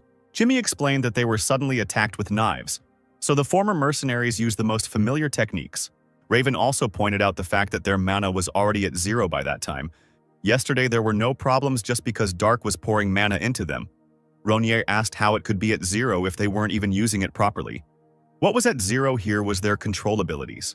Jimmy whined, but Raven didn't argue with that. Turning away, the prince said that everything would be decided with the accumulation of experience, and the guys asked if they would really do this again. After some time, Dark arrived in the Argon Empire, the western city of Troy. It had many majestic buildings. The streets were decorated with various flowers, and somewhere there were fountains in the form of angels or other shapes. As he rode through these streets on horseback with his companions, Ronier noted that it was a beautiful city, and all the other cities of Argon were clean and beautiful. Jimmy agreed with this. He noted that all the people in this place were kind, there were no thieves here, and no one picked on you on the street. But Dark said that, on the other hand, the disadvantage of the city was that if you even just started arguing with someone, the guards would immediately come running with swords. Raven admitted that they really liked it, because at least they wouldn't fight while they were here, which meant they could calmly enjoy the journey, insulting him. A displeased Dark asked if he should explain again why the prince dragged them along with him. Jimmy pointed out that there were probably other places as developed as this one that weren't even close to Kratos' capital, Crodon. Raven said that was probably true, since the guard commander had said earlier that it was one of the 5 capitals of the Argon Empire. Ronier noted that the difference in the powers of the state was too great. It was even becoming difficult to say that it was the same empire, and yet they were able to survive. Jimmy said that Argon acted as a wall to protect against the monsters coming from Maltorio, and Raven noted that this was especially true during the battle with the orcs. Raven said that although it seemed that everything was now over, the traders looked very happy because the road was soon to be repaired, and all this was thanks to Dark, and the prince himself was indignant. "Shut up. Do you think I knew that everything would happen like this? So I even had to appoint Kisley my deputy." Raven said that Argon had obligations, so nothing could be done. And if Dark had been there might have been a war. And Jimmy said that since Ronier was the prince of Argon, they agreed to cover the costs of repairing the roads. Listening to his companions with dissatisfaction, Dark looked around. That's when he noticed a red and gold carriage with a fair-haired man standing next to it, his gaze fixed on Ronier. The prince asked what Raven thought of the guy, whether he looked strong. The blonde noted that, judging by his clothes, it seemed that this was the case. He was wearing white gloves, which meant that he most likely came from a fairly wealthy family. The man also had a long sword and developed arm muscles, which indicated that he was a skilled swordsman. Taking this into account, Dark walked towards the man. The stranger politely apologized to the nice lady, not understanding what she wanted, and Dark snorted indignantly. Then he said, "How tactless, Raven. No matter how weak another person looks, how can you call him empty-headed just by looking at his appearance?" Looking at the supposed offender, the displeased man bared his teeth. A worried Raven asked what Dark was talking about, and the next moment a white glove flew into his face. Dark grinned, and the stranger said that he would not tolerate humiliation in front of a lady. He, Pyros Dower, challenged Raven to a duel and demanded that he get off his horse. Trying to somehow explain himself, the former mercenary said that everything was not like that, and Jimmy, who had already dismounted, asked if this was the first time Raven had been caught, and said that he had to be careful. He awkwardly apologized to the stranger and asked if they could end this duel by counting them as losers, after which a blade was brought to his throat. Holding a sword in his outstretched hand, the insulted man said, "If you want to disgrace me even more, shut up and take out your sword. I will show you whose side the god Shakart supports." The woman sitting in the carriage asked Pyrrhus what was going on. The surprised guys watched as the sweet lady descended from the carriage. She asked if her father hadn't ordered Duro to refrain from fighting. The man explained to his sister that these people had humiliated him, and the girl said that if he did not listen to her, she would tell everything to her father. Finding this boring, Dark told Jimmy and Raven to continue on their way. However, the lady asked them to wait. She said that it seemed her younger brother had been impolite to them and apologized for him. The girl said that if they were travelers, she would like to invite them home. Her father had traveled a lot in the past and he loved to discuss it. They would be honored if the company would spare some time for them. Dark tried to say that they were very busy and needed to go, but Jimmy covered his mouth and thanked the lady for the offer. He said that they just needed such a place, and Raven supported him, saying that they came from Krataus and were here for the first time, so she was very worried. The lady was glad that everything worked out so well. She said, "So, you came. Crossing the Maltorio mountain range, my name is Anne Dower, and this is my younger brother Pyros Dower." Dark had no choice but to accept the boy's wishes and also agree to this proposal. When Anne returned, her father was sitting in the living room with several other people. His daughter introduced him to the travelers who had arrived from Krataus, Mrs. Dark Clyde and Messrs, Jimmy Doney and Raven Ellenvar. The head of the house, Michel Dour, stood up and greeted the guests, saying that they had just been having a light conversation with the travelers who had arrived yesterday. They were Spen Antria, Ado Johnson, and Betty Donian. Dark gave the strangers a searching look. Michelle invited the guests to sit down, noting that their house had not been so crowded for a long time. Everyone was given tea, the aroma of which Betty praised. Suddenly, Dark asked her if she was by any chance a priest. This question made the trio uneasy, and such a reaction puzzled Dark.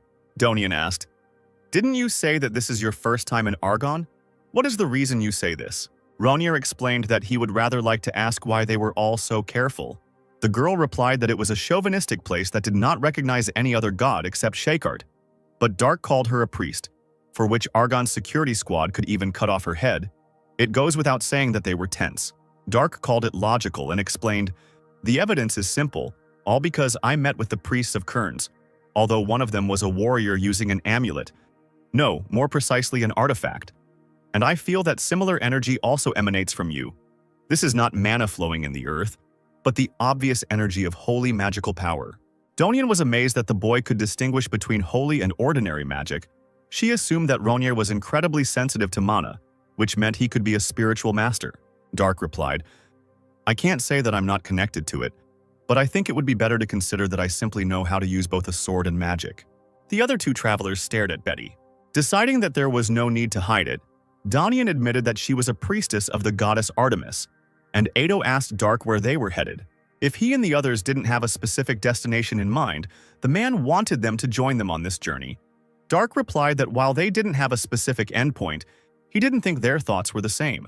However, Johnson was confident that their goals had to coincide. After all, it was a dragon hunt. Smiling, Jimmy and Raven were surprised that they decided to go to the dragon with such a small group and noted that there were many travelers. Ado explained that they had 6 more people, 3 of whom went first to scout, and they waited for the remaining 3. Dark said, "Are you serious? This isn't even funny. If there is not at least a master among you, even if you gather 100 people, it will be of no use." Spen replied that empty laughter was the usual reaction, but he liked Ronier's look. Although the lady looked young, she was quite perceptive and seemed to know something about dragons. Of course, the men knew that this expedition would be difficult, but they had realistic plans. They wanted to attack the weakest green dragon, whose age was supposedly about 600 to 800 years old, and not long ago he was wounded. Antria asked Dark rhetorically if he knew how hard it was to find a dragon that was less than 1,000 years old. But of course the prince had no idea, and the man chuckled and called the girl cool, because she didn't even flinch despite what he said. Putting his hand on Otto's shoulder, Spen, smiling, said that it seemed that he and Ronnier would understand each other well. He continued to tell Dark something, and the prince himself, seeing how the man was doing well in self-deception, decided to just listen to him. For Ronnier, it was a good chance to learn about dragons because his father was not serious, so he did not help him with this at all. Having finished his story, Antria said that the girl seemed to already know all of this, but Dark had missed it all because of his thoughts about his uselessness. While Spen noted that they had met an incredible person, Dark asked what their realistic method was, and the man replied that they had 3 titans and that should be enough as an answer. Ronnier thought that if they weren't master level, 3 giants weren't enough. But if the opponent was a young dragon, there might be a chance. He also asked what the reward was. The travelers explained that they were taking the dragon's body and could not give it back. They were ready to share 3/10 of his treasures. Jimmy noted that this was not enough, and Dark said that the young dragon might not have treasures. Then Antria offered 3,000 gold coins. Ronnier agreed with this, saying that they didn't need the body. Jimmy was outraged. Because the dragon's body was the most valuable thing, Doni did not understand why he should waste his strength and expose himself to danger without it. After learning from Raven that only the Emperor of Corinth could use items made from dragon bones, Dark was surprised, because his father simply took out a bone, which moreover, recovered quite quickly. Calling his interlocutors inexperienced fighters, Spen said that the girl they were guarding made the right choice. Antria's party had 3 titans with them, so they, Jimmy, Raven, and Dark, had different stakes. Spen deduced that this was why the prince had abandoned the body and chosen the jewels and cash. In fact, Ronnier really wasn't interested in the dragon's corpse. Spen said that there were also certain rules of the dungeon, and asked if the former mercenaries would be able to carry the dragon's body without Argon noticing. And Raven asked what rules exactly he was talking about. It was an international law that required a person to pay a tax equal to 8/10 of the value of the dragon's body. Antria noted that the boy's mistress understood this, which is why she gave in. Jimmy and Raven exchanged worried glances. Doni asked Dark if this was true, and Ronnier thought about it. Spen spoke everything for him, and the prince had no reason to argue with him. However, Dark assumed that his father might scold him if he went hunting a dragon. But since it was a green dragon, it was unlikely to be related to Arteus. Meanwhile, Arteus himself visited Kratos' castle. The dragon was angry that they did not let him inside, and said that they did not know his son. The father stated that Dark had said quite clearly that he lived here. One guard once again explained that there was no Baron Clyde on the list of nobility. Then the dissatisfied dragon demanded that they call the emperor, and another guard declared that the stranger had gone mad to dare to speak of his majesty in such a tone. Arteus had already started calling the knight an unfinished hobbit, and he explained, "No, think about it. A man who looks 20 or 30 years old is looking for his son, and this son, who looks 17, is a handsome man. And besides, he is not even in the records. That is why I call you a psycho."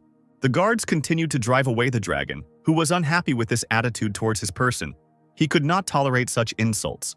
Arteas aimed a ball of fire at the men, shouting, "Die!" The frightened knights ran away to the sides, and the fiery sphere flew straight into the doors. Stepping over the boundary marked by the wall, the dragon said that this time he had destroyed the fortress gates, but next time he would take the lives of the guards. The knights shouted, "Alarm!"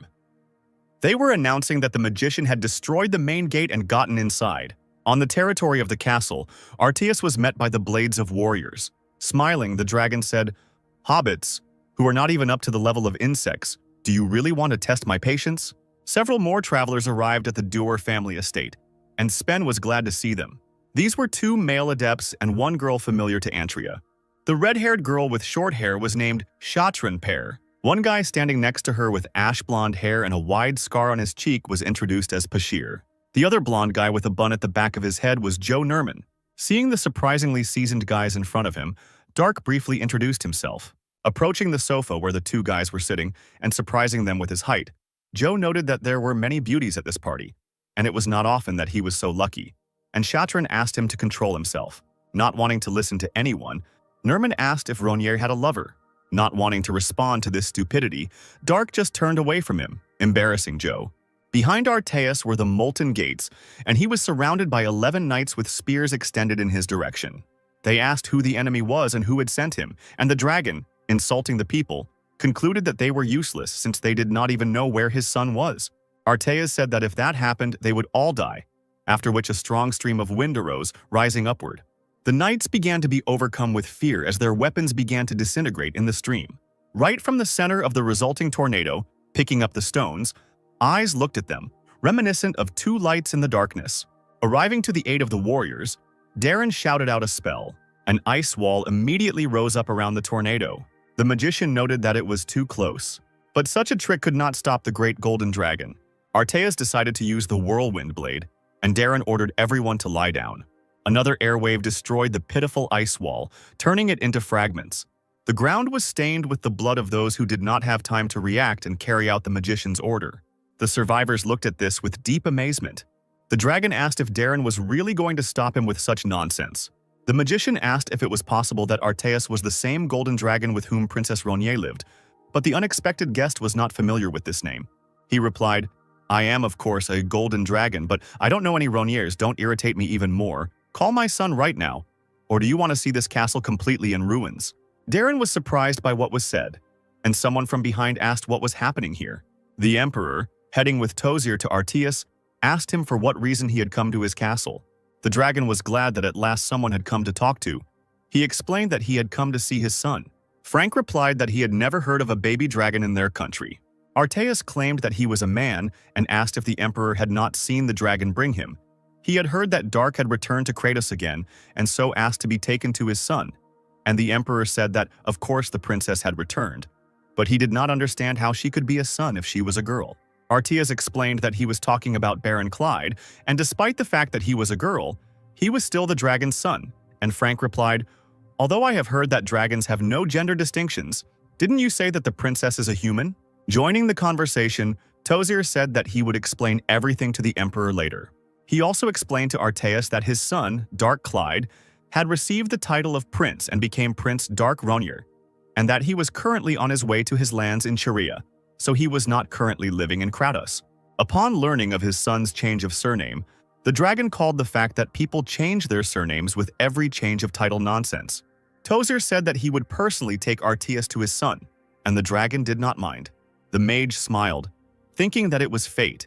Even if it was because of Dark, he could become somehow connected to the golden dragon. When they were already in Chire, Tozir was in confusion, but the dragon's face was distorted into a grin.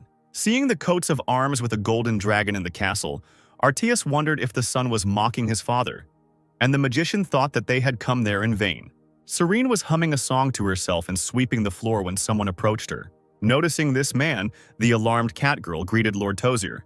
The man asked her not to be afraid of him, explaining that she had already left his control and belonged to the prince. Agreeing with this, the maid asked why he had come here. The magician explained that he had brought his highness's father and asked him to inform Dark about this. And Arteas at that moment muttered that he had raised his son too affectionately. The girl asked what to do, since in fact the prince was not here now. Tozir said that he understood everything and was interested in when the prince would return. Saren replied that His Highness had entrusted all concerns to Count Kisley, after which he had left on a journey about half a month ago. The magician became nervous, realizing his mistake. He heard that Dark had entrusted all diplomatic matters to Kisley, but he had no idea that the guy could leave. The man did not understand how Ronir could simply abandon his land and leave, and even half a month ago. Tozer thought about how he had loudly and confidently declared that he would organize a meeting with Dark, but if they didn't find him there either, things could turn out badly. Putting his hand on the mage's shoulder, Arteas said that he had heard everything, and this frightened Tozier. All the travelers who were in Dower's house were already making their way on horseback through the forest. Joe asked where the dragon they were going to catch lived, and he also noted that Shatran said that they would find out about everything after meeting Antria and Ado. Spen explained that he couldn't tell them about it right now, because if they were to throw information around too much, in the worst case, Argon could even take the dragon's body from them. Dark wondered if they weren't all their comrades. Antria answered negatively and explained that although these two were acquaintances of Shatran, Pashir and Nerman were mercenaries whom she had brought specifically for this matter. Lost in thought, Ronir looked at these mercenaries carefully. Spen said that they had 3 titans, so the prince decided to inquire who owned them, and Antria replied that they were owned by these two and Shatran. Dark took note of this and asked no more questions for now. He wondered why the travelers gave the mercenaries an advantage in battle. Spen and Johnson apparently had no titans. Ronir felt that something was fishy here. Arteas said that his son's behavior was to be expected. He was the type to create trouble but not think of others, just as Dark had made the monster depicted on his coat of arms the symbol of his family. Tozier thought that it was worth trying to soften the dragon's heart, who said that nothing could be done and that it was fate. He also clarified whether Ronir was heading to Argon. Arteas said that this information was already enough, and at that moment Khal ran up to them. He told Tozier that he had heard of his arrival, and also rumors that the father of His Excellency the Governor-General had arrived. The mage confirmed that the man standing in front of Kisley was the prince's father, and Khal asked if he thought Arteas was too young. Tozer replied that Kisley must not have heard that it was the golden dragon who gave shelter to the prince and took him as his adopted son. A nervous Khal said it was hard not to be surprised. He noted that Arteas' son was currently in Argon, and the dragon replied that he knew this, which is why he was heading there. Kisley asked if he could wait a little. They were also sending a special group there, which meant they could go together. They just needed to contact Dark, and for the test it should be easier than continuing the search alone. Knowing Ronier's character, Tozier was sure that he would most likely be too lazy to get in touch in a timely manner. But if his father was with them, Dark would not be stubborn and refuse. The dragon concluded that this was a pretty good offer and asked to start preparations quickly. And Khal said that he just had guys who were ideal for this task, while Tozier wondered if Kisley had really won his status as count by playing poker. While in one of the towers, the windows of which looked directly onto the sea, the dragon asked, "So you are my son's friends?" Palshan Mikil, Gaston, and Media happily confirmed this. It was already getting dark, so the group of travelers decided to make a stop. Joe and Pashir collected branches for a fire.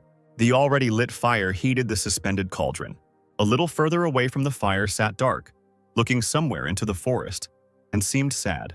This melancholy could not escape Nerman's eyes. Smiling, Joe suggested that Dark had given in to autumnal sensitivities, causing Raven to glance at Ronir in surprise. Elenvar hoped to see a new emotion on the prince's face, but everything was as usual, and Joe asked why Raven was laughing. Nerman claimed that all women were like that, and at those moments the chance to pick them up became incredibly high. Betty denied this fact, and Raven said that if Dark's mood changed because of the fall, he would give the mercenary his entire fortune. Ronir himself looked into the distance and thought, "So it turns out there is a bamboo forest here. How long ago was it? How long ago was it that I so peacefully enjoyed the view? I have never passed a beautiful place without practicing self-discipline there." Ronir recalled how one guy asked him, "A way of training that seems impossible for a person?" Dark confirmed this and asked if anything came to mind. The warrior felt that with age he was less and less able to imagine such a thing, and the brunette replied that with such a level as Ronier's, any ordinary training did not seem like anything special. Trying to come up with this most impossible training, the man asked how about climbing a sheer cliff of the Devil's Territory, located tens of thousands of mountains to the west of here. Dark replied that it was too easy, and then it was suggested to go with a special pole in hand, but it was too far, and Ronier would need the master's permission. Pointing to the side, the brunette said that 2.5 kilometers to the south of here there was a bamboo forest. He suggested trying to count how many leaves grew in it, and Dark called it a crazy idea. That's why he liked her. After some time, Ronier was already in this very forest. He pushed off from one bamboo trunk to another, creating the sensation of flying. He saw the leaves carried by the wind. He was curious to see if he could complete the proposed workout. Ronier continued to go deeper into the forest. He counted 3,026 trees, of which there were about 60 on one branch. But the training didn't have to be done exactly that way. The boy wondered whether he should count all the leaves one by one. He had plenty of time for that. He was distracted from these memories by Spen's voice.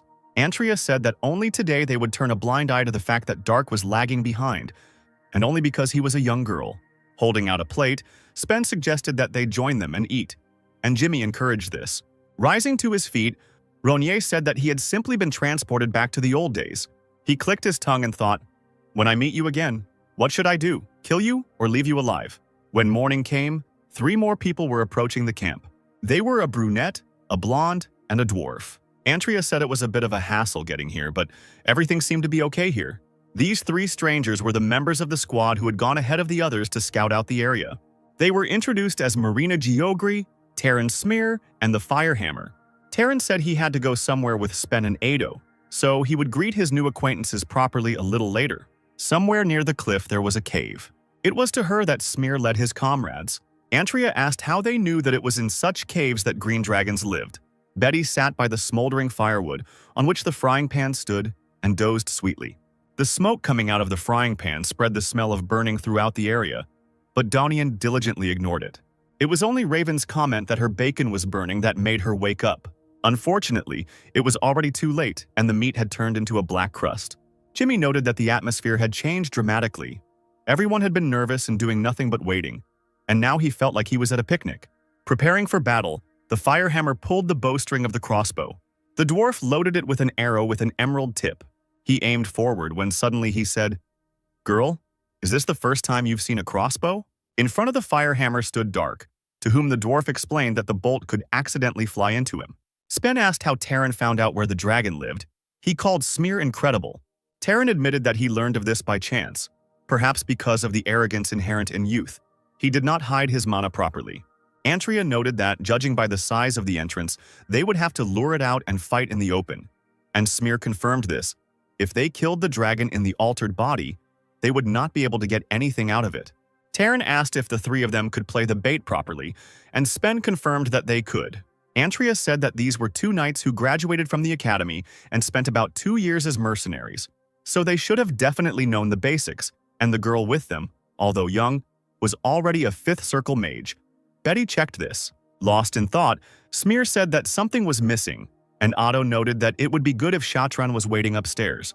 The group determined that pair needed to attack the dragon from above, from behind. Once the locations had been determined, Antria asked how old the dragon was exactly, and Smear replied that, according to Marina, he must have been about 800 years old. Hearing this, Otto wondered if the bait could survive. Terran explained that, of course, they had to make sure that no one would be left alive, and even if someone did survive, he would take their life himself. A nervous Antria told the commander that this was against the rules of the knights. He asked how a man could kill his own comrades, and Smear asked him not to speak so loudly. Terran would have listened to Spen if the 3 were their comrades, but, to be honest, for Spen they were not. Antria shouted that he had made a promise, and was obliged to fulfill it. Pointing his finger at Spen, Terran said, "Now listen, what is happening throughout our homeland of Crumb? As a knight, can you compare it to their lives?" Spen hesitated, and Smear said that it would be good for the knights too, only if they followed the best-case scenario. Ado placed his hand on Antria's shoulder, sharing his feelings but understanding that it was necessary. Without a drop of fear, Dark stood and looked at the weapon pointed at him. Raising the object up, the dwarf asked if it was really the girl's first time seeing a crossbow, and Ronier explained that it was the first time he had seen exactly that kind of bolt. The prince said that he was surprised by the arrow. He realized that it had an eagle feather, and it was made not of wood, but of metal. But it was a mystery to him what its tip was made of. Firehammer noted that Dark was surprisingly attentive, perhaps because he was a mage. The dwarf explained that it was a green dragon bone. If you pierced its scales, you could use a weapon created from it or its bones. The only thing that could even come close to them in characteristics was the highest quality and most durable titanium. Ronier asked if they really intended to do that. He doubted it was really possible to catch a dragon with such a group. The prince believed that there were not such capable people here. Firehammer thought. Marina is a 6th circle mage. Taryn is also an adept and an outstanding knight. Is it really because of her simplicity and stupidity that she does not recognize their abilities, or… The dwarf said that hunting the dragon was not an easy task, but because the creature was very young, they could easily win. And the dragon's jewelry was incredibly valuable. Dark asked if it was really that hard to get them, since dragons were able to restore their bodies. And the dwarf laughed and replied that it was an interesting point, but it was impossible to catch a dragon alive. Then Ronier wondered if it was really that hard to just find a dragon that had died a natural death if its bones and scales were so strong that the animals couldn't eat it. These words made the dwarf understand that Dark was not a magician.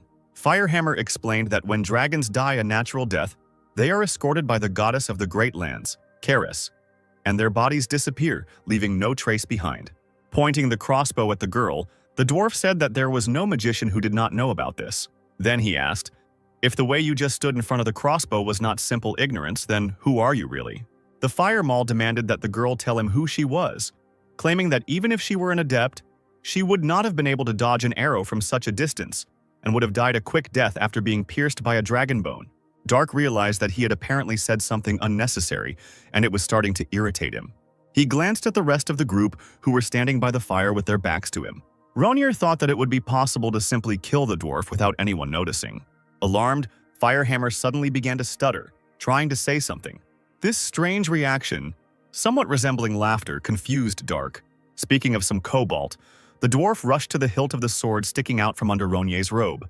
The prince did not understand what Firehammer was talking about, and the dwarf, recognizing the sword, asked where the girl got it from. Dark wondered why Firehammer would ask that, and the dwarf explained that the sheath and hilt were made of cobalt, something only his kind could mine and smelt, and it was handcrafted, worthy of his father's skills. The fact that the dwarves made such a weapon meant that for them it was truly a matter of life and death. Firehammer asked again where Dark got such a weapon from, and wondered if it was so important that the dwarves would put their lives on the line. Recalling the golden dragon, Ronier said that it was a simple gift from his father. This admission outraged Firehammer. He thought, "I thought that if she is not a magician, then she might be an adept." But it seems that these were completely idiotic thoughts. She is just a spoiled, ignorant daughter of a rich dad. The dwarf turned away, saying, "Like a pearl necklace on a pig's neck, he boasts of his money to his daughter." He continued to be indignant, saying that he felt sorry for the sword. Ronier shuddered with displeasure. He hadn't met such infuriating idiots since meeting Lana. Dark thought that perhaps it was worth killing him after all. Another night had already arrived and everyone was sleeping, sitting around the fire. Someone was wandering around this camp, passing by Dark, and then Jimmy and Raven. After a few more steps, this man stopped next to Nerman. He began to reach out his hand to the mercenary, but Joe suddenly opened his eyes. He jumped up so abruptly that he frightened Ado, who was standing in front of him. After praising Nerman for such a stunning reaction, Ado said that he had just wanted to wake him up. Stretching, Joe asked if it was his turn and received confirmation. Standing up, Nerman asked how the situation was, and Johnson replied that he had not seen anything that looked like monsters. In such a deep forest, there should have been at least one wild monster walking around. But perhaps because this was dragon territory, there were none here. Yawning, Joe said that it was all the better because it meant they had less to worry about. And he also asked who was supposed to be after him, and Ado replied that it was Darren. Taking this into account, Nerman wished his comrade a good night's sleep. Joe poured water into a kettle suspended over the fire. He sat in complete silence and felt bored. It was already deep night. The light of the full moon stubbornly broke through the clouds. Steam was rising from the water bubbling in the cauldron. Nerman turned away from the fire and sat down near one of the trees. There he dug a small hole with a dagger. Joe looked around to make sure everyone was asleep and couldn't see what he was doing. He then took out a small purple-blue sphere and placed it in the hole. Nerman began to bury this object, thinking that it would remain his secret. However, Ronier saw all this without revealing himself. Finally, with the onset of a sunny day, the entire group arrived at the cave in which the warrior's target was hidden. Someone said that this place was so beautiful that there were no words to describe it. Nerman asked if a dragon could seriously be in such a small cave. He also wondered if there would be a horde of ogres there. Ado asked him to be quiet and said, "Think for yourself. How many caves are there that dragons can enter in their true form? Of course they live, having turned into a man. And besides, since when do ogres live in a horde?" Antria noted that Ado was overly excited and asked him to cool down a bit, because the dragon could hear everything, which would make things difficult for them. Then Spen asked Jimmy, Raven, and Dark if they were ready. Since this was so, Antria asked them to definitely survive. Ronier answered him that it would be so. Then the prince confidently headed towards the cave. Taking the crossbow in his hands, Jimmy asked if they would be able to deal with the dragon with this. Raven replied that he was not sure about it. According to the dwarf, there should have been an effect. But it was not a fact that it was worth believing the fire hammer at all. As he walked away, Dark told them that it was more important to pay close attention to their mana management, especially their defense. Having stopped, the prince decided to use the technique of deep divine immersion. He began to gather the surrounding mana in his hands so that he could use the magic that was familiar to everyone in this world. When everything was ready, Dark launched a fireball into the cave. A powerful fiery blow hit straight inside. Raven and Jimmy were surprised by such strength. Somewhere among the tongues of fire, someone's silhouette appeared. Seeing him, Elenvar and Doni became alarmed. An inhuman foot stepped out of the flames towards them. Dark watched the enemy's movements carefully. Soon a tall ogre appeared before him. This monster just looked at the enemy, in no hurry to attack. Ronier, on the contrary, was ready to strike the next blow. He launched another fireball at the monster. However, the dragon was not harmed at all, having erected a shield around itself.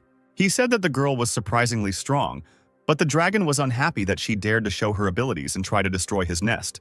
At that moment, the ogre's leg was suddenly pierced by an arrow fired by Raven.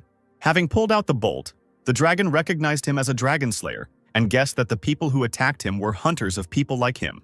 Doni and Elenvar were alarmed, and Dark, as always, was impenetrable to such emotions. The ogre began to shout angrily throughout the area, insulting the people who had disturbed him. He then took advantage of a devastating earthquake, and the earth around him began to crack. A huge wave of earth flew at Dark, which could crush him without even putting in much effort. Now, to begin with, Ronier decided to act as a magician. When the wave died down and the dust began to settle, the dragon was somewhat surprised. There was not a single scratch on the prince, and he was inside a water shield.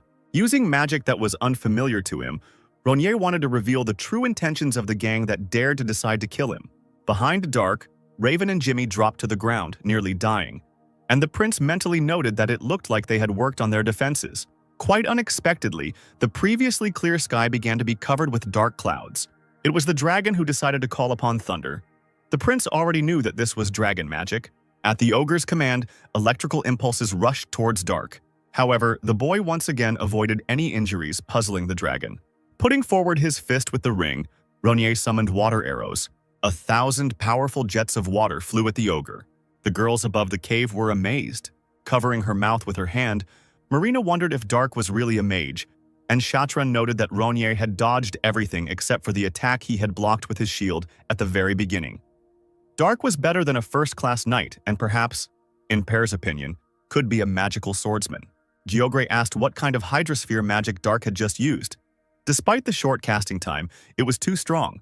Shatran was alarmed and asked why the mage was asking her questions about magic. Watching Ronier, Marina thought that although Priestess Betty said that Dark was a 5th circle mage, he at least surpassed the abilities of the 6th circle. The prince himself was thinking at that moment, he doesn't dodge? He really didn't die from such a blow? Finally, the dust cloud cleared, and the silhouette of the ogre appeared before Dark again. The dragon called it incredible that he felt pain for the first time in a long time. Ronier smiled and replied that it was not surprising. The ogre said that the boy deserved to be challenged by the dragon. After this, the monster began to glow with a bright light, blinding everyone around. As the light began to fade, Ronier was finally able to look at his opponent. In front of him stood a large dragon, whose fangs were similar to those of an ogre. The creature said telepathically, "Well, attack, man who dreams of becoming a dragon slayer." Hearing heavy footsteps, the dragon and Dark looked to the side and saw the titans approaching. Inside them were Nerman and Pashir. Deciding to end things there for now, the prince ordered Jimmy and Raven to retreat. When the giants got close enough to the dragon, they threw their spears at him. While deflecting the weapon with its tail, the creature called people impudent. Meanwhile, Dark, Raven, and Jimmy, who had been hit by the spears, ran away quickly. The mercenaries inside the titans were already starting to get nervous. The dragon began to open its mouth, using its breath as an attack. Realizing that things were bad, Bashir hurried to leave his titan. He shouted for Nerman to throw the giant too. However, a grinning Joe shouted back, "Don't talk nonsense, do you even know how expensive he is?" He then threw another spear straight into the creature's mouth. Having almost reached the target, the weapon suddenly stopped. It was too late to do anything. Acid began to emanate from the dragon's mouth, spreading everywhere. Nerman wheezed, and the Titan announced that the gloves were 40% damaged. In a matter of seconds, the metal golem reached a critical level of damage to the magical equipment. In order to perform the restoration, a forced use of mana began, which the mercenary could not stop in any way. The two Titans, along with Nerman, gradually disintegrated completely. Unwilling to die, Pashir tried his best to leave the battlefield. Having finished with the Titans, the dragon looked at the fleeing man. The acid moved towards him, beginning to disintegrate his cloak. Death was close, but Ronnier was nearby, who used a water shield and cut off the grains of acid from them. Pashir looked at his savior in surprise, not knowing what to say. Dark asked Jimmy and Raven to help him. The mercenary stuttered and said that Ronnier was indeed a great magician. By this time, the Titans had almost completely decayed. The angry dragon began to roar throughout the area. All the knights, except Dark, covered their ears. Jimmy said he now knew what a dragon's roar was like, and admitted that it felt like it was going through his bones, and Dark thought it was something like a lion's roar. Ronnier found it strange that the dragon's breath had completely covered the forest, but not a single tree was harmed. On the contrary, the foliage seemed to have become even greener. Pashir explained that all this was because the green dragon was the protector of the forest. For the plants, his breath was a blessing. It was obvious that Nerman was dead, because the breath was deadly for people. What happened was unexpected for them, and they lost all the Titans, so their plan failed miserably. Pashir suggested retreating and joining forces with the others, but Dark said that there was no need to do that, because now the real plan would come into play. This statement surprised the mercenary. Raven asked if the prince had been told something they didn't know, but Ronnier replied in the negative. He explained that this was a plan by the hiding rats. Meanwhile, the dragon was already looking at the new opponents. Two Titans appeared before him again, but completely different ones, with a level clearly higher than the previous ones. One had a lion's head, and the other a crow's. Seeing this, Elenvar and Doni were surprised. Dark explained that Ado, Spen, and the rest of the core team couldn't give the outside mercenaries an advantage in strength, so the rest were expendable. Pashir was filled with anger. Insulting the people who hired him, he said, they said that at this age he still cannot use his breath. One of the pilots noted that the dragon used the breath because it was having fun. If he adjusted the power a little, he could use it a little better, but the dragon was still too young, which is why he lacked caution, and therefore he had to die here and now. The creature was outraged that the hobbits dared to talk so dismissively to the dragon, and also decided to kill his opponents. The giant said that the dragon boys always called them hobbits, but then people called them something else. Ado and Spen both called the creature a stupid lizard. This insult enraged the dragon. Opening his mouth, he decided to use the fireball. The sphere headed straight for the Titans, who didn't even flinch. They successfully avoided the damage by holding up shields with images of unicorns in front of them. Seeing this drawing, Pashir became nervous. He had seen a similar coat of arms before. Then he and his people fought with all their might against the attackers. Many died that day, both civilians and knights. At the same time, Pashir earned a deep scar on his face. Among his opponents, he saw Titans whose shields bore this very coat of arms. He grinned and wondered how this damn symbolism had ended up here. Now it was the turn of the lion-headed Titan to attack the dragon. The giant lunged, but the dragon flew into the sky, avoiding the blow. The majestic creature looked down on the pathetic humans who dared to show him such disrespect. Suddenly, a spear with an emerald tip flew into his wing. Nearby on the cliff stood Marina, and another Titan with a helmet in the shape of a raven with several more spears. The girl began to twirl her hands and chant a spell. She then directed a beam of fire at the dragon. When the spell hit its target, there was an explosion. Jimmy noted that the Titan had pierced a dragon's wing with one throw of a spear made from Dragon Slayer. Raven said that even the tip of one arrow was worth a fortune, but this entire Titan spear was made from it, so Elenvar wondered who these people were. Pashir explained that this was Crumb's empire, which alarmed the knights who did not understand what such people were doing here. The mercenary asked Dark if he had expected this, and Ronnier replied that he didn't know where they were from, but that these people hadn't fully shown themselves yet.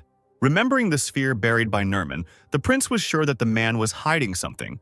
Ronnier kept thinking when it would manifest itself. The dragon's scales and blood flew all over the area. He was on the ground with a damaged wing that still had a spear in it. The Titan threw a second weapon, ripping apart the second wing and pinning the creature even further to the ground. A Titan with a lion's head approached the defeated dragon. Raising his sword above himself, he said that the dragon would no longer be able to escape from them to the heavens.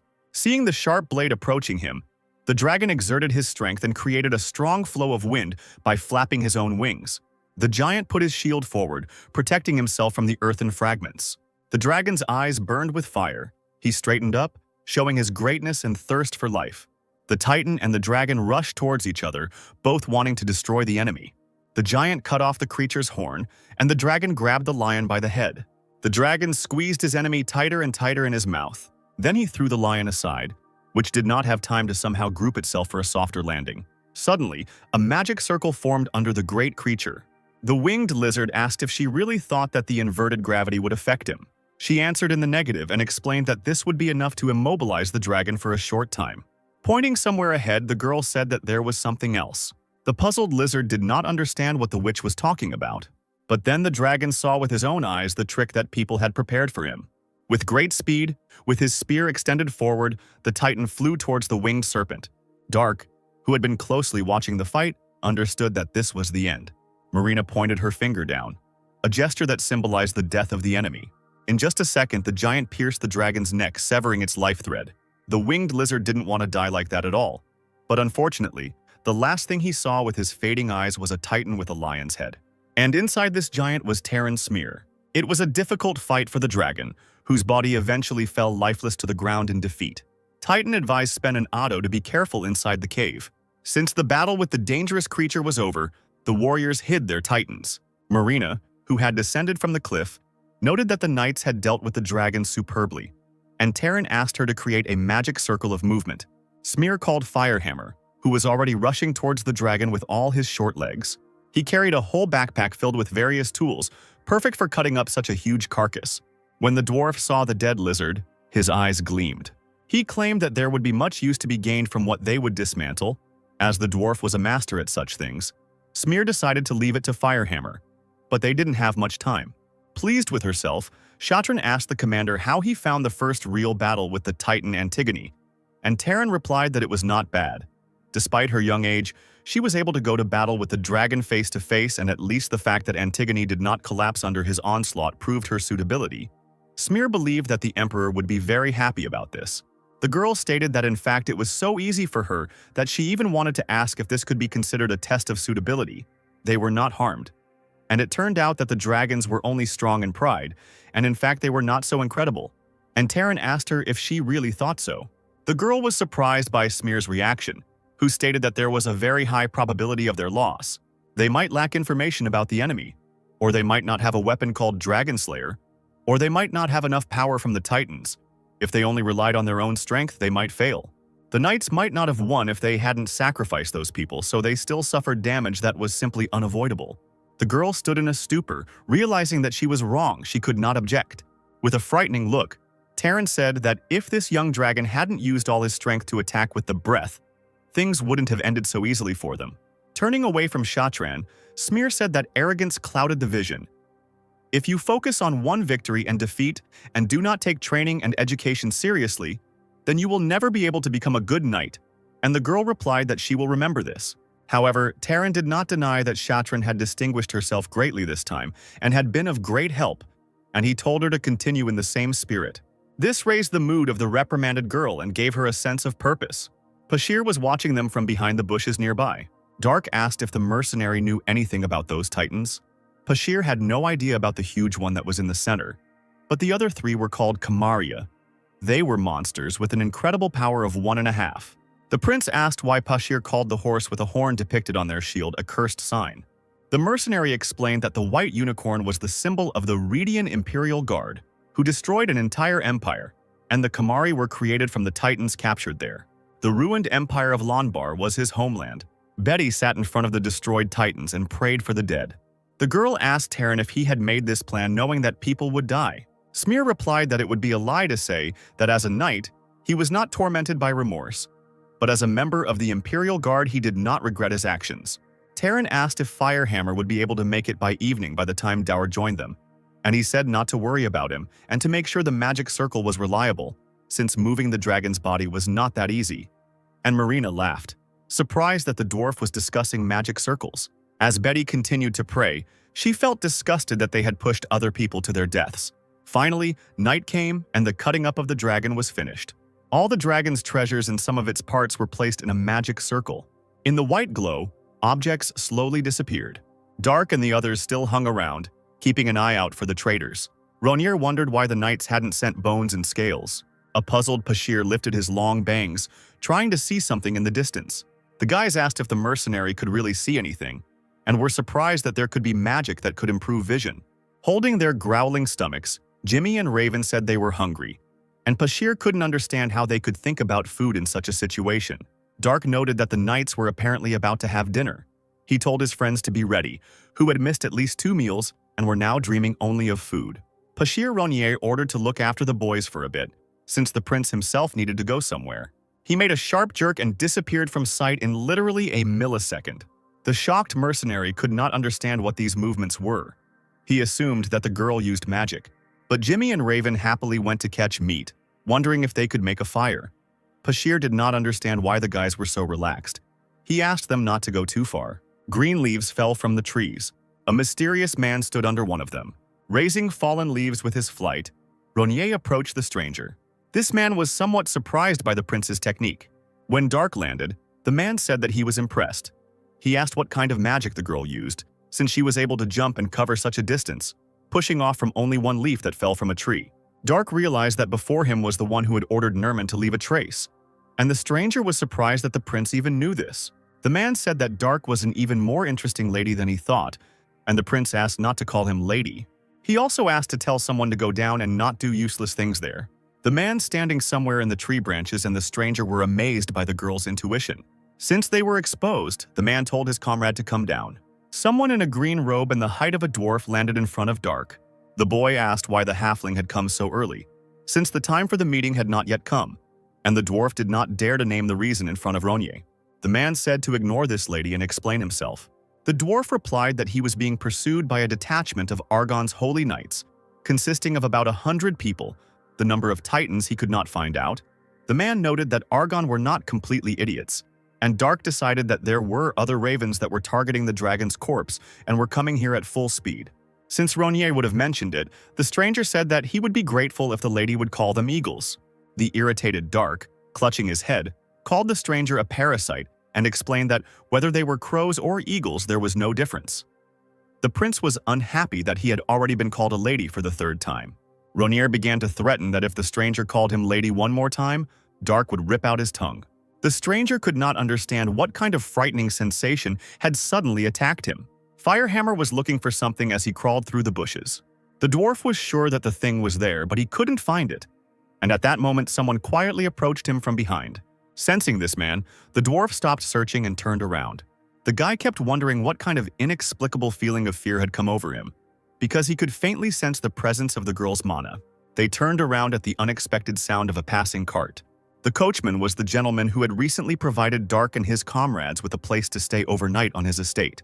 Now Ronnier was convinced that Dur, whom he suspected, was in league with the knights, and the boy assumed that those who were supposed to move the bones and scales had apparently arrived.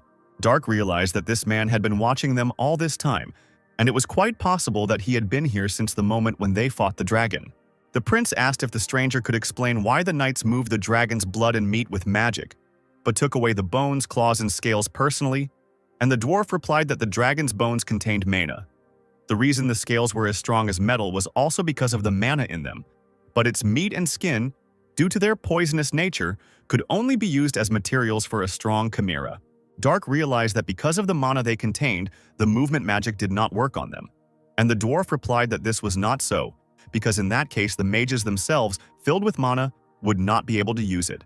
However, if such an incredible amount of mana was moved using the circle, then there was a high probability that it could be noticed in the Mage Tower. Although there were no mages here in Argon, something as huge as a dragon, perhaps even the mages of Alcasus could notice. In that case, the whole point of keeping the mission secret disappeared. The boy noted that the cart had not been stopped on the road, and the halfling replied that a detachment of holy knights had opened the way for them, or rather, they had hidden in advance, avoiding danger. Apparently, Argon already knew about their plans, and even that the carriage was supposed to be transporting dragon body parts. Perhaps it was even for the best.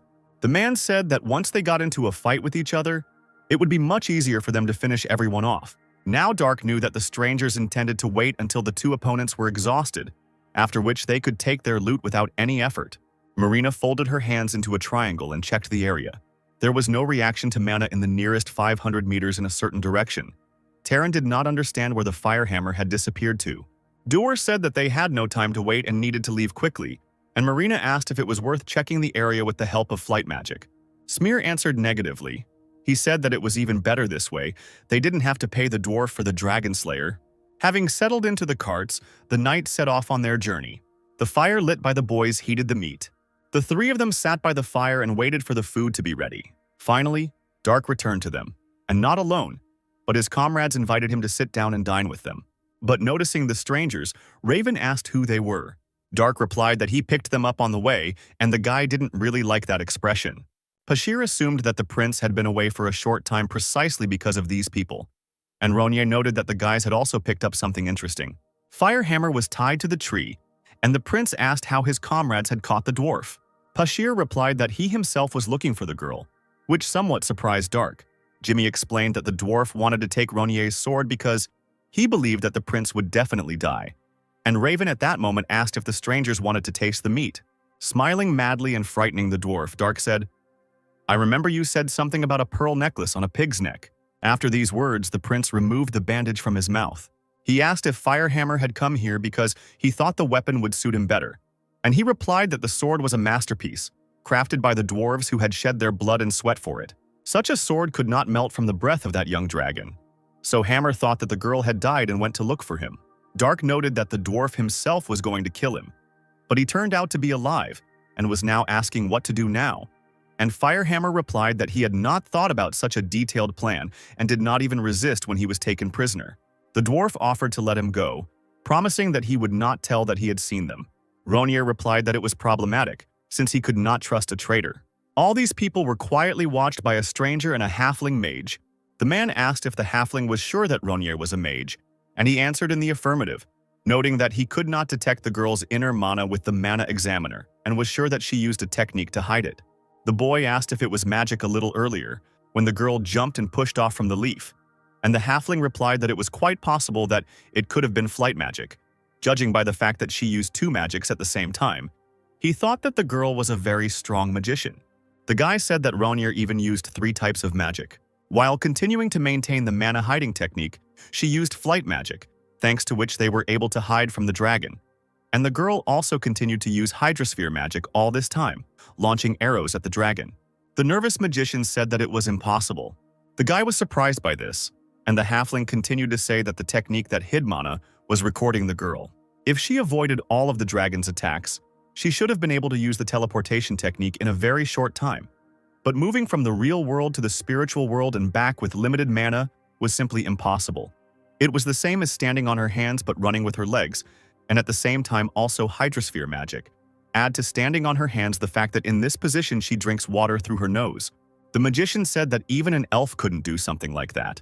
The halfling couldn't be sure that even the high mage Anpirs could do something like that. Something like that could only be discussed when discussing at least a dragon. The guy asked him to calm down. The halfling apologized, explaining that he had become overexcited, which was inappropriate for his age. And the man thought that it was never possible to know what was going on in the minds of these mages. Suddenly, everyone present turned their attention to these two. The guy cleared his throat and noted that they had said too much unnecessary things. Dark asked if it was so hard to accept the fact that he was an outstanding mage, and the halfling replied that it was not what he had in mind, but a young mage whose abilities even someone as wise as he was, who had lived for over 50 years, could not understand. The guy continued for him. And if this is also a magician who has a sword that the dwarves want to return even at the cost of their lives, I have no choice but to be interested in you, right? Ronier explained that excessive interest was causing anger, and asked if a mage couldn't walk around with a good sword. And the stranger replied that of course he could. But if all this self-confidence came only from his magical abilities, then Dark would die right there. Disturbing everyone around, the man suddenly pulled out his sword and put it to the prince's throat. Pashir thought that this idiot was not so simple. The guy asked why the girl didn't dodge, because if he hadn't stopped the sword, her head would have already flown off. Didn't she have time to react? The stranger said that the magician couldn't defeat the knight, standing face to face with him, especially at such a close distance. Because of this, the magicians who had such experience would never come closer than a sword's length. The The guy asked if this was really a lady in front of him who didn't even know such simple rules. Jimmy and Raven were worried, realizing that this guy was in danger. And Bashir assumed that they also sensed that this man was not so simple. Dark reminded that he had already said that if the guy called him lady again, the prince would rip out his tongue, and Ronier said that he decided to go back on his words. Jimmy and Raven saw that Dark was angry, and that guy could die right here, so they wanted to move as far away as possible. Elnvar told Mr. Bashir to move away too, confusing the mercenary. Bashir did not want to leave, wanting to know how it would all end. Smiling, the prince said that this was already the 4th time, which meant that the problem was not in the language but in the guy's head. The agitated mercenary did not understand why the girl was provoking the stranger in such a situation. Dark and the stranger stood opposite each other until the knight put away his sword. Ronier asked the guy who was walking away what he was doing. The knight explained that he had conceded the first attack to the girl. Even more irritated, the prince replied that it was the first time he had seen such a kind provocation. Perhaps it was the master's self-confidence. The surprised man asked if Dark knew that he was a master. Ronier replied that, judging by the fact that the boy kept his mana in complete disarray and was very bold, the prince believed that the man had recently risen to this level. The knight wondered who this girl was, and the magician, who had looked through Dark's mana, exclaimed that he had learned something. The halfling explained that it was the ring. He found out through viewing magic it turned out that mana was sealed in this ring. This information made the knight doubt this fight. The magician said that this energy was strikingly different from what he used, and perhaps this ring acted as a mediator with the spirit. Dark was unhappy that they were going to fight, and the strangers started chatting among themselves again. The halfling said that the spirit controlled the fixation and movement of mana, and she concentrated on its use, of course. Everything could be the exact opposite. Ronier asked if it was really that important during their battle, even if he was a mage, a summoner, or an adept, or even a master. The guy was already beginning to doubt who was standing in front of him now. He said that he had never heard or seen a girl reach the level of a master, even if she was a genius. It was impossible. But no matter how much he thought about how Dark pushed off from that leaf and covered such a great distance in an instant, the prince interrupted him and said that of course it was all because he was not a little girl. And he also explained that it was a simple technique of graceful flight that a knight would be quite capable of using in the future. And the boy replied that he would remember it. Grabbing the hilt of his sword, Dark asked if they were done talking now. He didn't know what ladies first meant, but since the man had said that he would give in to him first, now the knight interrupted Dark. He said that he wanted to check something first, which made the irritated prince fall to his knees. The man asked if Ronier wanted the dragon's body, and Dark replied that he wasn't interested in dead dragons. He was only interested in whether the knight would fight or not. As he sheathed his sword, the boy said that this was great news, and in that case they had no need to fight. The dissatisfied prince became furious. Was the man really going to go back on his words right now? The knight replied that he thought about it and realized that he had been too distracted and had forgotten about his duties. He had to guard the dragon's body, and holding a fight here could interfere with the fulfillment of his task. And if Dark wanted, the guy could apologize for calling him a lady all this time. Having calmed down, Ronier said that he didn't care about it. The knight just needed to be more careful with his words in the future, and the boy thanked him. The prince also said that all this time 4 adepts had been bothering him. The disconcerted people began to peer out from behind the trees, and Dark said that they should realize that they were as bad at hiding their presence as the short guy. The knight replied that he thought so, that the girl knew about everything. He asked the prince to forgive them, because they too were only fulfilling their duties. Now the boy was going to follow his men and asked what Ronier was going to do, who replied that he would go after the man. The worried knight asked if the girl hadn't said that she wasn't interested in the corpse. The prince replied that the boy himself had recently said that they were being pursued by holy knights. Dark admitted that he was a little interested in them. So a few more nights turned into days. This incident took place in the port city of Argon Arni. The cart was heading towards the gates, which let it in without any problems. Once in some warehouse, Dower told his subordinates that the transportation had to be done in boxes, so they needed to rest a little and start loading. Then he asked Marina to create a teleportation circle already intended for people. Sitting on the boxes, sweaty Antria sighed tiredly. Finally, they could catch their breath a little, and Shatran hoped that nothing would happen. As he approached them, Terran told them to stand up as the enemies were approaching. 10 people were heading their way, and Ado assumed that the government had sent only a portion, meaning they were considered weaklings, and Smear replied that it was only to their advantage.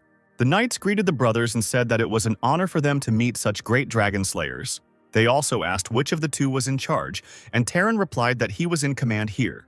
It was known to everyone that following the rules of the caves, Argon took 80% of the body of the slain dragon. One of the knights asked if there were any objections. Terran gave a positive answer, after which he slashed at him with his sword. The Holy Knights were shocked by such a rebellion. They began to be attacked from all sides. The knights didn't even have time to really react to this. Spen shouted that they had to cut down the knights before they activated their sword energy, or else they would have more problems, and Shatran replied that she already knew that. One of the knights held the hilt of his sword in front of him, indignant that the rebels dared to appear on the land of Shaykhart. Trying to activate his sword, he shouted that it was all Shayhart's will. However, before the blade could appear, the knight was pierced by someone else's weapon. He fell, remaining faithful to his god and his country. Terran asked if his comrades had dealt with everyone. At that moment, the gate opened, attracting the attention of all the survivors. Smear noted that the man arrived just in time. He was in a hurry to greet the newly arrived guest. It turned out to be the Duke of Rouen, who noted that the Marquis of Taron had done a good job. Somewhere nearby in another building, these people were being watched again. Someone said that another interesting guy had shown up. The boy explained that it was Duke Rouen, who was a master like him, and Dark said that he considered him a good opponent for the night. Including him, there were 6 more people from the Imperial Guard here, which was quite problematic since it would be difficult for them to defeat these people alone. But Ronier thought that it would be very interesting. At that moment, Rouen looked in their direction. Noticing this, the guy hurried to close the curtain, telling Dark not to show himself to him on purpose. Jimmy asked if the appearance of another master meant that now he couldn't cope alone. Raven was also worried about this. Pashir was surprised that even a man with such a high status as the Duke of Rouen began to act. Dark asked him what Pashir was going to do now, and he replied that he would continue to be a mercenary.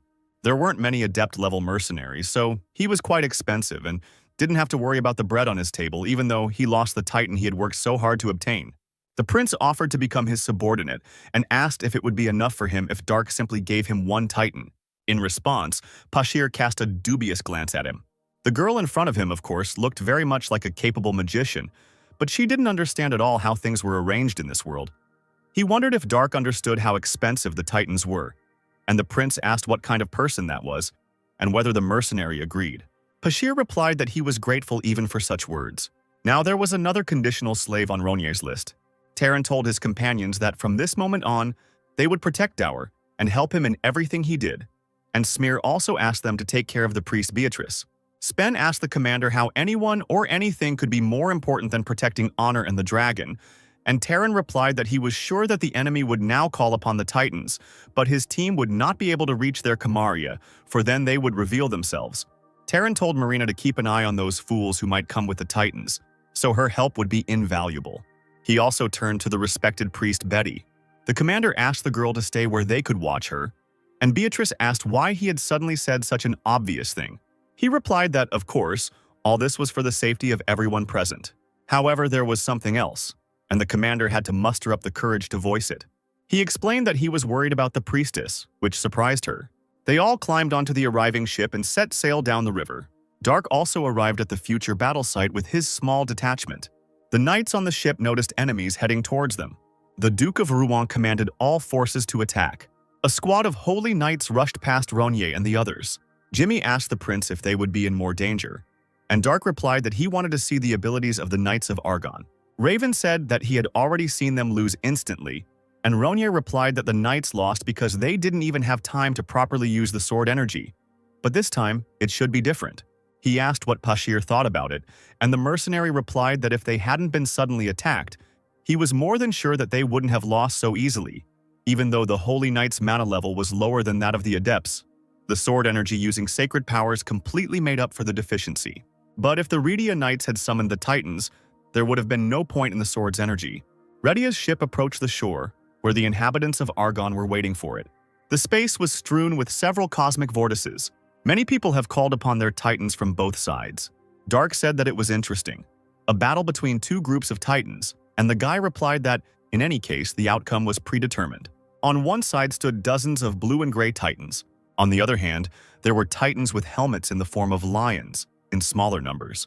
There were 7 of them against 30, and Ronier agreed that it would be difficult to overcome such a numerical advantage, while the knight replied that it was the other way around. and the prince could already see this with his own eyes. One of the lions rushed forward into the crowd.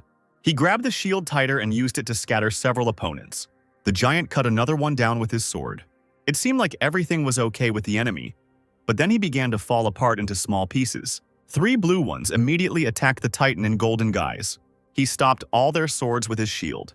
Then the giant simultaneously cut down all those who attacked him. The guy explained that the levels of Argonian titans were too low, especially considering that they were the richest country on the continent. The powers of Heiji and Tabi were not even up to the standard of 1 unit. Argon had not fought with anyone for a long time, so their equipment was of the old generation. Dark concluded that it was nothing more than a battle between a child and an adult. Pashir said that the result was obvious. Unlike the sword energy, the Titan could not receive the effect of holy energy, so the adepts with a large supply of mana were at an advantage. Besides, that guy from Kruma was so strong that he could fight even when he was face-to-face with a dragon. No one could resist him. It was he who had already destroyed several inhabitants of Argonia. In an instant, the battle turned into a one-against-all battle. The Golden Titan, concentrating energy into the sword, shouted that this was starting to get boring. A satisfied smile appeared on Ronier's face. He guessed that this was the guy they had seen a little earlier. Swinging his sword, Ruin told the old iron things to disappear. Such a slight movement immediately struck all remaining enemy titans. The Duke asked if this was the entire power of the Holy Empire of Argon. It was even weaker than Antigonus's exam. He ordered to hide the titans and return to the ship. The boy acknowledged that there was Ruan in this titan, and at that moment a magic circle materialized above them. Then someone fell awkwardly from the sky in front of them. It was Camille, insulting the magician who was unable to provide them with normal movement. The boy and Dark just silently listened to Claudine's threats. Finally, the Count saw James in front of him and realized that they had finally gotten to where they needed to be. He explained that they had been told about the shortage of craftsmen in the Empire, and Camille was also thinking about who he could approach this time. Now the man saw Ronier as well. Recognizing him, Claudine jumped to his feet, and the prince was indignant that he had met this pervert again. Camille asked when the girl became so tall, and James asked if they knew each other. Placing his hand on the boy's shoulder, Claudine whispered that he had told him about this before. He explained that Dark was a summoner from Krataus, and James asked if he was the same one that Claudine wanted to kidnap but couldn't. No, he certainly believed that Ronier wasn't that simple. But not that simple. The Count noted that it was too early to say that he couldn't kidnap the prince. James asked what was lost here, New Krataus. Ronier replied that he wanted to ask about this. He wanted to know if Corinth's people had come to Argon just for the dragon's body. Camille questioned how Dark could talk about the dragon only, and he also noted that Ronier was still a very mischievous lady, which surprised the guy. The prince replied that youth was making itself felt. The knight stood in a stupor and pointed at Camille, who asked what was wrong. Dark and Claudine looked at James with puzzled expressions, who could not understand such injustice. The Count called Ronier a lady, but he did not react to it in any way. The inhabitants of Redia were still on the shore. Terran turned to the Duke, trying to tell him something, and Ruin asked if the old Iron Guys had really come to visit them again. Then, he himself saw the Black Knights approaching them. He again commanded his men to release the Titans. The Black Knight and the lion-headed Titan rushed towards each other and engaged in combat. Smear didn't understand what these Titans were doing here. He wondered if Corinth and Argon had united. Someone warned him about the danger behind.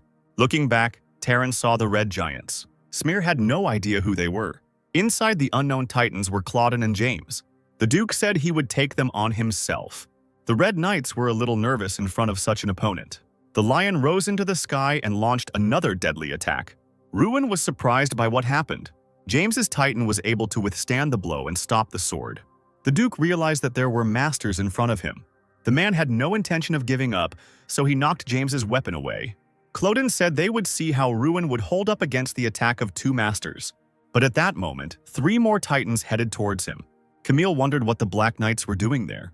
The Titans quickly approached the Count, putting their shields forward. Dark said it was a defensive standoff, and Jimmy asked what that meant. Pushing off the ground, one of the Titans flew straight at Camille. However, Claudine dodged and the Titan flew past, hitting the ground. Only there was already another Titan behind Camille. The lion tried to cover the Count with his shield, but he successfully avoided the blow by jumping. However, his flight was redirected by the 3rd giant, hitting Claudine, who did not have time to land. During landing, the Red Knight hit the ground several times. James asked him why Camille was so slow.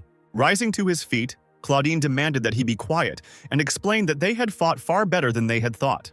Camille was sure that this Titan's power was higher than that of the Black Knights. And also, despite the fact that they were adept level, it seemed that these guys had long been accustomed to this type of combat. Ruin replied that this was indeed the case, since all those three did was train in fights against him. Watching the battle, Ronier explained that it was a method that could fight back against a bunch of enemies, and Raven asked if that wasn't called being beaten by a crowd. The prince remembered how he had once been locked in a huge circle in an attempt to catch the devil. He replied that it was impossible to say that Raven was wrong. The lion flew straight towards the Red Knight again. As James fought the three titans, he thought, "So this is what you look like when you finish forming. They don't just launch a simultaneous attack. The bastards hardly ever stop. I can't even find the right moment to strike." By attacking the Red Knight, Antigonus again forced him to fall to the ground and rise. James said he underestimated him. If he is defeated by three pathetic adepts, he will cease to be a master. Suddenly, a bright light began to burst out from behind Antigonus. Then it turned into an explosion. Along with clods of earth, a fragment of the shield flew past the Red Titan. Clodin said he didn't know about wolves and wild boars, but the enemy couldn't hunt a lion with dogs. What he saw a moment later shocked the Count. Three titans were still operational. They combined their shields and blocked the blow. The two titans put their hands together. The third one pushed off from them and took off into flight. Inside this giant was Terran, who was not going to stop despite the requests of the enemy. The blow he dealt knocked the Red Titan off his feet. James said it was impossible, but Ruin decided to present this creation. The Duke said it was a Titan created specifically to defeat their Black Knights of Corinth, and this masterpiece was called Antigone. Ruin stated that this Titan was superior to the Black Knights in absolutely every way. James asked if they were happy that they were able to catch up with the Titans created 30 years ago. He wondered if the Duke thought that they had been sitting on their hands all this time. As he knew, the Red Titans were not the Black Knights. Camille, having withstood the enemy's blow, rose from his knees once again. James said that this was a new type of Titan of the great empire of Corinth, and apparently he was called the Red Knight. This was the first real fight between the new Titans of Corinth and Kruma. Camille said that it was unpleasant that the arena became the land of Argon, and the nervous Terran understood that this was a problem, as the opponents would push them back. Somewhere in the distance, several more people were watching what was happening. Regar said that he didn't even know if they were doing the right thing, that they were just standing and watching from the sidelines, and Erosier replied that the order had forbidden them from engaging in combat, so they had no choice. Regar asked why they had gathered here then, whether the Holy Knights of Chromia and Kazao were supposed to be just observers in their territories of Argon, and his comrade replied that everything was so that they would be prepared for unforeseen situations. Regar felt like the emergency had already begun, asking if they hadn't already lost 30 of their brothers and 20 Titans. Erosier wondered if his comrade thought they could stand up to these new Titans. Clutching his head, Regar replied that he didn't know that. The difference in power was too great. But if it was a squad of Holy Knights of Tyria who had Gorgon and Largon, they would have a chance. He asked where Tyria's squad was now, if they had supported them. Then the inhabitants of Argon would have definitely been able to cope, and Erosier replied that they had gone to the city of Truffle. Regar asked why the party had gone there, and the knight replied that it was for the same reason, and that not long ago a priest who could convey information had told him something else. A ship with a golden glow arrived at the port city of Argon Truffle. He was enveloped in the holy energy of Beatrice. Marina was nearby, watching over the safety of the priestess and door. The Titans with bird-like helmets wondered how much longer they could hold out. Ado, Spen, and Shatran were already quite exhausted. They were attacked by enemies again. One of the Titans was able to defend himself with a shield. They tried to attack another one from behind with a morning star. The Raven thrust out his azure sword, attempting to knock the enemy's weapon away, but the chain became wrapped around the blade. Thanks to this, Argon's Titan managed to push back the enemy. He hit the ground with his back, losing air from his lungs too quickly. Marina commanded everyone to retreat for a short while. She then used the spell Reverse Gravity, which caused all enemies to fly upward. Not wanting to waste time, the magician tried to gather the surrounding energy in her hands as quickly as possible. She then aimed an ice laser at the levitating Titans. One of my comrades said it was a superb strike. The spells completed their effect, and the Titans returned to Earth again. One of the Ravens thought that was enough. However, the enemies were still able to fight. Still, magic hardly worked on Titans with power higher than standard. The Crows wondered what they should do, since there were still 10 left behind them. One of them answered that all they could do was continue to hold on. Dower asked the priestess if there was no way they could help them. Betty apologized and replied that it was difficult for her to even protect this ship with her holy power now, and if it sank, everything on it would become ordinary trash. Returning to the ship, the mage wondered when help would arrive, but no one had an answer to this question. Watching her comrades suffer defeat, a nervous Marina wondered if they were really going to show up after everyone was dead. One of the Titans had his leg injured, making him unable to walk. Marina rushed to the side, shouting Shatran's name, and Dor stopped her, saying that it was already late and they had to sail away. The angry girl turned around and asked where they were supposed to swim, since they wouldn't be able to swim even 100 meters before they would be captured. The Titan Shatran had already been attacked in the chest, destroying him. The tense man said that if they stayed here, they would die like dogs. Another Titan has been defeated. Betty's sacred shield also began to crack. Beatrice could no longer hold it, so it burst, throwing the girl back. Suddenly, a magic circle appeared on the deck, and at that moment, Dower was asking if Betty was okay. A moment later, people appeared in the circle behind the priestess. Marina never thought that this woman would come here in person. Along with her soldiers, Her Excellency Duchess Minerva was now on the deck of the ship. Rising to her feet, the priestess rejoiced at the arrival of her mistress like everyone else. Betty wanted to say that the Duchess was so late when suddenly she was pierced with a sword.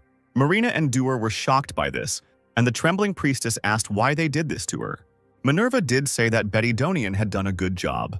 Marina asked why Ms. Minerva did this, since Betty still continued to protect them. The Duchess told Donian to repeat after her if Betty was a true priestess of Artemis. Donian, sweating coldly, begged her to speak. Then the Duchess said to repeat after her, "Shakart is not a god, Shakart does not exist." The girl hesitated, realizing that she had been exposed. With a smile on her lips, the priestess said that Shakart was the only god. Minerva then pulled the blade out of her, ripping Betty's insides apart. The Duchess said that she recognized the faith of the priestess of Argon. Covering her mouth with her hand, Marina asked if Betty was of the Kronos religion, and Minerva, wiping her blade, replied that they were different from people like Betty because they didn't kill someone just because of religion. However, Donian had a rare ability, even among the priests of Kronos, to connect. She was a spy, and pretending to use sacred magic, she transmitted information about them to Argon. Donian was also the reason for the delay in reinforcements. Grabbing the dead priestess by her clothes, Minerva said that with her powers, this girl blocked the sacred power of their circle. As a result, they mobilized 7 palace mages to subdue her. If something went wrong, Betty could break the coordinates and move to some strange place. Now that the sacred magic was gone, Betty looked her real age again. The Duchess threw her body overboard. Marina looked at all this with sadness. She became friends with the priestess and could not recognize the traitor in her, and the warlike Minerva approached the other side of the ship. She said that she was the commander-in-chief of Kruma and the Imperial Guard of Redia, Duchess Minerva Kantaro, and then asked who was the commander here. The woman wanted to hear the reason for the attack on the Imperial Guard, transporting items belonging to the palace. The commander of the Holy Knights, Jinen Shutaze, introduced himself to her and asked if she was really Commander-in-Chief Minerva. The woman asked if he couldn't figure it out even by looking at her, and the man was puzzled by this. Minerva said that he should have thought again before saying another stupid thing. Unless, of course, he wanted to boast to everyone about his ignorance of the face of the Empire's best fighter, who divided the continent into 3. The commander-in-chief said that their side had instructed the Doer merchants to import some items from the Imperial Palace, and had also assigned those 3 knights of the Imperial Guard to guard them, and she demanded that they give a valid reason for why Argon had attacked them. Jinen stated that these people had violated the rules of the dungeon in the Great Argon Empire's territory and were trying to take out the dragon's body, and the commander-in-chief asked if he was capable of taking responsibility for his words. This question made the man angry, and Minerva explained that they had receipts for goods purchased in Argon, and the goods were imprinted with the coat of arms of the Imperial Palace of Kruma. For any country on that continent, stopping the transport of a cargo containing the imperial seal was considered an act of hostility and gave them the right to defend themselves. In addition, Argon was destroyed by 3 titans of the Redian Imperial Guard. The woman said that if Jinin didn't give her a serious reason, she would put her name as Minerva on it and punish him. Shutazi tried to explain that they were continuing to gather information, but the commander-in-chief interrupted him and asked what her source was. Jinin asked how she could ask about the source, since it was a state secret. He didn't understand what kind of nonsense the woman was talking. Minerva replied that they didn't even have a serious reason, but they wanted the commander-in-chief to open the goods intended for the emperor after she heard about their receipt of information. and also for her to understand and forgive them. Shutazi wondered if Minerva had killed the priestess to prepare for this situation. The woman explained that she would let the commander go if he at least now asked for forgiveness and promised to pay them compensation. She then jumped off the ship and approached Jinan, saying that she would kill him on this very spot if he continued to slander Crumb's palace. Suddenly, Shutazi was overcome with fear and found it difficult to breathe. And the woman asked what was wrong with the captain, since she had not done anything at all yet. Everything was exactly as he had heard. Before him now stood that very witch of Crumb, whom he could not resist. The man said there seemed to be a misunderstanding. He explained that it seemed their information was unreliable, since the Kruma Imperial Guard would not be able to use the Imperial Seal after violating the rules of the dungeon. Minerva responded that it was very wise, and she was glad that Jinan thought so. However, he had to compensate them for the loss of 3 Kamaria-type titans. The captain explained that this was not something he could personally promise the commander-in-chief, but Shutise promised to report everything to the head of their order. Minerva replied that she understood everything, and if it was possible, they would be happy to resolve everything diplomatically. The woman walked away, ordering the wounded to be lifted onto the ship, and the man, also turning back, realized that he had no choice. The presence of 20 knights of the Rhedian Imperial Guard meant that they had at least 20 Kamaria and perhaps even Ephrian, and their Gorgon and Lagan were no match for them. But the main danger was this well-known mistress of the Hell's Defender, Dark, who was sleeping on the ground, sat up. Jimmy asked if Ronier had slept well, who, grabbing the clothes of the dwarf trying to escape, asked where he was going, and the prince also wondered if the Titans were still not finished. Donnie didn't even know what to say to that. Antigone and the Red Knight stood opposite each other. James noted that the fame of Kruma's number 2 was not an exaggeration, and Ruin replied that he had also surprised him. But it seemed that the red-headed one had only recently become a master and could not yet compete with the Duke. The lion lunged, but the knight successfully parried it. James said it was enough to catch Ruin, and the Duke asked if that would satisfy him. The guy answered positively. He said that while he held back Ruin, Camille would deal with the rest, but it was difficult for Cloudine to deal with these 3 titans. Insulting the Count, James asked if he couldn't do that too. The guy said that he didn't want to be serious, that he was fighting adepts, and James asked if Camille was really a master, and Claudine replied that he wasn't fighting simple adepts, and it seemed that his comrade had forgotten something.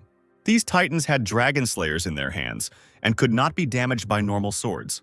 Ronier noted that these dragon slayers were apparently much stronger than he thought, and the dwarf with his legs tied explained that they were made of dragon bones, and no metal could compare to them in terms of strength, and that bone was 5 times lighter than other metals. Dark asked what if they made a titan out of dragon bones, and Firehammer replied that it would be incredibly expensive. There were only 2 of those on the entire continent. Emperor Corinth's personal titan, the White Knight, and the personal titan of the chapter of the Argon, the Argon. Now the prince understood a little about the reason for all this fuss around the dragon bodies and was thinking about asking his father to give him some materials. Arteas dreamed that his son was threatening him with a sword, forcing him to give up his bones. Still, Dark wanted to try this dragon slayer on himself, and this desire shocked his friends. All the Black Knights lay motionless on the ground. Ruin said that the effectiveness of Corinth's new titans predicted victory for their Kruma. The Red Knights were surrounded by enemies. James said that it seemed like it was time to retreat now, although Camille was furious about it. He also thought that there was no other way. The guy said that they learned a little about the functions of the new type of titans, and that was enough. Suddenly at that moment, Dark asked the lazy guy if he could help him. James, surprised by the prince's sudden appearance on his titan's shoulder, asked how he was going to help them.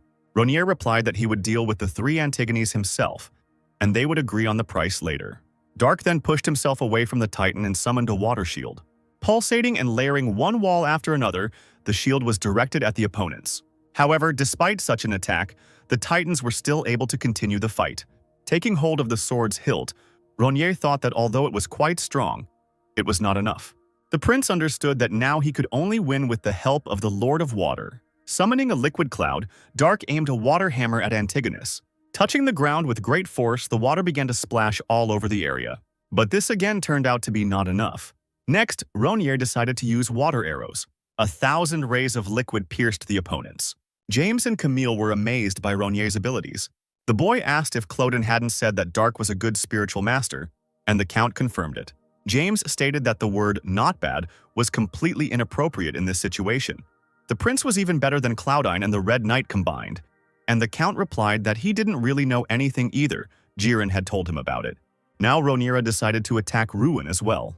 Although the Duke did not know what kind of magic Dark possessed, he understood that he was in a dangerous position. The prince turned to Antigonus, who was about to hit him with his fist. Rhaenyra was able to avoid this blow by jumping. The fist hit the ground, causing chunks of it to rise into the air. Landing behind the Titan, Dark called it an incredible destructive force. Ruin wondered what kind of movements the prince made. They couldn't belong to a magician. Terran was surprised that Rhaenyra remained alive. He did not understand how this could happen, because the girl definitely encountered the dragon's breath. But he was even more interested in what she was doing here. Smear assumed that Dark was a scout of Corinth. Terran knew that now was not the time to think about it. The Black Knights were getting up again. The three Antigones were still unable to continue the fight. Even in such a small number, although they fought 8 against 4, there were 2 masters against them. The situation was not the best. Smear shouted to the Duke that he needed to dodge quickly. Ruin began to strike, but not a single attack was able to hurt Rhaenyra. Dark fought the Titan with the master inside him. He knew it would be right to consider him as a serious opponent. As the prince avoided another attack, he noticed that the Duke had not put any power into the sword. At the moment when the blade was approaching Rhaenyra again, his feet were not touching the ground. The Duke continued to attack in the same direction, and Dark understood that he would hardly be able to dodge. Suddenly, a new energy burst forth that no one had noticed before. Ruin was amazed. He didn't understand why the sensations had changed so much. Rhaenyra was able to defend himself by deflecting the enemy's blade with his sword. Dark was not happy that he had to take out his weapon. Ruin was surprised by this sword. The Duke believed that this would not work, and he must immediately finish off the enemy. The prince held a magic shield in front of him, and Antigone put power into his sword. Dark was interested in what would happen next. The Titan made a powerful swing, filled with energy. In response, Rhaenyra directed a water shield towards Antigone. The energy wave continued to inevitably approach the guy. Once it reached the ground, it created an explosion. Ruin tried to see what had happened to his enemy. The Duke wanted to know if he had been able to catch his opponent. To his great regret, Rhaenyra was unharmed. Ruin was shocked that Dark was able to withstand the mana explosion. The Duke was sure that it was not magic at all. Rhaenyra thought that it would be dangerous if he didn't have a sword, but he understood that he most likely wouldn't be able to deal with the Duke without a weapon.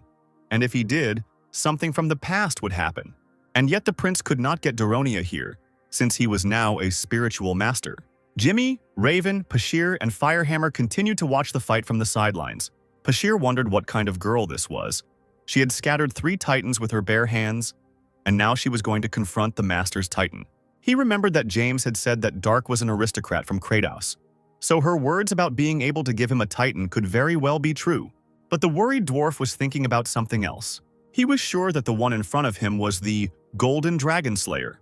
Suddenly, the Duke turned away from Rhaenyra. The prince was surprised that Ruin decided to run away. The Duke called out Terran's name, who immediately understood what had to be done. James and Camille were surprised by this outcome. Smear drew back his sword and threw it straight at the ship. The Dragon Slayer created a decent-sized hole in the side of the ship. Clodane was worried about this. He didn't want the ship to sink. The Antigones retreated, and the ship began to slowly sink. James asked what Claudine was doing. He ordered them to quickly pull out the cargo, and the Red Knights headed towards the river. They jumped into the water, splashing it. Since the battle was over, Rhaenyra returned his sword to its sheath. The prince assumed that this should have been enough. The wet men lay on the ground and tried to catch their breath. Camille said that, apparently, the Titans also needed to be waterproofed. Raven was shocked because the knights actually pulled the ship out. Running up to the lying masters, the soldiers asked if everything was okay with them. And Camille shouted that James had decided to get into the water in order to get what was on the ship, and their subordinates were comfortably lying down, having lost consciousness. The guy said that after returning, training awaited them, and the soldiers asked for forgiveness. James said to call it a day and better check the cargo. They might have to go into the water again. Rhaenyra told the boy that their opponents had escaped. Camille noted that the two did not even introduce themselves, and said that his friend's name was Marquis James Valenciade. The guy thanked Baroness Darkclyde for her help. Rhaenyra replied that there was no need for gratitude, since it was not free. James asked how he could repay this, when suddenly his subordinate reported that they were in trouble. They found out that there was no cargo on the ship. The Marquis and the Count asked what kind of boxes were in front of them then. The boxes opened before Minerva contained dragon bones. Marina said that even though those 3 had not yet woken up, their lives were not in danger, The strategy was implemented absolutely perfectly, without a single casualty. Dower noted that there was no pressing need to change cargo at the port of Arni, since the Duchess eventually joined them, and Minerva said that it did not matter. The commander-in-chief reported that they were continuing to head for Alcasus and ordered Duro to sell all of these dragon parts to the mages, and the man replied that thanks to this, they would solve all of their cash fund problems, since an Exion with a capacity of 2.2 was costing a fortune.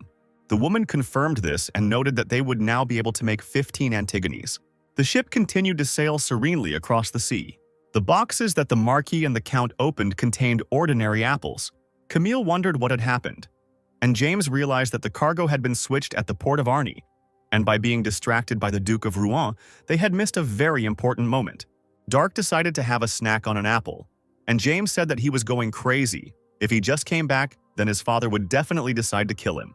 Claudine asked if he would really kill his own son. They had at least tested the Red Knights properly and received information about the newest titans of Kruma. And Valenciade asked how he could speak so calmly knowing his father's character. Dark asked if they were returning to Corinth, and James confirmed this, noting that they had failed the mission. Ronier said he would go with them. The Count and Marquis were shocked by this, and they even asked the prince about it again. Dark explained that he wanted to personally see the largest and most powerful empire on the continent. They were on the same path anyway. The men just needed to see him off a bit.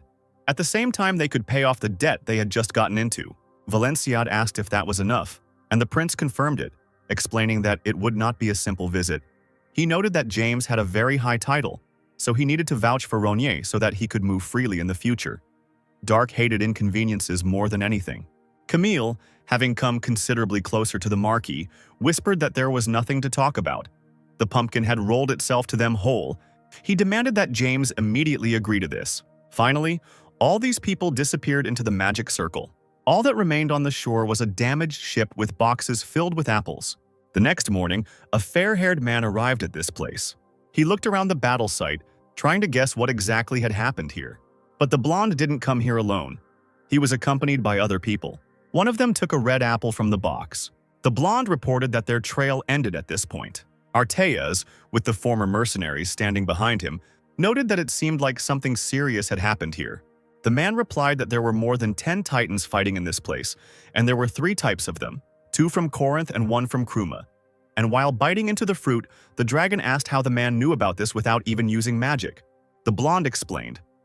From the gait of each titan, one could guess its type and the technique used. These were the fighting techniques of Corinthia, who was trained in the main knightly detachment of her side. Judging by the depth of their tracks, the weight of the titans exceeded 100 tons. So, these were the strongest titans of Corinth, the Black Knights. And on that side, 2 titans were using techniques from the Valenciade clan and the Clodin clan respectively. I'm sure they weren't Black Knights, but it's hard to guess who they were.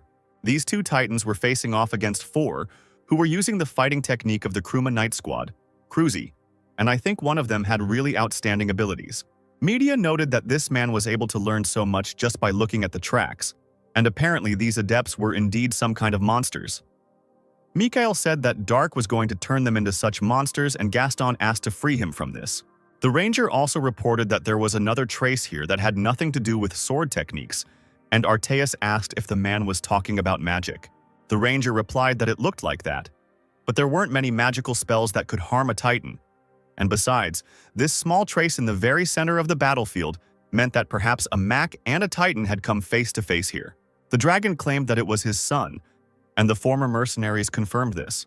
The ranger said that he knew about Master Dark's power, but never heard of magic reaching such a level. Arteas shut him up, calling the man a fool. He demanded that the ranger repeat after him. For his son, there was nothing impossible. Swordsmanship, magic, cooking, cleaning, washing, cuteness.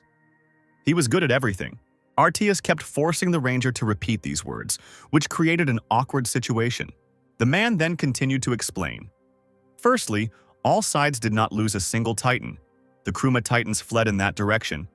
I believe that the remaining people of Corinth and Duke Ronier teleported from here. I think that most likely they chose Corinth as their target. The dragon asked why, and the man replied that Kruma's titan had unleashed magic on his lordship's titan, and they were to head to Corinth to complete their mission. Arteas thought for a moment and agreed with this. The ranger said that if they had used the Black Knight, It must have been a guard unit, and there was a good chance that they had moved to Corinth's capital, Carantia. Arteas stated that they were heading there, after which a magic circle formed beneath them.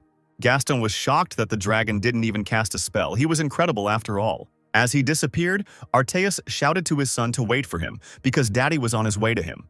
There were 4 people sitting in the castle discussing something. Lisa didn't understand why Camus wanted to start this war. The woman asked, "If Crumb launches a preemptive attack because its military power has increased, will it become a country of bandits or a great power?" Camus replied that it would be better if Lisa didn't be so lenient. It was a new type of titan on the level of Hell Prony. Kruma was a country with a huge number of elves. He asked if the woman imagined how dangerous they could become if high-powered titans were added to that. Camus wanted Kiri to speak out now. The fair-haired man said that the bastards from Kruma dared to oppose Corinth, and that reason alone was enough to destroy them. Lisa was unhappy with this answer. The woman said she was tired of it. They clashed because both sides wanted the dragon. Lisa asked if Kiri really wanted to blame them for it. That would be the case if there was at least a local war on the border. And Kiri replied that both countries used titans, and that was enough. Lisa asked if he really thought that the Archduke of the Empire could talk about war so simply. Kiri replied that, just as Archduke of the Empire, he wanted to start a war that would cause the least amount of harm. As Camus had said, if Corinth let them go, even more problems would arise. One of the interlocutors stood up and walked away. Kiri asked where Gracelian went during the meeting, and he replied that the thing was that he didn't really have anything to say.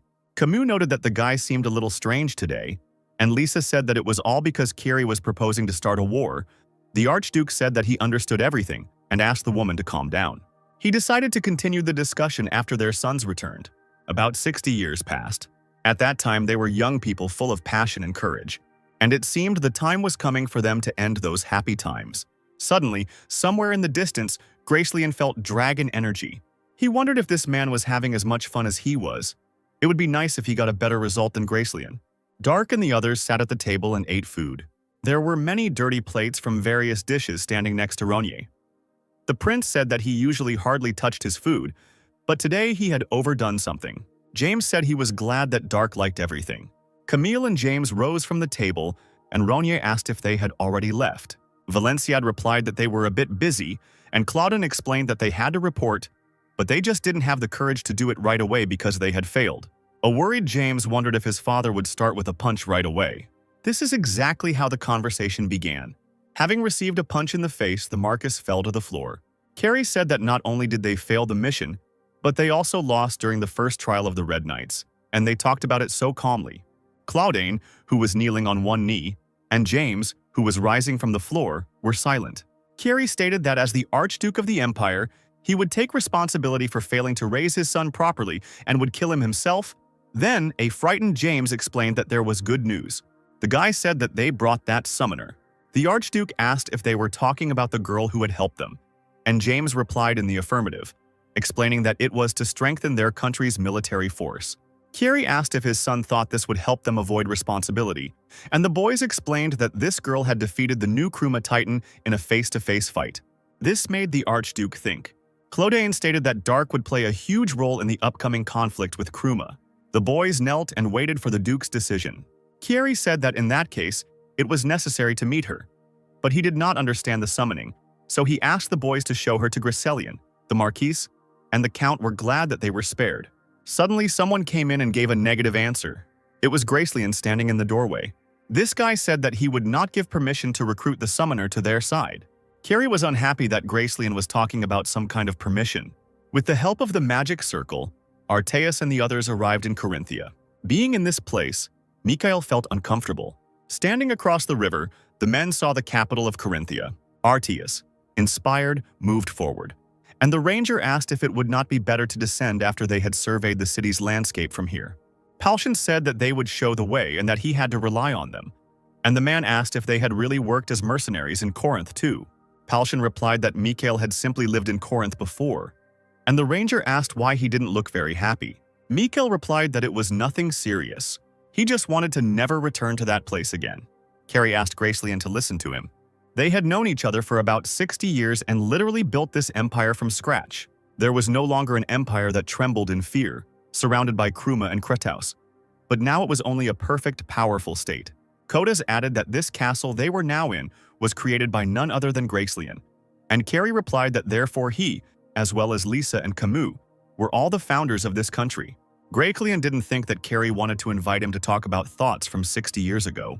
The Archduke said that the walls of the empire that Codus had built were strong enough, and he spoke not only of the strength of their warriors, but also of the laws and policies of their country. Codus noted that it did not suit him to talk so much, and asked what the man was getting at. Carrie was saying that no matter how deep their relationship was, he, the mage of this castle, could not order him, the Archduke. The man was asking since when he had been in such a position that he had to get permission from Codus. The magician asked if that was all Carrie wanted to say and received a negative answer. The Archduke declared, "I, as the sword of the ruler of the Corinth Empire, the protector of the imperial palace, the Archduke of Valenciad and the sole Grand Master of the continent, order you to test the abilities of the summoner who came from Argon, and if she can help the empire, lure her to our side." Codus was silent for a moment, thinking about this. Camille and James watched tensely, fearing the worst outcome. When the magician agreed to carry out the order, the guys breathed a sigh of relief. However, Gracelian said that Carrie needed to know something. Codus agreed to what he said only for the sake of this place he had created, and it had nothing to do with the useless title of Archduke. The magician turned away and walked away, and Carrie was indignant at such thrown words. The magician was purposefully walking somewhere, and Camille and James were running after him. Codus said that they didn't have to follow him. The Marquis noted that most likely, Gracelian did not know where Dark was and offered to take him. And Codus asked if the prince was not in the direction of the guest house of the Crystal Castle. The shocked boys wondered how Gracelian knew about this, since they hadn't even told the Archduke anything. The magician asked if they had forgotten who he was. Codus could not tell the Marquis and the Count that he had felt the energy of the dragon tongue of the one who had come with them. Camille noted that Gracelian was still incredible, but he thought it was useful for the mage to know this. He said not to let Dark's appearance deceive him, and Codus replied that he was no longer at the age to judge someone by their appearance, and asked if there was not a good example among them. The boys explained that she was the Baroness of Krothaus. Clodane explained that she might have been a girl, but no one called her a baroness or a lady. Apparently, she started her own lineage, although in fact with her abilities, it was obvious that the mage was already interested in such things. He was surprised that there was someone like him in Krothaus. Camille noted that Gracelian was also the progenitor of a kind of Codus. Claudine noted that if something went wrong, his line could end. At his age, one could already admire grandchildren, and the Count wondered why the mage had not yet married or even dated anyone. And James stated that his father said that he thought that Codus was a castrato. Artiz and the others were still standing at the riverbank. The dragon said that they could all stay here. He could easily find his son alone, because no matter how Dark tried to hide his presence, his father could sense him. But Mikhail replied that there was no need for this, and he had to play his role properly. The blonde man walked past his friends, causing them to worry. The man said that the city was very confusing, so even knowing its location, one could get lost on the way. He asked his friends to follow him. Artias and the former mercenaries felt somewhat depressed. Gaston noted that Mikhail never spoke about his homeland. Media agreed with this, and said that it was even a little unfortunate that they talked about it. Palshan stated that there was nothing to regret, and asked which of the mercenaries had no past, and yet the girl sympathized with her comrade. The leader stated that there was simply no need to interrogate him about anything. It didn't matter what happened in the past. The main thing was that Mikhail was their comrade. The blonde himself thought that the leader should have left such strange statements in his head. Firehammer asked why Dark kept carrying it around. He saw Ronier's abilities and was not going to try to take the sword anymore. The prince explained that the dwarf was to become a blacksmith on his lands. Hammer replied that the dwarves never made treaties with anyone or obeyed other races, and Dark replied that it seemed to him that they obeyed his father well. Firehammer said that he didn't know who his father was, but he was sure that the dwarf who made his sheath did it only because of this sword. For many, the goal of their lives is to create a masterpiece, so Hammer thought that this was what fueled his desire. At that moment, Ronier heard someone's footsteps outside the door. He allowed the man to enter, who turned out to be Gracelian. The magician said, "I'm sure that this is the smell of a water summoner, and a very strong one at that. Could it really be that she was confused with a lightning summoner? I think I'll have to teach Jiren a little more." Dark asked who he was, and Codus noted the surprising closeness of spirit. He asked how such a young girl could get hold of Naiad. The prince asked if Gracelian knew Naiad. The mage noticed something strange. He couldn't smell the low-level Undine or high-level Nyx at all. There was only the smell of the Spirit King Naiad. But such an order was impossible. The problem here wasn't the level of proximity at all. Kodas asked if Naiad had come to Dark himself, and the prince replied that it was almost so, and the mercenary reached for his sword. Ronier told Pashir not to mess around. Kodas noted that it was a good decision, as he did not want to interfere with his childhood entertainment. The magician also didn't want anyone to interfere with their conversation. One look from Ronier was enough to make everyone leave the room. Then Kodas sat down in the chair. The magician said his name was Kadrian and wanted to know Ronier's name. The guy introduced himself as Dark, but Gracelian explained that he was not asking about his human name, but what his real name was. The prince continued to insist that his name was Dark. The magician telepathically told me it was better not to joke with him. He stated that he was the owner of the place and hoped that Ronier would show him the respect he would show his guest. Dark realized that the person in front of him was not a man at all. Kadrian was a real blue dragon. The former mercenaries followed Mikhail, Palcion asking if he was going somewhere, knowing where Dark was. Mikhail asked if the leader hadn't heard what the knight had said. The prince was with the Knights of Corinth's guard. The ranger asked if they were heading towards the castle, and the blonde replied that they couldn't have just met the emperor or the captain of the guard. Usually you had to wait a few days, and if you weren't an official delegate, you were sent to a special place called the Crystal Palace. The ranger asked if they were going there. Mikhail replied that it would be better to start with that. And then Arteus drew attention to himself. The blonde asked what was wrong. The dragon reported that his son's energy had suddenly disappeared. Now knowing that Kadrian was a dragon, Dark could explain why he couldn't sense his mana at all. Most likely his guest was using a concealment technique. Gracelian was surprised by the guy's knowledge. Kodas said that it couldn't be. He was sure he felt the dragon energy coming from the prince, but it was impossible unless he had a dragon heart. Dark asked if that was what he meant. With his hand on his stomach, the prince showed his true mana. The magician was amazed that in front of him stood a man with a dragon's heart and a huge amount of mana. He realized that Ronier was a dragon master, just like the Archduke.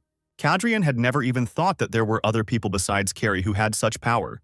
Dark noted that judging by the fact that Gracelian suddenly showed up here and started talking nonsense, he was unlikely to have come with good intentions. Taking his sword into his hand, the prince said that he would not refuse the dragon. What was happening continued to surprise Gracelian. Ronier admitted that he had long wanted to try to fight a dragon properly. He hoped that Kadrian would not be as young as that green dragon. Kodas realized that Dark had a dragon slayer in his hands, forged in hellfire. Faced with such forces, they could turn the entire city into ruins. So Kadrian suggested changing the location, and Dark asked why it was necessary. The alarmed dragon once again noted that all the people in this area could have died, and Ronier asked, "So what?" He didn't care whether a few humans died or not. All he needed was a battle with Kadrian, so the prince simply didn't worry about useless things. Considering this girl to be crazy, Gracelian said that he had been building this city for several decades and did not want to see it fall by his own hand. Dark asked if this meant that Kadrian could not show his full strength, yet Ronier agreed to go elsewhere. Surprised, Mikhail asked where Dark's energy was. Arteus closed his eyes, trying to figure out where his son was. Even though he knew it was a dragon in front of him, Gaston was still surprised that he was making the mana move without even casting a spell. Finally, the father was able to find Dark. After this, the dragon disappeared in a bright beam of light. Palcion asked if they had not been useless cargo to him from the very beginning, and perhaps everyone agreed with that. The Pathfinder noticed people whispering. The ranger noted that they would be better off going elsewhere, and Mikhail said to follow him. They all tried to retreat from this street as quickly as possible, except for the dumbfounded Gaston, whom Media had to drag along with him. Dark was in a hilly area where a river flowed. Admiring the scenery, Ronier called it a beautiful view. Kadrian noted that they had not come to this place to enjoy its sight, and Ronier replied that the dragon had merely been given time to prepare. Beginning to beam, Gracelian called Dark a very impudent hobbit. A whirlwind formed behind Ronier due to the Titan's summoning. Kodas assumed his true form as a blue dragon. Then he asked if the girl was ready. Ronier, who had settled in Daronia, gave a positive answer. He challenged the dragon to a proper fight. Kadrian asked if this was an improved version of Caproxia. Due to the prince removing his shield and remaining light, the dragon guessed that its main strength would be maneuverability. Ronier replied that Kodas was right, since Dark didn't use a shield in the first place. Lightning began to emanate from the dragon's horn. Bending down, Kadrian fired an electric beam at the prince. Ronier swung his sword in front of him, not allowing such an attack to deal much damage to him. This battle started out very interestingly for Dark. An announcement was made that a part of the lower armor had broken and was being repaired. Ronnier noted that Gracelyn was much stronger than one could have imagined. Cadrian replied that he could not be a fool and underestimate the great master who was in the Titan. Forming an electric ball at his mouth, the dragon asked if the prince could block this too, since there was no way to escape. And Dark told him not to worry, since Ronnier had no thought of escaping. The ball grew even larger, spreading its light across the entire area. When it reached the required size, the electric beam rushed towards Dark. The prince protected himself by creating a barrier around himself. Lightning continuously struck the black transparent shield, spreading an electric charge across the ground. It was becoming increasingly difficult for Ronnier to withstand this attack. Dark knew that this battle was becoming dangerous for him. The dragon was outmatching his Titan-enhanced energy. The barrier began to crumble, and the prince realized that at this rate he would simply run out of strength. He remembered how his father had given him what had belonged to Arteus for 4,000 years. Ronnier wondered if the dragon's inner strength was really pushing him to the brink of life and death. The dragon said, "It's amazing you could endure so much, but now your mana has reached its limit. Your own arrogance was your undoing, Hobbit. Now turn to ashes." The prince's barrier was finally destroyed, but the boy immediately used the Great Star Absorption technique. This helped the Titan not to fail due to loss of protection. Cadrian was surprised that the girl absorbed the lightning strike, but he considered it stupid. The dragon increased its attack, but Ronnier continued to hold on well. At first the prince managed, but he could not use the power absorbed in battle instead of magical energy. Suddenly he doubled over, feeling like he was being torn apart from the inside. Daronia told Dark to use his action, since his body would not be able to withstand such a strong lightning strike. A specially created action was supposed to help Ronnier at least temporarily accumulate magical power. Dark told the Titan not to be rude to him, and Daronia asked the prince not to resist, since he did not want to lose such a strong master as he. Folding his hands into a triangle on his stomach, Ronnier shouted out that he had a dragon's heart inside him and, of course, he could absorb dragon mana. The prince used a technique called Heart of the Northern Darkness. The energy, transformed into lightning, began to flow into the titanium, returning to its original form. Gracelyn was surprised at how the boy absorbed his attack. Daronia didn't understand how a human could control such power. He wondered if it really was the heart of a dragon. The prince was again torn apart from the inside, and he wheezed in pain. Titan knew that the pilot's body was too weak to withstand such a lightning strike. He said that he would get this mana for Ronnier. The cube inside the titanium glowed brightly, absorbing your energy. The lightning soon dissipated, leaving behind hot ground. The dragon had no idea that Exion could be used in this way. The Titan was on his knees, leaning on his sword, but was still not destroyed. Dark continued to hold on, breathing heavily. Wiping the blood from his face, the disheveled and electrified prince said, "They say that the greatest power in this world is the power of the brain. It seems that this is true." The dragon flapped its wings, rising into the air, and the Titan informed its master that the restoration of the upper part of the armor was complete, also noting that Ronnier had used too much mana blocking Cadrian's breath. Dark said not to pay attention to it, as he could quickly restore it with the energy circulation caused by breathing. Titan explained that it was impossible to do this during the battle. Besides, the mana absorbed by the prince had already filled him to the brim. After these words, something strange began to happen with the energy, and the worried guy asked what Daronia did. The giant replied that he had reversed the flow of part of Ronier's mana. Titan said to absorb it like that, he was sure Dark could do it. Kodos was surprised to see that the prince could manage the Exion so well, even better than he could, despite the fact that Cadrian personally made the Titans. Trying to normalize his breathing and absorb energy as he was told, Dark began to sweat. Mana was fully restored, and Dark said that he liked Daronia, and the Titan replied that it was an honor for him. Ronnier asked if they were now ready to become dragon slayers. Gracelyn couldn't waste his breath any longer. He knew that his body couldn't reliably withstand the power of the Grand Master's Titan, and it was a bit of a problem. The dragon and the prince suddenly noticed that they were being watched somewhere nearby. This man in a crimson robe made no attempt to hide. Cadrian told him to leave here, since very soon everything around would become ruins. Taking off her hood, the red-haired girl noted that this fight was more difficult for the dragon than she thought.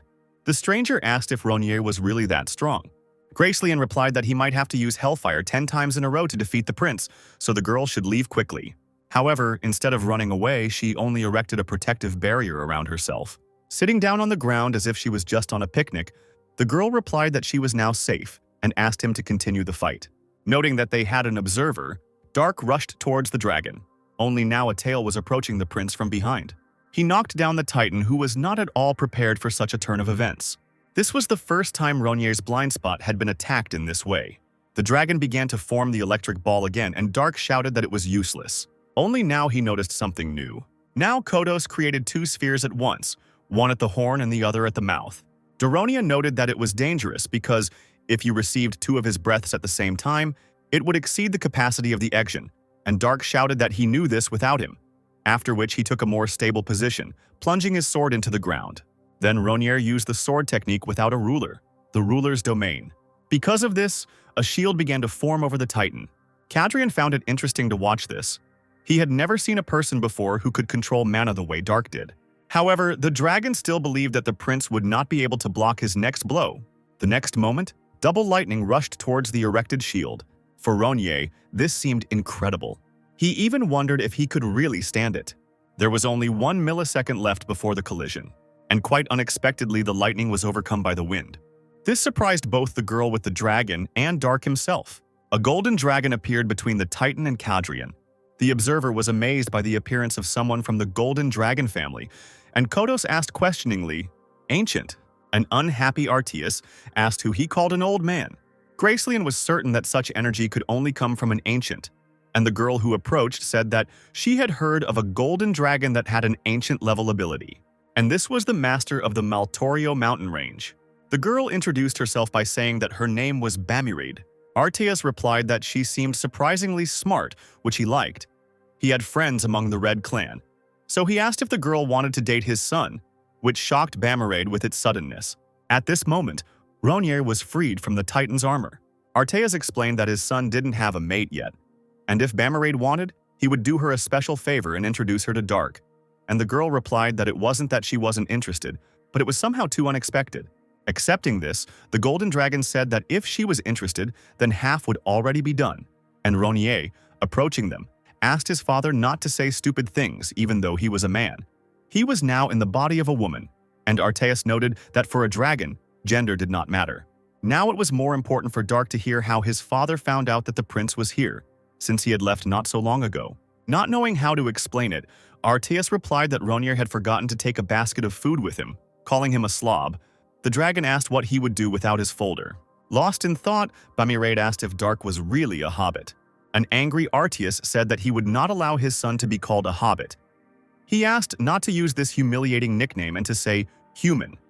And the girl asked why she did not feel the dragon's energy. Bamirade came because it seemed to her as if two dragons were fighting here. She had never heard of a person who emitted such energy. The girl continued asking questions, and the golden dragon tried to explain that Dark had a dragon's heart, even though he was a human.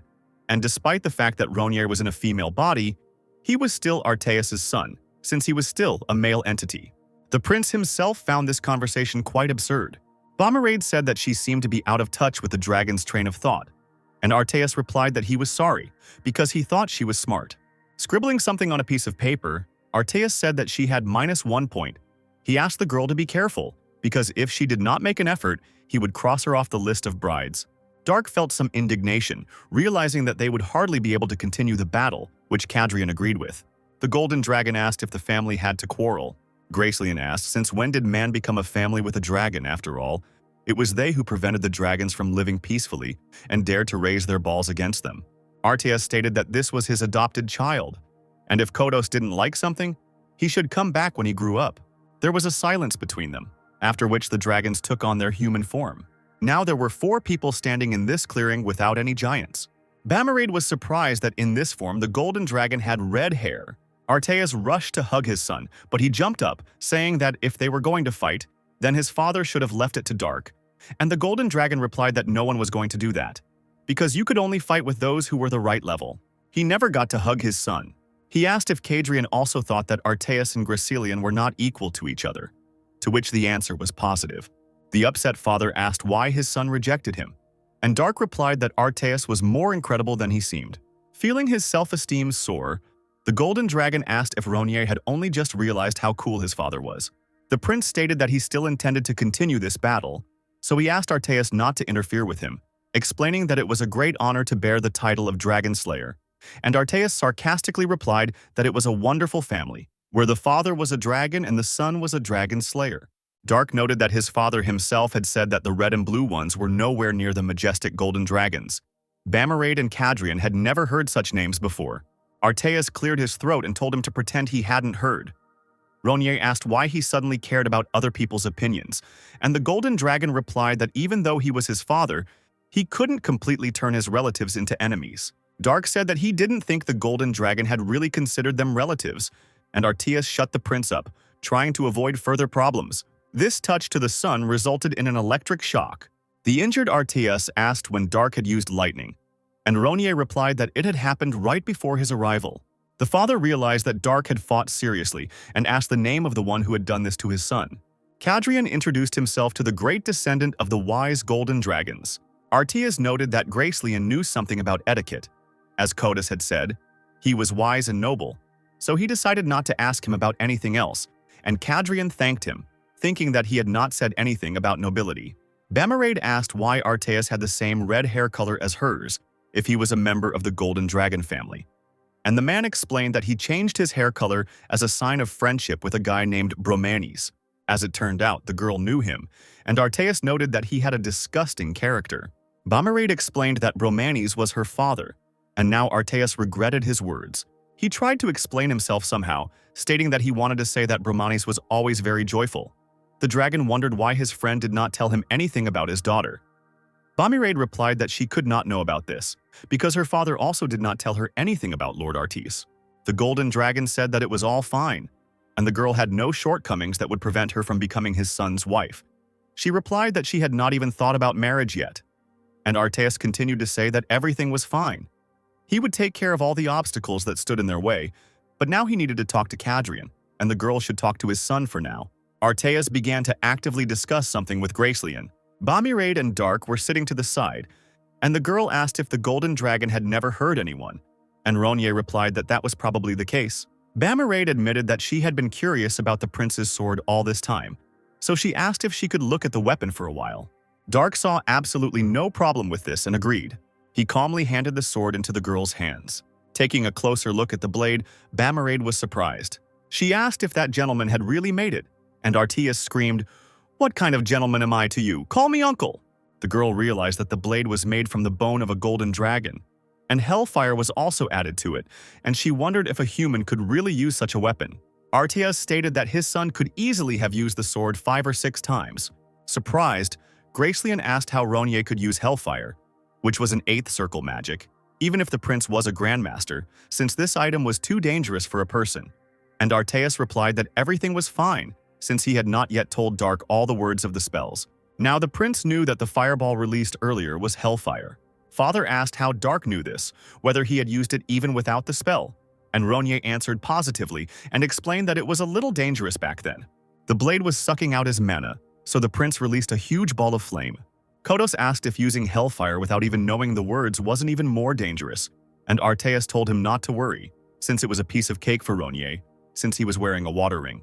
After these words, Cadrian understood why he smelled the emanating scent of Naiad. Bamarade immediately looked at the ring. The girl also wanted to receive it. She asked if Arteas had really given her such a thing. Dark replied that the ring was given to him by an elf named Karel. Cadrian decided that the elf, who was crazy about swords, had gone completely mad to give such an item to a human. The golden dragon said that Karel would not have gone mad, because Kydaris was next to him. Or rather, judging by the fact that this elf wanted to conceive a child, it was Kydaris who went mad. Gracelian wondered if a dragon and an elf could have a child, and Bamarade replied that most likely not. They started laughing, and Dark decided that the dragon seemed to be having fun now. A meeting of high-ranking officials was once again taking place at Crumb Castle. There was a tense atmosphere in the room during the discussion. The Emperor asked if Greenlake had spoken of summoning a comet. The elf confirmed this, explaining that she could destroy a city with one blow. His Majesty noted that fire-hating elves could not have come up with such a plan, and Greenlake explained that he was not an elf in the first place, but a Kruma mage. The Emperor asked if everyone present had discussed this and come to a unanimous decision. The elf gave a positive answer, saying that because Corinth was preparing for war, they didn't have much time, meaning that the best course of action in such a situation would be to destroy part of the troops with superior magic. And General Tublin noted that summoning a comet was magic that was forbidden by the treaty between the countries. He asked if the elf knew why Corinth didn't use it either. Greenlake replied that he knew this, of course, but whether it was worth following these rules was still questionable. The magician stated that these rules were invented by Corinth himself, and all this was done in order to shackle the magical kingdom of Alcasus and Kruma with all its many elves. But Tublin asked how they could afford to drop a comet on all 42 cities, because then a huge number of innocent people would have to die. Greenlake replied that there were no innocents. He believed that it was the common people who should answer for Corinth's tactlessness. Since their treasury was directly connected to them, they were its foundation. Tublin explained that they were simply born there and could not leave their lands, so there was no point in asking people who had no other choice to be responsible. The elf asked if the general really thought that if given the choice, they would decide to abandon Corinth, which they themselves called a great power. They considered other countries as second-rate. Alcasus for Corinth was just an amazing city with different wizards. Argon, a meeting of fanatics, and Krataus, a group of barbarians living in the mountains. The mage asked what Tublin thought they thought of their crumb. Greenlake didn't say it only because he was in front of the master. The general understood that he was at a loss in this conversation. The elf said that knights also should not get caught up in entertainment and forget about reality, and noted that there were no innocent commoners. Meanwhile, 5 mages had also gathered in Alcasus to discuss the issue. They could be completely sure that the war between Corinth and Kruma had begun. The movement of the greatest archmages in the shadows confirmed this even more. In the opinion of those gathered, it would be right to send envoys to Corinth and Krum with a proposal to start trade. If they had done everything properly, they would have been able to get rid of all the goods that had been gathering dust in warehouses throughout the kingdom for several decades. It was also necessary to increase the volume of titanium produced for export, because no one would skimp on military power by calling themselves empires. And if we talk about these two countries, they could well use forbidden magic. As for the defense of Alcasus itself, if those capable of using magic were mobilized in everyday life, the kingdom could withstand even a meteorite fall. They decided to use the war between the two empires and continue their policy of gaining as much benefit as possible. But if one of them lost, was destroyed, then the remaining side might consider their existence unacceptable. Opposing this was also their task, so it was necessary to gather a detachment of Scarlet Eagles in one place. Someone present wondered if everything would be all right, since this detachment was under the personal command of the king and could very well refuse them. The other magician suddenly rose from his seat and asked if they had forgotten. According to the Alcasus law, in a critical situation their upper house of parliament was superior to the king. Night had already fallen, but the dragon's conversation continued. Arteas noted that Cadrian was interfering too much in human affairs, having created the Titans of Corinth, and he asked why Gracelian had told humans how to create something so powerful. Kodos replied that it was fun, and asked if another reason was needed.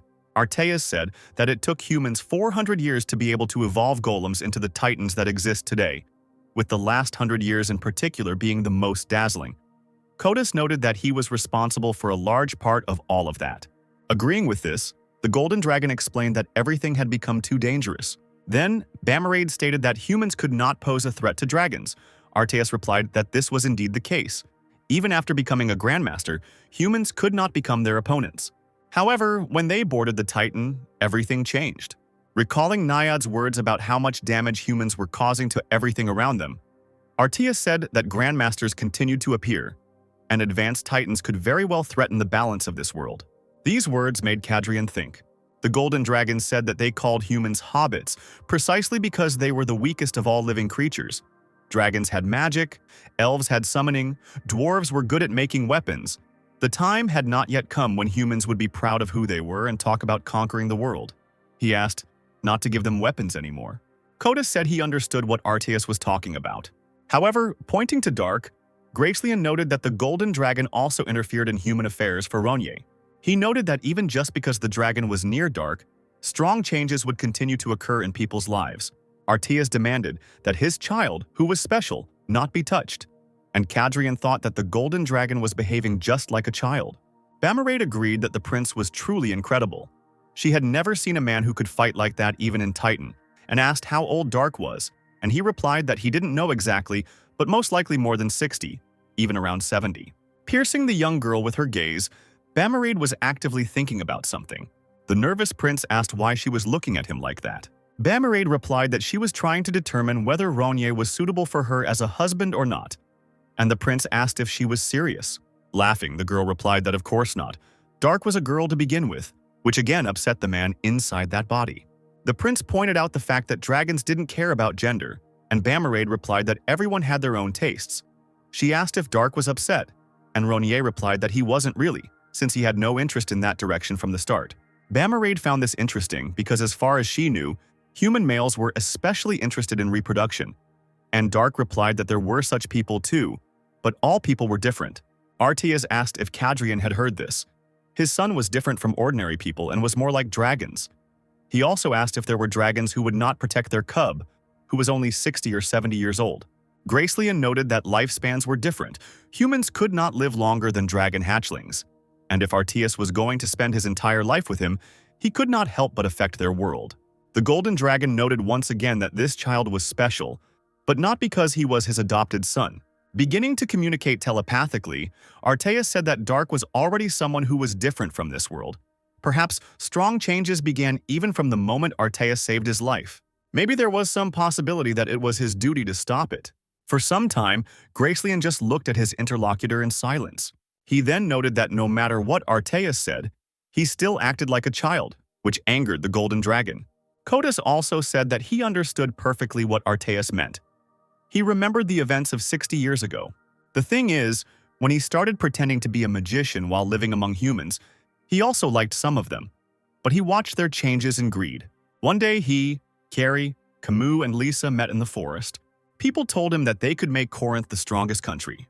They asked Cadrian if he would join them. At the time, the dragon was simply curious to see if these little chicks could achieve anything. No, looking at them, he was sure of it. For the first time in several thousand years, he felt how hard his heart was beating. Gracelian wanted to join in the history they were creating. Now he said that sometimes the light of these little fireflies that circled above him became brighter than that eternal moon.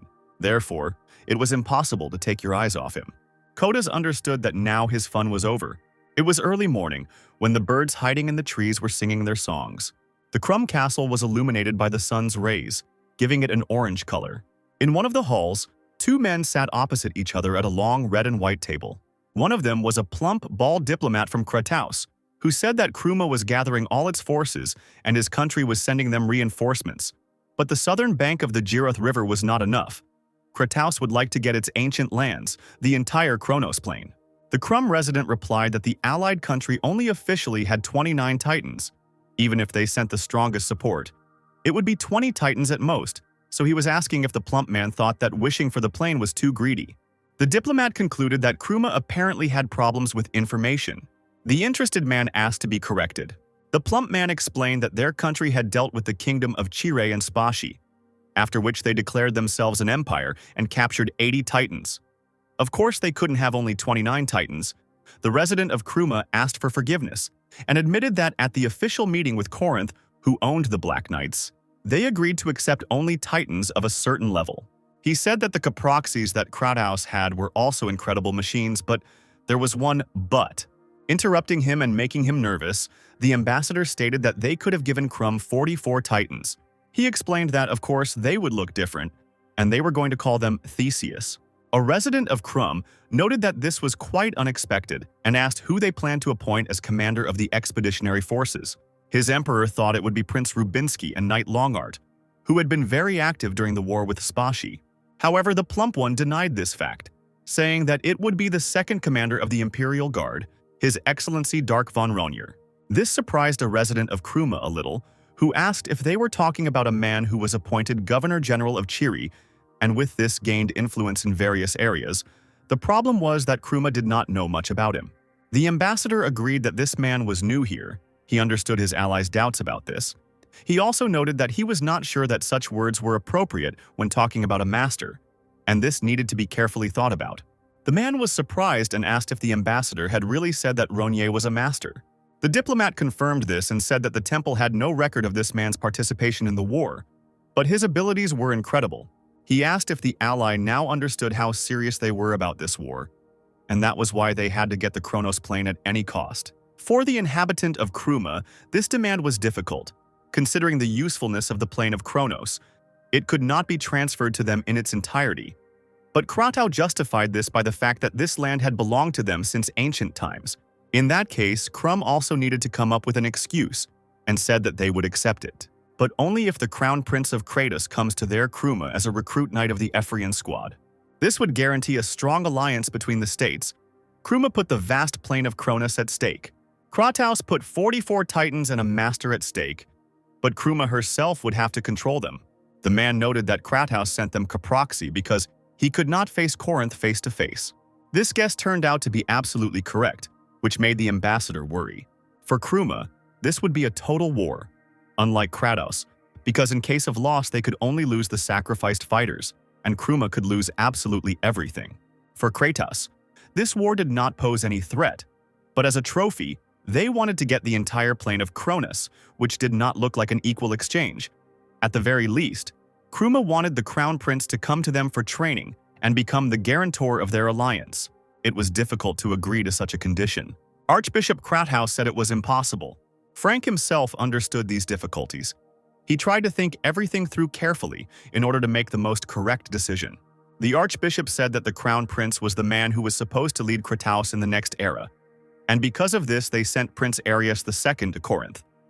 Tozier confirmed this, noting that the people of Kruma only called it training, but it was obvious that in reality he would be a hostage. Rubinsky, who contacted them through a special balloon, said his opinion was also not much different from the others. However, if they were going to hand over all-out war with Corinth to Krum, they had no choice but to pay such a price. The Archbishop asked how the prince could speak of such a thing, and the Emperor said that he was right. Of course, the prince also had to be prepared to face such danger. After all, they were a family that always fought on the front lines. Such was the fate of the Greyat family. Corinta Castle was shining because of the streetlights. In the large hall, musicians played their very different but harmonious instruments. They entertained the arriving guests who were whirling in a dance. Further away from them all, on the second floor, with a glass of wine and leaning on the railing, was Carrie. He noted that the performances had gone surprisingly well and asked his subordinate if any countries had declined the invitation. The servant replied that there were none, rather the opposite, because Princess Ronan Grey had decided to get an unelected prince or someone from the nobility as her daughter's groom. Many more ladies had come to them. Carrie had not expected there to be so many people there. He asked which of them was the Prince of Kratos, and the subordinate pointed to a young man dancing. The Archduke watched him with mockery. He noted that the Prince of Kratos danced in this war hall, created to celebrate Corinth's victory over his country. Carrie asked if it wasn't funny, and the servant replied that the master was right. The subordinate said that the prince took after his father, so he was quite handsome, but apparently he had not yet been hardened. In fact, the young man was more interested in music and art than in military affairs, which is why he was extremely popular with the ladies. As he placed the empty glass on the tray, the Archduke called it wonderful, which surprised the servant. Carrie explained that it would be good for them if such a man became the king of Kratos, and the subordinate noted that this was of course true, but this guy was the second prince, and the king of Kratos could not skip the crown prince and pass the throne to his second son. Smiling slyly, the Archduke said that there was no guarantee that the crown prince would remain in good health until then. He told the servant to make sure that the young man liked their country. He should send everyone to him, be it friends or women. This order was accepted without any objection. Cadrian was already saying goodbye to the others. Once Gracelian's entertainment was over, he had no reason to leave his lair for a while. The Golden Dragon asked Bamarade if she was leaving too, and suggested that she stay with his son. Although the girl thought it would be fun, she decided to refuse, since the prince could not be free enough. Blowing the guy a kiss, she said that she would come to him if she missed him. And Ronier, not accepting such flirting, asked her to shut up and said that if they were done with business, they could leave, and quickly. Laughing, Bamarade created a teleportation magic circle beneath herself and said goodbye. Then Cadrian, bowing his head in a farewell gesture, disappeared into the blue light. Now father and son were left alone. Artias noted that they left too noisily. Dark asked if he was going to leave too, and the dragon pretended not to understand what was being discussed. Ronier explained that his father had brought him food, but the prince had eaten it all, so now Artias could leave. But the dragon didn't want to leave the prince at all. The loving father shouted out that it was really possible to eat just one meal and then send him back. And Dark explained that he too was quite a busy man. The indignant dragon asked how such a busy man could leave his land and come here for some unknown reason. Because of this, Artias called his son lazy, and at that moment, the dragon was suddenly overcome with memories of the coat of arms he had seen in the castle. Ronier asked why Artias had suddenly gone silent. The dragon began to express his dissatisfaction with the design on the coat of arms, but Dark reacted to this calmly. He asked if the building was not beautiful, and the dragon demanded that the subject not be changed as his father was seriously offended. Ronier admitted that he had thought about painting the castle gold and calling it the Palace of Artias, which surprised the dragon. Dark also suggested dressing the knightly squad in golden armor and calling it the Golden Dragon Squad, and it would be better to make all the titans golden. The father replied that this way probably everything would fit together. In addition, the prince decided to make all the titans in the form of cool golden dragons. And since the golden dragons were originally strong and wise, this could become a wonderful sign of their power. A pleased Artias replied that there was nothing to talk about. Dark said that they would not rush with the planning, and it was better to first go to the place where his comrades remained. He also noted that he felt safe, as he thought that his father was nearby, and the happy dragon followed his beloved son. Finally, Dark and Artias arrived at the Crystal Palace. There the prince was joyfully greeted by all his comrades. The dragon kept dreaming about a gilded castle, knights and titans, and the surprised Dark asked what his friends had forgotten in this place. Halcyon replied that they had come with Lord Artias, who had suddenly said that he was looking for his son, so they had come. Dark asked how they had found out about Ronier's location, and the dragon realized that he had forgotten to tell about it. Media explained that Mikhail told them about this crystal palace, since he himself was from Corinthia, and the blonde man, who was attacked by Jimmy and Raven with their heroic stories, already regretted that he came to this place. Noticing a guy who showed excellent tracking skills, the prince asked who he was. Rolf Rance of the Colin Knights dropped to one knee and introduced himself, saying that he had been ordered to ensure Lord Artias' protection and information. The dragon noted that he was quite a useful guy, since he guessed that Ronier would be here just by looking at his and the Titan's tracks. Dark said that this knight was really observant, and Rance replied that the prince had overpraised him. Ronier asked to end these useless formalities and stand up. He asked if Rolf would come back now. Rising from his knee, Rance replied that he had originally intended to do so, but something had changed. The knight explained that some time ago their country had contacted them, and His Majesty had ordered everyone to immediately return to Crodon, the capital of Kratos. This fact interested Dark a little. He assumed that it could have been Tozier's doing, or that it really did happen that quickly, but Dark still didn't think it mattered. He then asked his friends if they were still training hard. A joyful Palshan replied that, although it sounded rather strange coming from his lips, they were giving it their all. Media said that she felt mana inside, which was now 3 times its original volume. And Mikhail, who was still being tormented by Jimmy and Raven's stories, explained that once they understood what was happening, things began to move faster. Pleased with this, the prince said that apparently the time had come for them to show themselves. At that moment, his attention was drawn to Firehammer, who wanted to tell him something. Remembering something, Dark led the dwarf to his father, who was sitting on a chair and admiring this furniture, wanting to put the same in his lair. Ronier introduced Artias to the blacksmith, who was supposed to do what they discussed a little earlier, the palace and armor, as well as the gilding of titans. The prince was going to entrust all this to him. Hammer was indignant, saying that he had never heard of gilding titans. The disgruntled dragon stood on a chair and, taking on a terrifying look, asked how some error of God dared to speak out against the words of his son. He stated that the dwarf was not even enough to have a simple snack. Hammer began to feel fear, and the prince thought about whether it was possible to simply send his father back. Horrified that the golden dragon himself, and an ancient one at that, appeared before him, the dwarf tried to explain that the problem was that this request was too unexpected. Frightening Firehammer even more with his sudden approach, Artias asked if he was by any chance from the Maltorio Mountains. The dwarf confirmed this and asked if the dragon knew him, and Artias, sitting back in his chair, thought about it. He assumed that Firehammer must have been capable, and decided to allow him to have the honor of serving his son. Artias put his arm around the dwarf's shoulder and asked if he was happy about it, and if he considered it an honor, which puzzled Hammer, while Pashir watched all of this silently. He looked at the girl who held many mysteries within herself. The mercenary thought that she really was a princess. In connection with the upcoming war, another meeting was organized. Members of the Miran Association of Countries took part in it. They realized that they could not delay any longer, and it was time to make a decision. They had to unite either with Corinth or with Kruma. They delayed making their choice only because it was difficult to make. If they had chosen Corinth, then Krum would certainly have been destroyed.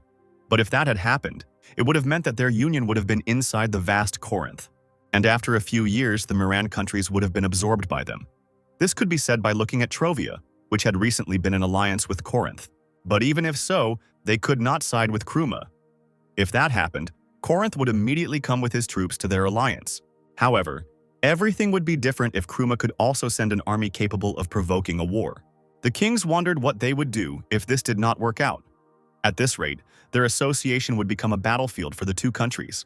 Even if they had decided to cooperate with Corinth, it would not have changed anything, because they also did not intend to fight on their territories. It would have been possible to ask for peace with Alcasis. But those ill-mannered creatures only thought about taking advantage of the opportunity and selling as many of their goods and warriors as possible. As a result, the kings decided to meet with the Crumb ambassador again and talk again. Camille reported to James that Mr. Gracely and Codas had disappeared without a trace. Claudine made sure that Codas went to the Crystal Palace, but after that there were no traces. The Marquis asked what happened to the princess then. The Count noted that it was a bit strange. He was sure that Gracelian had entered her room, but Dark, who had not come out from there, suddenly came back to the Crystal Palace with another of her comrades. James asked if it wasn't the same people they came with, and Camille answered yes. He said that after that they all left the palace at once, but in the end, no one saw Codas. The Marquis suggested that Gracelian could have used the teleport directly from that palace. But why was a mystery? And Camille said that the mage could have taken Dark with him to test her strength. But the Count was a little uneasy that the girl returned with someone else and without Codas. James wondered if Gracelian was in danger. Silence hung over them for a while. The Marquis chuckled and said that it couldn't be. He had only been missing for a few hours, so the boys were simply in too much of a hurry to talk about his disappearance. The Count agreed and noted that the mage was not someone to worry about. James asked where Dark could have gone with her comrade then, and if they should have stopped them, and Cloudon replied that he wasn't sure. Perhaps Gracelian could have assigned them something. Ronier visited the capital of Kratos. Tozer, who met him, asked if his lordship was doing well. Ignoring the question, Dark said that his majesty had urgently summoned him and asked if the mage knew anything about it. The lord gathered his strength to tell such terrible news. He informed the prince that war was approaching. Ronier said that was what he thought. Apparently, it all started a little earlier than expected. Dark asked Tozier to give his opinion on what would happen if the prince did not take part in it. The lord replied that he was sure that if Ronier did not go, they would lose this war. Dark did not believe that this was the opinion of a warrior preparing for an upcoming battle. He also explained that he did not like fighting and losing. But what he didn't like even more were the little skirmishes. He needed it to satisfy him. Tozier assured that Dark could expect this, because this war was supposed to be great. At the next meeting, Frank said that in this war between Kruma and Corinth, they would send all their forces to support Kruma. Ronier asked where the fight would take place. The Emperor replied that it would take place in the unification of the Miren countries, or more precisely, the battle would most likely take place on the border between the countries of Alain and Corinth, the Jackson Plain. Rubinsky explained that if Kruma wins this war, they will be able to take back the plain of Kronos, which has belonged to them since ancient times. The city of Kratos, their former capital, was located there. Dark asked if the prince did not participate in this war. Rubinsky replied that there were two reasons for this. The second was that if he were active, Corinth would immediately find out about it, and Kratos would not be able to withstand the onslaught of their friendly countries, such as Hurio, Tonbens, and Torio. And as the first reason, Rubinsky asked whether the strongest man in their country was not supposed to go there. Ronier smiled and agreed. He told Frank that he wanted to concentrate on the war, and hoped that, if possible, he would be spared from meeting with the highest circles of other countries, which seemed strange to the Emperor, since Dark was the commander-in-chief. Ronier said that Frank himself knew that he understood practically nothing about the etiquette of aristocrats. Given his character, he could not pay even more attention to this. He would like to avoid problems out of the blue and somehow worsen the military situation. This meant that they still had to send Kislev to Dark again, but Rubinsky said that this knight could not be sent anywhere. He was already well known in the high society of Krum, which was different from Argon, with whom only a private deal had been concluded. It was quite a challenge for Frank to find a knight whom Kruma did not know, but who had an excellent command of palace etiquette. Rubinsky said he had one suitable candidate. This man turned out to be Balkan Kroa, who was now also in this room. Frank had already forgotten that Balkan was perfect for this role. He asked the knight to rise from his knees, and Rubinsky explained that Kroa would serve as a replacement for Ronier in this war. Balkan pointed out the fact that Kislev had already done this, but then he understood everything. Ronier said he remembered the name of this knight. Dark asked if it wasn't Balkan who fought him when Rubinsky decided to show what the Titans were capable of. The knight replied that he was very sorry, but that was indeed the case. Dark asked if Crumb really didn't know about Balkan, and Rubinsky replied that they also knew that the man was dead. He explained that 30 years ago, when they lost to Corinth, they managed to do this, leaving alive almost all the knights from the personal guard of the previous emperor. Dark knew about this detachment, which was called Svas, and contained less than 20 people. And the prince clarified that these were only those who existed according to documents. The rest were waiting, being in the shadows. Dark asked if Rubinsky meant that these people had been waiting for this very moment. The prince answered in the affirmative and explained that these people, who were so devoted to the country that they were able to live for 30 years, considered dead for the sake of this very day, were called the Phantom Knightly Company, and Balkan Croa was an outstanding knight with a deep history. Frank asked if Dark would lead the Phantom Knights into this war. After the meeting, Ronier met with Tozier, who suggested that Dark had already heard about the ghostly Knightly Squad. The prince doubted that the magician had called him here to talk about this, and so it was. Tozier said that their existence was a closely guarded secret. For this reason, it was decided to improve Caproxia and call it Theseus. An engraving for the new Titan was also determined, which the mage showed to Dark. Firstly, since they were acting as a knightly troop of Kruma, the titanium had to have the insignia of Kruma itself, and the lily, which is their national flower, added to it, and also this salamander depicted on a piece of paper, which they received from Kruma. The burning lizard seemed interesting to Ronier, and the mage said that Dark needed to choose the color of the titanium. The prince said that since it was a burning lizard, the Titan had to be red, and his name was Dark, so it was worth adding a little black to the Titan. Accepting this, Tozier also asked if the prince's stepfather would be with him this time. Ronier replied that it was none of his business, and asked whether the magician had not already said everything he wanted, and pointed out that there must have been some boys who wanted to perform some feat. Tozier apologized for his question. He also said that Sidmion and Dominic wanted to join the war, and asked if Dark would allow it. Knowing these guys, Ronier agreed. At Chiri's castle, the prince and the rest of his companions were met by Kisley, Silver, Ronnie, and Saren. Kislaya noted that they all did a good job. Dark said that he learned about all the foreign political relations with Argon, and that Kisley transferred to them the responsibility to pay all the costs for the creation of the road. The knight apologized and explained that they had tried to stop the creation of this road, but his abilities were not enough, and Dark said that it was no big deal. After all, their country had crossed the borders first, so nothing could be done. Ronier asked Silver if this was not so, and the knight began to ask for forgiveness. The prince said that he was just joking, because it was he who allowed them to cross the border. Silver sighed with relief, and Saren brought the owner a basket of delicious cookies. Kisley asked if the dragon had a good time with his son, and Arteus asked him not to even ask about it, since they had too little time.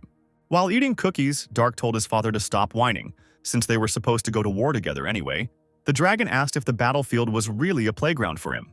Having also started eating the treat, Arteus continued to lament that he wanted to spend a good time together, and Kisley asked if the dragon was really going to take part in the war. Taking another cookie, Arteus explained that he couldn't do that. After all, he was his son's guardian, and if a parent interfered with their child's affairs, it would only make things worse. Kisley said that it was sad, and yet he noted that the dragon was still worried about Ronier's safety. The prince then told the knight to summon his Titan, which puzzled him. Kisley nevertheless listened and called military, who asked what happened while Ronier said to cancel the contract. This surprised both the Titan and the knight.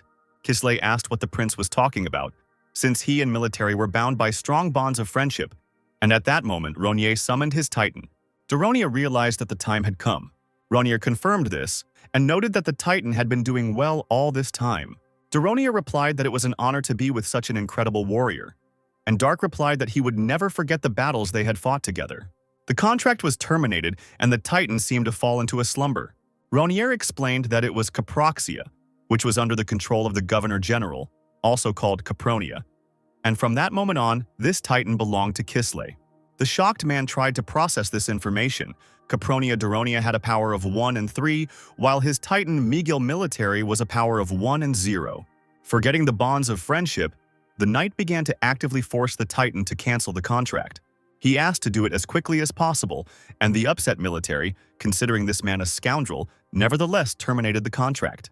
Meanwhile, Dark turned to Pashir. He explained that military was the promised titan. The surprised man stood in a stupor, and Kisley was already concluding a contract with another titan. Ronier did not understand the mercenary's hesitation in deciding to kneel and told him to quickly conclude the contract. The military asked if Pashir was his new master. The mercenary introduced himself, saying that he was from the Lonbar Empire. However, he suddenly stopped short. Now Pashir introduced himself as a knight of the Chire Principality. The Titan also gave his name and voiced the text of the contract. Pashir offered to be friends with military, and the Titan replied that he also hoped for this and that the mercenary would value their relationship. Unlike his previous master, Dark asked if the guy now felt that he wanted to do this. Falling to his knees, Pashir said that he would never forget Ronier's kindness and would be faithful to the prince until the end of his days. And the nervous Dark said that it was not necessary, but it was good that now the mercenary would enter the second guard knight detachment. But then Ronier suddenly changed his mind. He informed him that Pashir would now have to follow him as a knight of the Salamander Squad. However, the mercenary was not ready for this. After a pause, he asked Dark for forgiveness. The man explained that he could not carry out this order. He also said that he would return the Titan, puzzling Ronier. Titan was disappointed to be abandoned again, and so quickly. Artias was unhappy that someone dared to contradict his son, and Dark asked Saren to take her father to the room, which scared the maid. Out of fear, she even dropped the cookie, and Artias fell to the floor to catch it. So the maid threw one cookie after another, taking a step back, and the dragon continued to catch them with his mouth. They said that this is how they got to the room. Ronier said that for someone who spoke of eternal devotion, Pashir had given in too quickly, and the prince asked if the knight's word was really that insignificant to him. Pashir explained that, as he had said earlier, Kruma was the country that destroyed his homeland of Lonbar. The prince forgot all about it, and Pashir said that his loyalty had not changed. He could not do this to a man who gave the Titan to a man he met by chance. But even for the sake of the Salamander Squad itself, it would be better if he did not take part in this. Ronier asked what the man was talking about, since it had nothing to do with his hostile relationship with Kruma. Pashir said that he was sure that the unit called the Salamanders belonged to Kruma. And the shocked Ronier said that, although it would be revealed soon, now only 4 people knew about it, including him and the Emperor. The prince asked how the mercenary knew about it. Pashir explained that the Salamander Squad was responsible for covert infiltration. At the very beginning of the war, they played the role of scouts and assassins, and also helped to infiltrate enemy territories and do similar things. Dark said that the mercenary could only know about this if he fought them, but this could not be the answer to the prince's question. Pashir said that this detachment also disappeared from the battlefield of Ronbar 7 years ago, leaving not a single living creature alive. The mercenaries' comrades opposed them. Everyone in the room became alarmed. Pashir said that the Salamander Squad was responsible for helping the main force to secretly infiltrate enemy territory, and he obtained this information and sat in ambush in the Castleoth Gorge and destroyed them all. It was a perfect operation, during which only 10 Titans were taken out. Dark assumed that Kruma wanted to revive the Salamanders to erase their dirty past, but they also didn't want to entrust the task to knights who had scars from past failures or were a discarded card. Whatever the case, Ronier didn't like it at all.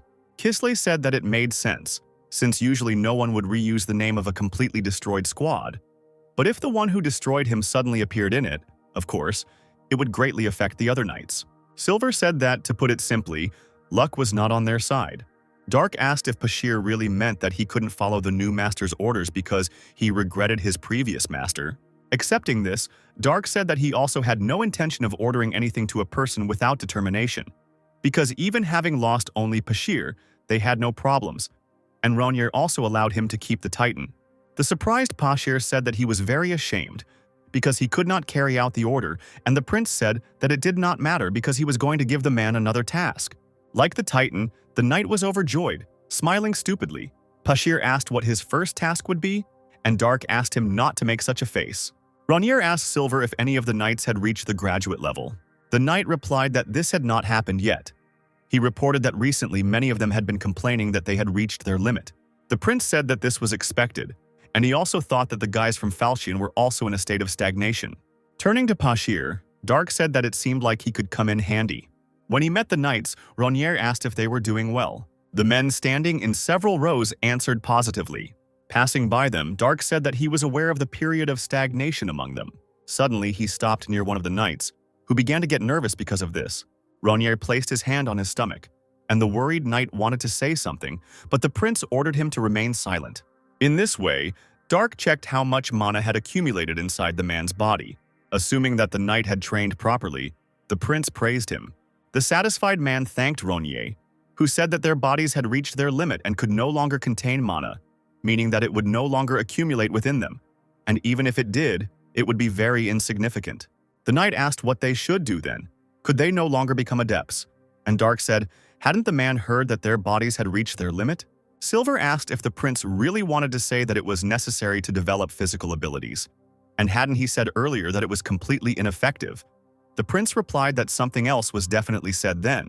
He talked about how the physical abilities of the body had limitations. No matter how developed the bones and muscles were, they were not able to destroy the stone, or rather, the sphere of internal energy. Roughly speaking, if the internal strength reaches its limit, there will be no need to train bones and muscles. Silver remembered these words. He noted that the knights had already reached their limit in terms of mana, and asked if that didn't mean that in such a situation, developing bones and muscles was meaningless, and a lively conversation began between the knights about this fact. Dark said that in order to collect even more mana, the knights needed to develop their vessel, that is, the body in which they would place it. This was called energy paths. What needed to be done to open the flow of mana? Silver suggested that the more they manipulated the mana, the more its internal energy flow would accelerate. Dark replied that this was so. If these paths were opened, the amount of mana should increase and the men could reach the level of adept. After that, they would only be able to train through energy control and breathing. But it was very difficult to open the flow of mana with it. If it were possible, then the knights would have to know the way to control mana from the very beginning, thanks to its flow paths. Jimmy and Raven assumed that this was the same way Dark had controlled them back then.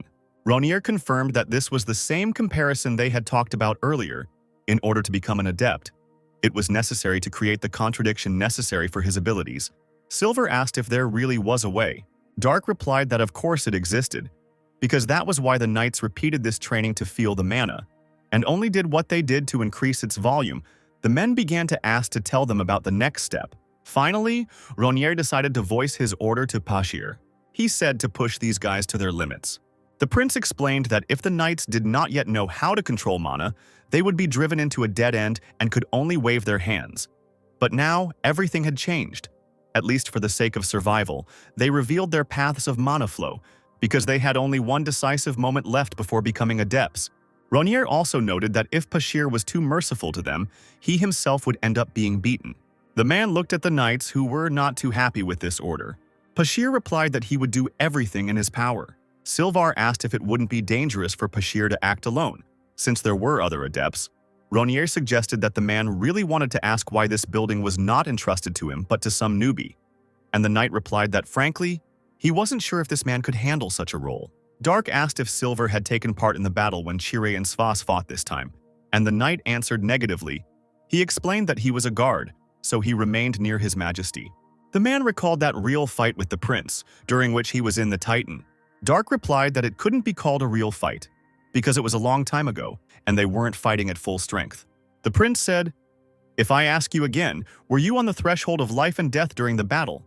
Did you see death coming right up to your nose?" The knight replied that they had no such thing. Dark explained that Pashir had destroyed an entire squad of knights, and also remained alive when his entire squad was killed. Perhaps his abilities were not much different from other knights, but it was a much greater experience than it might seem. The prince said that all this was because there was something that could be acquired only through this very experience. The knight thought about it. Suddenly, something terrifying flashed in Pashir's eyes. Seeing this and the determined approach towards them, the knights felt fear. With wild eyes, Pashir told the men to take their weapons. One could be sure that this place would be filled with a thirst for murder. Pashir stood alone against dozens of fighters. However, he was unwavering and ready to fight to the death. The three knights who were already adepts and had not participated in such training discussed that this was called a murderous aura, which was completely different from mana. The aura from the swords that paladins used, or the fighting spirit. The men wondered what it was. Dark asked if that made them nervous, and the knights agreed that it did. Ronier said that it felt like Pashir would use all his strength to kill. It wasn't that he was afraid of death, but that he was facing it face to face. The display of mana that concentrated desire and determination was the desire to kill. Most of the creatures that came under its influence felt unprotected, and eventually they froze in place. This is exactly what one of the knights did, and ended up getting kicked. causing the man himself to fly. Pashir shouted to the knights to advance, ready to die. Mikhail, upon whom Pashir's gaze fell, shuddered. The mercenary said that as soon as they stopped on the battlefield, they would die at that very moment. Bringing himself to his senses, Mikhail slapped himself across the cheeks and gripped the pike tighter. After this, the blonde himself rushed towards the enemy. Parrying the weapon with his greatsword, Pashir said, "First place." Mikhail felt his hand could no longer withstand the tension. As much as he wanted to hold on to the pike, it still slipped out of his hands, causing Pashir to also make a remark. He then swung his sword, pointing it at Mikhail, who tried to defend himself with his bare hand. The blade reached the enemy a little more, crippling his limb. Palshan and Media shouted the blonde's name, worried about their friend. Mikhail screamed and fell on all fours, breathing heavily and shaking. Raising his sword above himself and meeting the enemy's angry gaze, Pashir said, "If you have time to fall and scream, counterattack if you don't want to die." The mercenary slashed with his sword, but the blonde managed to get up and twist to attack with his foot. Only Pashir was able to grab this leg, but still praised his opponent. The mercenary then threw Mikhail back, causing him to fall and lose air from his lungs. The blonde landed next to Dark and Silver. Ronier was pleased with what had happened, as Mikhail had opened his energy paths at that moment. The prince explained that when faced with the desire to kill, Mikhail's body instinctively began to look for a way out, and Silver asked if it turned out that this so-called desire to kill, on the contrary, was beneficial to the enemies. Didn't it improve abilities? Ronier denied it. He asked if Silver hadn't seen everything himself. As soon as the blonde felt it, his body immediately froze. If he hadn't been on the threshold of an adept, he would not only not have become stronger, but would have died in the same place. Pashir single-handedly brought the frozen enemies to their senses. Reusing the desire to kill, he awakened their survival instinct. It was impeccably calculated for the sake of his training. When you face murderous intent, you get the same thing as when you face death, and this guy managed to overcome it. As a result, he independently found a way to survive and opened the paths. Silver asked if this meant that Mikhail would now become an adept, and Dark confirmed this and said that it was only a matter of time. He also noted that Palshan, Jimmy, Raven, and Media were also soon to become adepts. Saren, who had run to the same square, informed Dark that they had arrived. Before leaving the knights, the prince asked the priest Ronnie to treat them well. He walked away, and Kentaro began to heal Mikhail, who was groaning in pain. Finding himself in one of the halls, Ronier introduced himself to the ghostly squad. The entire group of people were dressed in black armor, and among them only Balkan knelt. He asked what his comrades were doing and demanded that they show respect to Her Serene Highness the Princess. Ronier watched what was happening, but the knights had no intention of bending their knees before him. Balkan asked Ronier for forgiveness and asked if the knights would continue to resist, and the prince noted that it seemed they had something to say. He beckoned with his finger and asked to tell him everything. The knights did not immediately dare to say anything. Finally, 2 of the 5 colonels of the Ghost Squad, Mick and Elter, passed away in Dark. They asked if it was true that they were supposed to obey not General Croa, but the prince. Ronier confirmed it, after which a new question followed. Why? The prince replied that such was the emperor's decree, and he asked whether the knights were really going to resist.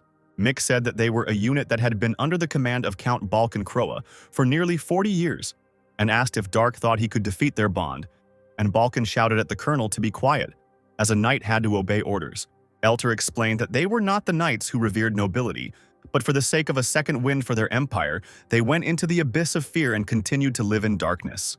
Mick went on to say that long before the war began, and still during this long time they were always together, and General Balkan was always above them. They could not so easily accept an order that required them to obey and entrust their lives to an aristocrat who had received her title only about a year ago. Balkan stated that Dark was a master, and asked what the problem was if there was a warrior even stronger than Rubinsky standing above them.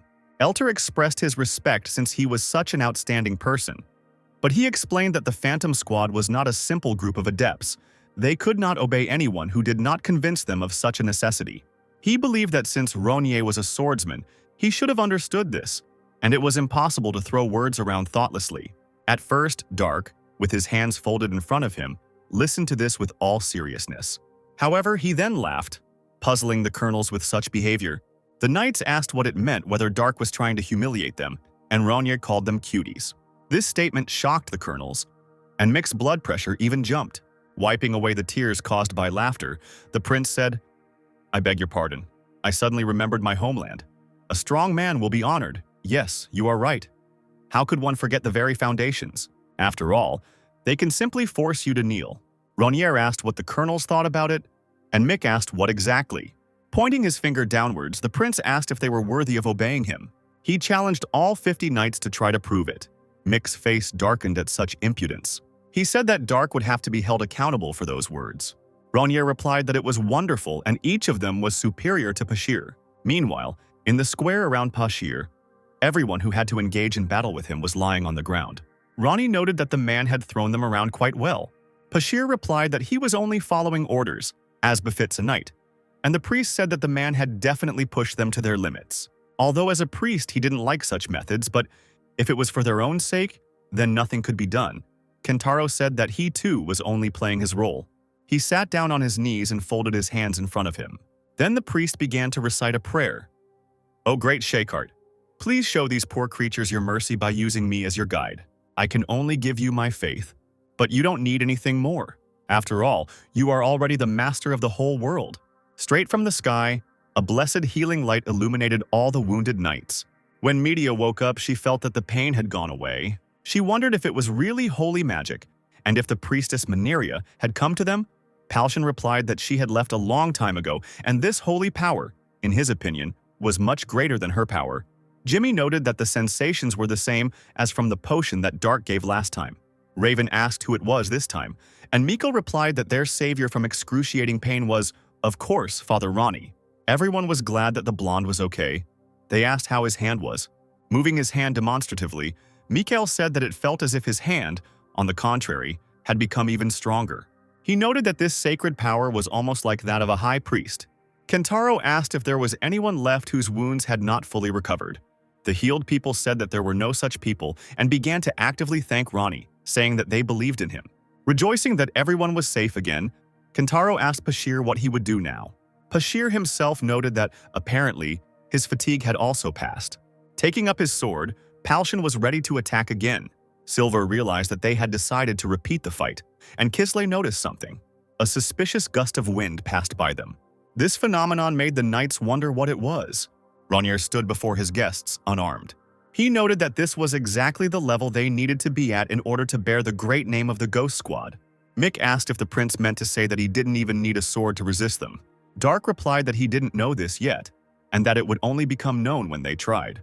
He asked if the knights had not said that they did not respect him either, and suggested that they attack. 4 men immediately rushed towards Ronier. Dark continued to stand motionless, but for some reason the knights, unable to reach the prince, were injured. The sword flew around Ronier, and he praised the men, saying that their movements were worthy of the squad that destroyed the demon Sura. Seeing the weapon, Elter asked if it was a magic sword. As the blade moved towards him, the knight thought it was cheap technology.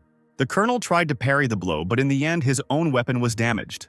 Mick said he heard about the best magic sword that could move on its own with its own consciousness. He assumed that Dark's blade was exactly like that. As he approached the knights, Ronier said that his sword was indeed magical, but it had no consciousness and did not move on its own.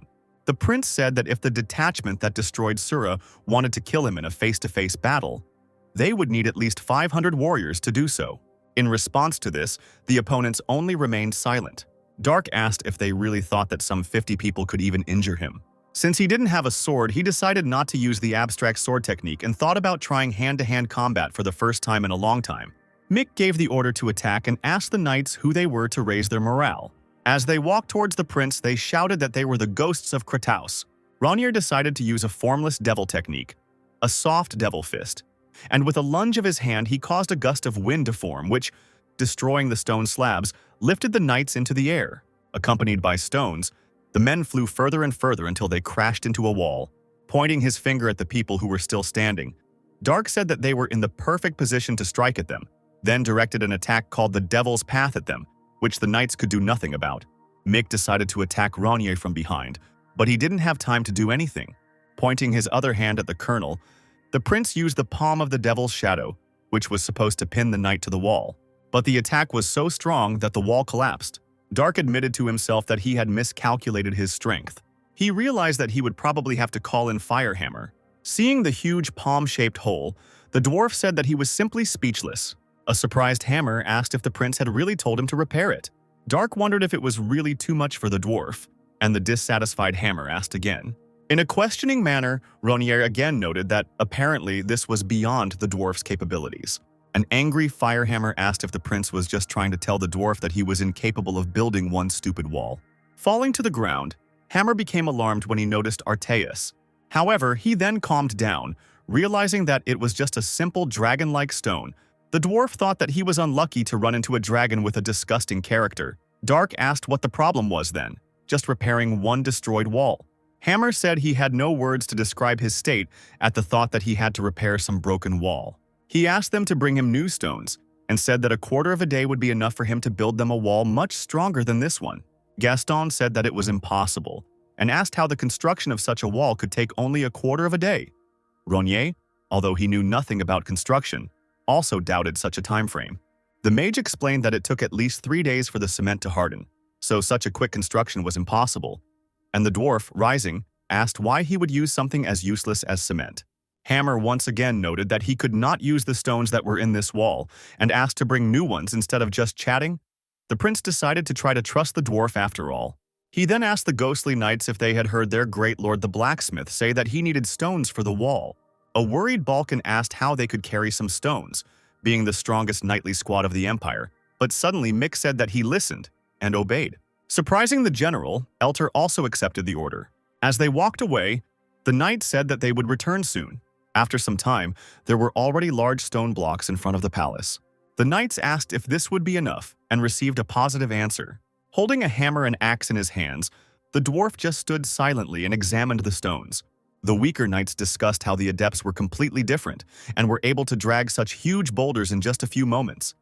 And they also wondered what Firehammer was going to do with them, especially with such a small body. Ignoring the conversation, the dwarf placed a chopper against the stone and struck it with a hammer. Realizing something, he hit the chopper even harder. After this, the huge boulder began to split. Ronier was even somewhat surprised by this. The boulder was divided into 2 equal parts. The magician and all the knights were also surprised by this sight. Gaston asked if he could touch these instruments. Handing them over to the magician, the dwarf asked him to handle them more carefully. Only for the magician they turned out to be so heavy that he could not hold them. By applying magic to the instruments, Gaston tried to discover something in them. Silver asked if there was anything there, and the mage replied that it was just a fairly heavy, ordinary chisel and hammer, with no magic cast on them.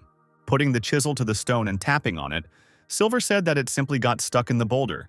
The knight wondered what the dwarf had done to split such a huge boulder in one go, and the irritated Firehammer asked how long they would touch his tools, since there was no time for that. Dark asked if it was magic, and Gaston replied that they were not magical tools, or magic, and in principle the dwarven race was not capable of using it. Ronier noted that the Firehammer had indeed not gone through all 6 points that Gaston had taught the prince, starting with absorption and ending with mixing, so it was different from magic. However, Ronier was certain that the Firehammer had read the movements of the mana in the stone and used it in some way. It was completely opposite to how they used it inside their body, and that the dwarf, being on the outside, used the state of nature at will, on the contrary, was more like magic. It was said that there was an ore that only the dwarves could control, and the prince believed that the hammer had done just that. Meanwhile, the dwarf split another stone. Ronier thought his father was wrong. The dwarves were not exactly failed creations of God, but rather blessed by the land. The dwarf had already made quite a few semblances of bricks, and Palshan was amazed at how the hammer could split stones so smoothly, because even wood could not be cut so smoothly with an axe. And Media said that what was even more surprising was that he did it with just a chisel and a hammer. However, all sides of this brick were different, and the girl wondered if the dwarf had made them that way on purpose. They weren't just square stones. Shaking his hands, Hammer said that only assembly remained. Gaston was surprised by this, and Dark suggested that they just watch. Hammer stacked these stones in such a way that, as a result, smooth, even surfaces were obtained on both sides. By evening, the huge hole had already been patched up. The knights were surprised that the hammer was actually able to build an entire wall in just a quarter of a day. And without cement, using only hewn stones, they had, of course, heard that the dwarves knew how to work with their hands. But this was not the same level at all. Firehammer suddenly turned to Dark. He suggested that the prince try to throw something else at the wall. Ronier grinned and noted that the dwarf looked very confident. The prince approached the wall, choosing what to do with it. and the knights watched carefully to see what would happen next. Gathering air currents around his hand, Ronier launched a powerful gust of wind. Some of the stones on this wall still couldn't withstand the load and fell down. However, overall this structure turned out to be quite strong and, unlike the previous wall, no huge hole appeared in it. Firehammer said that this was what was called a state requiring repair. But still, Dark was too strong, and the dwarf believed that he had failed. Ronier had heard of the Hammer tribesmen piling up stones, one after another, to build a wall. He told the dwarf that it was still incredible. A wall built in a quarter of a day did not collapse the way he wanted it to. The prince noted that if they built it a little thicker, then everything would be completely blocked. And if they built such walls everywhere, then they would not allow even a titan to pass. Dark wondered if the dwarf could do this. Hearing this, Hammer became nervous. He didn't want to do any wall construction at all. Suddenly, someone behind Dark asked in one voice if the dwarf could rebuild all the walls. Turning around, Firehammer saw Artias among the knights. As he began to split the stones, the dwarf was outraged by the identical characters of both father and daughter. After some time, Dark and his squad teleported to Kruma's castle. There, Baron Norris Baggio from the Generia knightly squad of the Kruma Empire met him with his knights. He politely greeted the representatives of the Union State of Krataus. As it should have been, Balkan introduced himself as Prince Dark Ronier. Norris noted that it was unusual to see a knightly company hiding their faces under cloaks, and Kroa replied that it was because they were not allowed to show their faces. Norris said that Balkan was right, because now they were a squad of salamanders of the Kruma Empire. They all gathered in a special room to discuss tactics. On the other side of the Tauran Kingdom, Kamaria provided them with 20 and Golgodi 60 knight squads, and at the moment, their squad Gibraltar was facing the knight squad of the Silver Cross of Corinth. In the Silver Cross, there were 77 miners and 23 Koros, a total of 100 titans. This meant that Gibraltar was overwhelming them with his numbers. In addition, Kruma planned to expand the staff with 8 Ephrians and 20 Kamaria, which were currently being manufactured. This would be enough. Balkan inquired about what happened to the troops of the Kingdom of Gan, located in the center. Baggio replied that their knightly squad of Generia had 100 Golgodi, and Corinth currently had a squad of the Golden Cross on standby with 57 mines and 43 miners, with plans for some of the Kruma cavalry to join them later. Balkan assumed that in that case the Salamander squad would be on Alan's side. Norris confirmed this, saying that the size of the opposing army was supposed to be 50 or 100 titans. Balkan asked if they had any problems with information, and Baggio replied that these were units that were part of the Corinta alliance. It was difficult to get any specific information, but for a start it would be correct to evaluate them, according to the official data on Titans. Krop asked how many allied forces were already waiting in those territories, and Baggio replied that it was a detachment of the combined forces of the Kruma alliance, along with 6 Emperor Knight squads, the Miran alliance. There were 42 detachments on standby. Balkan noted that if you add the 50 titans he came with, it would be 92. To begin with, it seemed like they were roughly equal. Norris replied that that was why they hoped for better cooperation with Krataus, and Kroa replied that then they would soon come out. Baggio supported that they would also come out with them. A nervous Balkan asked again about this moment. Norris explained that it was a reconnaissance squad assisting their side, consisting of 20 adepts and 10 mages. Unable to do anything about it, Kroa replied that he understood everything. Ronier realized that he would have to be more careful now. The inevitable war was approaching, and knights marched through the streets of Krum, heading to its beginning. The children looked at the warriors with admiration, trying to get into the front rows. A detachment of knights from Kruma passed by them. Above him rose banners with salamanders, frightening everyone. Trying to squeeze even closer to the warriors, some of the children began to push, causing one red-haired boy to jump out of the crowd. He fell on all fours and was already expecting something terrible. However, a passing knight only lifted the boy up.